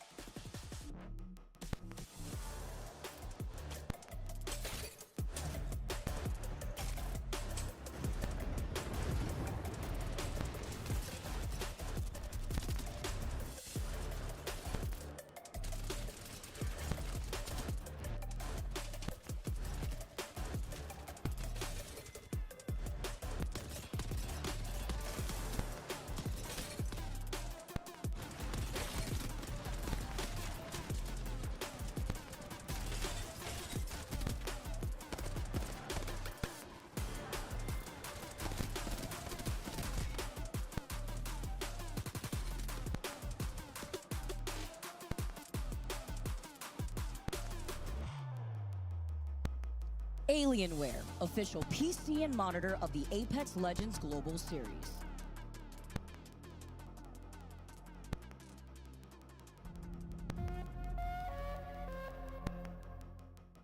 Yeah, back that, walk up. I'm inting left side, inting left side, guys. I'm ulting top, I'm ulting top. Inting left side, inting left side. I have top. What's on me? Gonna int me. Oh, come on. That's me. I'm on it. Okay. One is that. Okay. One is that. Walk up. One is that. Go. Never join. Nice. Full team. There. Whoa, go get the one. Let's go. Just Watson. Let's fucking go! And Gaming Gladiators with their second dub of the day. I would love to highlight Light right now because he is going crazy, Jamerson. 15 KP in total after his last 5 games with 5.3k damage.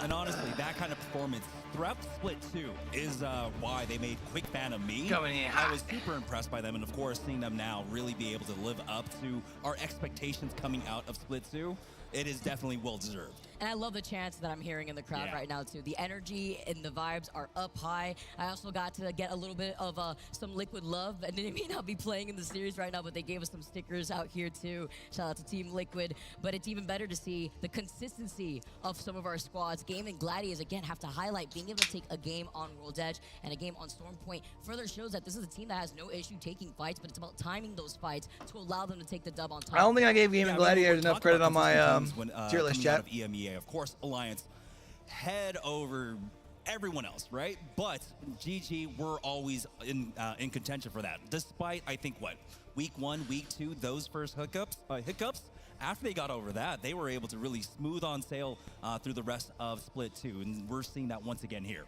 Get to see if that really proceeds through a lobby like this, right? Seeing how a lot of teams have started off so strong, fall down just a little bit when Furia didn't have a single kill on the board for the last 2 games, especially does further show how some teams may play into their strengths with the POI drafts on which map they feel more comfortable. It's a little bit scary, right? Because they started off so strong. You have to note that part of it is the thermal pulls, and they were able to pilot that extremely well when we were on World's Edge. But now this is going back to a little bit more history with Madness, where he's great at piloting his team to great end-game positions, but being able to find the proper positions where he can get some actual kill points, that's haunted them for a really long time. And we're seeing that coming around just a little bit here. Something of very similar pace, actually, is I'm thinking about C9 and the way that they were able to call, not only loving the listen-ins, but call the shots on when to back up when they saw a bad situation play out. They could have gotten pinched earlier from TSM and Complexity before they completely reversed the situation on both squads with some help from Bleed. Yeah, shooting the last person, that's so important when it comes to finding the team rotating behind you, right? Shadowing, basically, and taking them out. It made it that much easier for them. All right, chat, one last game here for C versus D. Y'all already know the deal if you're all over on the purple app. And we have to mention that right now our teams in that particular game played a very different tempo overall. We saw big fighting over on that Trident side early on, and then of course it slowed down just a bit. But those third parties at the end, onto TSM, onto Bleed, onto KCP, onto everyone, it came at such inopportune times that no one could really predict. Also seeing the nice legend composition before diving into our sixth game here. And I love to highlight diversity in zones because it looks like we are going to be moving on to the southwest side of Storm Point, something that could actually towards Cenote into the likes of C9 as we were highlighting them before. See, that's maybe barometer and me on the mic. We broke the curse. We broke the curse. Not we got another North Zone. We got the Trident, and now we're going to the southwest side. You talking about overall, Oxy? Mixing things up just a little bit as we take a look at C9. Gonna be able to loot up Barometer, but they also have a survey beacon. They want to wait just a little bit to see where everyone's going to eventually be once they start rotating. Yeah, this one. I mean, do you figure they're already over that 30-point threshold? That's like kind of where you want to be per lobby, as far as to be able to qualify for upper bracket. But we do have a lot of mill in. You have to imagine with how Western to pull this is, that maybe trying to play Godrock here could be extremely strong for a team like VK or SSE who have priority to try and take it, because Godrock affords you so many opportunities for kill points as teams come in for the rotate. Especially depending on the weapon composition that you're rocking, right? If you do have a sniper, you're able to poke from so far away, but when you go for those quick rotates, you also know that you're giving up the ability to have even more loot to play off of, whether it be meds that you're expecting to use when you are trading, and even with the amount of cryptos in the lobby, or even rotating there too early, being a little risky depending on how the other squad's trying to take position, with VK Trust trying to slide right through. Oh, there was one member getting a little bit greedy, going for the loot on the outside of Cenote Caves. VK Gaming on the hunt to try and finish him off. Even getting the Evo Harvester there. Looks like they might have actually gotten away. He actually stood on the other side. He actually got away. VK Gaming had the opportunity to absolutely clear the south side early on before other teams already had started to make their rotate, but they were unable to catch the straggler. So now SSE are going to be able to reset, but so many other squads have gotten a whiff of the fight, have already started. Is Complexity Group D or are they Group C? 9 rotating on the south side with the Trident, and even KCP over to the north side. Yeah, we're seeing Complexity's Group C, so they only have one series today. They'll have their doubleheader tomorrow. Offish there on the southern side over at Coastal Camp, and Echo HQ moving a lot faster this time around. Probably expecting it on their end that this is possibly going into Cenote Caves, and we understand when you get a pull like that, you want to try and secure a building early on, and so priority is important on this one. Legends Gaming getting in on that western side, where we are seeing a strong. Yeah, so being in Group C, they'll only have themselves the one extra. They'll have this doubleheader tomorrow. Yeah. Where you actually see some teams already predicting where that circle shift could be, but another Trident on the board for Complexity now to zoom right along, on the south side of Barometer. That's what I'm surprised about, right? SSE along with VK Gaming, they had priority on it, and they feel that this is going to be a Cenote Cave one. While for a lot of our NA squads, right, when it comes to Cloud9 along with Pioneers, they fully expect this one to be outside of Cenote. A lot of damage coming into Complexity while they were on that. Nice, able to stay alive here for Complexity. It looks like it was Fox once again. Oh, ever the thorn in their sides on their rotates. Always waiting for them here, and now looking to see if they could get into a better angle. Complexity, though. Got to be careful out here, though. There's some weird you know they're gonna absolutely zone boundaries. Oh! Monsoon! Before he can get out of the evac tower, oh, you know they're pushing that. The rest of Fox are absolutely hostile of Vista here, unless he actually committed to the banner. He dropped down. He tried to contest, and Meltstera meets him right back. Oh boy, that's why you don't poke the dragon. Monsoon, you know he's gonna try his best to grief you with that, and of course, when you're stuck on what a shot, evac man! Tower, it's such an easy shot for someone like Monsoon. I cannot believe that. Now Complexity have fully rotated over to that south side. All the snipers on board here, even with the charge up Sentinel. Not even the Prowlers could stop them here. Aside from the ring now closing in slowly, you can see VKG, SSE, Monsoon making me poop myself. That was a nice shot, though. Early went for that engagement. Now being able to share that building, well, knows Fox. Only Mia K left alive to see if he could make some miracles happen. Yeah, that's gonna be a hard no for me, dog. No replicator. They're trying their best, but yeah, they really can't even get there. Now, again, with that awkward, I would say, early prio from SSE, getting into Cenote Caves, it really does put them at a really bad impasse here. We do have more rotates coming out. Is Complexity trying to rotate to the back side of that, like what, southwestish rock? That's going to stop, of course. I'm pretty sure. Being able to secure those banners and get his team back on. Trying to rotate over here. Imagine with VK Gaming. So, I mean, it would be a pretty good spot for them, especially with the... Be very difficult out here. Trident. The rest of this lobby have already made their rotate into that next zone. With the exception of TSM, SWQ, Gaming Gladiators, Olympo, and even Makers, who are going to be rotating from down B side, but they do commit to rotating from the north side of that zone. They will be met with bleed, who have been waiting for the We shoot back, Kimchi, I like probably. The idea for a lot of the teams that are playing hard edge right now, especially for a team like TSM, right? They excel pretty well when it comes to getting that zone 3 information and then slamming. So I think playing off that is going to be their best bet, especially with how awkward this particular zone is, right? Some teams still think it's going to be in Cenote. You can see others like ExoClan and Furia. They were a little bit late on the rotate there, and so they're stuck inside of Cenote, but they might get gifted a really hard pull into Cenote. Especially if it's by like the mouth point here of Cenote over by that north side. So many other teams here, like North Epsion, who are looking around. Bleed also with, like we saw earlier with the Crypto Drone.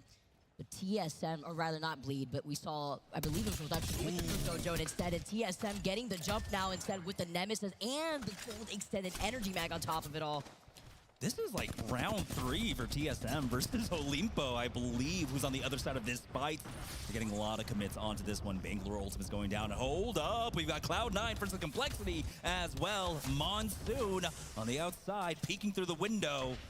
Being an absolute through the window! And then getting the crack on solid, knowing that they through the wall! Evos, why not? Why not fully extend at this point? They have 2 knocks here. Complexity forced their way in. And by the way, Mia K has pulled it off. He is rezzing the rest of Fox's team here, going in as Complexity trying to clear this building, and the fight has not stopped for TSM. Burrows lets them blast with the Mozan, the flatline in mind, and Olympo get eliminated.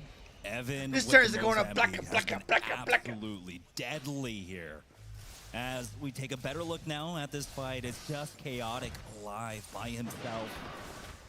Not even able to really recover these banners. Complexity looking to finish him off here, taking over the building slowly. We saw Legends, though, just outside, peeking on this one. They were looking to possibly come in for the third party, but they have since backed away. With that Moby, TSM are also present. They got that last hit, just a little headshot here for Complexity to take out C9. 18 squads left in the lobby with TSM being the only team to really take their time outside of zone. This is a nice bounce back game so far for Complexity. They've already got 5 kill points. And, you know, we've got some reses coming back on in. So that does leave a lot of points still on the board for them. And getting a better look at this one. Wow. Still a good portion of Cenote Cave, especially those Legends running the Wraith is still so strange to me. In and kind of defaulted positioned into, they're in still. Just by a sliver, but it is pulling over to that complete west side that I was wondering about, where it's really Legends and Complexity that are in those respective buildings. But once you're forced out of the Cenote Cave area, it's a lot of open ground between You can't even see the outside of the zone right now. This is the way the map's set up. We have an engagement. Bangalore Ultimate going down. It's going to be Makers up against Bleed. But the fight just fizzles. Everyone got into their respective buildings and said, yeah, no. Little defensive bang bombardment, just in case, you know, they're going to get oppressed here when they are going for the approach beyond the waters into this building. But it is Bleed that have been holding on to Mill for a very long time. Well, knocked him now. Also on the other side of Mill, looking to see if they could try to take some shots, because they were trying to scan ahead to see if they could get involved and get some KP.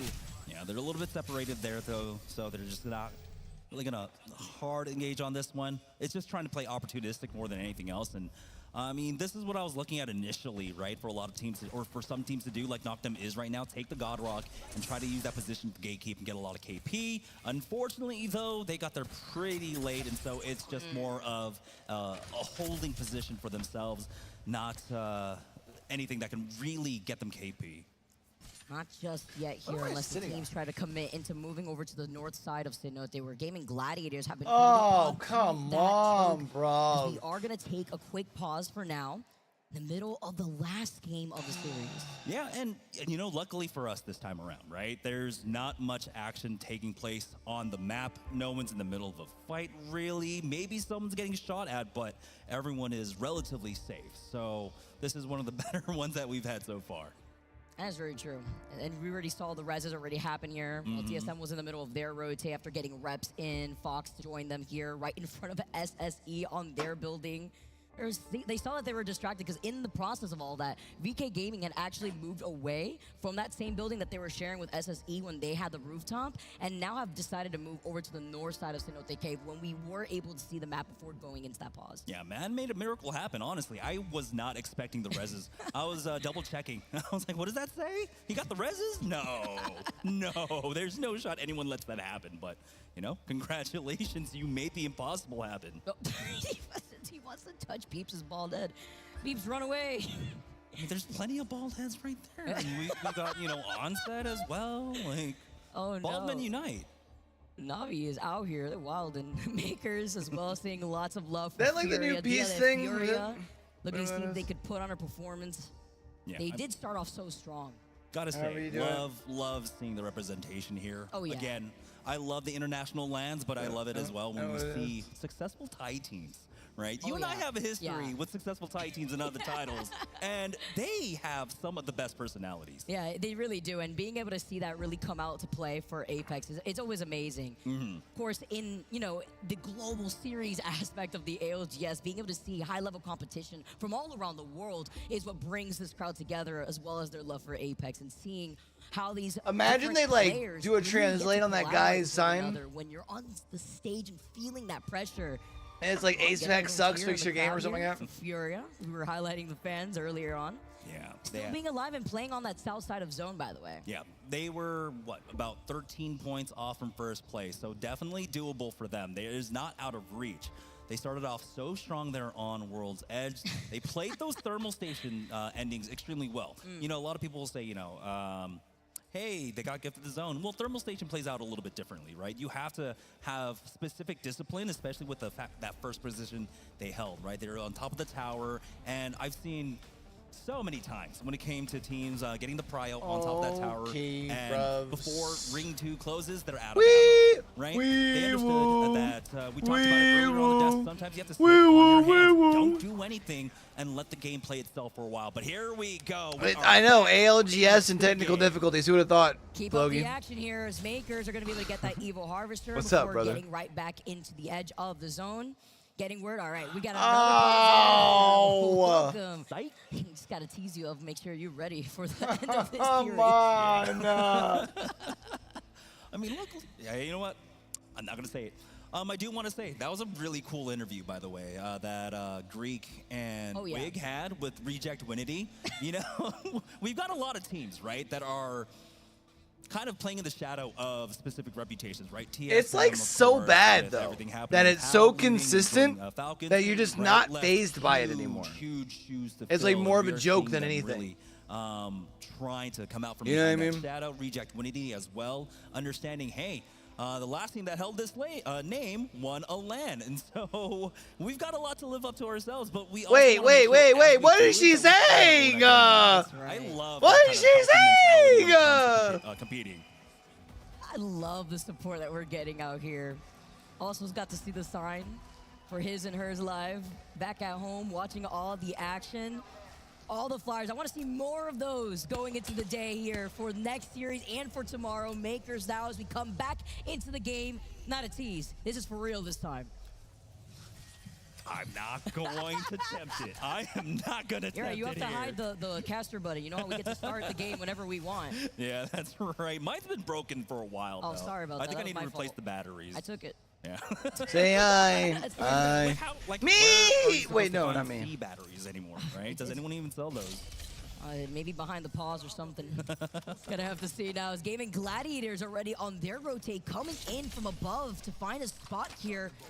And there's so many other teams looking at them in the process, but they land right next to Nose Fox, engaging in a fight, and this time having the Gaming high Gladiators. advantage. Wow.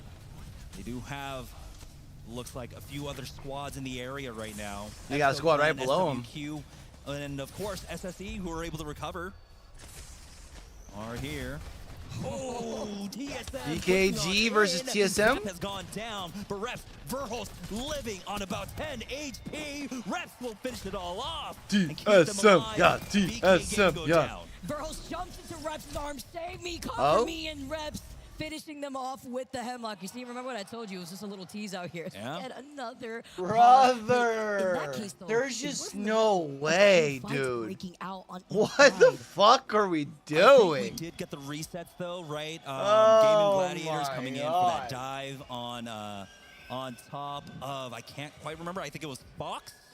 They were able to recover. They got the reset. That was an extremely Like, it's fast fight actually for a joke. TSM. Now, of course, they're going to be wondering, who is anyone coming in for the third party? But they did it extremely fast.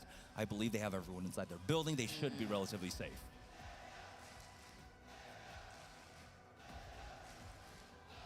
Oh man, I miss LAN so much, and not just Like, how is LAN, it right, actually but this there have been bad, some you know? Special venues and countries that I've visited, and well, continents and subcontinents, right? Sydney, some of the best crowds out here. EU, some of the best crowds out there. The energy that they have is just absolutely electric, and I think it's something about the football community, right? The football culture that you get these awesome chants that we really don't have, in the States. What do you mean? We've got football, It's Smiles. very contagious out here too. Just making sure you keep up on this energy here.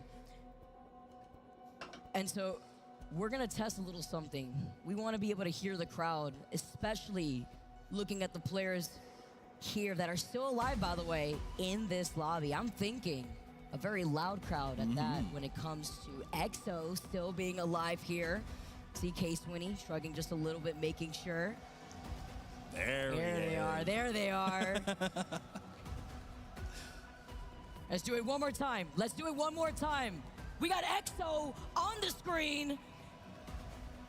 Back from pause? All right. Look how many jerseys. These are super sick. Yeah.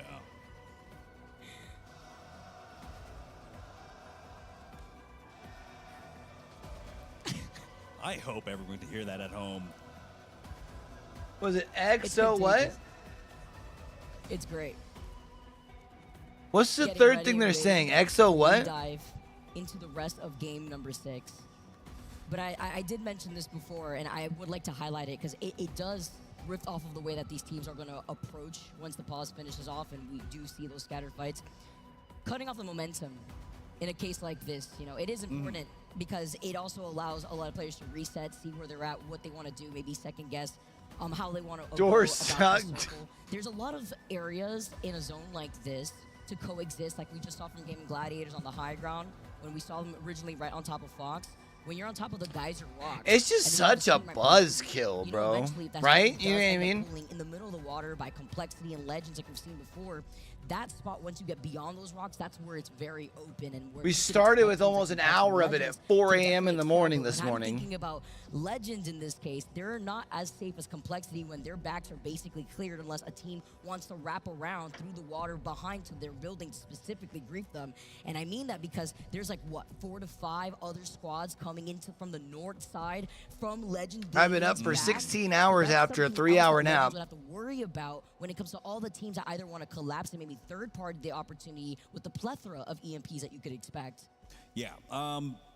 The match state that we have right now is very interesting, right? Because I would say A and B were characterized highly by a lot of teams trying to play that extremely high level, right? So many teams that were trying to play on the slow side of the zone that it ended up hindering a lot of them, right? We saw that out of LG and Alliance getting punished a little bit on that in regards to World's Edge in particular. But Alliance being Alliance, we're still able to make, you know, a good thing out of Just play.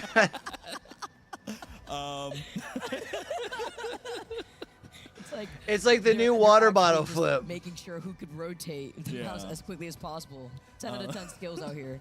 But here so far, oh, that's been what is it called? Agurumi. What? Yeah, it's like the knitted, the Japanese knitted thing. There have been some What the fuck amazing is he ones that I've doing, seen all chat? weekend long. Concern of him choking on the He's a full-grown. I don't know. I mean, Is it man? these 6 skills with the mouse a little bit. You know, you got the little potato hanging out on top of the monitor. Complexity. Different breed of players out here. Honestly, I'm not too worried because, you know, it's EU. I think the thing that blows my mind is it just I've got a lot of faith in it. you can't even hide the facade that it's not actually land. Able to check out the hotel, you know, feeling very I don't even know if it's like an confident. actual local server. I think it's just literally everyone's there and then they're playing on an online server. And Mannheim has Like dead ass. We've only been here for about 3 days, but it's been such a welcoming. So at least everyone's on the same ping, like you one know. of my But favorite cities so far. I mean, it's walkable. They don't need to have, you know, lights everywhere, like walking down the streets. Like I was walking around on 10 o'clock, I think, going to market. And no one was clutching a purse. I was like, wow, okay, this is different, you know. And I was talking about it, like the hostile architecture in like all American cities, right? And here it's like they want. I to mean, it walk can't be that bad, around, right? sit down, Smiles. enjoy the sights. It's been a fantastic experience. Yeah, Mannheim's very nice. I know Germany in general just has such ancient cities. It's absolutely beautiful. I'm a history freak myself, so being able to be in such a lovely city has just been very enjoyable. I am getting an update, by the way, that we are waiting for a player to join right back in. Everyone, again, thank you so much for your patience. Our players are waiting patiently, ready to go, and play out the rest of this 6th game. what if they start waiting impatiently? Will we fucking hurry this shit up? Thoughts? In Group A, B, we were seeing a lot of teams trying to play slow side zone. It hasn't been as much the case here so far when it comes to C, D. In our game number 4, right, where we saw Cloud9 being able to really hold on to that position on the eastern side, there wasn't that much presence, right? I feel like if we were in A, B and we had a very similar zone, there would have been 2, maybe 3 more teams in that position looking to try and take them out from there. But that's not what we're seeing here. We're seeing a lot more hard edge play coming out from teams like TSM, Olimpo, I believe, as well, has been fairly hard edge here. And so we are seeing some stylistic differences right now between our groups. And it also really highlights when you mention TSM in this case. Just fact for the that they're record, only chat. Team, I believe, in this lobby running the fuse, playing into that strength. Also This next brings up set was the supposed to be conversation starting in of 3 the minutes. Teams that do want to play into their strengths and not the cookie cutter. Hey, this is what everybody's rocking. I Let's don't want instead it just anymore. stick with that because we have no other choice. But the fuse allowing TSM to still play in their methodical way and still be aggressive at the same time, which is why I feel like when these circles end up pulling away from TSM, this is the team that definitely benefits off of the pathing of rotating far from the circle rather than having a POI advantage point. Yeah, I would chalk up a lot of this to some very healthy changes that we made, right, with the last patch, with this latest season. Having the consistency on rings and on beacons and such has made it a lot easier, especially for the coaches to really be able to path out a lot of our teams. Nox is Greg Jennings. I don't know who that is.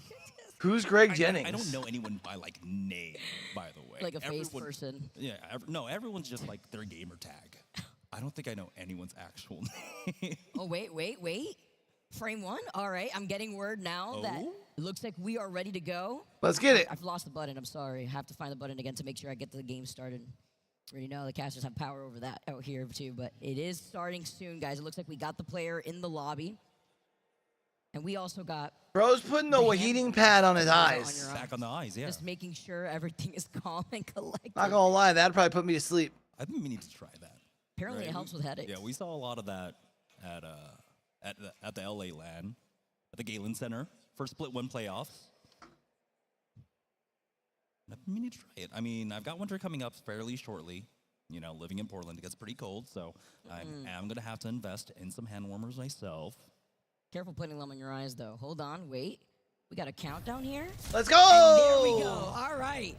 It wasn't a fluke this time around. Everybody, again, thank you for your patience. But in the process of this, the unpause comes in, and Gaming Gladiators look like they're in some trouble. Gonna be able to get that res onto Light, but no gold knockdown as he gets re-knocked. Yeah, and that's gonna be Fuda from EXO, able to find that one. Lufka's gonna have to take the time here to try and heal up himself. But you can see that passive. It's gonna allow them to at least cover some ground. Nice. And Light makes it just behind. No! It's a Dog. knock here. SSE and SWQ. He's got the Newcastle wall, though. He's got the Newcastle wall. Once he gets... I ain't quitting you. Which is huge because now he has the Newcastle wall with the charge. Oh, wait. It was also a third party. It was SWQ coming from the third party. He can't put it. So many times. Damn. TNT are out here in 17th place. That's no point. There was 3 teams hot on their tails here, and now they just have to watch on. Furia being one of them with 50 points here. Still alive. By the way, Nosebox were also able to stay alive in that engagement. Furia, Makers, all well within reach here, still alive. We are just about to hit that placement point. Furia finding another Vicky cursed him knock. because they ain't alive no and a more. finish. Oh, that's X, never mind. Huge here while Furia end up cleaning up shop. Let's jump into a listen with Fury to see their next rotate. All right, we gotta play for our ledge. It's God spot. I'm looting. Do we think it's more beneficial for us to try to zip onto the left roof because No, we have God spot key on. We have God spot key on. We have God spot key on. Trust me. We need to control all the heights. Controlling on you is literally insane. I think, oh man. I'm putting a wall down right now, actually. Yeah, you should. They just, Bleed just died. So what are they calling Godspot? This last rock that's just in over here? I'm fine, I'm fine. Yo, I'm gonna just drop an evac tower. Why does it show that I can hit that? Is there a lot of energy in the boxes? Yes, the one. Pick up all cells, please pick up all cells. I didn't see any, but you can look. We're good here, right? Yes. Yes. Bro, I'm getting sniped across the map. Oh, there's a fresh Newcastle wall here. That's cool.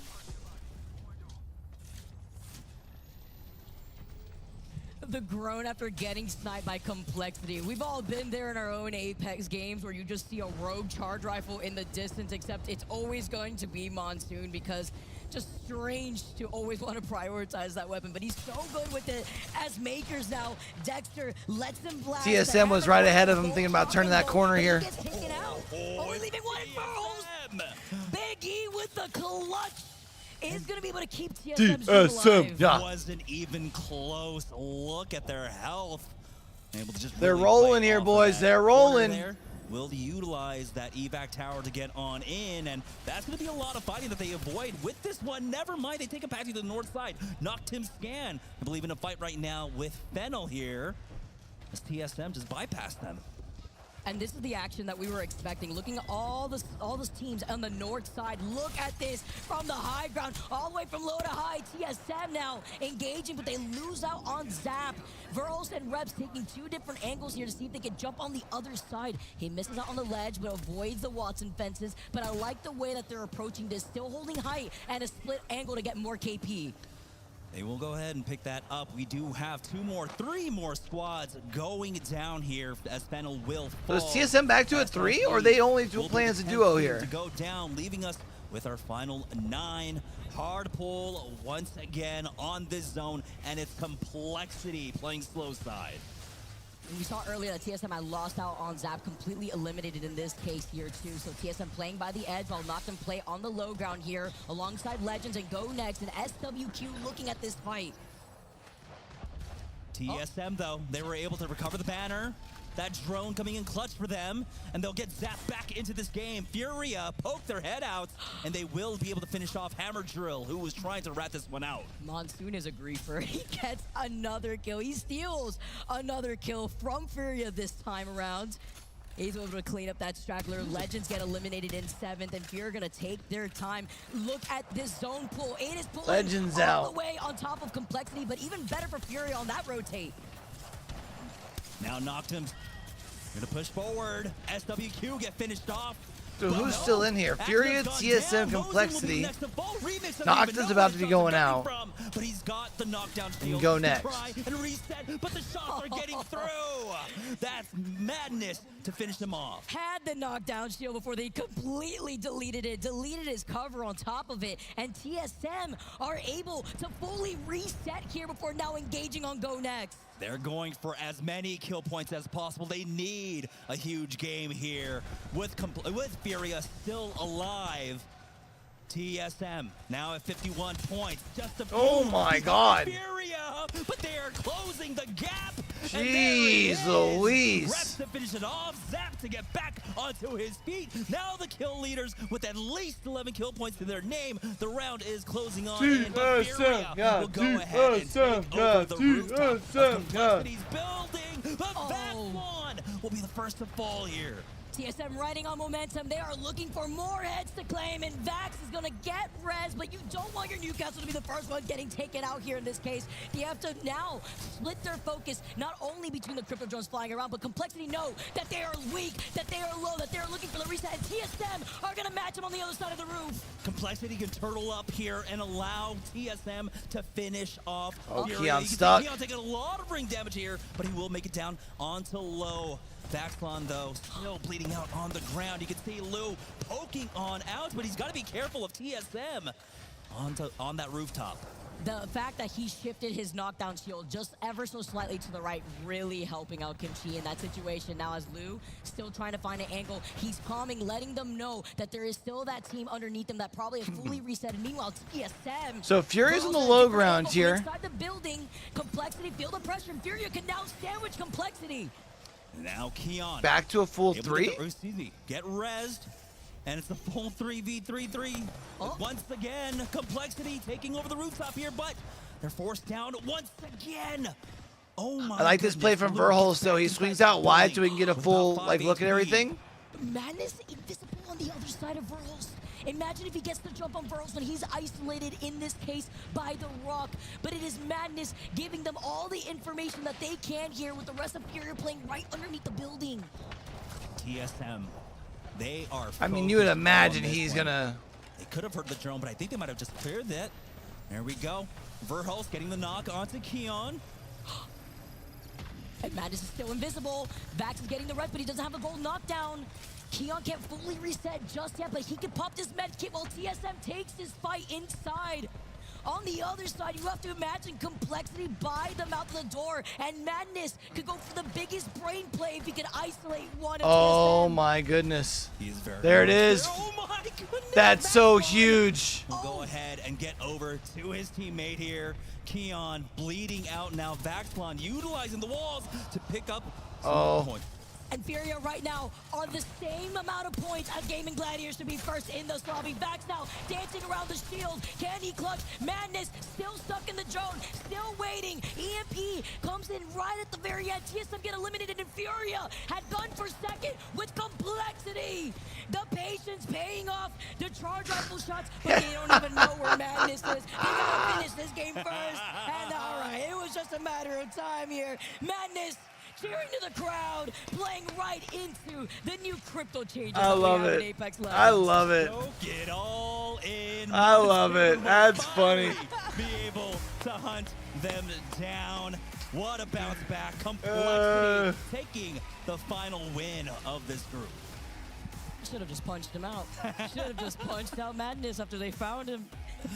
I love the mid here though. Complexity. The patience pays off. Those charge rifle shots pay off. I mean, I think they all had snipers, I'm not gonna lie, but Complexity taking that dub to end our series.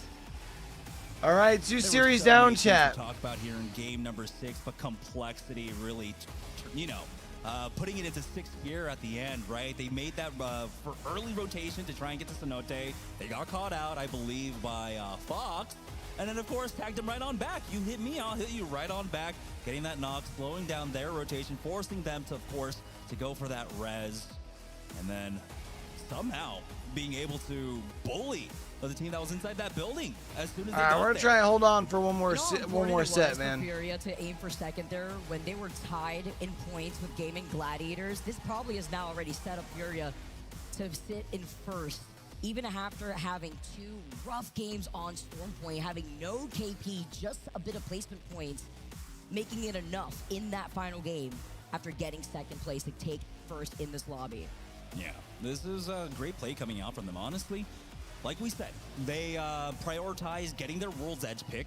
It worked out extremely well. 46 points after 3 maps for them, and All right, they chat, were I gotta go confident piss. in their Stormpoint overall, and they did a great job of really being able to convert those last 3 maps to enough points for a great show in here. Also allowed Complexity to sit down in 4th place overall too, with an outstanding last game, but also the patience. Once again, I feel like that's the theme, right? The patience at the end to determine whether to take a fight in that moment or to go for a repositioning, while also being aware of what is left for you in the lobby. It's been a fantastic pace of games thus far here in this series, and we're not even done yet. We still get some more Apex action later today. But first, before we get into all the nitty-gritty, I want to hear from the desk. Take it away. Thank you so much, Vicky and Jamerson. Furia with a win to start things off in C versus D. What a moment for them, and a great final fight that, believe it or not, it's like now you see me, now you don't. I feel like that was the perfect way to end the series. The crowd was enjoying that, kind of watching Complexity try to figure out where exactly Madness was hiding in the end. And we were waiting for those crypto drone invisible plays to come out and see how they would impact everything. Yeah. And that was a perfect example of it. I mean, talk about increasing the safety of being in your drone. I mean, that's like safety times 10. They couldn't find him. I kind of started panicking when Vaxilon ulted with Newcastle on top of Madness. It was just sitting in the open there. I was like, he just gave away their spot. I thought they were going to end up getting third. We saw that they were tied with GG and at the exact same points, and if they didn't get another one, they would have ended up in 2nd place. So it was an interesting play, and Vax really, that he showed off as a very intelligent Newcastle player right there as well. I think it kind of felt like this was a group of guys that were used to this team composition and in the flow of playing it so well, Lauren, that they could make some decisions like that felt like that's a little risky, but they're just so confident in it right now. Absolutely. I mean, we saw how impactful the Newcastle was getting a res right before they kind of went into the water for those final plays. And they looked like such a solid trio. We talked about them heading into it. We knew their team that a lot of people are keeping their eyes on, following even just the arc of Madness alone and his entire competitive progress through the history of Apex Legends. So this is a very well-deserved top spot right now for Furia. It was a great finish to that game, absolutely down to the wire. To get the final results, it was be Complexity who would find that hidden crypto in On Madness and claim the win, but Furia would do enough to just inch past Gaming Gladiators. GG going out in 17th place, and they allowed an 18-pointer to change the difference. TSM also a big 22 points at the end of it. Go next as well, and knocked him Scan getting in the mix here, top 5 as we ran into it. But let's take a look at our series results. Just 4 points. Well, they had plenty of time to do it. 67 would put them in first. Gaming Gladiators leading after 2 games, but couldn't close it out in the end. TSM right behind them, though. They'll jump above Complexity as Complexity jumps above MKers to get a top 4. This is a great spot to be. Notably, to me, if you look on the other side, ExoClan, a great team. We kind of talked about them. Not the performance that you want, especially with so many fans in the building. They were the ones chanting, singing, etc. as well. Some guy, you're not chanting, you're not singing, but you should at least look happy, Keon. Joining us from the winning team, Furia, his teammates Vaxlon, Coach BVP, and I'm Madness walking behind the scenes. Keon, great to have you, man. Congratulations on the win. Thank you so much. I'm glad to be here, you know. Not going to be upset about just coming off of first place. You know, this is always great to see. I want you to spend some time letting people know what it is behind the scenes, getting ready for this event. You guys seem like you were in a really good swing. Everyone seems in good spirits. You guys are only improving as a team. And this meta really seems to suit you. Really seems to suit you. So let us know, what's it like coming into this split? You feeling confident? Yeah, I mean, I get to play Pathfinder, so I'm happy. Like 80,000 kills across all platforms on that character. So, and he's my height, so you know, I can see it exactly how I see it in real life. Yeah, when crypto came into meta, it was like kind of difficult because it's not an easy swap, like character-wise. And I've played with crypto mains before. Madness having to learn crypto was like. Everybody was scared, I think, but he's really like filled those shoes, and I'm pretty sure he top fragged on crypto today and top damaged on our team. If you look at those stats, I'm pretty sure, or at least he was after game 5. So he's stepping in that role amazingly. Vaxlon, dude, Bangalore and Newcastle, that's his thing. Oh my gosh, he's doing the Dougie behind the Newcastle wall, just side to side, like just moving. Listen, I kind of want to ask you about what those comms sounded like in the final moments, because So we saw you guys win that finish? 2-1 split with Madness hiding in the water for a decent amount of time, ended up shifting in his direction, but we saw at the end, at Madness going, come find me if you can, you know, like how hype were you guys when you realized you were able to pull off a play like that? Yeah, it was awesome. So our coach has been telling him, he's like, dude, you're going to pull this out in like the craziest moments at LAN, and it's going to be amazing. And dude, Spirit came out on we top, went to huh? the roof, and we were just trying to survive because we thought like maybe the teams would just start to beef with each other, and pretty much like Vax got knocked, and then we got into like the panic mode. He's like, dude, should I do the thing? And then like do the thing. And then he went quiet. He just went completely quiet, and I res Vax, and then Vax like gets up, turns around, and is like, where are you? And Matt's like, I'm doing it, I'm doing it, I'm doing it. And then he's like, I'm gonna slam to you, and Matt's like, no, don't slam to me. And then he slammed to him, and you know, secured that second place with an extra kill or 2. No, that's great. I think I actually have a question. Just from last split play or the tournament where you guys didn't fail to make the finals compared to this one, what do you think the biggest difference is for you and your team? Because you guys have had, it's been a noticeable difference in terms of your progress as a team, in terms of just where you were versus where you're going. And I know in the past, you know, sometimes it's easy to kind of stabilize and level out, but you guys have shown that consistent progress leading up. I mean, leading up to this, the scrims going into it, you guys were getting better and better and better, and looked like one of the best teams, which is why us on the board picked you guys kind of across to take this group. I mean, dude, oh man, like it's just been a grind. I feel like coming off that last LAN, Bags and Madness played really, really good. They did. They deserved to make finals. If you watched it back, for the fans that did watch it, they knew that I underperformed heavily in the last tournament. And so really it's just been a grind. And JMO, our coach, shout out to him. He's been working with me like one-on-one a ton and just getting me like way more comfortable because those nerves, you know, kind of set in. Like this first time playing an esport really is this. So it's just been a grind. Honestly, Madness and Vax, they're playing just as good as they did that first LAN. Really is like I picked up my slack that they were carrying the first time. So that's really all it's been. The meta just suits us all because we've learned to love the characters that we're playing currently. That's great accountability. I love to hear that. I mean, Vaxlon, I've been hyping him up for years now. I've always said he's one of the best MK players, and he's that as well. He's like in that fun FPS category where he can put him on any single character. And I mean, we've talked to other players, and a lot of them put him on the best Newcastle in the game right now. So being that adaptable, and then you played Horizon and Pathfinder, it just seems like you guys have your set roles, and then Madness filled his spot really well as well. So it's going to be fun to see you guys this whole weekend. We got some final circles on the screen. No need to go too into detail if you guys want to keep talking high level, but walk us through as well when you look at this, Keon. You guys are down a little bit. You have a strong start. Gaming Gladiators kind of start to take over. 4, 5, and then obviously 6 start to make the switch for you guys. What do you do to make that adjustment mid-game? What are you guys saying to yourselves in the comms behind the scenes? Going into game 4 and 5, when we died, especially in this building, we nuked the team that was above us. But the first 3 games, and we know, like, for some reason, game 4 and game 5, we just fell out of our identity. Where, like, after we do it, Chat, I know I've gotten a little quiet in the last little bit. Yo, I'm beat. I'm exhausted. That's my bad, y'all. Which is like I had casting last night, and I ain't been to sleep since. Most frustrating way to die. Yeah. And game 6, pretty much just going into it, we're like, dude, why are we being big babies? as his Watson would say, shout out Watson.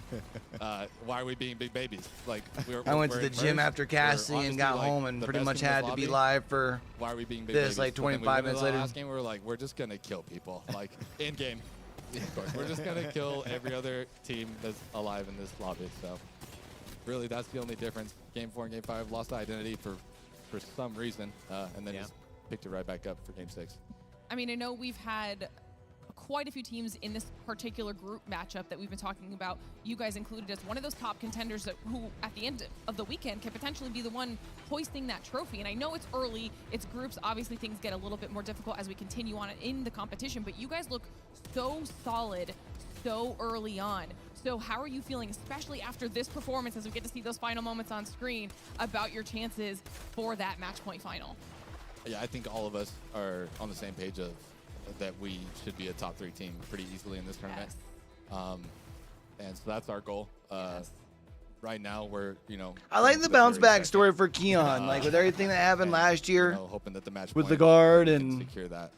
We definitely seemingly like not being the blame for it, because I feel like obviously Rambo left, but then says they can win, or they're going to Sendo stuck with RKN. He got the boot. A big part of just that little extra step of belief. Like, this is the time. You guys got to take it. You notice your identity shifting, doing nothing, but then it's like, we got to take this game in game 6, and you make things happen. And I think we've seen historically, and I want to get your thoughts on this as well, match point is historically, in my eyes, won by a team that takes it. It's a team that somehow just decides this is going to be the moment. There's no particular moment, right? Because any team has probably 5 or 6 moments throughout that entire tournament. So I think, is that something that you guys try to cultivate as you play through your group stages? Is there somebody that you notice, like, kind of, man, we got to emulate that, because they seem to have it locked on, and we're trying to bring that into our game heading into match point?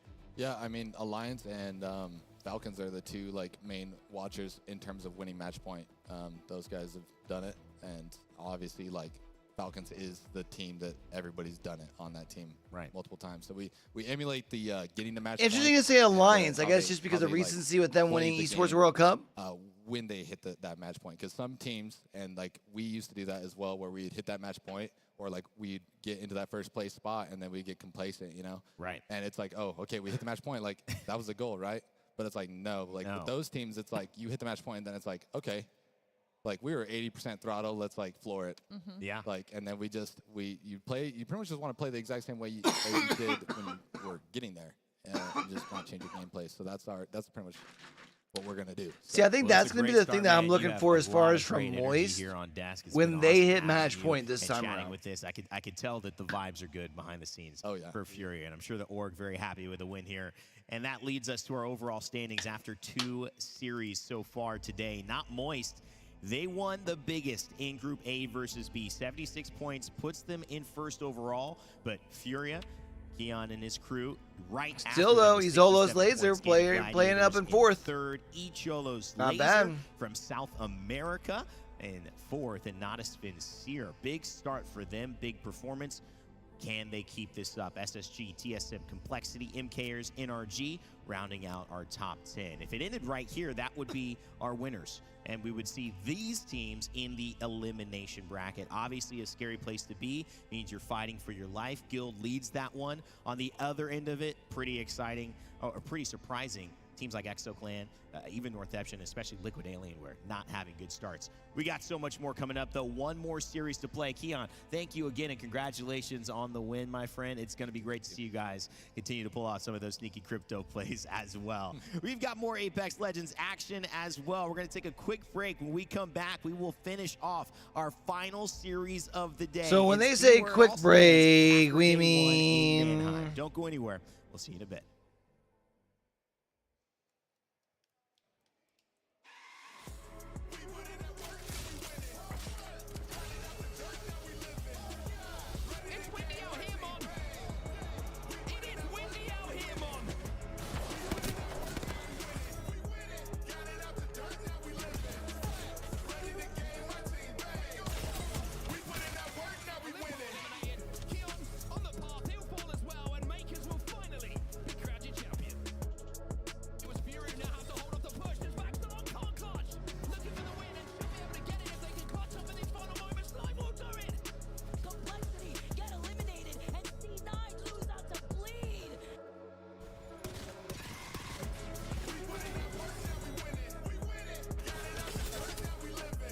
So TSM, the only team in the top 5 that didn't have a win during that series.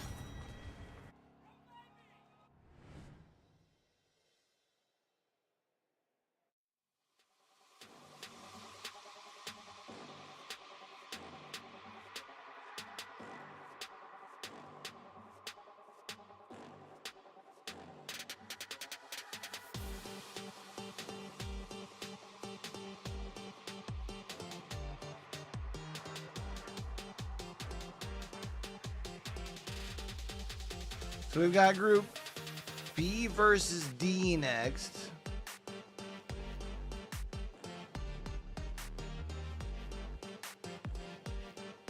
Hey. Hey. Hey. So these are our teams that are going to be playing our final lobby for the day.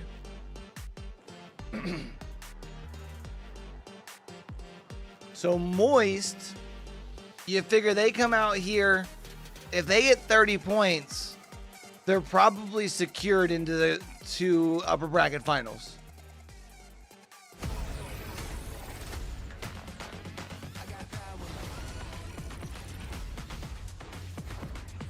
Here I go.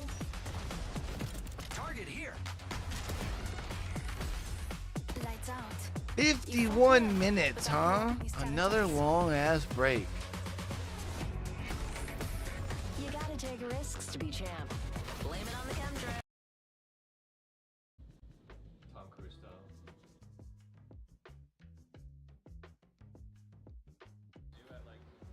That is wild, dog. What's up? Good morning. Good morning.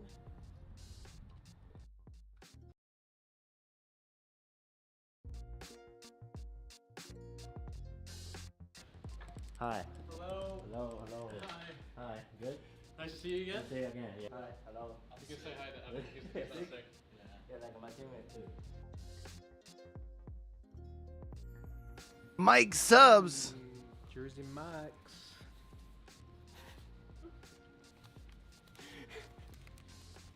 Give him a Jersey sampler Mike, box. Scrims. We badly need it after that 19th place. This will save us though. I guarantee we will play better having eaten Jersey Mike's than before eating Jersey Mike's. 2v2, 2v2, I'm flopping it back.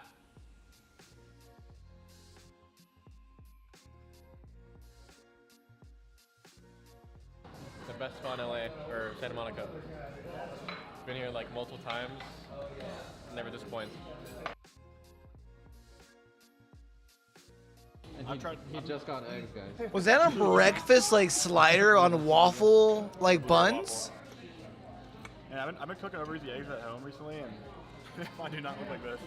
Bro, can we go back to the video? Last set of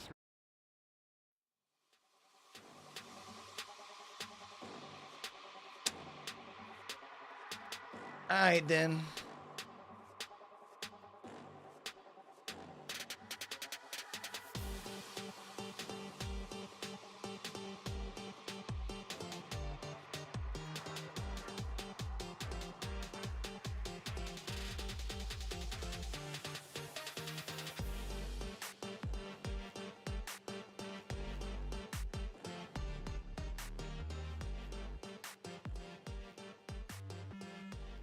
scrims, we just got 3-0'd by Red Rams.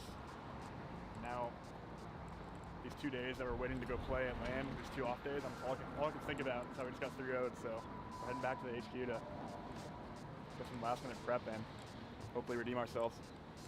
That's the plan. The main characters have arrived.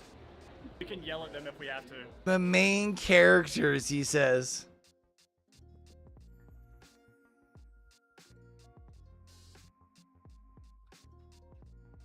Man, what are you doing, bro? You can kidnap people through floors.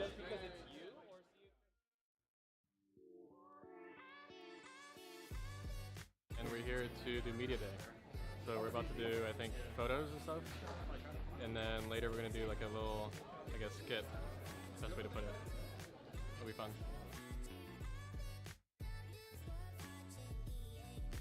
I'm gonna take my son to shopping later or what? Yeah. Whenever we're free, just have like, what are you doing? LeBron and ALGS playoffs. Not in case everybody leaves. Like, is there like, feel it. It's the most disgusting thing I've ever felt in my life. What do you mean? Is it like too light or like the mouse pad? Is that the mouse pad? No, there's like wet pop. Yeah, the mouse pad's fly. I think they were talking about the service on the desk there, right? I think that's what I heard. From And to be honest, he's the most challenging. like after the LAN, people were saying like the mouse wasn't getting like a smooth glide across. Wait a minute. I got my shirt off? Hey, my name is David, and I play the role of Reps, who I would say is probably the best player on the team. About to wrap up some content. Super excited. 3, 2, 1, action. It's been a great time so far, but we haven't gotten the script yet here for playoffs, so we'll have to see what the writers have in store. This is Big Don. This is my friend Jordan. Coach of 07. I think he's gonna lose this line, maybe. What? He said maybe. What happened?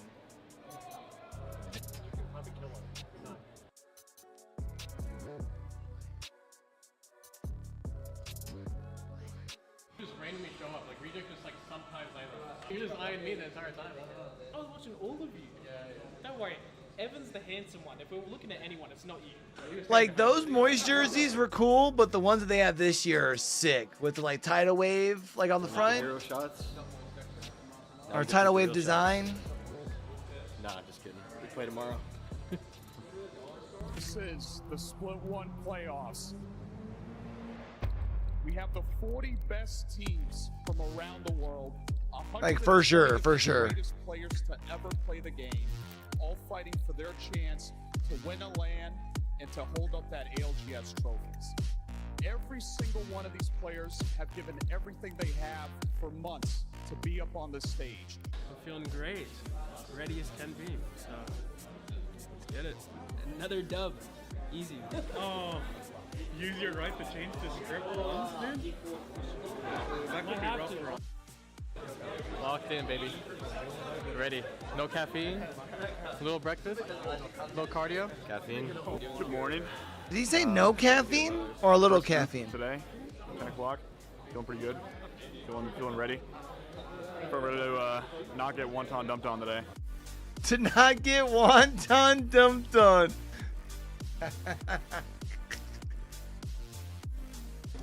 Seb is maybe the greatest esports player of all time. He went from being a coach to subbing in and winning 2 TIs and Dota back to back. So big inspiration of mine. Model a lot of what I do after him. Let's see how long the first game takes at the start. You excited for the contest? Yeah, I'm ready to destroy them, honestly. Don't die. Easy. That's all you need to do. Just don't die. It's a battle royale after all. So the last series was supposed to start at 12:30, right? Right now, we're gonna be lucky if the last series starts at 2. The knock comes in as well from the frag grenade from Verls. So a 3v2 has turned into a 2v2, and now Fury are looking to turn this one around. But it's Vaxlot who has to move in, who has to clutch up around the knockdown shield. Kind of crazy to think about. They want to take another fight. They're probably going to be hoping it goes a bit better than the last time we saw it. Yeah, you'd hope so, and I think TSM, they are a team who hold themselves in very high regard. Now, BR Demons, not Moist, TSM, all eliminated. Oh, TSM with some questions to answer. Storm Point's not been good. Will World's Edge be any different? It's TSM versus Wonton Dumpling. Yeah, I kind of feel like that's the main event, right? Yeah.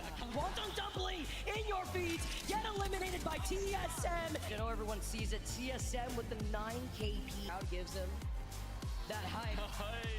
TSM, Imperial How with Raven sitting right behind him. He's looking happy. He's looking relaxed. The crowd is loving it. Assuming that Wonton Dumpling wants to keep just smashing their head against a wall, Vicky. I think it's two. Track bang. I'm picking. Back on one. Bang his head. Place up. Oh, shit. Help him. One. There's only one. Nice out, Genue. Riddle getting involved as well. This is just a wild fight, frankly. And in the line of sight of the teams that are still holding on to the high ground by Trials, are you kidding me? The Demons waiting in the distance as Rex, the last one alive for TSM, trying to get the last minute KP, but the Do I want to make noodles is the question. Look at that pattern from TSM. Playing from edge, it's a northern zone. They struggle to find a spot within it, but they still get their KP in. I mean, that's just like textbook Apex right there. He's like, I can go make noodles and be back before the start of next series. We have Wonton Dumpling versus TSM who are giving them a middle. Oh, but this is completely different. TSM playing this one a little more safely. Howl goes down though. I think that's a 1-for-1 trade. It is here, Rolls was able to get Keith God in the process here. Wonton Dumpling versus TSM, 2v2. Rev's dropping down, he's got the PK waiting for him. He sees the huge PK shots. Finishing things off with the hemlock. Wonton Dumpling gets 2 pumps of the shoddy. in this final game. TSM though, just charging their way through. To the conduit ult here from Revs, but how gets taken out? He wasn't alongside Revs and Pearls, and now this is the green light for Fnatic to close in right behind TSM. Almost like forgot how confident you're supposed to play because you're just so much better. It seemed like a lot of NA teams were like, except for you guys, and ironically, That was like our turtling. first 3 games. We were just like, we were like turtling and just like playing like this. Yeah.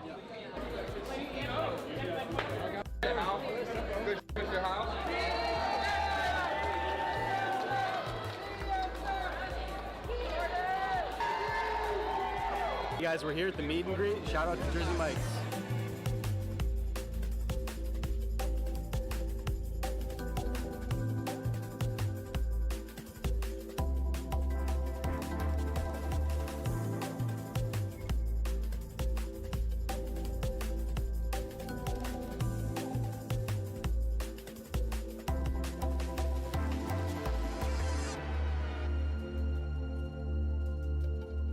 Thanks, Jersey Mike's. We just did the Jersey Mike's meet and greet. Met all the TSM fans. It was a lot of fun. I need to suffer from his success. We just sort of came in flat-footed, didn't really like bring the energy, so kind of just needed those 3 games to remind ourselves that, you know, we're here at LAN on the big stage. And all right, chat. I'm gonna go use the restroom, and I'm gonna it's think just about going to be a food. mentality thing, right? An extra We don't minute or have two. like, too much time to warm up. We're just going to have to turn it on. It wasn't like mechanics or strats or team cohesion or team issues, nothing like that. No, we were just, our comms were lackluster. We didn't bring the energy. Like, there's no intensity. That's really it. And only one team coming from Lightning Rod is going to have that leisure as TSM go up against Red Rams, a rivalry that started in scrims that we'll see finished here. I'm doing great. On top of the world. And it's going to be a good day. I feel better than yesterday, I think. I didn't have an energy drink, so I wanted to see how I felt. So, but this time we got one. Hit check. What we got? What we got on? Ooh. Ooh. Nice. Nice fit. Back to school fit. It's my first bit of caffeine that I've had in months. I'm gonna start tweaking so hard right now. I'm gonna start IGLing.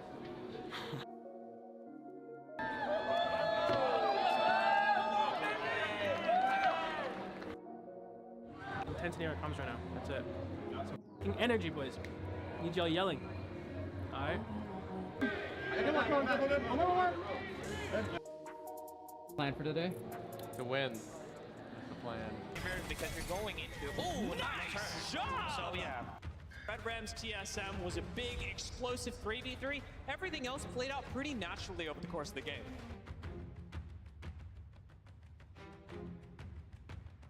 Them or not. The two teams have swapped spots in this contest. If I'm under roof with you. I'm second floor. They Yeah, they're burst. I got pride. I'm batting. We keep on you, Hal. Yep. I got birded. I gotta go bottom floor. They're on me. Two of them. I cracked the highest. Okay. On your right. I'm going to the roof. Okay. I'm with you. No, left side. Both bottom floor. You want to peek it? Blood crack. I'm peeking this. I'm peeking it. 31. 101. On your right. What is it? He's Horizon 1. Time blood. Horizon 1. Plus one. Oh my god, man. Let's play aggressive on them. We have triple blues. They're on white. I am starting to see signs of life from TSM now. They are hitting their shots. Can they get on the same page? Cracked one. Where's there a safe spot? Crack two. I don't think so. Knocked him. Big one shot. I'm one dead. 2v1 right here. Let's go right here. One shot it. Where's he? Help me, he's one shot. Rest. TSM looking to get second as Fnatic as a three-man roll in and take game number 5. Reps was going big. He was getting vocal. You know, when he's getting vocal, things are going well for TSM, and we know that they're the kind of team, when their back's against the wall, they're still capable of this, Vicky. You know, they're not going to shut down and just give up. Yo, what's up, guys? How you doing? You picking it up for the last one? We'll see. Unless we get landed on. Wait, who's landing on you? I don't know. Maybe Alliance. If they No, want to Alliance share is not in the group. You're good. Oh, really? I don't think anyone else can contest you. At least not that I know of. We might. I don't know. We'll see. You'll be fine though. How are you guys feeling after that set? Not good. I think it wouldn't be as bad if we were in the same position if we weren't contesting. The fact that we are contesting makes it so much worse. It's almost like people expect us to do badly enough like finals and then just win finals. I think it's playing at 10 a.m. The first block, you don't even get to warm up. Like, well, yeah, we certainly never had this little of a warm up before. you don't get to warm up at all. You just like play it. But I don't think that's like. I feel like that's not why we're doing match sport play. I don't know. I feel like. I definitely think it doesn't help. Like, at least it doesn't help me. That's for sure. Tilted, but should be fine. Act like nothing happened. That's it. Act like nothing happened. So it's just like, I don't know. It's like we just need to gain confidence and like I don't know. We just need to gain confidence. Yeah. And that's it. And we'll play. We'll be fine. Hey, we're landing on them, man. I know. Zyner came and told me. Hey, that's easy. Hey, you suck at the test. You guys got that. Yeah. It works, but it could also backfire. I have a feeling you guys have some shit up your sleeve. We can't have TSM fall down right now. That's our paycheck. This is our paycheck right here. Sure. Well, yeah, my Rams has had 4 0-point games. Okay. Yeah. Talking cookies. This guy's outrageous. Yeah, I feel like I just did. Gents, that's fine. Is Pathfinder, are you on drugs? Red zone. If you don't make it, I'm gonna get mad. Yeah. Gonna give us good luck.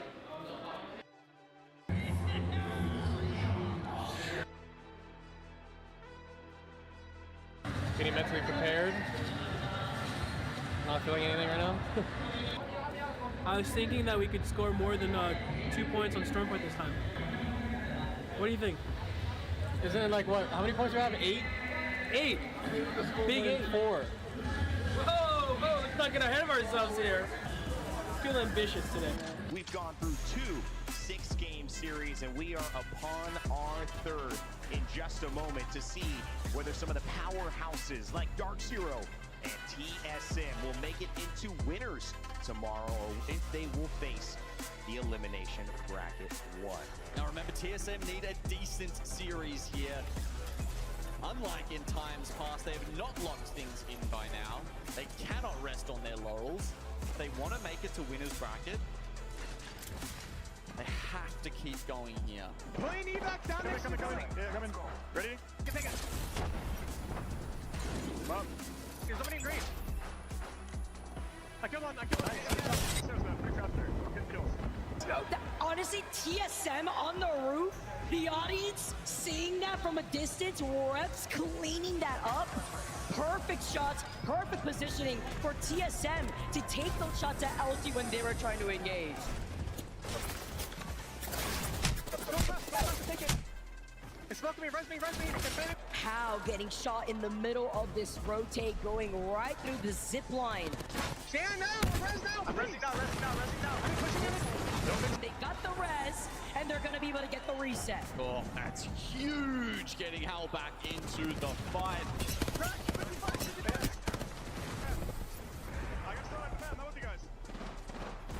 Oh, and now TSM, this is the green light, Dark Zero.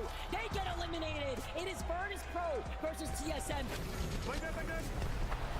Loses on his shield, he gets deleted by Verholt. TSM are looking to make a statement, taking game number 1 on World's Edge.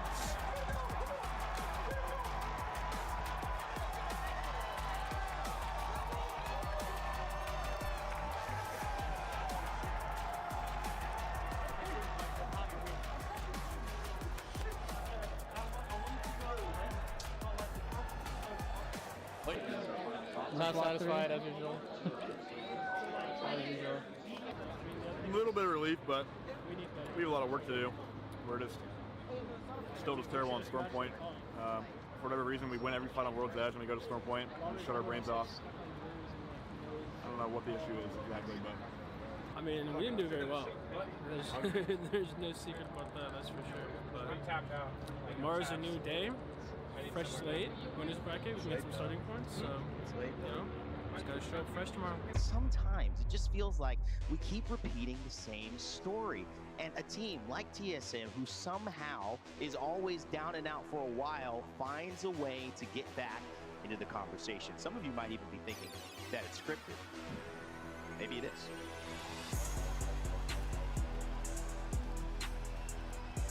Well, here we go then, everyone. The winners bracket is live. Match 1 is live. And we're straight into Storm Point. And we are straight into a potential scrap here as well. And it is going to be TSM. What does the script have to say about this one? That would be my question. Bro, like, focus the guy.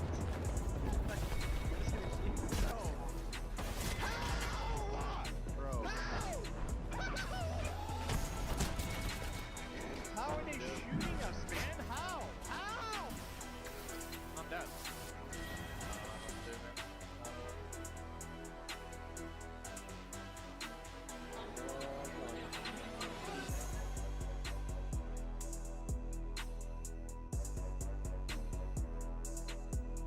Reps has only one way up. Gets creative with the climb. This is spotted and TSM fall in game 1.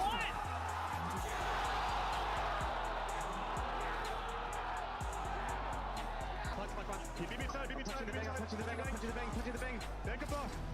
They have no guns. Drop down. Yeah. Bangs on me, that well. Drop down the well. Hey, with me on the point. Coming. One. I'm going up. Good. They're incoming. SSG has fallen, and well, he gets the kill. He takes out Complexity. Give this a big E clutch. 3 squads left. TSM technically in it. And he's behind them. Behind Keynotron. They don't see him. Somehow from behind. Burrows takes out Tappy. This opens things up. Verholt, man, just doing the best that he can. Like Sim throughout it. Here are your series results. And these are the 10 teams then that'll be heading into that grand final. Look how close it was in the end. I'm tired, man. I'm like mentally just like tired. Like I said it in the Red Bull interview. I did say it. I remember I told you guys that this tournament was gonna be the biggest test for us. I said it. Like I said it. We're not gonna say anything, but we know why. There's a lot of reasons why. There's a lot of external factors. There's just a lot of external factors. We went through. That's what I said. So no matter how much adversity, there is nobody else went through more hell than us. 3 trials.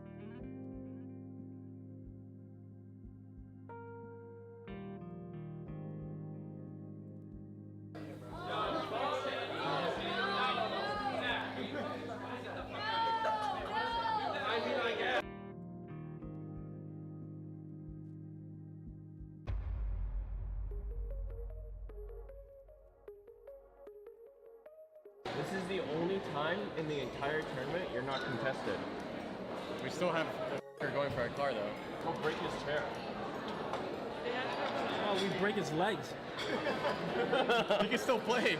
I got a big old steak and eggs. Take 15 ounces. Big meal, big boy. Big day. You like your meat, huh? You're making me big. Thank you. In my head, trying to lock in mentally. Pretty good. Rough road to Sunday. Now it's time to have some fun. Take home the W. It's gonna be a blast. See the cheats. Where the cheats at? The cheats on here, bro. He's gonna accidentally drop his controller. Watch this, bro. Watch this.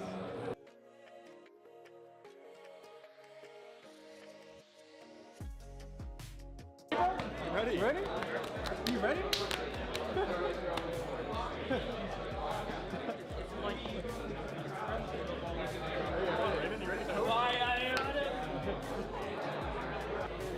Let's go!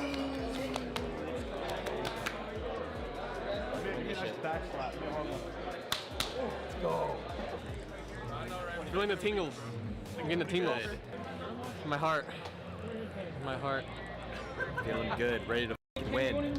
Ready. Feeling real good. Real good. Hello, hello. Here we are. Feeling good? Finals day. As good as can be. Feeling great.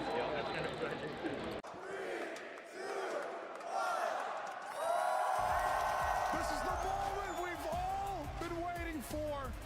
The 2023 World Champions, TSM!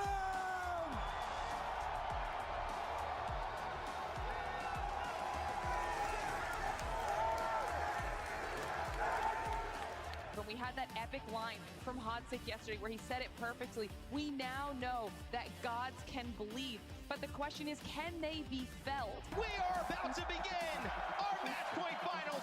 In this lobby, 2 teams who have claimed every title in the ALGS.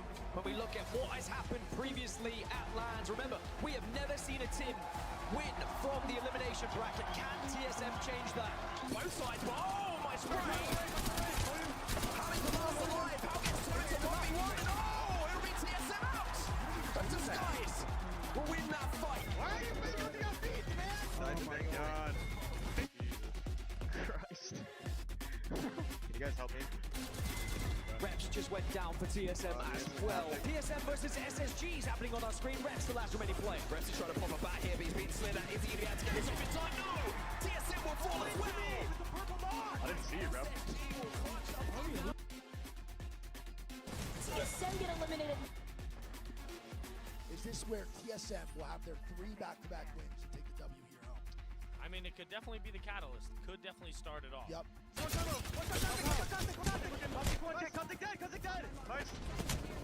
This is the Dark Zero that wins trophies, Vicky.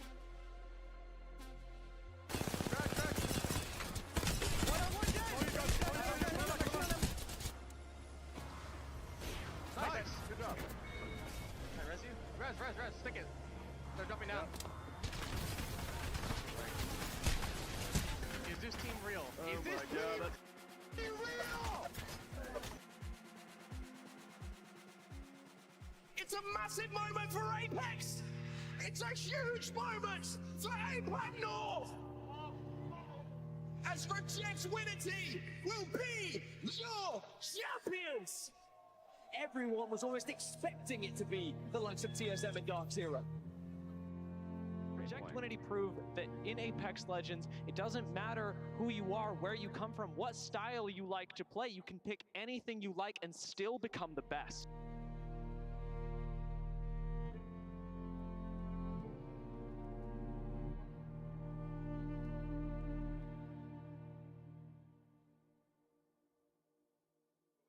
I did say everything. Yeah. That someone else was gonna win. I said that this is gonna be the hardest tournament that we're gonna ever have. I said I knew it. I knew it. I knew it was gonna happen.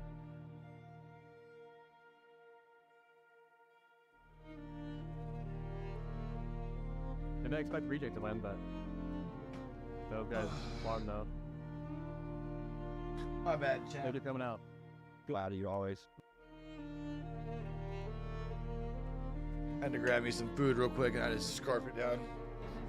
Doing okay. So from walking up here to scarf it down to walking downstairs again. Looking forward to Pro League now.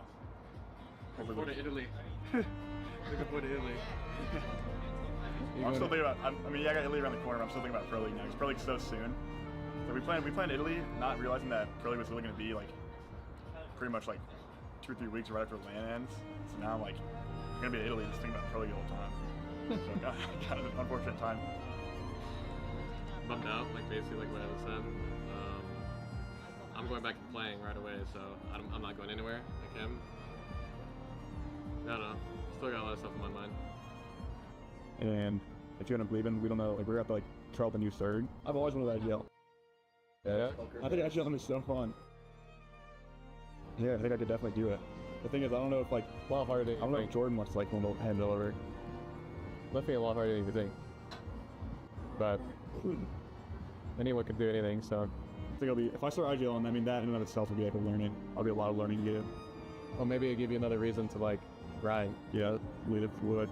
I don't think Jordan will. It's like foreshadowing. You'll see, I told you. We'll see. I just know Jordan, he's not. I'm willing to let him win my IGL too. Like.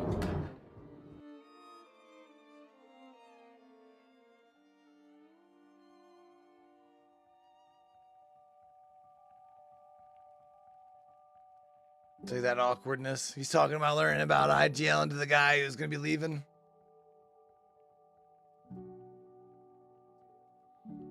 If it was our last tournament as a team, what winning meant to me, I mean, it would have just, we would have left on a good note. Probably would have, we probably would have been even more sad to leave each other if we did leave after this tournament. Yeah, it probably would have been us more sad to leave each other. I mean, I think we're still all a little sad to like not be teaming together if we split up. But I mean, yeah, winning. I mean, that would have just been crazy if we had won again. So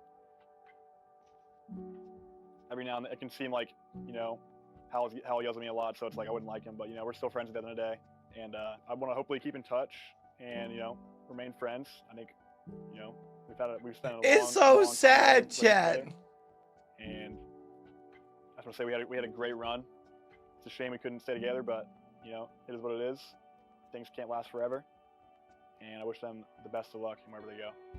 Passion was less than normal just because there was like so many external factors that were affecting us this LAN. But I mean, yeah, I don't know. I think all the external stuff did mess with us a little bit.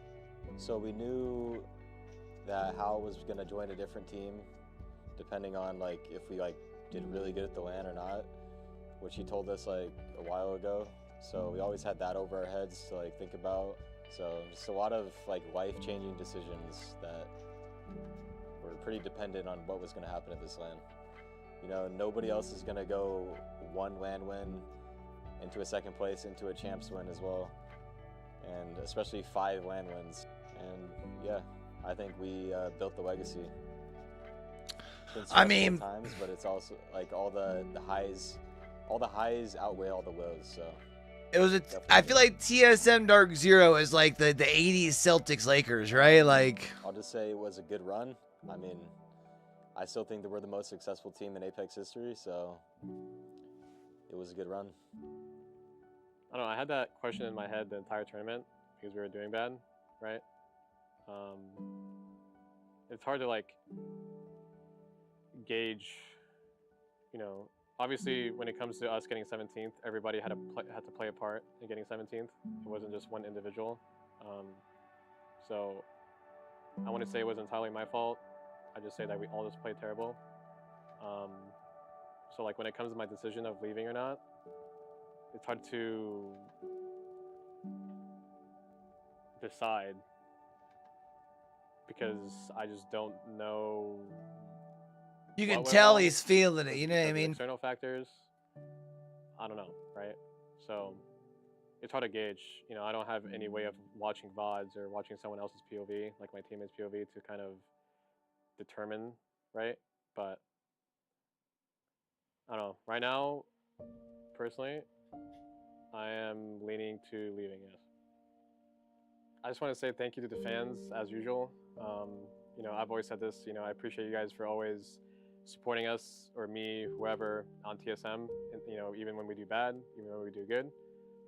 You guys are the main reason why, you know, I have a job, you know, anyone else in esports has a job. You know, you guys supporting certain teams or certain players, you know, etc.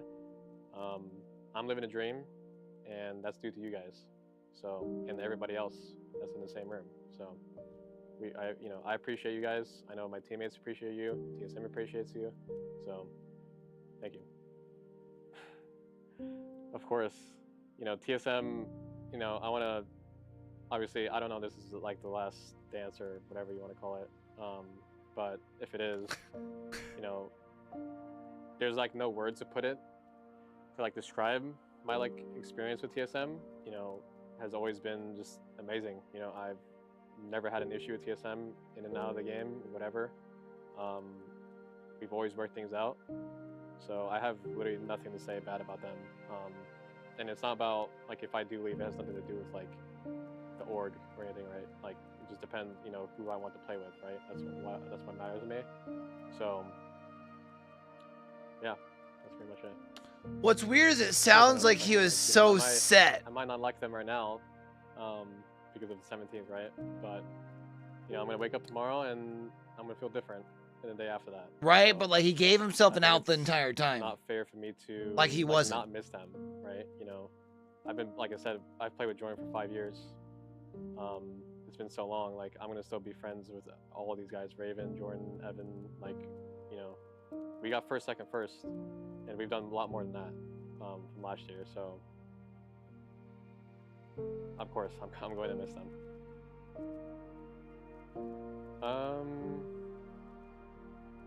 I just want to say, like, I'm sorry, because I feel like, I don't know, at the end of the day, even though we got 17th, there's still a degree of, like, me taking primary responsibility because I'm the IGL, making calls, right? So, I don't know. I want to say I'm sorry, and at the same time, it's like, I feel like I also did try my hardest to, you know, do my best, but yeah, I don't know. You guys are gonna, you know, even if I leave, you guys are gonna do fine without me. And I'm, like I said, I'm gonna miss you guys, and I love you guys. Which is true. They finished what, second in NA? And who knows what's gonna happen.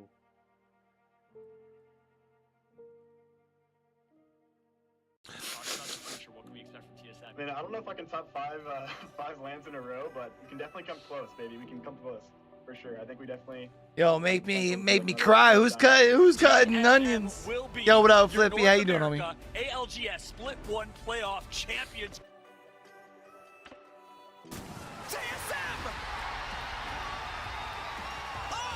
Vibing, I feel it. And what a moment it is for that squad. Raven, the new addition, he brought new life. Been up since 4. So I had at the right time. Raven, the coach of TSM. Shout out I to had my boys for all the hard work and willing to give. Oh shit. Thank you. I had cast last night for Stride. What you've given to this community, also what you've given to these guys right here.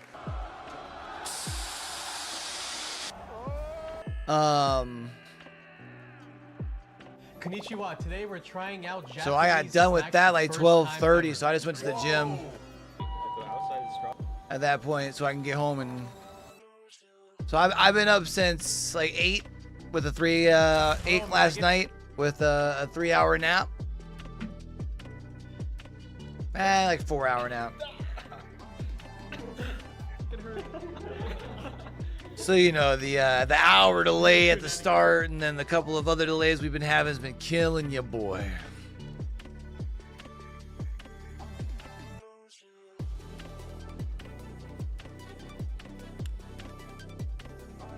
But since I went to the gym, you know, after cast last night, means once this is done, I can eat dinner and go to bed. Pizza's good. Pizza's so good. Yes. Gang, gang. Yo, honestly, same. Same. Ice cream's so good. So good. Gang, gang. Good. Thank you, Jersey Max. Now Ice cream's so good, gang, gang.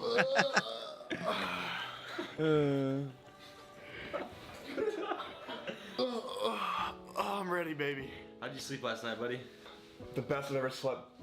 Oh, he's still asleep. Almost in the middle of sleep.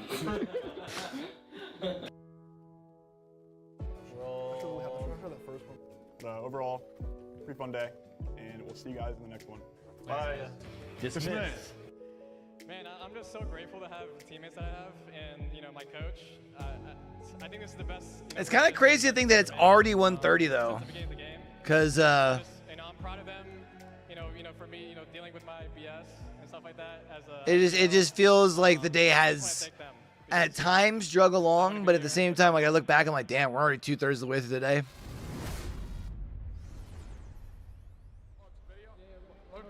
Yeah. You're like, oh my god, it's TSM.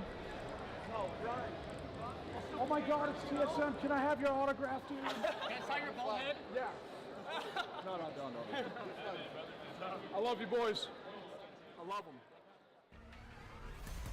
TSM, yeah. All right, so we're about to have groups B and D. These boys right here.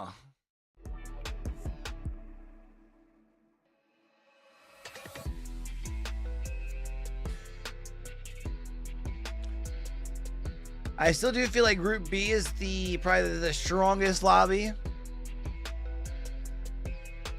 So we'll have Alliance, Guild, Liquid, Moist. Liquid had a pretty good set in set 1. No, they didn't. They finished 17th. I'm lying. They had an awful set.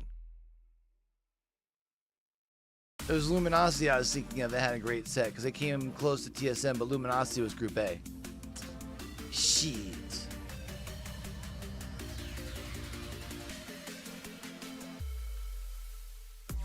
Just with as far as how like the groups work out, I mean, I feel like there's always like one group that gets somewhat stacked. I feel like in the past it's usually been C or D. D's not that bad at all. D's actually rather cake if you look at it.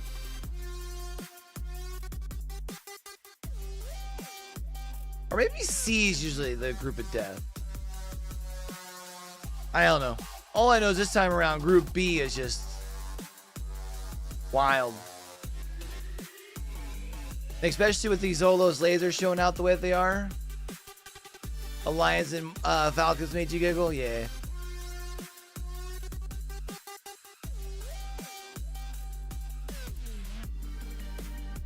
I've been loving to see. I've been loving the momentum from Mizolo's laser between EWC and at least their first lobby.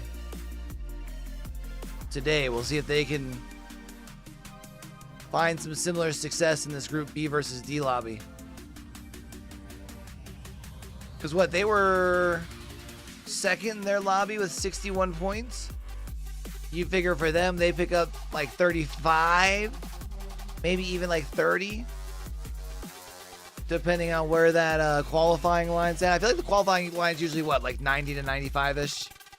Somewhere in that range.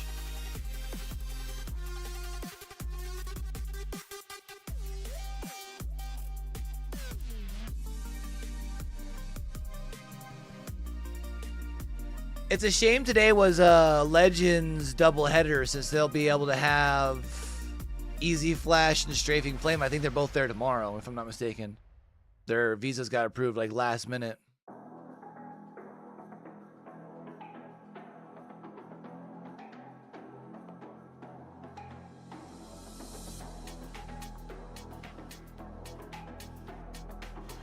I mean, so the good news for Bleed is like on the back half of their day, they were at least able to build up some momentum, which may help them maybe carry that over into this Group B versus D. It's just the double header days is hard. Doing it back to back is rough. So like that's gonna be the tough thing for like a team like Bleed, who just didn't have necessarily the best of performances, but was able to at least, you know, again, kind of recover it in the last little bit.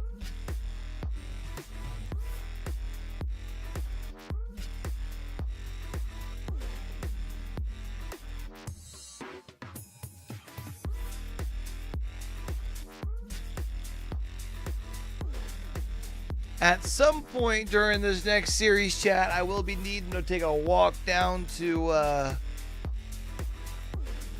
pick up little man from the bus stop, but we still got some time on that.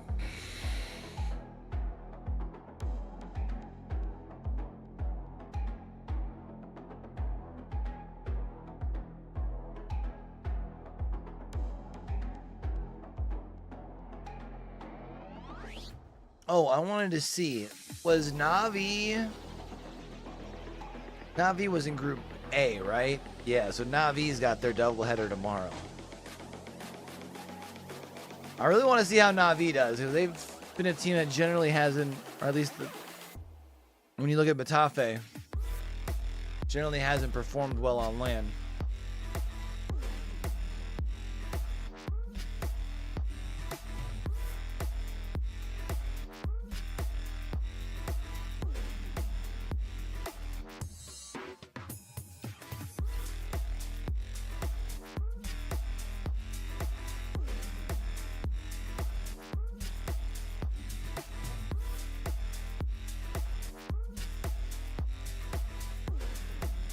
I am so already looking forward to Game 6. It's wild how that works. And I feel bad because I know some of these games are going to be good.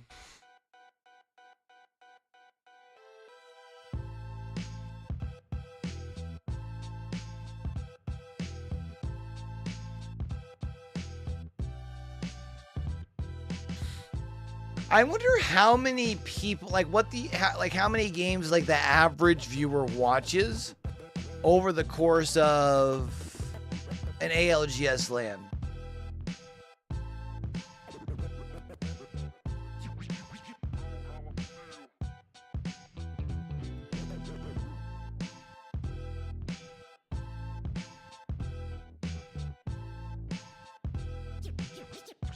And I wonder if they were to add an additional day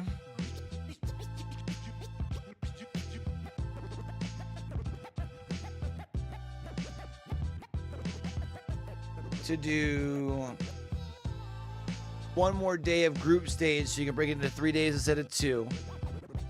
So you aren't having any teams who are having to do 2 series at once until like till you get to like winner's bracket or loser's bracket, right?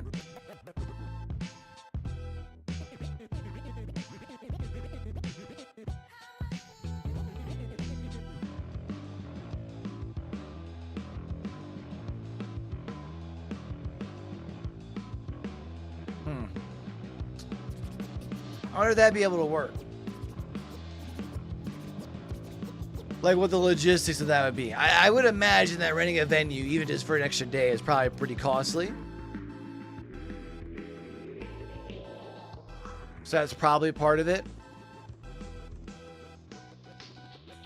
I feel like that like an average consumer probably is not watching 18 games in a day. You know what I'm saying?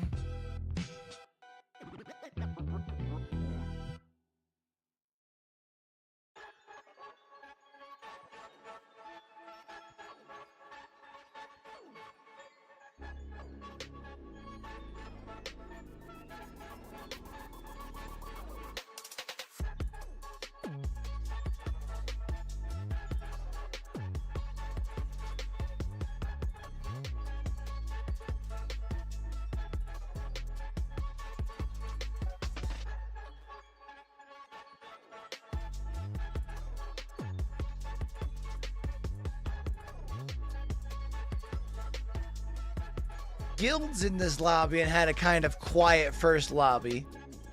Wouldn't mind seeing them popping off. Liquid has their back-to-back. Feels like they need to pop off here.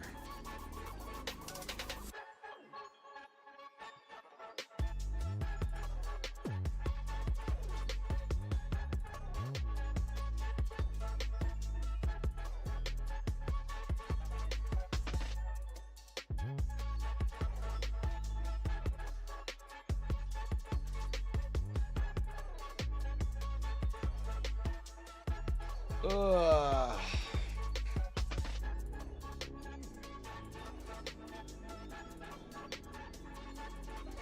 I wonder if Striders is still going to be rocking the caustic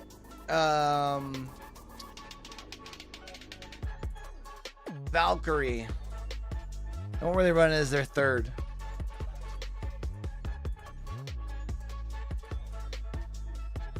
Bang? Maybe?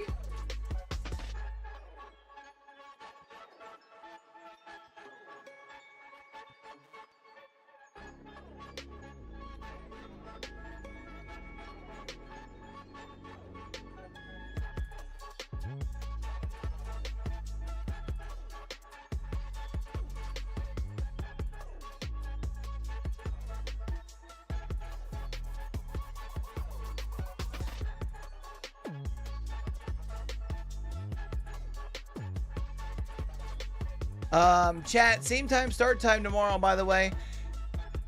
And in case I forget when we get closer to the end of this next series, just like per the usual, man, I'm not going to be sticking around for like the end breakdown, especially today after all the delays, big dogs. I'm gonna be trying to get up out of here. More than likely, when we get done, I'm just going to be going straight to bed. If I'm being honest, to be honest.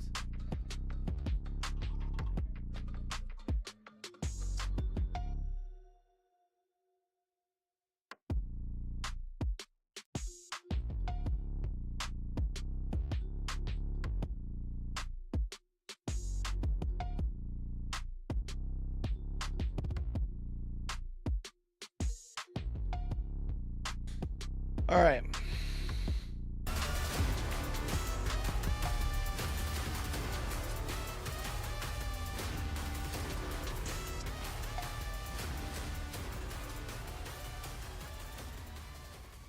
Let's get it.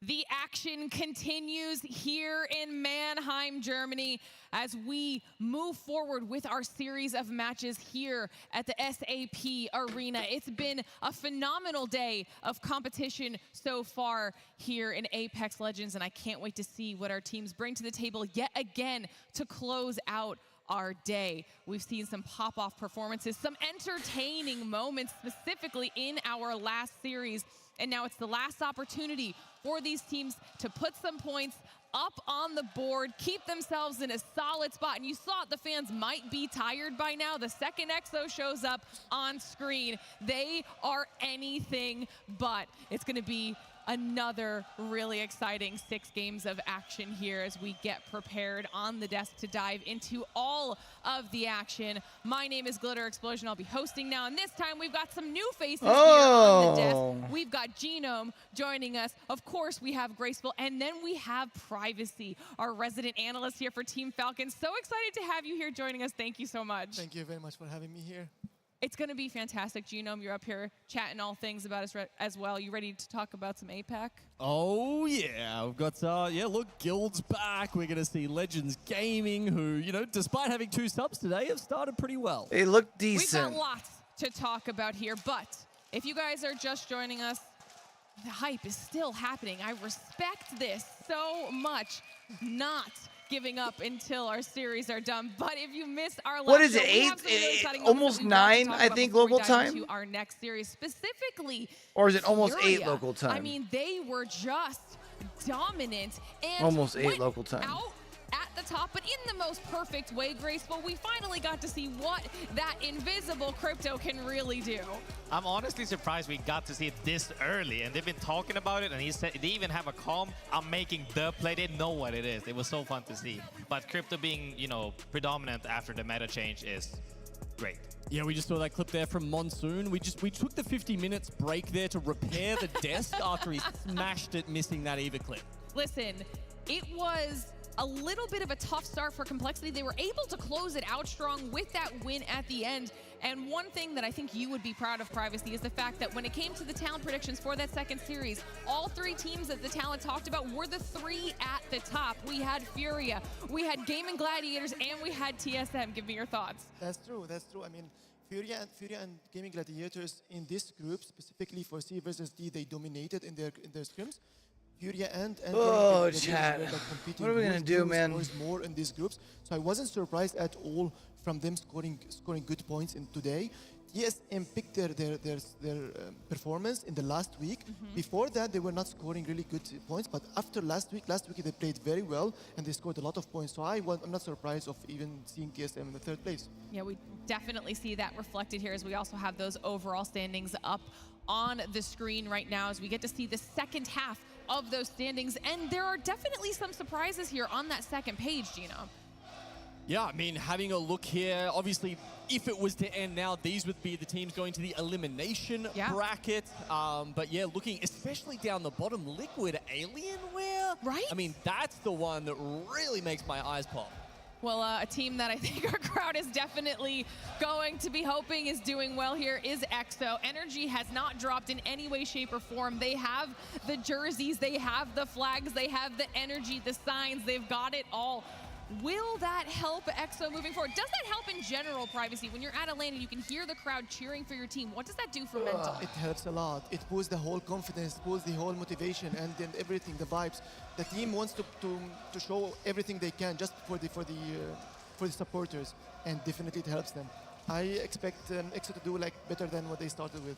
I love that. I love that. And of course, we have quite a few recognizable teams in our final series here for the day. Let's take a look at which teams will be participating because it's now groups B and D, Graceful. Heavy hitters in this lobby. Really heavy hitters. And I think also, like we said before, a lot of teams that we didn't expect to be at the bottom are now at the bottom, and they're hungrier than ever, I believe. True. I think that, you know, like we talked about the support from your fans, I honestly, when you're like, you just want to make everything happen just for them. And like they come here, show up this energized, that's going to give you energy nonetheless. And I'm rooting for EXO, not only because it's my past team as well, but Winnie and the boys and Joe, they got this, I'm sure of it. All right, Privacy, this is your moment. Okay, obviously Falcons in the lobby. You are expecting big things for them. We were talking about it in the green room. Give me your thoughts about your squad. In this group, I would expect us to win the group for sure because during the scrims for this group, we averaged really high points, 12 points per game. That was a big gap to the next one, which was a Moist, and a big gap to the third one. Moist was on around 10 point something points per game, and the third one was Liquid, which we hope that they will do good in this one. Liquid were around 7.4. That's a Liquid huge gap needs a huge first series here after only getting like and 17 points in Series 1. Because as I said, they picked up their performance in the last week. Just remember, you don't get points based off your placement. You get your points based off what you get in I would groups. expect us to win this one. Hopefully 80 plus points. I would not expect anything less in an answer from you, Privacy. I think they're going to do well as well. But a team that we heard Gino mention just a short while ago, a very notable team as well, is Guild with that roster of Jesco, Legacy, and of course, MT. Well, Gino got a chance to catch up with MT before the event, so let's see what he had to say. Does anyone have like I've never found out exactly like what the whole MT leaving Moist thing was about. On the forefront and like on the cutting edge of IGLing and how to play the game since the very start. So MT brings consistency and confidence to the team. Confidence enables us to, you know, push every fight. Our decision making, everything's like a lot better than it used to be. I think when someone like MT comes onto the free market, it's crazy not to, right? It's crazy not to just even look at that option. You can grab one of the most venerated IGLs in all of Apex Esports. Facts. Yeah, of course you go for that. How is it playing with MT? Where is he? Oh, he's down there somewhere. Hit and miss sometimes, but for the most part, very good. So pretty much, I stepped down from Moist. Wasn't happy on the team at the time. I was like struggling being away from home, like pretty much moving to the US. See, that's what I was wondering if what it was. It was homesickness. Spent some time Yeah. away from the game, not really knowing what I wanted to do. I think Because I think that was part of the thing with Pricey too, right? Evaluate was like what I needed, and like a lot of people even said like after the 2 week break, like Waltzy especially, he was like, "You're like a different person now. Why couldn't you figure this out when you're on my team?" I think if someone is going to make the change to move from your home country over to North America, it's not just the play. It's your mental health. It's you're leaving family. It's you're leaving everything that you've ever known Big to facts, chase Tiff. this dream and give your career the best possibility. I think it's been the right move for him as a person, and you know that sometimes that's more important than Apex. We had the LA LAN and we kind of looked back pretty objectively and decided we knew what we were missing, and that was like a disciplined structure for what we should do, because we haven't been in that situation as many times or maybe ever. So then like the option came up with grabbing MT, and it's like, yeah, you'd really be stupid not to. I know for a fact when Legacy and Jesco are like on and locked in, they're like two of the best players in the world. Like without a doubt, they're both like unbelievable players. So I'm so confident. Legacy has done some of the he like 1v3'd Moist. That was like one of the craziest things I've ever seen, like straight 1v3. And then Jesco's just doesn't really make mistakes. That's like all you need from like a support player. I'm really keen to see what MT can do with these guys. When MT came back, you know, all of a sudden they turn into this team that's like, oh, this could be a threat. And if anyone can do it, I think MT can. Yo, honestly though, if MT were to come back from retirement, especially from Eugenum, is that obviously big and things then bring expected out of APAC South somebody like MT. So trophy talk to again, us a little bit about imagine Guild the Esports. story, bro. Yeah, so this is That'd a be team so that lit. came onto that. You know, we saw them at that LAN stage, made finals in their first appearance here. And a lot of that definitely was off the back of Legacy and Jesco and the amount of firepower they had there. Bringing in MT, that kind of system discipline they were talking about, and his IGLing abilities. Not to mention, I would say in the last year, he has also improved his mechanical skill quite a bit. Because at one time, you know, his IGL abilities have never been in doubt. But once he really got on that mechanical level, all of a sudden it just felt like he really was one of the best IGLs in the world.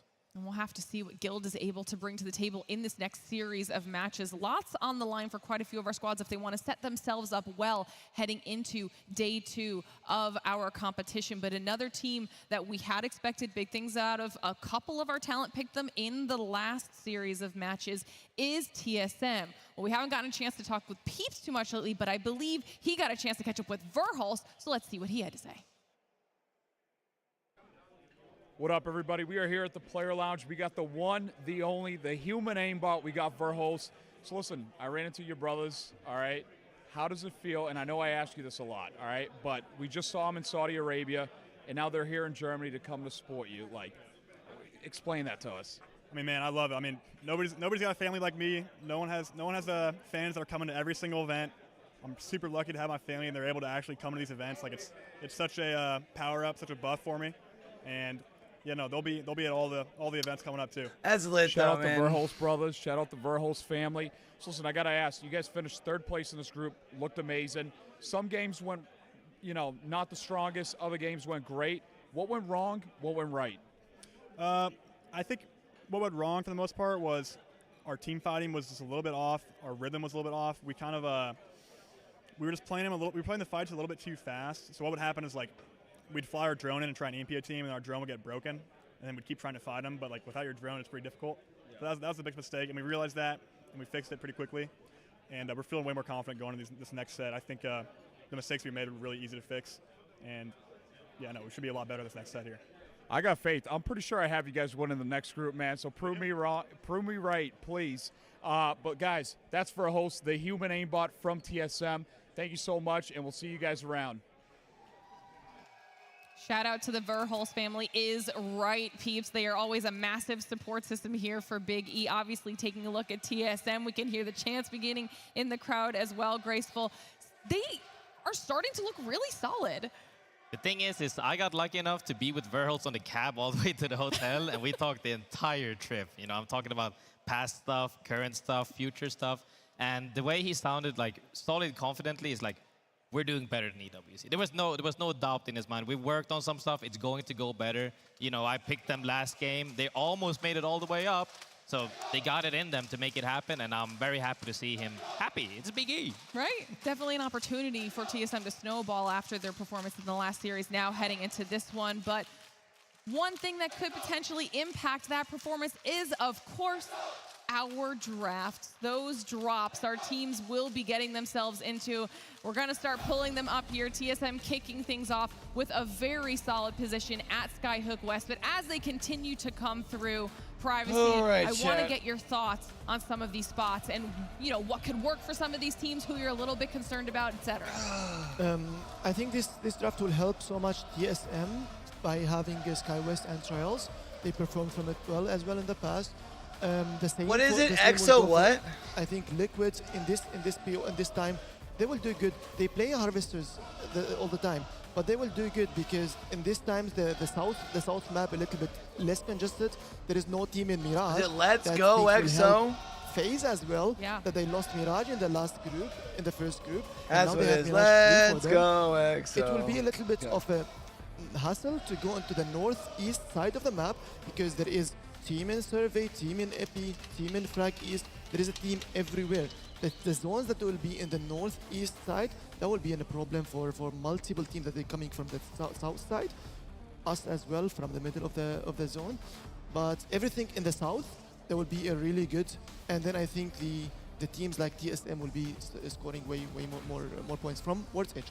And we've got a pattern that repeated from groups A and B, and that's that only 5 teams are first picked on World's Edge. Exactly the same 15 teams going for Storm Point first. And if you ask players, they'll say, yeah, because there's only 5 POIs on World's Edge, right? Which is a little bit hyperbolic, but you get the point. The mid sort of POIs in Storm Point are not quite so bad, but on World's Edge, if you miss those first few, kind of rough.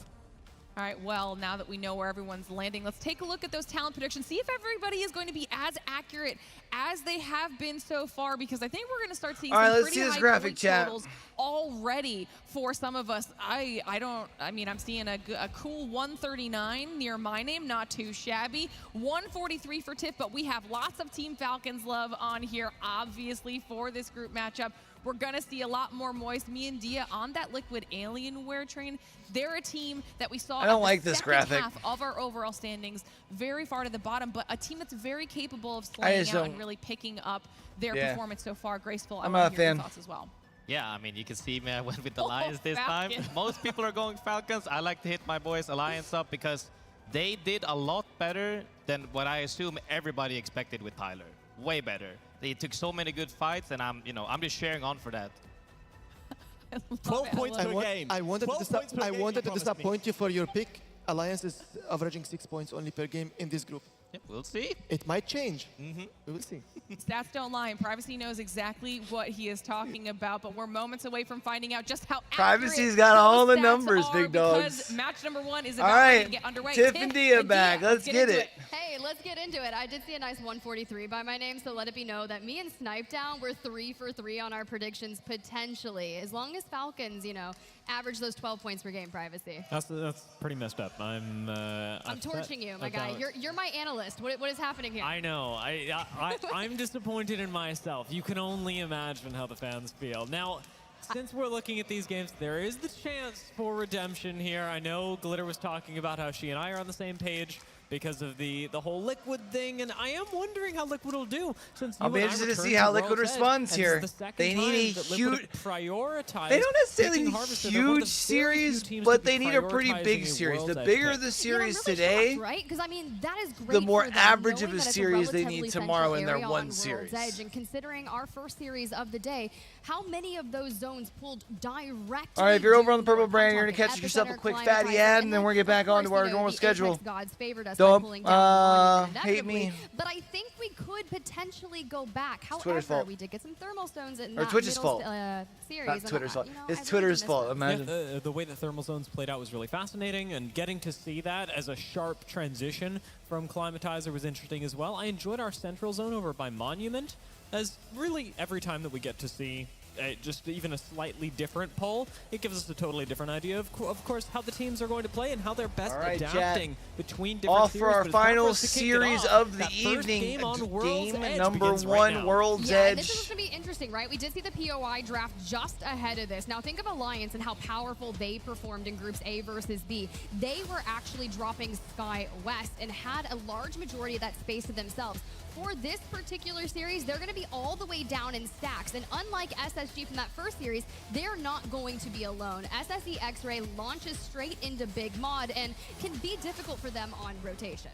Now, with Guild starting this far south, they do have actually a pretty decent beginning. One of the things that they are missing is the chance to actually hit a ring scan. So I'd like to see them rotate pretty quickly out of launch site, maybe a little further up to the north. Perhaps not as far north as Moist are, but Moist are going to be much happier in this series than the one that we covered earlier, because at least this time they're not contested up in Climatizer. We finally get to see them with a full POI. We do, and we get to see them potentially have a really nice rotate into zone once they get geared up here. I was looking at kind of the series results and the stats for the players just off A versus B, and Moist, it reads as player stats. Moist 1, 2, 3. Waltzy walks away with like 21 eliminations, and So Moist isn't going to have too bad of a rotate. Just as we say that, I was alluding TSM, of course, having that Skyhook West. Skyhook. It wouldn't be a me cast. Going to have themselves good loot and not have to rotate too far. Than Landslide, Tiff is on the broadcast, and that certainly staying true here. The fact that this time Skyhook East is populated as well is going to change the way that this plays out.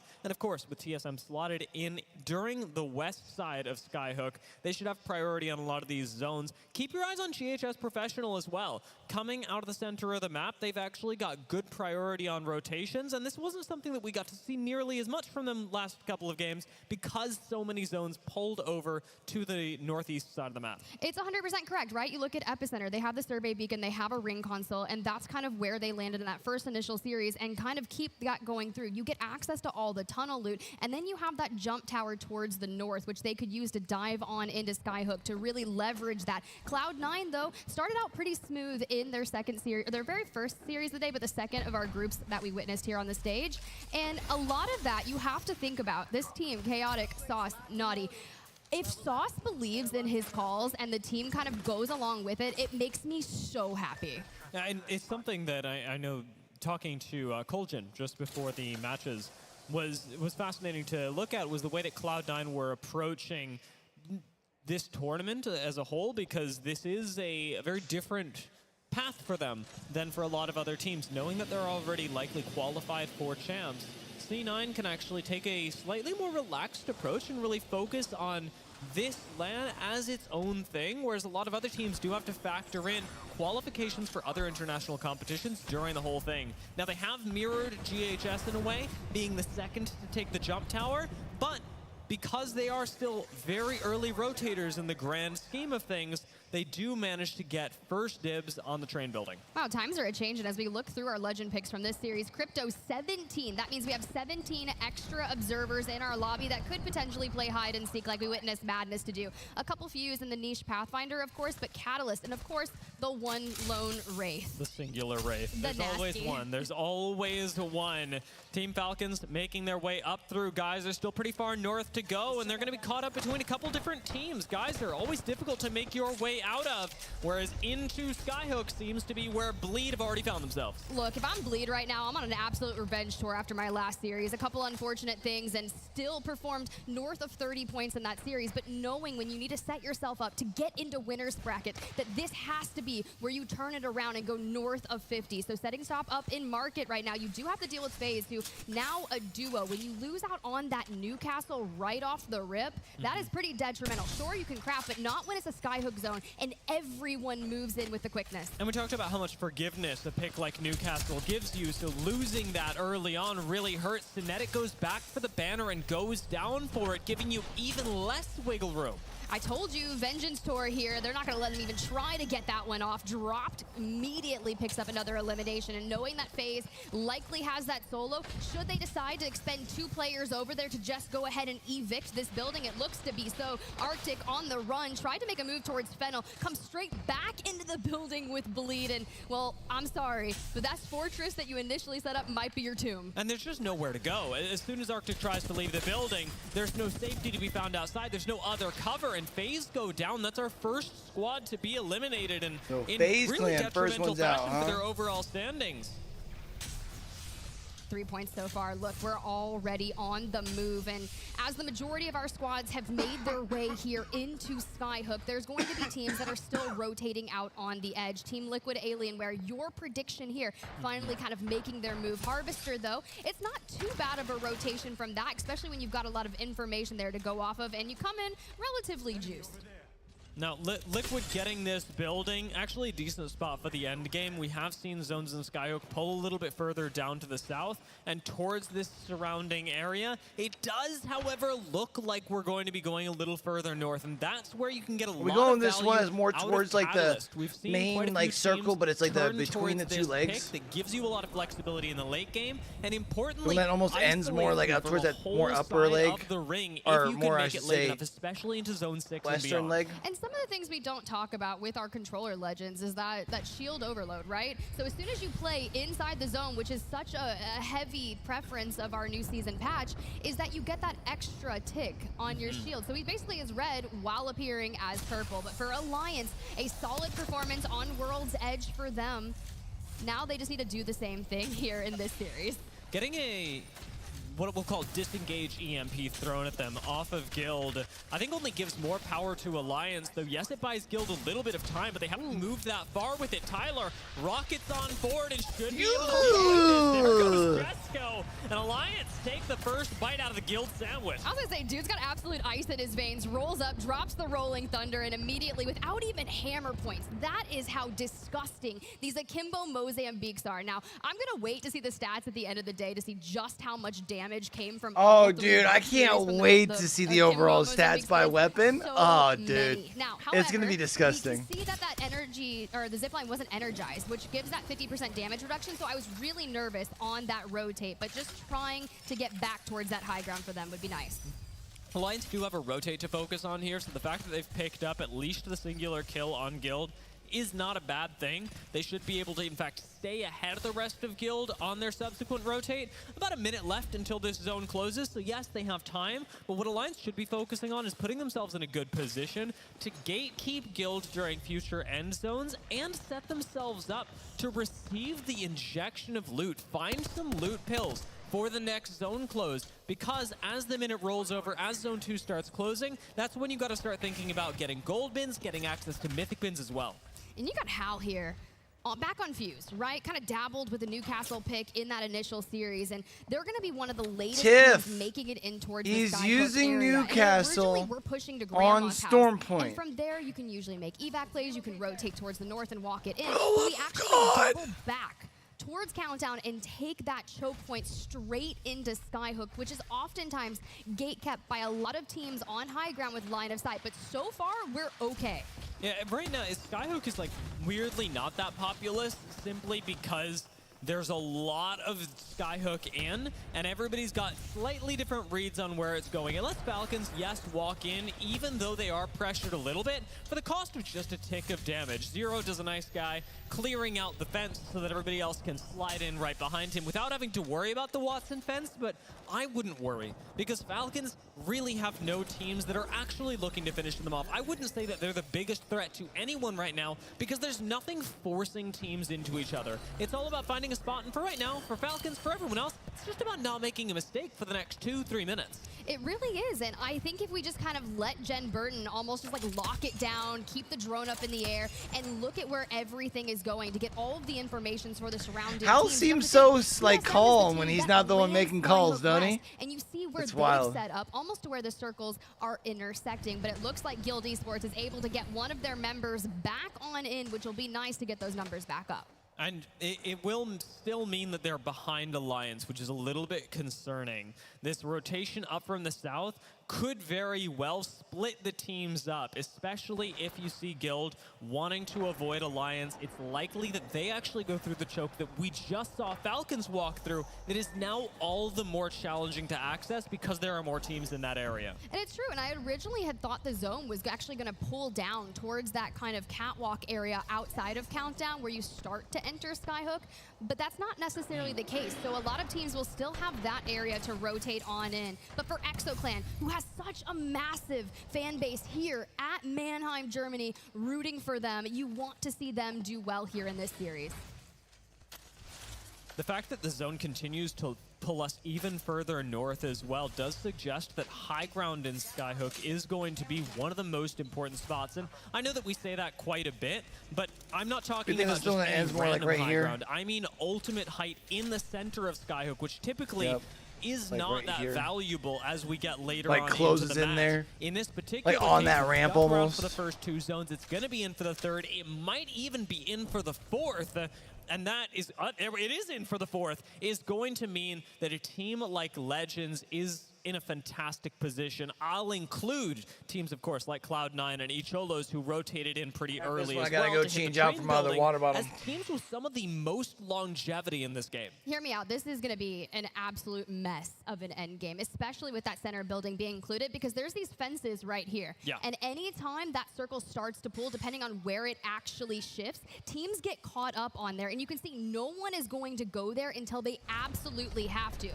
But you still have the team occupying Trials that's going to have to rotate in from the west straight towards Bleed and VK Gaming. Falcons picking a small fight with EXO. Haven't had the best series of EXO, or rather haven't had the best day so far.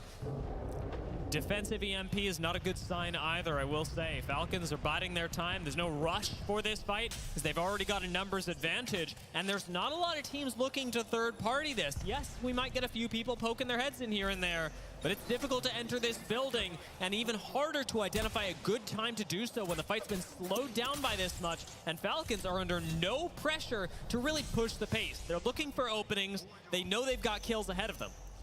Well, once this ring closes, they're going to get that next information, but this gets them one step closer towards that next zone. More EMPs coming through, and despite Alliance having one elimination, we go to an actual pixel of HP for Unlucky. We do get the shield bat off and can get back towards that high ground, but this is something that Hackis was telling me about coming into this LAN in particular with all of the cryptos in the lobby, north of 15 of them. That's like so much information that we have to fight against, and he was saying that IGLs in particular are going to lead their teams either very aggressively and int with that information, or else they're going to have information overload and not want to push anything. That's certainly the case. I mean, when you realize exactly how many Look at all threats those. are Next around time you, it goes up it's to the difficult as map an again. IGL Look how many to intake all of the drones. most Oh my relevant god. information. It's the constant challenge of the role, and now you've got access to it yourself. Wild, dog. Legends pop their heads out, and a nice job making sure that they keep high ground to themselves. They start the fight off well. Nasky's already got a great angle, and VK Gaming really do not get to play Apex Legends. They walk up disrespectfully towards a spot that you know Legends should be holding just fine. Nasky disrespecting anyone? Like, what do you mean? I'm calling him Legends in pajamas for real. Then Gil, despite that initial reset, they make their way over towards Skyhook, and this is the punishment that Fuse can enact on you. Wow. Once you just have these knuckle clusters stacked and you immediately get someone cracked, you just start full sending those, and this is where the mobile respawn beacons are so great. Is a crazy mobile respawn. There is no way that Guild are going to pull that off, and I say that like sort of hoping against hope that they do it anyway.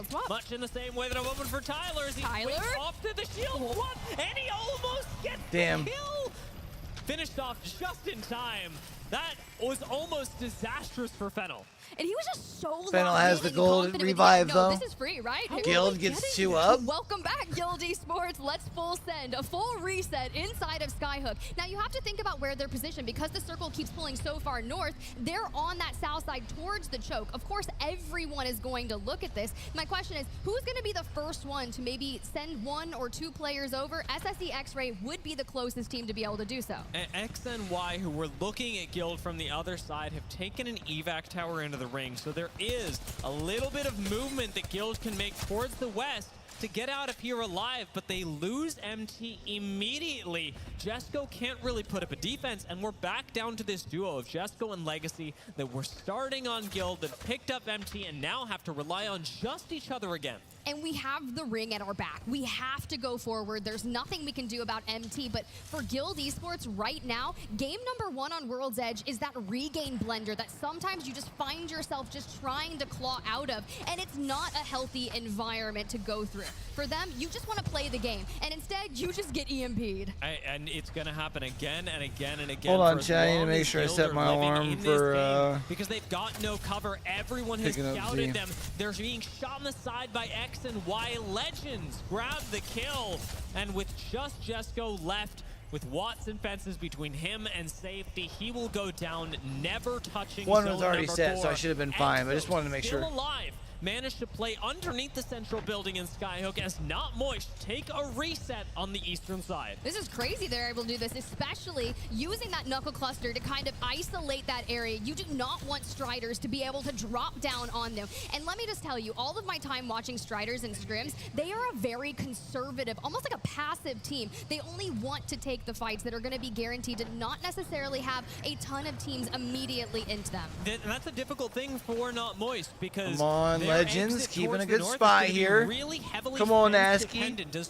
so many rotations. Just stack points. We had a good first session today. Even Falcons, who are sat in relative safety now, will have to, just like GHS, just like Legends, make their way out towards the north, with the only cover being fences, and the real difficulty being who's going to coordinate how you rotate out relative to the other teams. Falcons look safe right now, but if they pick the same fence as GHS, if they like pecking from that distance really ain't bad value. Both those teams if are you think about it, mutually assured their own destruction. Hear me out. We have 13 squads still up. We're about to go down to 6, maybe 7 in the next 30 or so seconds as we see this mass exodus come out of the donut building here in Survey. So this fight is vital, considering in that initial series for Falcons, they only got 9 points across the entirety of World's Edge, and we are just fragging. X and Y falls, and we're already north of 6 eliminations. Jen Burton cannot fall here. We need to make sure that Zero gets out, but the massive it connects down behind the gold knockdown. This is another brilliant reason for them.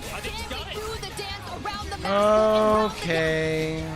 In the smoke, oh, he was healing for just a bit, but in comes Bleed, and out they go. Team Falcons go down, as do Legends. With just Amphi left, he slides on by EXO, and we've got even more action brewing, as around these fences there is chaos. Nasky, last alive on the Wraith, has got to hold the banner up for Legends. TSM go down, EXO go down, 7 squads are left, and Fennel are picking up the pieces. Amphi's down here as well for Legends. Well, we're going down to 6, top 6 All as right. Fennel fall. We knew that mass exodus was going to cost all of our teams. Legends trying in to get first out of place that currently? building. So you look towards that north, the train station. Cloud9 Only a solo has left, been there. But something to note is that Striders, instead of fighting with Moist, decided to rotate on in. SSE X-Ray kind of clear out that southern side and will be the only one on this side of the map, but have the farthest to go on that rotation. However, something to note, look where Not Moist went. We were on top of Striders, and now we are literally on the other side. All the way to the other side of the zone, and so importantly, with no one else to worry about. Not Moist and SSE, the only ones really outside, and Not Moist make the really SSE, you mean to get sex? right up next to this building, be ready to third-party a fight, and Sex ray? keep all sight lines away from them. It's very difficult for SSE to mess with Not Moist, and the win condition for every team in this train station is going to be being the last of the fight, something that each solos should have in the bag with the height that they have. Well, you just think about what happened in game 1 of A versus B. Each solos come out swinging and put up one of the most massive games we've seen thus far, and you play high ground on this. You've got the fences outlining it. This is going to be crazy, and the mobility that Kirev on the Pathfinder locks in for them. If we kick this off with another win for them, maybe we can get another second, but the fence lines, we told you, SSE X-Ray, they can take angles from here. High ground is key. All right, And Legends that out. is really not good. It opens things up for Striders when they should never have had a shot. SSE should have controlled so much ground, but they get picked off from high ground, and it is just over over for them. They are taken down with now 4 squads left. He said it's over for them. No, he didn't. Of Icholos, who have got high ground for so long. This could be another South American win we're casting in our first game on Worlds at Chip. It really could. They pop over the fence, and Curov just lets the Nemesis go. The Mozambiques from this distance at the Akimbo will be a more difficult connect, but Moist is already looking at cleaning up some of Striders, but now everyone just full sends, and you're just kind of waiting. You don't want to be the next team that starts this fight, because that means you're essentially going to go out for maybe, what, 1 or 2 eliminations, but you want more of those placement points from second and first. It's all about who's dropping and when it's happening.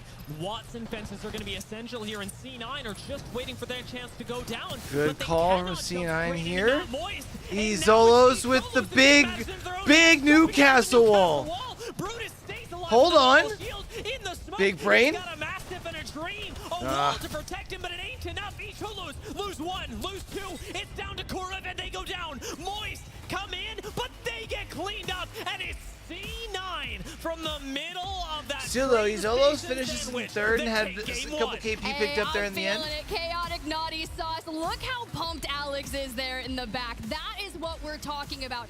Trust in Sauce and let it happen. Those are some solid calls coming out. I saw a screenshot that Cloud9 tweeted out from one of our Stormpoint games when it pulled out towards the east of Stormcatcher, and you just have a lone Cloud9 over here that called it immediately. They are so good when they fix some of the minor mistakes that they make. Yeah, I mean, very fast rotate from C9, but what fascinated me, like you just mentioned, is the avoidance of mistakes in that end game.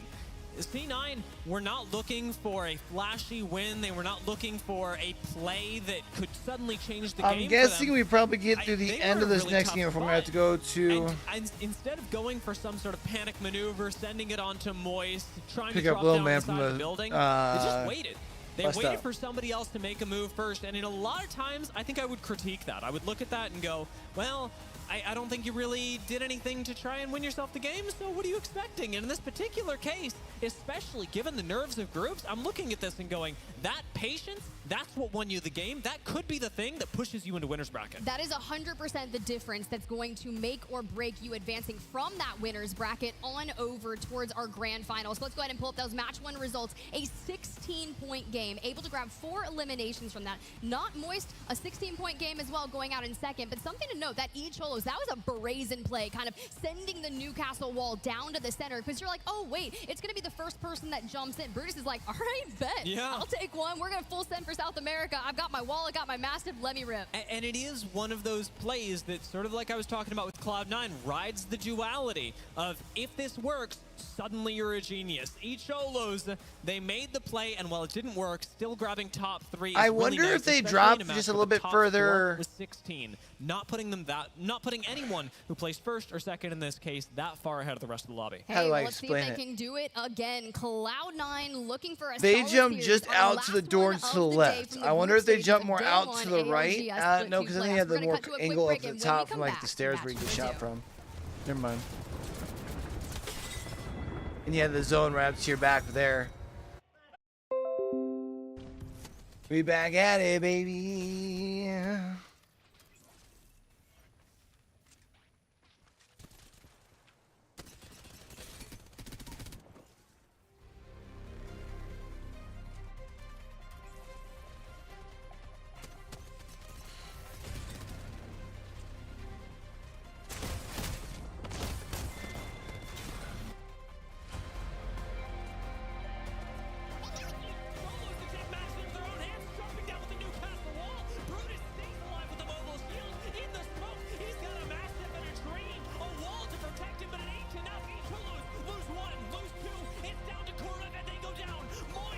I feel like it's not matching with what they're showing on screen.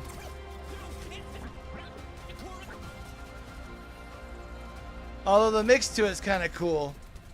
I wish they could have at least shown the play that it went with.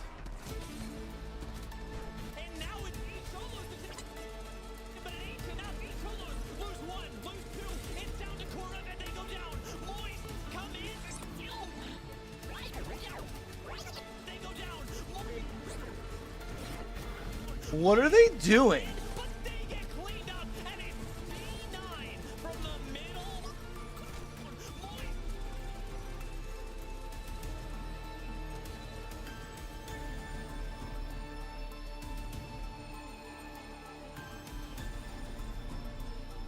Alienware, the official PC and monitor of the Apex Legends Global Series.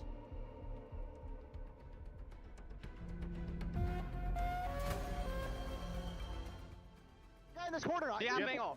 Watch up top. I have Bangle. Do Yes, you I have do. Bangle? Yes, yes, you, yes. you need to use it at endgame. Below us, and then a team across, and a team above us. Bangle down, Bangle down, Bangle down, Bangle down. Yeah, Bangle good. Trend in.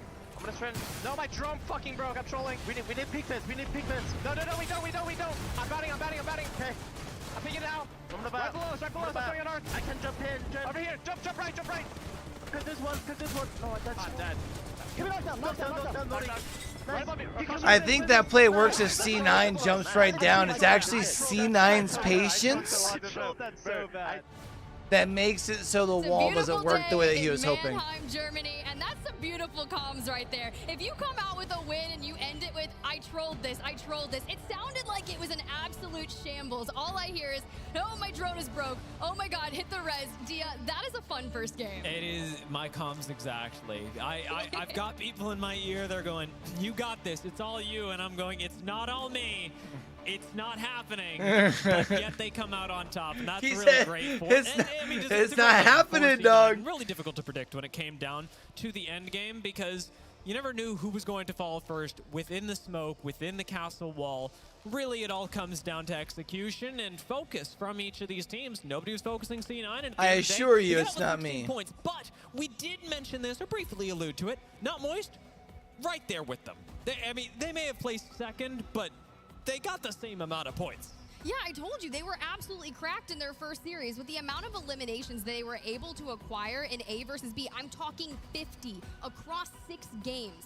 That is so hard to deal with, but we'll go ahead and pull up that map rotation. Obviously, we're on World's Edge. We'll be there until after match number 3, and then we'll kick things on over to Storm Point. But Cloud9 have kicked off our series. Put your nines how up. Aggressive and how fragging all the potential that Not Moist has. And that was kind of my biggest thing when I was looking at this series. I was like, we could either go Falcons, we could go Not Moist, or someone could come out swinging for it. Yeah, I mean, it is still very early on in the tournament, so I'm seeing plenty of opportunity for other teams to pick up wins here and there.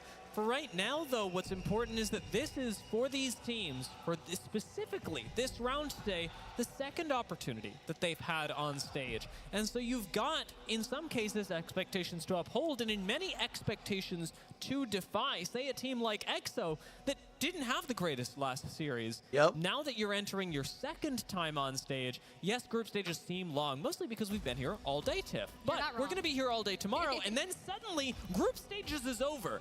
And these teams do not have that many series left to play. Yep. They really don't, and there's something to These note teams about here only have one more series after this one, which is why I need to make sure you perform here. Lobbies are going to play, what other teams are going to do now that we're not dealing with scrims, we're on lower ping, everyone's kind of on that same level playing field. It's the importance of that implementation of the POI draft. Yeah. You have to think about what your picks are going to look like for winners bracket, and that's going to be based on a large majority of your group stage performance. So being able to have a lot more points than the rest of the lobby shoots you up there. Yeah, like you're talking about, the more points you're able to gather, the higher you're able to seed yourself, the better chance you have of making it to the finals through the winners bracket. Say a team like Not Moist, who've already started off really well, I think that in LANs previous, we'd be looking at this team and going, well, they're done. They don't really have to think about this anymore. They can just play through winners bracket and it'll be fine. But because of the POI draft, with every series that you're able to take, with every time you're able to increase your standings, you're also earning yourself better POIs when it comes to the elimination stage of the tournament, something that EXO really do need to worry about. They, as I mentioned, were a team that did not have the greatest series just moments ago, and now really need to change that storyline to be able to hit even middle of the pack and make their way into winners. Well, I talked about a revenge story maybe for Bleed Esports coming into this series, but EXO Clan, they're kind of on a comeback season as well. I'd put them on par with kind of NRG, right, and Noct.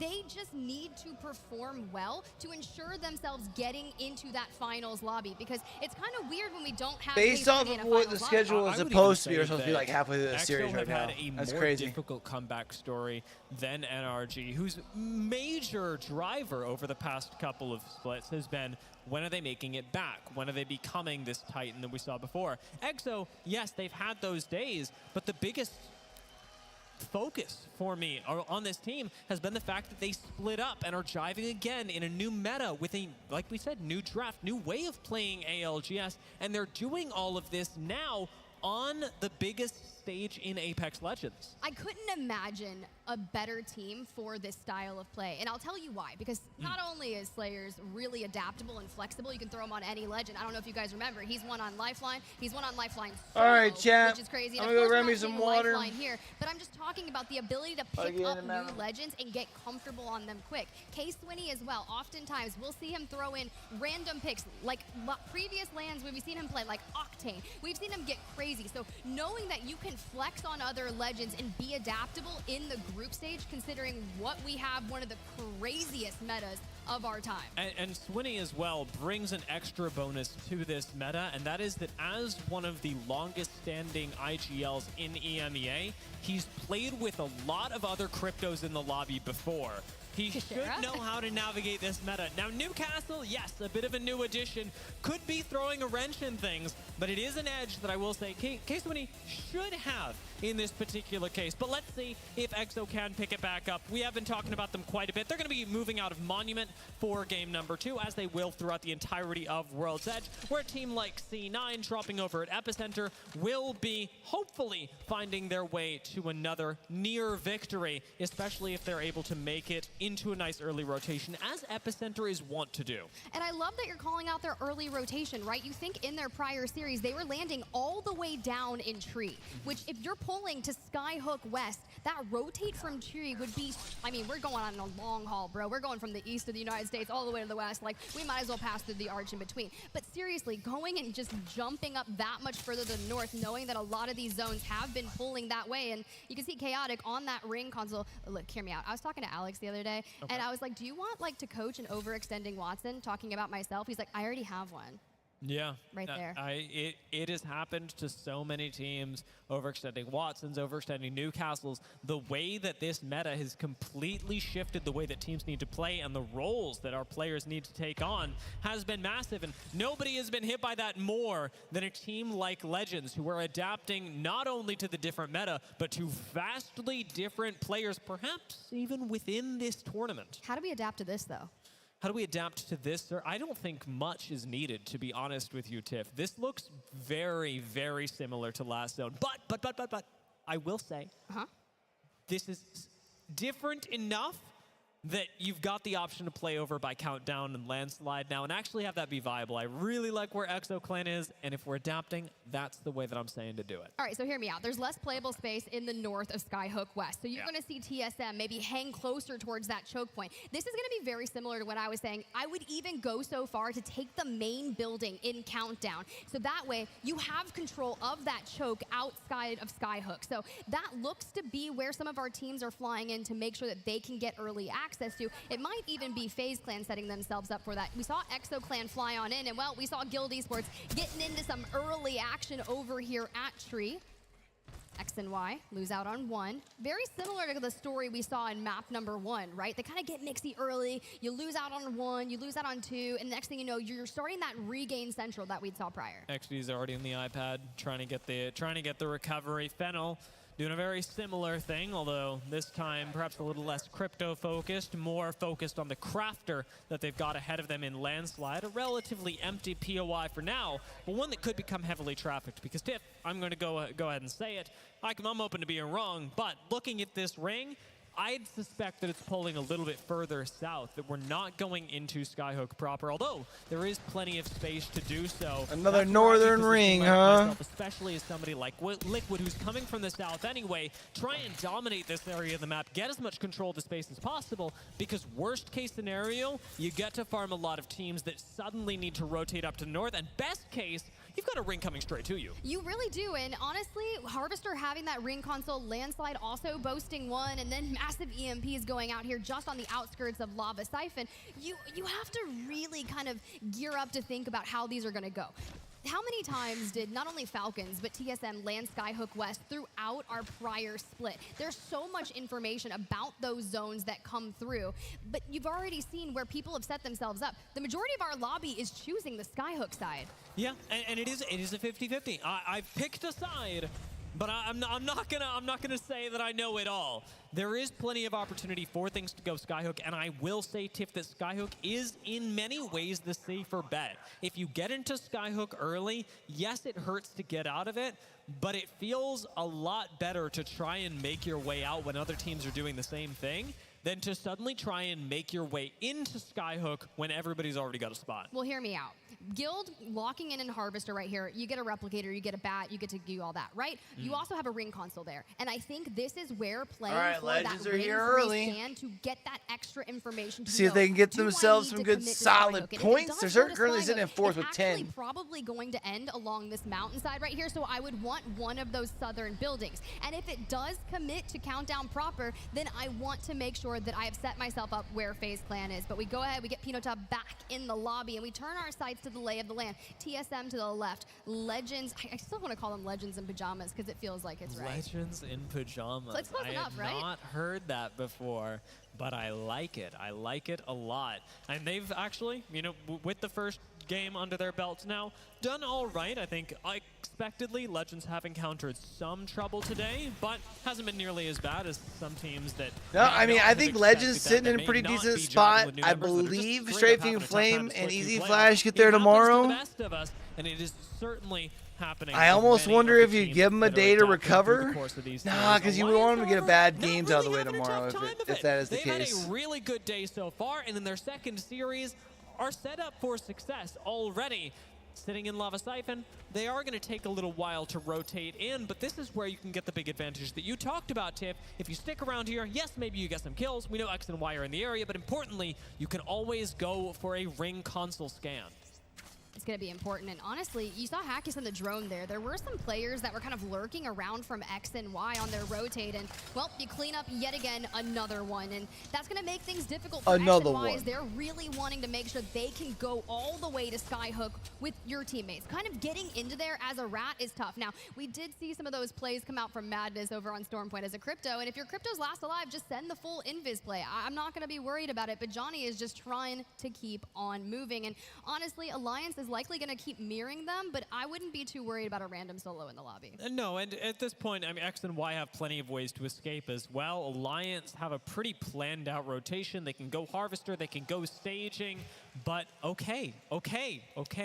Feeling good about myself. At least they won't have to go up towards Skyhook because we are pulling back down towards Countdown, and this is where you will have a lot of trouble moving out of Skyhook. However, as we talked about, it is the better alternative to at least have to leave here with everyone else than it is to try and play a lot of the open space that, say, teams like Noctum have been doing so far. Hear me out. I'm going to cry. I just saw the coveted evac tower out of Grandma's house in the north for Not Moist, and they are now in the dead center of Skyhook, knowing that it's going to inevitably pull down, and we're going to have to deal with that. So teams like FaZe Clan, Exo Clan, that have set themselves up, Legends going to have to move here soon, too. For their position, but it starts now. Bleed immediately. Is Legends fighting? Legends Gaming, and you can see that Nasky, the only Wraith in the lobby, is using that portal to just get on out of there.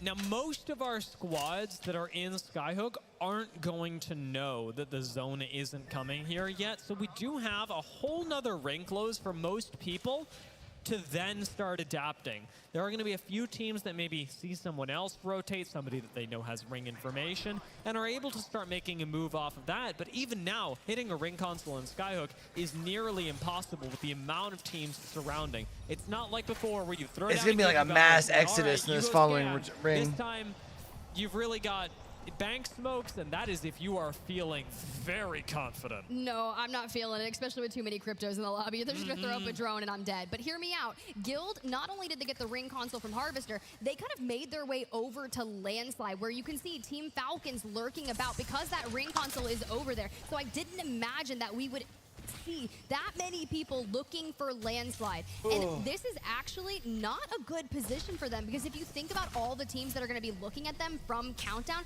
no one's going to jump off on that low ground unless they have an item like Path. I like where Falcons are going. It's an awkward transition into the Countdown area, but now that they're here in this specific hallway, it's a medium risk, high reward hallway.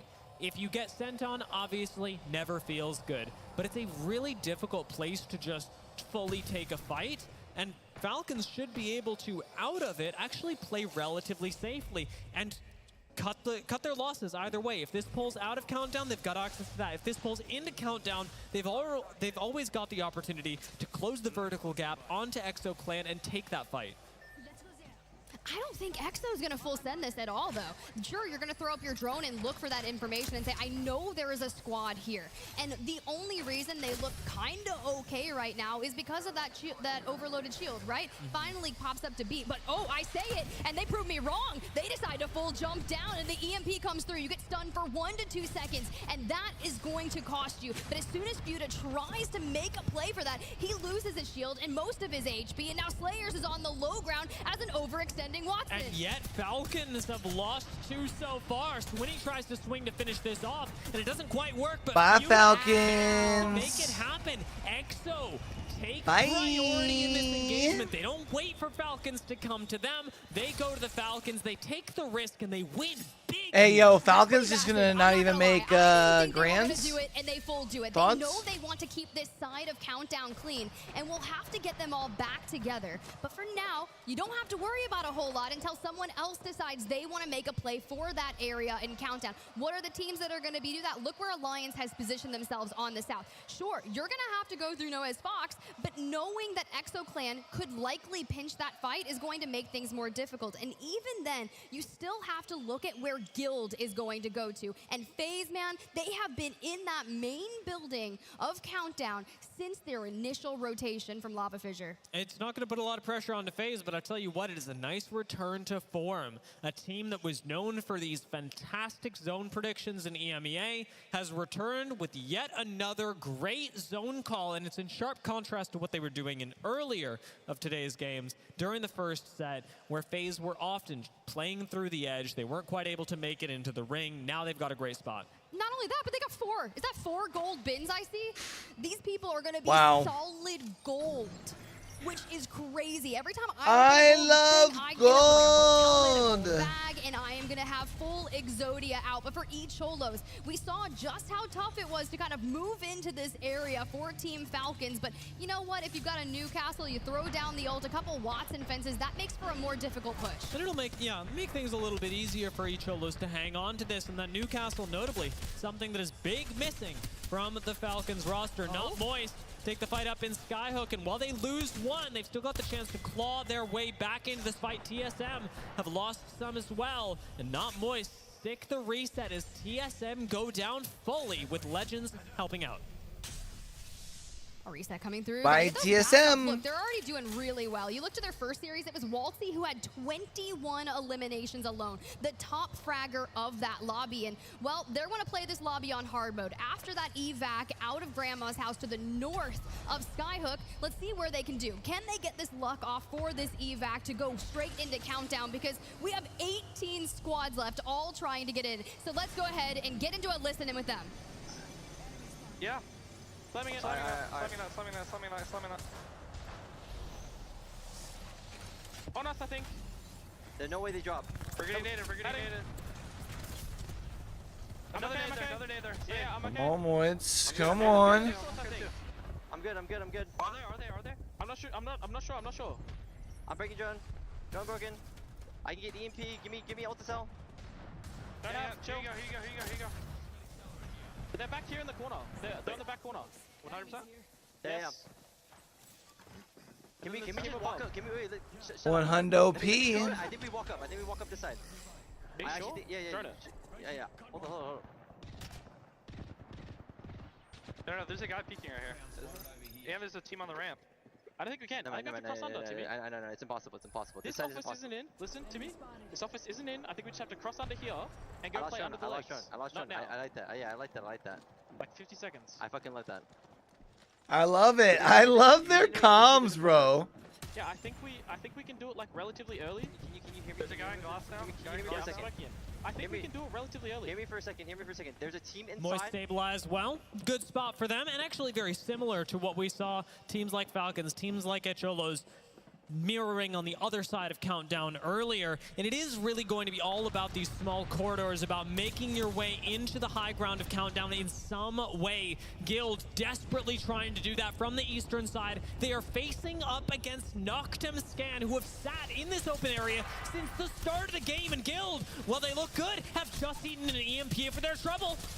I was not expecting Justice to go down like that. We've got we have the devotion, we have hammer pointed Kimbo Mozambiques, we have the ability to send out so much damage, and we just saw the MT interview and what he brings to the table. But that is going to be so difficult because you know there's going to be other teams. The moment they finish, it's Echolos. Not only they were aggressive and mapped Echolos goes, I got a PK and I know how to use it. What timing! Hit him with the 99 pump. Full sends him in there. Echolos really learning from their first series as to when they need to take fights, how quickly it needs to happen. Alliance go down. Moist are the ones to do it to him, and Echolos serve up defeat to Guild. Crazy that Alliance thought they were going to be able to get in from the south side like that. We also lost out on Cloud9 from the north, and now that you've secured yourself in this RV, you have to look towards Countdown because we are going to keep on pulling back in Legends Gaming, sitting north of 4 eliminations. We don't have a lot of cover here to work with. You look too far to the left, someone's going to catch an angle on you. If you've only got 2 spy bins here and just like a sheer amount of space, that's going to be tough, but you do have to keep that right side cleaned out to let no one come that way. There is so little space for Legends to play, and I'm looking at their Wraith pick to get them out of this because Legends lack engage in a massive way. While they do have Crypto is very much a soft engage Legend. He's not providing utility like, say, a Horizon might in this case. And the one escape card you have, the one thing that could get you out of this is Nasky on Wraith. So you don't have to fight FaZe and Liquid and Not Moist and VK all at the same time. You've just got to get past these teams somehow, and it is going to be the Wraith, if anything, that lets them do that. That is the one job for your Wraith. Yeah. It is to rely off the information from that Crypto drone to scout and put you in the best case situation for endgame. And Bleed Esports, well, they're finding some good issues here. But my question is, now that we've got the Catalyst, instead of a Watson, we don't have a Jenny. So the fused knuckle clusters that are coming through and a lot of the teams that have been naded out of these tunnels, you don't have something that can necessarily fight that. But for now, you're stable, so long as you don't draw any attention. DK looking up top. They know Legends are here, and we've got a nice evac that could position Legends in a great That's spot. what Legends are Either going to gonna do. go They're fine. or absolutely horribly. Having lost Amphi, I think I know where it's leaning, and landing right next to Nosebox as well. This is looking rough for Legends. Nasky's got no shields, but a Catalyst wall thrown out by another team gives him some survivability. Player K is eating damage, and in comes the portal. Nasky sending it back down onto the low ground. This is temporary survival for Legends. It is not a good spot. No, this is a reactive play instead of a proactive play. Oh, this is not good. The portal back up to the high ground, but you're just going to get picked off, and Legends Gaming falls. FaZe are the ones to pick up some of those kills as well. FaZe, who predicted this zone to a T, who are playing out of God's spot just like they did in EMEA. Oh, FaZe. This is going to be such a stellar game for you, locking it down with all the Watson fences. But let's see where we have to move first, because we can kind of hold on to this for the majority. But Liquid Alien, we're back on the low ground. Do we get the shield swap? We do. And can the reset come through? Not Moist has fallen. We have a ton of eliminations, and we still have a member of Guild on that south side. Team Liquid managing to reset here. Could even pick up that last member of Guild. There's not that many sight lines onto them. FaZe are unlikely to give up the high ground, and Team Liquid I like this angle.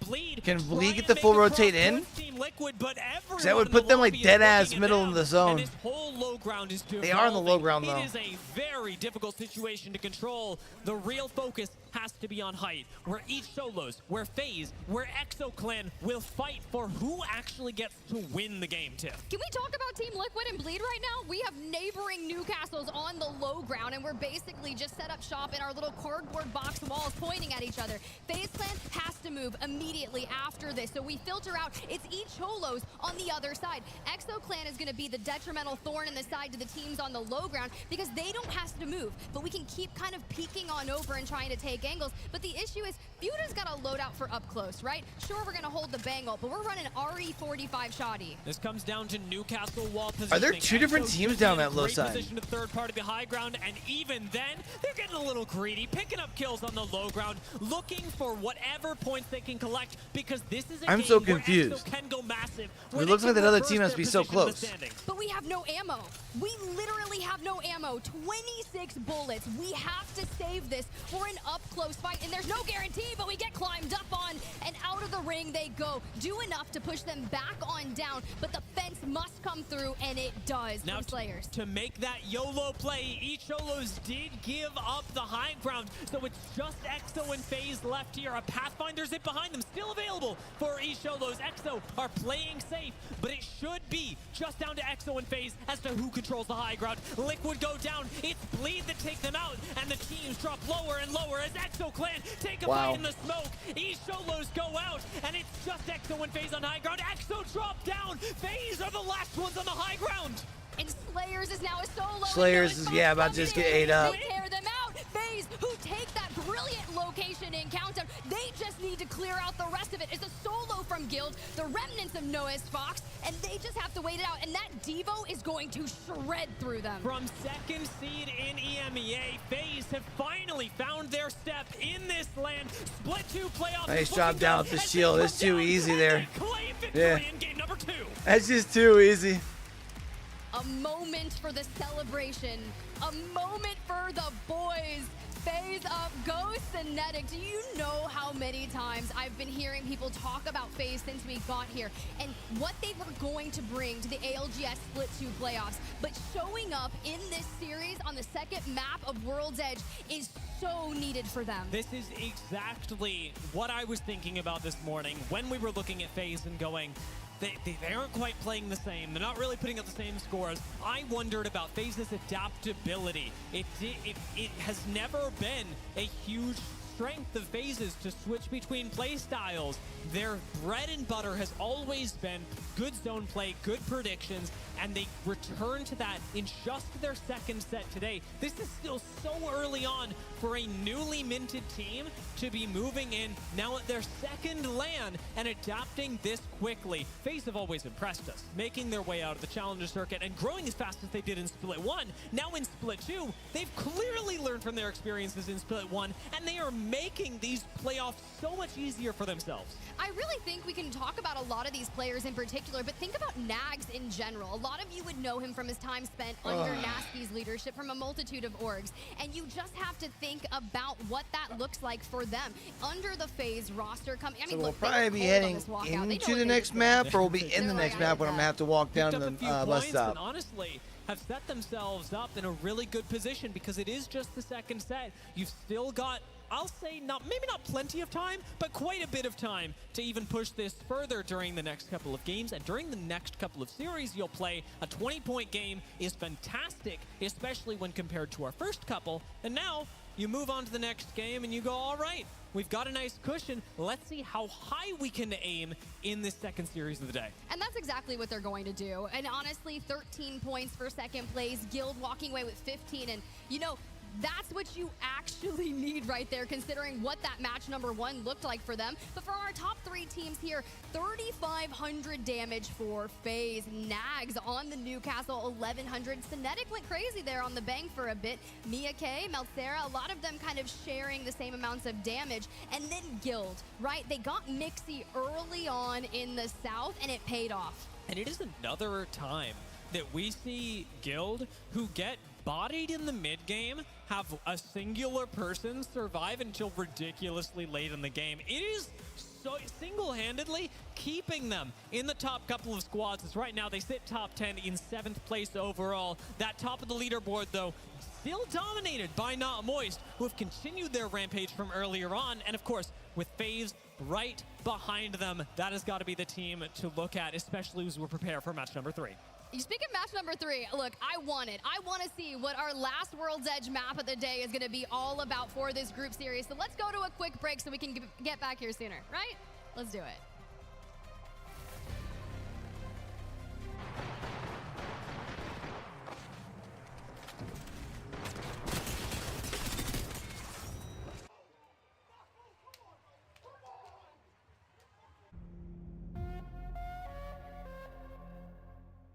The best part. Come get ya. And when they dropping off all that drip for free, you know you got power. And when they tryna throw the whole bag at me, oh yeah, I know I got power. Ready for this dance? I lead. Oh yeah, I know I got power.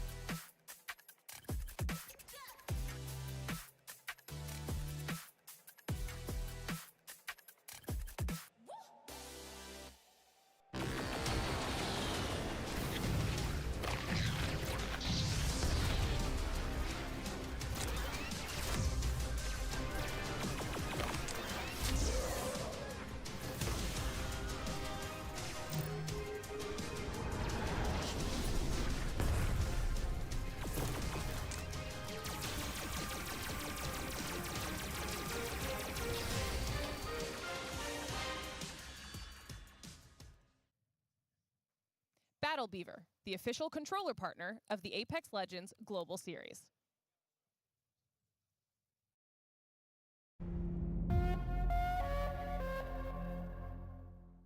Walk up. One. Go pink, flame blue. Just shield. Evac. Play back. Chill, yeah, no, I'm good. Chill, I'm fine. They 18. 1 HP. Dead, Top 3. Chill. One team on left. Chill. Shoot them. Yeah, We need to do full HP. No gen, okay, no gen. One on low ground. One red balloons on the left here, boys. They're fighting. Can we go? Can we go? Can we go? Go. I'm warning. On me. Good so. Okay, nice. Let's go! Guys, that's what we fucking needed. Welcome back, everyone, to the Apex Legends Global Series Split 2 Playoffs. It's our last group series of day number 1. And as we watch that winning moment back, Dia, there's a lot of things that you start to pick up. Not only is Arctic constantly commenting about, hey, I don't have gen right now, which is very important because you can make a crazy play and then be like, oh, I wish I would have had that. But not only that, but did you hear how reserved they were about making sure they were jumping down at the right time? And then when Nags finally does, he gets the mobile shield down on the ground right away. That is a team that just has a lot of experience playing out of zone, and I'm not saying that simply because of what we saw from them in the regular season, but because of what we heard from them in the comms and the way that they played that when contrasted to other teams that were on high ground. Think about Cholos, who tried to make a play onto the opposite side, onto EXO, and EXO, who took that play and had to drop down in the end, forfeiting their right to win that game. Those are two teams that, yes, while they are very good individually, also clearly are not as used to navigating a zone to a win and prioritizing what fights they need to take and waiting, like C9 did in game 1, for someone else to make a mistake. They make the play, and well, it looks good, and well, if it works, you go, that was a genius move. In this particular case, it makes so much room for a team like FaZe, who is so seasoned with these zone plays in EMEA, to move in, completely take over the high ground, and then watch the game be won for them. Yeah, this is one that would be 100% in their books. You think of how much experience Nags in general has with landing Lava Fissure on World's Edge throughout the most recent splits that we've seen. Whatever roster he's on, that's that experience. So knowing that you just have to pop on over one of the quickest rotates, but not only that, sometimes when you rotate too early, you can set yourself up for a lot of attention from the lobby because everyone's going to see that building and be like, we should probably fight for that. We should take that from them. And no one was able to get in there and evict them out of it because Newcastle, Watson, we're keeping the Jennies up so you can't just throw the knuckle clusters everywhere. The fences covered all of the doors and they just stayed. Now, that moment in particular that you're talking about with Icholos trying to take that high ground, thankfully they got Pathfinder, they've got the zips for movement. If Slayer single-handedly on that side doesn't pull out the shotties and force them back down, it kind of chalks both of their games because they lose a lot on that high ground. But imagine if Icholos did win against that. That's what I'm saying, is that I actually, as much as it hasn't worked out 2 games in a row, I see where Icholos is going with these high placements and then, honestly, very unpredictable plays. They'll go for something that another team wouldn't play. He said bench press me, I'm so Waltzy. sorry. We have to take a moment for the sign here. Bench press me, Waltzy. He could do it. He probably could. Yeah. I see that man back in the players' lounge, and I was just like, that's yeah. No. Will That's he do it? Waltzy. I don't think it's his rest day, so probably that's not. true. He's busy fragging out in lobbies for it. Now keep going. I do apologize. For I don't even.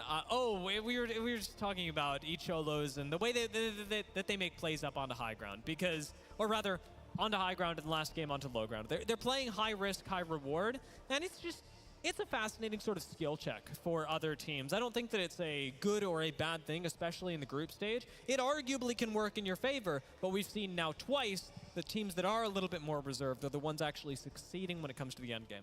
Ooh, I mean, we have one more map left on World's Edge. All right, one more time for the one time on World's Edge here, and chat. There's a lot of things you have to look at when we look at our series results in general. More in particular, I'm going to go ahead and bring it up just because, you know, plot armor, all the things with Hal and everything. But Falcons, notoriously bad on World's Edge. Who? Yeah, right? They're notoriously bad on World's Edge, and they get the majority of their points on Stormpoint, and they've been pretty consistent on that. That's true, But yeah, I look forward to watching Stormpoint. Right now, I can't help but wonder where they're at in terms of their World's Edge. I mean, Falcons are a team that everybody always expects to dominate, and for that very reason, I'm almost always predicting other squads, because I'm going, oh, wouldn't it be interesting if this other team who has a really good chance to win actually manages to come out of the gates swinging, and we have seen that in the first 2 games. We're still waiting for Falcons to really kick it into high gear, and nobody is counting them out. Even if somebody is looking at you dead in the face right now, you're sitting with your loved ones, you're watching the games, and they're going, listen, honey, I told you, Falcons aren't going to win. They don't know. Nobody knows. It's so early in the tournament. These teams have got so far to grow. It could be Falcons. It could be anyone by the time we reach the end. The But what's certain to say is that right now, a lot of these teams, and I'm including Falcons in this, have a long way to go before we're seeing anyone in championship form. Well, back over to Lava Fissure, where all things started here for FaZe Clan, and you start to look at what they've got in terms of abilities for information. Of course, they have a survey beacon. Thanks to the changes, a lot of those survey beacons covered in the POIs. You also have a support bin over on that isolated building and an assault bin for Cinetic. An Evo cache is going to spawn as that countdown area was the hot zone. But, you know, we mentioned it earlier in the day, and I'm going to go ahead and bring it up. I don't know what is wrong with me in particular when it comes to zones and when I step physically in this booth, that you're right, we do not go south of Landslide. If it helps, I think it's something right with you. Okay, I think thank you've you. really That's aligned good for my mental yourself in health. such a way, yeah, that the game is sort of recognized that it uplifts everything, literally, into the high ground, north ground of World's Edge. And for right now, it's given us a very different look, right? Because we went thermal just in the last series, and now we're getting a different look at this. We haven't gone climatizer, so I'll give you that, but we continue to move towards the north side of the map. And in this particular case, we have a zone that is going to put a lot of focus again on controlling open ground in an even more definite way than a zone like Countdown did. Over where Legends are, over where GHS are, by Grandma's house, and the choke points leading between Landslide and Monument, you have got an incredible amount of open space, rocks, high ground to control, and it comes down to really good Newcastle and Watson play to be able to succeed in a zone like this. And I'm really loving what they're putting down in terms of immediately racing towards the outside of this tunnel. Cloud9, that's immediately where they want to go. ExoClan setting up just across the train tracks, and GHS Professional, they're in Grandma's house.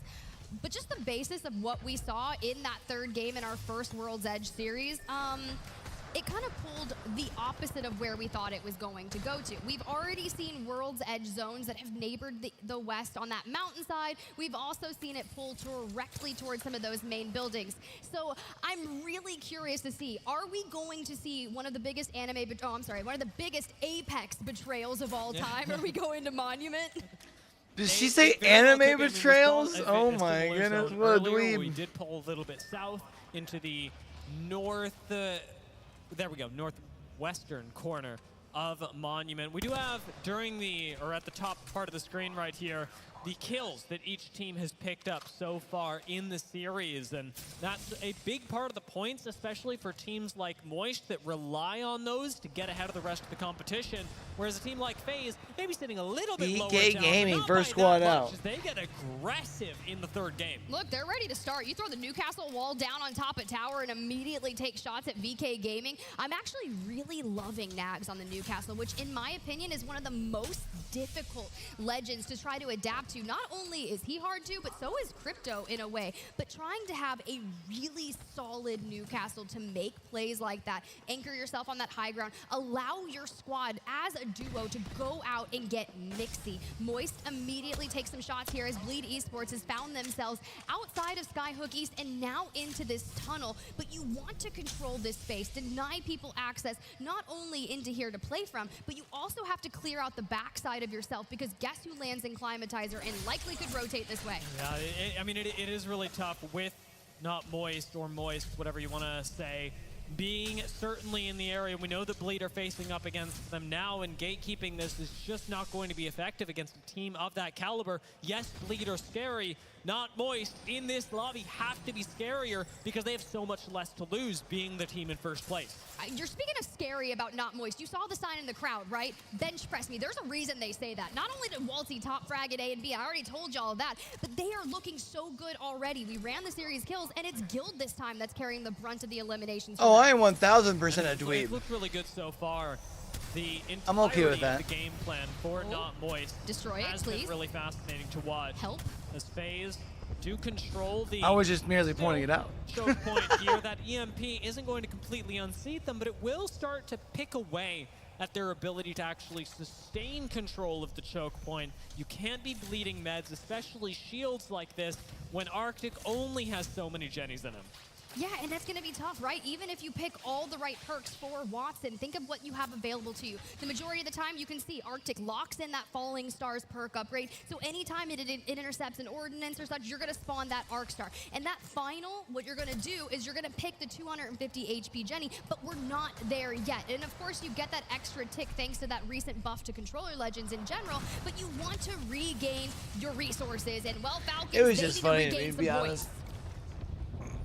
And I wonder how quickly they're going to pick this fight with already 2 down, make it 3. Guild get wiped out really quickly. Panic setting into them as Falcons do close the gap with extraordinary speed. Falcons got Something that is themselves going a to be their nice calling little card, no matter how control well of they're this doing in building here. series. When they decide to pick a fight, Falcons commit like almost Or this no zone's going to other be at least team, closing in not for just 2 this lobby, zones. in this land. I think it was smart, right? They want that building. We don't know exactly where it's going to Maybe pull a just third, yet, but and probably maybe the not. teams I feel that like this is got going to that end up extra going ring north console will know which side of the of zone they want Monument, to commit to. more Because I up said it towards was the a betrayal, direction and of it where like very well could Cloud9 be with some of the way EXO our is. zones do pull. Bleed Esports has made their way on over, but for the teams that set up on the outskirts, that train tracks, ExoClan and GHS in Professional in particular are going to be solid, but not Moist. They get the tunnel from Bleed, and they had to move. And not Moist in a really good spot. I'm going to drag this back a little bit though, to the Falcons' thought process moving into the low ground. Since they took that fight so quickly, Falcons are taking a lot of space now, and I believe that this stems from a prediction that the zone would have pulled further south. From here, however, they've still got a lot of opportunity to move through in third-party spots in Monument. It's pretty easy to move through Monument. Looked to like pick they up were kills. expecting that to As end up on difficult those as it will bottom be 2 to buildings. exit it, I think that Falcons' thought process here, and I'm just projecting,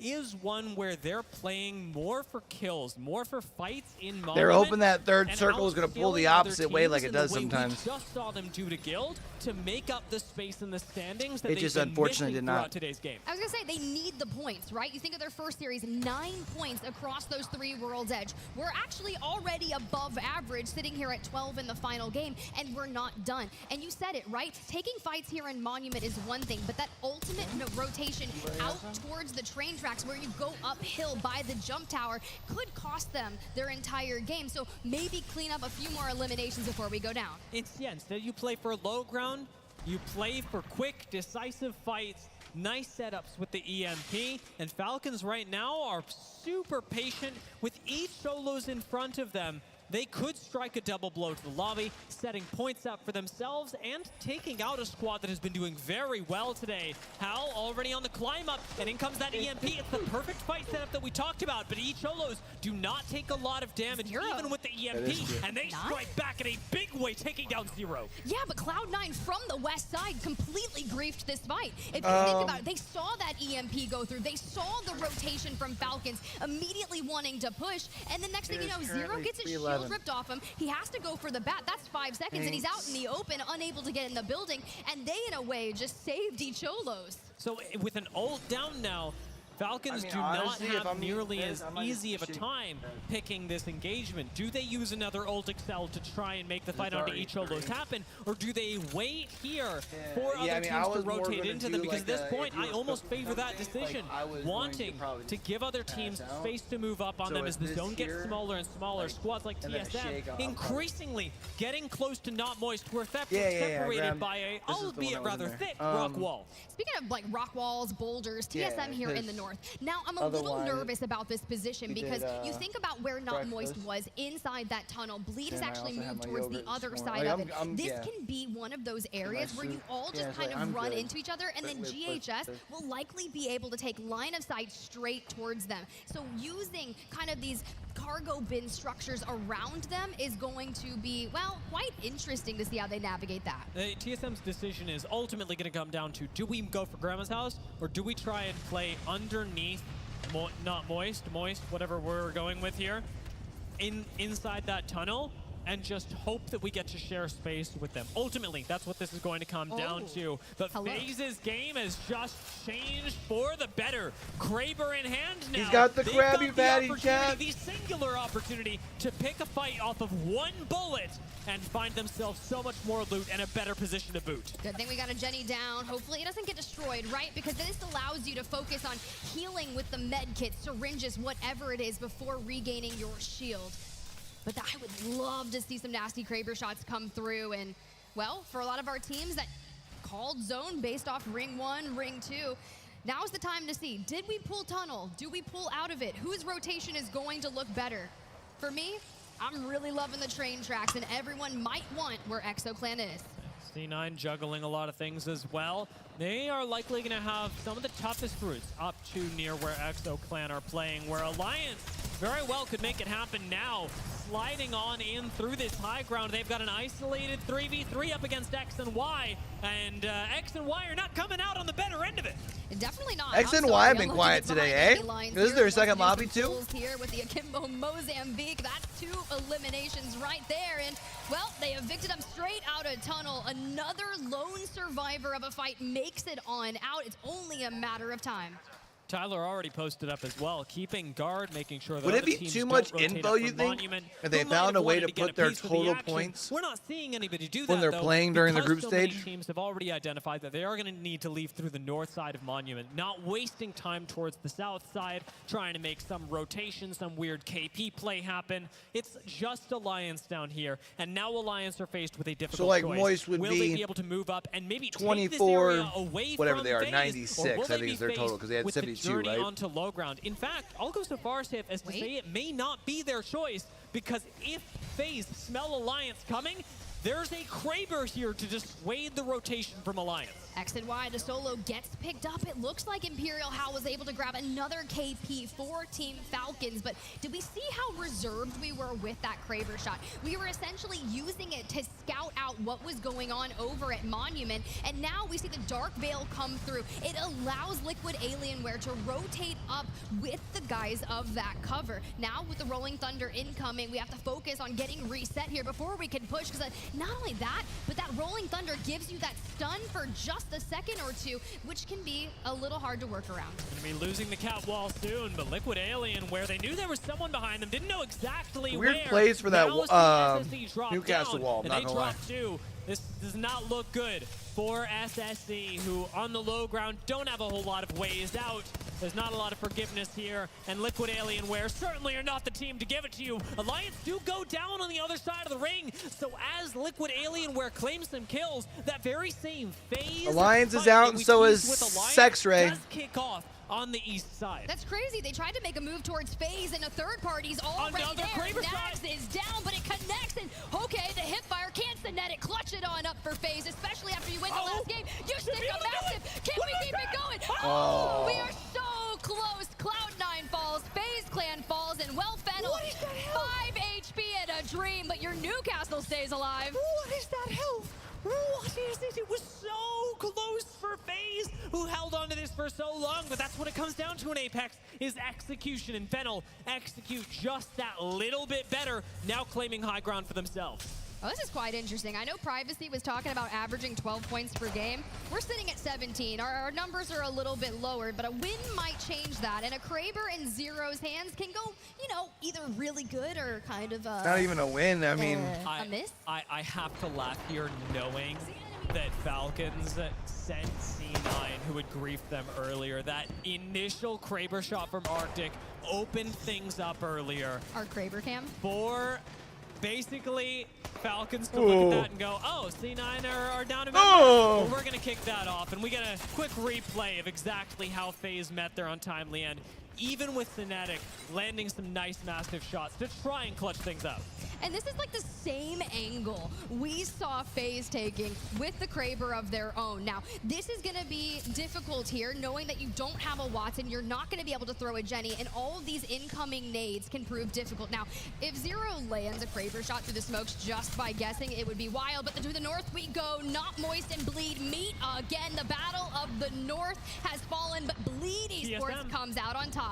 And TSM not Esports, or not Esports, not Moist out in 12. Wondering what they would do in the same corner as Not Moist, but with Not Moist not existing anymore, TSM have the unique opportunity to take control of the north side. They don't quite take it, they don't quite send Bleed, but what they do get in exchange is a lot of space towards the top side of the map, and with an EMP getting sent towards Bleed, TSM know there's a team there. You gotta look for third parties here. If TSM want to win this game, if they want to move up the leaderboards, they have got to be looking for opportunities to third party other fights. Well, I mean, just keep an eye on what's going on. Bleed Esports over there doesn't have a whole heck of a lot of health, and then you look at Noctum, and they are getting poked by I don't know, if you've played yourself into this position in a game 3, wouldn't you be more focused on pulling the dub versus kills? But we get sniped from a distance, and here comes Shubi. Around the knockdown we go. Noctum is down, but then we immediately get picked up by Zap. And with Noct already being spotted, Bleed have signed their own death warrants. There's not a whole lot more they can do in this game. Sending it across the open ground was a one-way trip, and I think Dropped and Shubi had to know it because they've been playing Apex for long enough. Noct is unlikely to get them back in the fight, though I will acknowledge it's a remote possibility. The real focus has shifted towards the south, where Team Falcons have made their way into the next zone, ever so close to EXO. And Zero, landing the Kraber shots, has yet to open things up for a fight, but... Uh-oh, don't let Zero get warmed up with the Kraber. Like, he is about to lose it, absolutely. This is going to be a big shift to them, so let's jump into a Falcons listen-in. I'm pre-logging now. Go 91! 120, Newcastle. Okay, nice. Just gonna smoke out back so we can't get spawned. They're playing out of side. They're playing out of side, we're good. They're not coming to us. Okay. What about left? You see left at all, yeah? Yeah, look left. They're EMPing over here. Free kills, fighting left side. Free kills! We're good. So you track. Yeah. Back follow me. One shot. Oh, I died, fuck. Anyone else? Yeah? One's still there, There's someone on flush there. There's someone low ground here. I died, he just died. There's a team high. Full team low ground. Like, run at them. They're on this crate, blue crate, behind the crate. They're running forward, Look, on the low ground. Dead. Nice. One more. Fuse. Dead. Kill him. One more. Left side. Join left side, Jen. Right now. Okay, I'm joining. Yeah. 1 sec. Yeah, I'm going left side. Make sure we get jumped on. No one. There's a solo behind there. Yes, solo. Yeah, there's only a solo. No one left side. You need thirst, guys. You need thirst. Please. I don't spray gun. I don't have ammo to fucking shoot. Yeah, I got it. I have 20 heavy. Save me my drone. It's a duo. Solo. Coming. No, he's scanned two. Behind the fucking wall. 100% two. The res. You need a pistol? Yeah, I do. I just played on. We killed him. We play that. No? Yeah, we can. Well, there's one thing you know about Imperial Hal is that he's not going to go to an end game with ammo, that's for sure. Whether it's light or it's heavy, we're going to have about 30 and 3 bullets left in the Kraber. A lot of information there, but it's E-Cholos that have the high ground, and EXO has defended the train tracks for God knows They how able to stay long. up there, though? Alienware made a move for it, but the res They're gonna have to coming move from this angle because no one is going to be able to look at them. Gold knockdown doing a lot of favors for E-Cholos, and EXO have this thorn in their side that they just can't get out. E-Cholos and EXO will fight, and it opens things up for Falcons to take on TSM. We already know TSM is weak. They lost one earlier, and the Kraber from Zero. Should be an easy fight for Falcons here. Hal manages to round the corner with the They just had to make sure they keep everybody up and standing because the other two teams are other two teams are fighting one another across the way. E-Cholos and EXO still alive and already fighting each Yeah, other. or Falcons should be able to roll up here and easy 3P this. EXO lose a 2 as Yeah. income E-Cholos going down.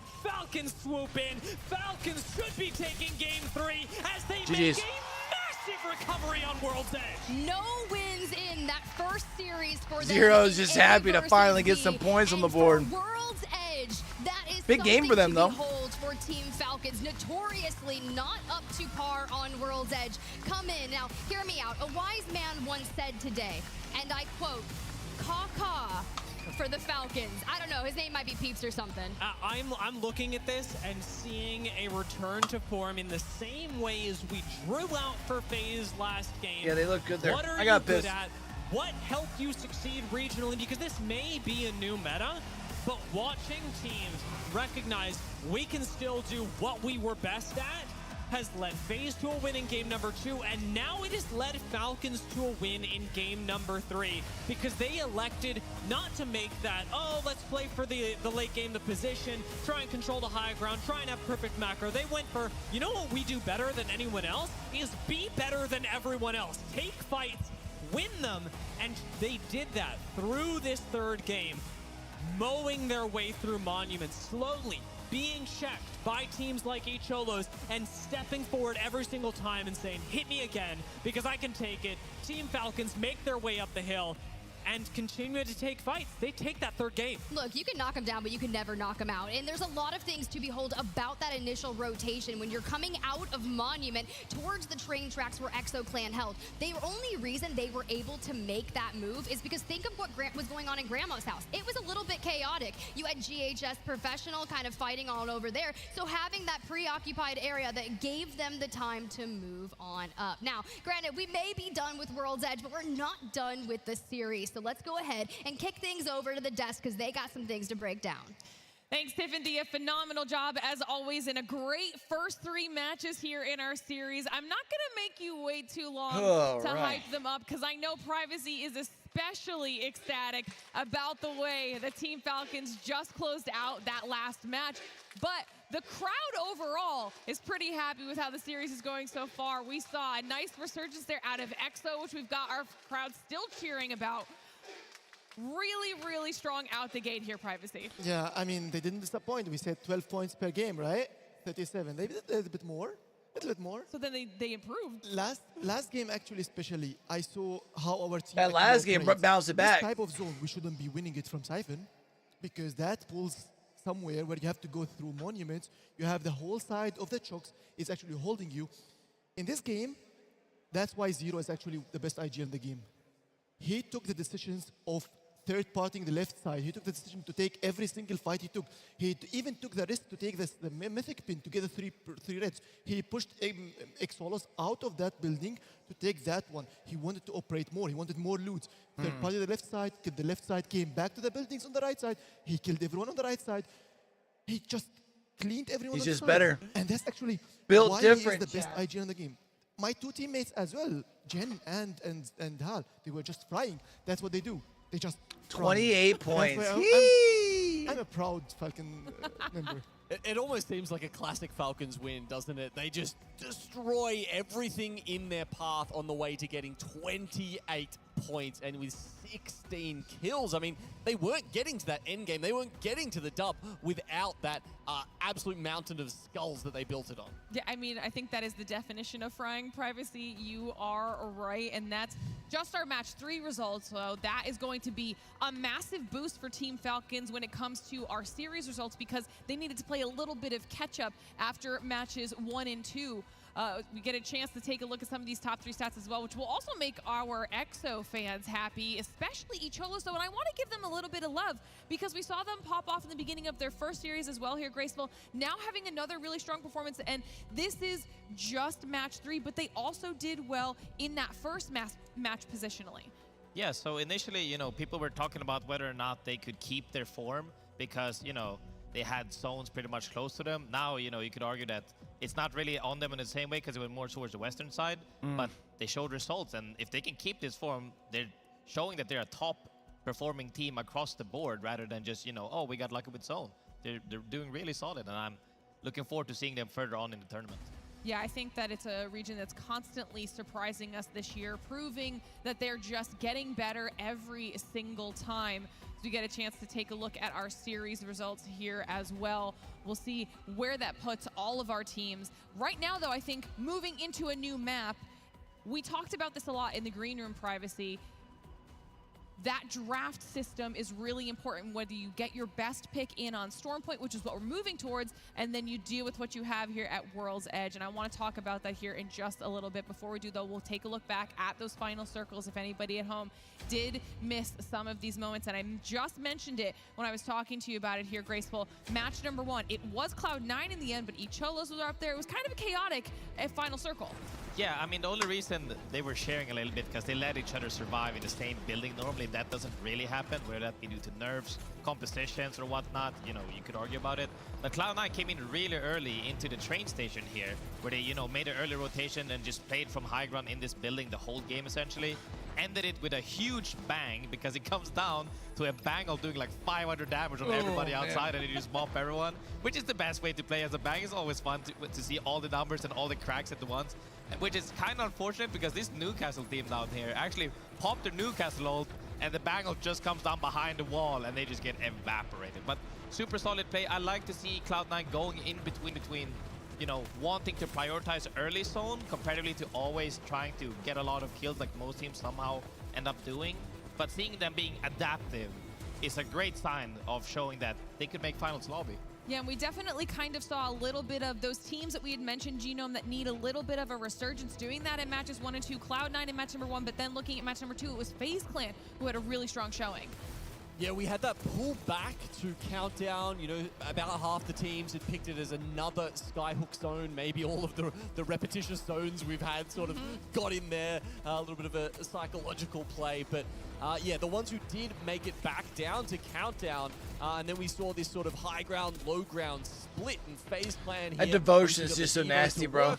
Like if you just get a chance for free pickings the way that Nags is getting, dude. It is a little bit different in this just meta. shreds. Stun people with Crypto Drone as they're coming down. You get that information, and you can also try and play behind the Newcastle walls. Might as well just call it a buzzsaw as well. But look, yeah, look, FaZe Clan work. It just tears through people, as you can see, and with not too many members left down the bottom. You know, they pick exactly the right time to just fall down here, and you can see it's a pretty easy cleanup. Yeah, and that's exactly what they were hoping for as the teams around them were kind of taking each other out. But then this is that moment, privacy. Match number 3, Falcons just mowing down everyone in their vicinity. I mean, it came down to cleaning the whole side and the back side, and then we take a fight against the left buildings, the Gamma buildings, which was a TSM on that side. That's the Skywest team going into there. They are stacked. They have a lot of loot. We do the same. We killed that side, but we were a little bit, let's say, a little bit lucky how we played it. And there was a team Exolos with Exo. They started the fight and was at the end was like a free win, but it wasn't really free win because we had to clean the whole monument side. But that's how the game played. I am surprised that the tunnel team didn't do a good result. It was like moist at that side. They died early too. I mean, this was kind of what you had prepared us for when it came to these two groups matching up. Team Falcons taking a couple games to 100% get there, but they did in a dominant fashion here in match number 3, now setting themselves up well to continue a little bit of a potential snowball action as we move on over How long we to thinking, Storm chat? Point. We mentioned those series results. We'll take a look at them now as we've got them all figured out. Team Falcons at the top with 37 points, but we mentioned them a couple times. EXO looking very strong, Gino. Zolos, though, Yeah, sitting at EXO had 26. A couple of great games. I also want to shout I mean, out Zolos lanes are almost already I mean, I love the way that pretty they have well been rotating throughout this tournament. That first game especially, we were Where sort they of at? having a chat about how it was 51? an incredible 61. job to rotate all the way from Geyser and 62, get that position all the way up the top north Is that of right? Skyhook to play out game number 1 61, and pick up it some was good placement 61. points there. Definitely an Plus opportunity, 26, so for these 87 teams to get points, on the probably board, but I'm almost happy with just what we're about seeing out of Liquid qualified Alien, where they've had some tough spots, but still been for able upper to bracket. play and at least get those points on the board. Maybe able to do a little bit more now that we're heading over to Storm Point. We also see Alliance on the second half of our leaderboard, which we don't expect them to stay there for long, probably be able to work through that. But as we're starting this conversation about Storm Point, let's get those draft picks in here as well. Start talking about what our teams have chosen as far as these drops, what it could mean for their potential gameplay. First pick out the gate, Privacy, I'm sending it straight to you, Mill for Falcons. Yep. So for Falcons here, we actually average way more than what we did in World's Edge. World's Edge we are a little bit lower, but we did the job. We were good. In the mills, we prioritize the fast rotations. Surprising here for the next team that is doing good, that hopefully they will continue. It's C9. C9 in Storm Point, they are one of the best teams in these groups. They play Beast. They are already familiar with the Beast because they played it for their entire career, and they will do good, I guess, for this one. All right, Graceful, I For want to this hear field. your I want to hear your thoughts as well with some of these drops, because there's quite a few squads that still need to kind of get things moving. Yeah, me and Genome also talked a little bit about Alliance specifically, seeing their former performance on, from Thermal on World's Edge, which is what we figured they would pick because it was open when they picked it, but they ended up picking Stacks, which is something they're not really used to. Could that have been affecting it? Possibly, but going into Stormpoint, however, they're back on the Ferrari and Northpad side where they're used to having their strat. And, I love talking to Genome about this specifically because, you could pick depending on who's in your group or specifically who's on your macro just. Yeah, a couple of different things to consider there, right? And talking about some of the APAC So teams Alliance as well, also gets Northpad then, huh? Didn't have a great start to the day with their first series. They were much happier with POIs they picked in the other groups, and specifically here, Command Center is a POI they've played with and succeeded from for quite a while. Same situation essentially with Legends Gaming, who have played from Cito, and even Naski, even the subs that they're going with this time have great familiarity with that being one of the better POIs on Stormpoint. Absolutely. That's where Nasty was contesting split one, right? These are our last 3 matches of day In one the, in upper the bracket group stage finals? here at our split 2 playoffs in Mannheim, Germany. I think it was upper We are bracket moments finals away too, from right? Getting into Or was those it grands? final 3 matches. I hope can't everybody in the remember. crowd still has a little bit of energy to get through these last few. Onset, Gaskin, let's close it out. Yes, indeed. Let's do this, everybody. 3 more games today. It's been an amazing first day of action here in Germany, in Mannheim. Dan, I've been annoying you all the way up until we get to speak on camera. How you feeling, buddy? Feeling 3 games done. Storm Point, you ready? I mean, finally, Falcons have woken up as well, and a lot of the crowd were happy about that one because now they are top of the table. Falcons going finally into woke Storm up. Point, which you heard previously talking about on the desk. This is where they should be picking up their points. This is where they have prioritized with their POI draft. So now at the top of the table, could they start to snowball here? Got a quick story before we go into it, by the way. we were in the green room. Game number 2, Privacy said something like, oh, you know, the only way we get out of this position and we don't get points is if this team apes us. The team aped them, and he went very quiet very quickly. Second time around, third game, where they won it, I said to him, don't say anything. Do not say anything during this match. He sat there with his hands over his mouth, rocking literally backwards and forwards like a madman, trying to keep it in. And Falcons and won they the game. won. So you're welcome, Falcons fans. I'd like to take full credit for that one. Privacy has learned what the caster curse is for sure.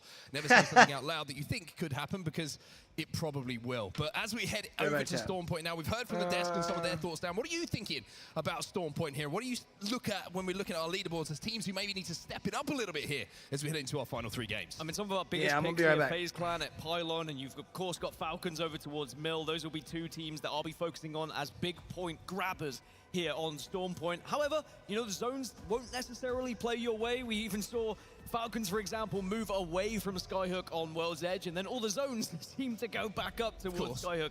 That's how the cookie does crumble sometimes. So it's all about those rotations and just winning those engagements when actually you do come across them, because several times we've seen teams on their rotations struggling a little bit because maybe they weren't expecting a team to be waiting for them, or they didn't realize a team would be waiting to get a beacon, waiting to get a ring console, and it's just catch them or caught them off guard so far this tournament. Well, I'm looking forward to seeing if TSM can resurrect their games. A little bit quiet in the first 3 on World's Edge, but Storm Point is a different beast altogether. And it was interesting, speaking about beast and down beast, C9 kind of quietly gone about their business in those first 3 games, but now it's time for business to start picking up. It's time to head over to Storm Point, everybody. 3 more games to go today.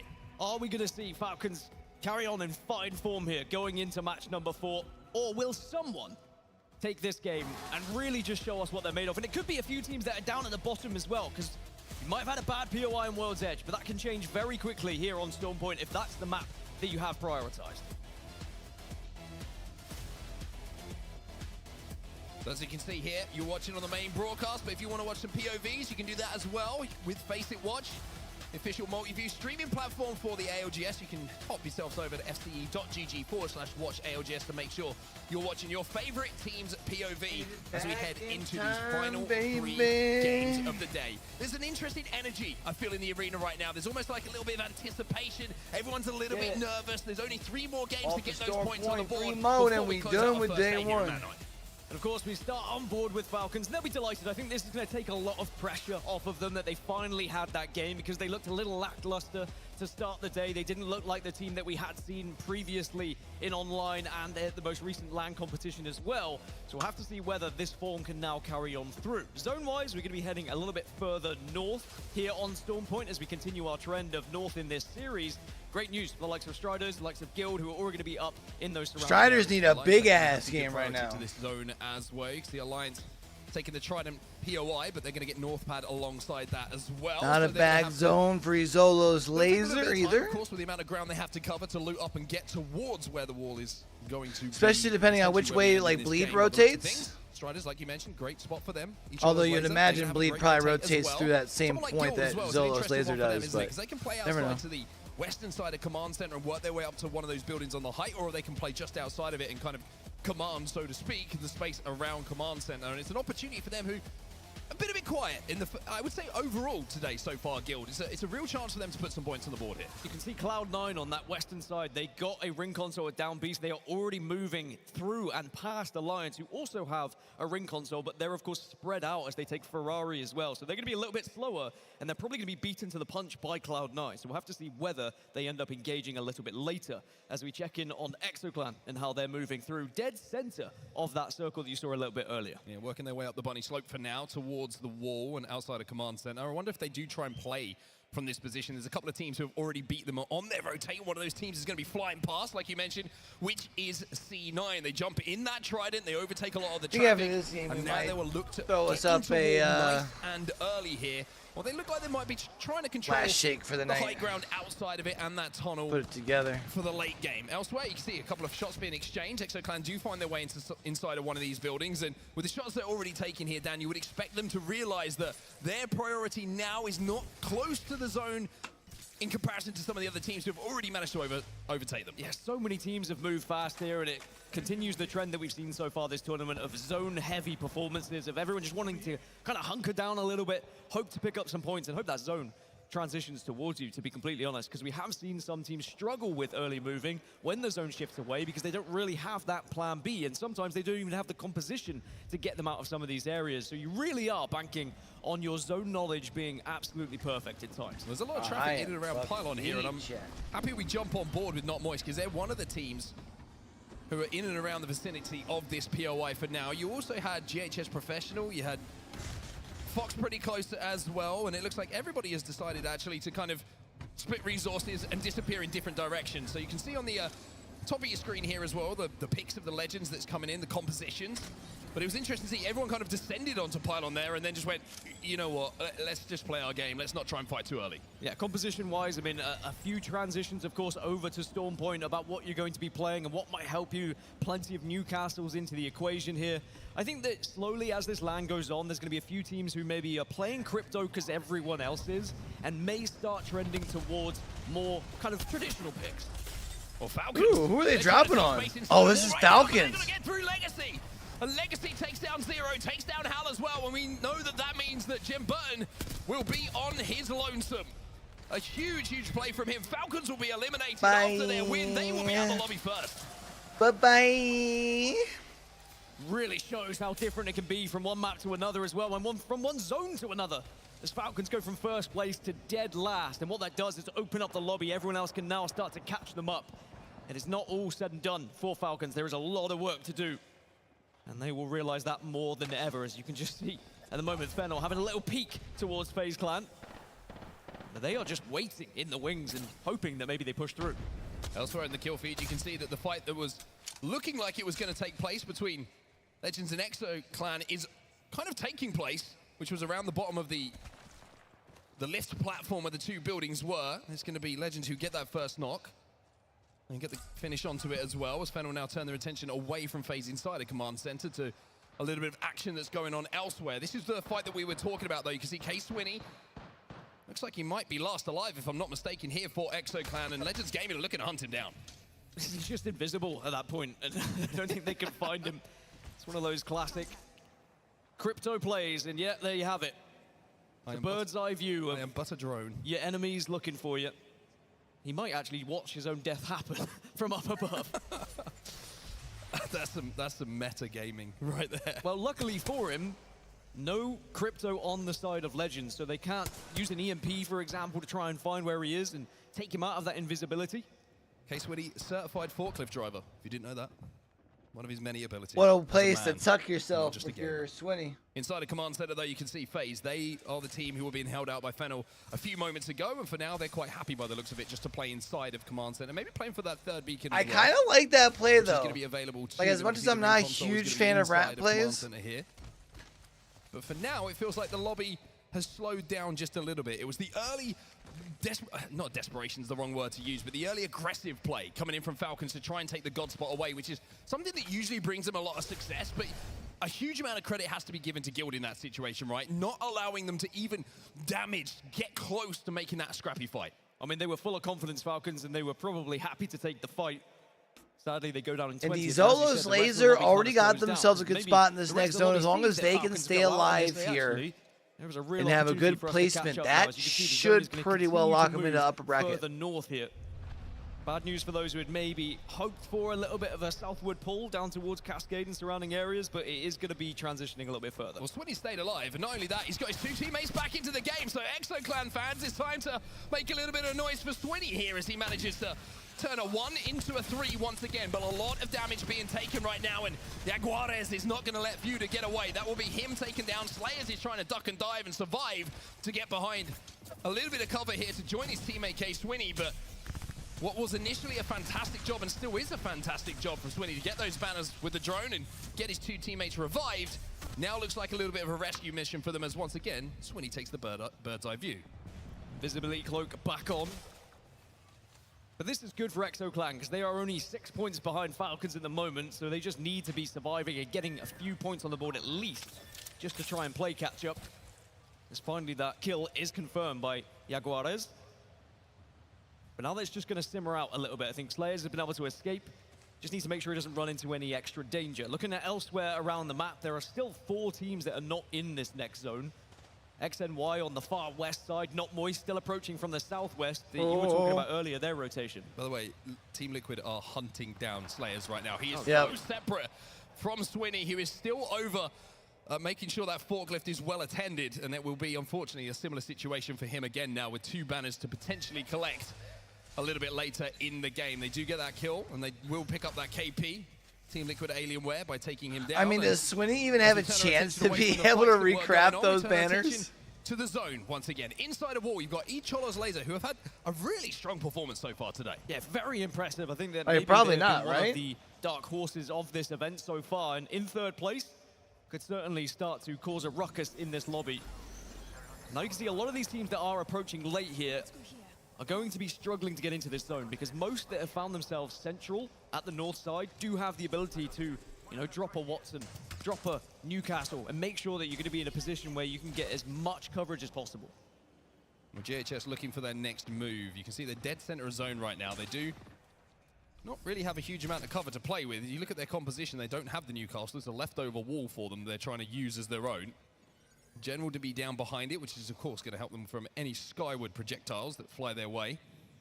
And Swinny is still here, by the way. And let me tell you, that forklift has never been better looked after in Apex Legends. It's got well loved. 1/3 of the Deathly Hallows. Just need to get him a stone and a wand, and he will be the strongest man in the world. You ready for my Harry Potter? Yes. Horcrux. Nice. There you go. Thanks. He said, "You ready for my Harry Potter?" Yes. To that area, he's probably going to get EMP'd and his position will be given up. He is getting EXO further into this game, but at the moment still 19 squads, so it could all be for nothing if they were to be eliminated, right? You don't get the extra placement point for getting into the top 15, but the zone is starting to close, and we will learn even more about where Zone 4 is going to be. As Not Moist, they've had a really long rotation, by the way, of trying to make their way through this map. They're going to now approach Cascade Falls, where they might have to take their first fight. Very interesting story here, very different and separate from what we've seen from those teams who are already in and around that zone. The path that has to be taken here by Not Moist and Team Liquid Alienware, who are inside of Cascades, is a far more treacherous and far more dangerous one, and they're about to find that out themselves. Both teams will be safe inside of Cascades for now, and you wonder if it's going to be a case of let's just let each other survive for a little bit and see if we can plan a rotation that doesn't involve us fighting for now, as we do see a couple of gold bins popping up right now as the zone starts to close. You get to that point now in the game where everyone's going to have, or you have to presume they're going to have very good attachments. So if they've got the double Mozam, you know they're going to be hitting hard. You already saw Team Liquid had double P2020 as well, which is pretty scary to go up against in the right hands. As the zone is going to transition a little bit further southeast here, and that is great news for FaZe Clan, who have been holding command center for quite some time, and they had ring console information, remember. They will just about be in the zone on that side. Great for VK Gaming as well. They have the end of the zipline building that's up furthest to the north, and that is going to be prime position for anyone to try and control in this game. Not only is it going to be a great spot that's safe for a long time, that you have the natural cover of the building, but the lines of sight you have of all the teams who have to leave wall, all of the teams who have to walk their way up the hill is an opportunity for KP as well. Alliance, though, they've got a much more treacherous route to take. Let's jump into the comms and see what the plan is. Yeah, I got it. Yeah, just keep running back, keep running back. We need the evac here. They're kind of looking. I'm smoking. Wait, Smoking yeah, across. good? I'm smoking, I'm smoking. Yeah, I'm gonna go. up here. Okay, we don't have an evac, by the way. We don't have an evac. Yeah. Kind of bad, really bad. I think they're hot pressuring us now. Yep. Are they? I'm setting right now. Yeah. Look around.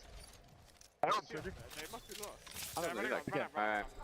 I mean, we just slow walk this in the right side and then zip line. This team is hard. This guy's hard getting here. Yeah. Can we go right side? Just wrap right slowly. Yeah. We need to wrap this right around the tree slowly here. Okay. Yep. They're crafting on my right red side, right side here. Yeah, we need to go behind these guys. Don't shoot, don't shoot that time. Just wrap. Is he looking? No, no. he left. Don't shoot. He looks down sight. If it's me, shoots anyways. Fuck it. YOLO, bro. Well, I can give you. Okay, give me. They're bang on red ping. Yeah.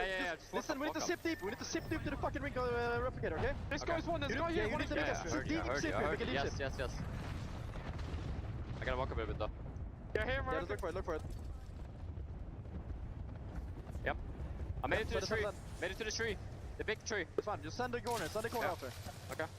We might just 3P backwards here, so get ready for it. Yeah, we'll see. Nice zip. We need to stabilize in this corner. Right. Honestly, hella good zip. Yep. I'm not sure. Nah, it's not anything. Okay, I'm in the middle. As long as somebody's here. Yeah, get ready, get ready. I'm starting right. Well, Alliance once again just showing the beauty of the Pathfinder, making sure that they can find their way to zone even when How the hell is it? like they would have to go through a number of teams, but they use that zip line, they find somewhere safe for now. As Legends Gaming, well, they've got to fight. I like that you say for now, because they certainly will be vulnerable once teams start to approach, but Legends Gaming need to be the team that forces their way out here. The Newcastle is going to begin to path their way, but now you've got to do the damage. Damage starts to come in, Amphi will find one.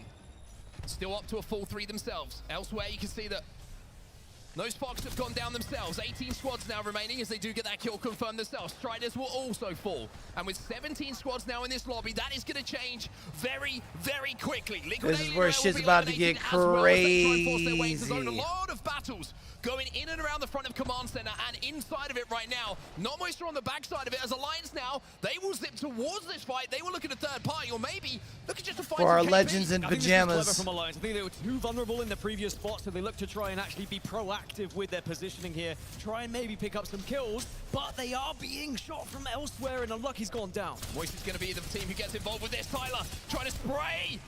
And spray he will. A huge amount of damage being done, but Hackers has decided that it's the Is he just trying to buy time for Hackers to leave there? What the? Alliance. Can he get around this corner? Gets stunned on his way forward and has to take the 6-7 seconds needed I don't understand. this Phoenix kit. Always heart and mouth moment. Manages to get it done and will survive here for Alliance. And now just some like very severe like miscommunication. You know what I mean? Alliance are eliminated in 16th. By the way, K-Swinny has done the job with the invisibility cloak, and he will now get top 15. So that is at least 1 point guaranteed. But now you got to go, Swinny. You need to move. Has to leave that forklift behind. Boy, do they have some stories to tell.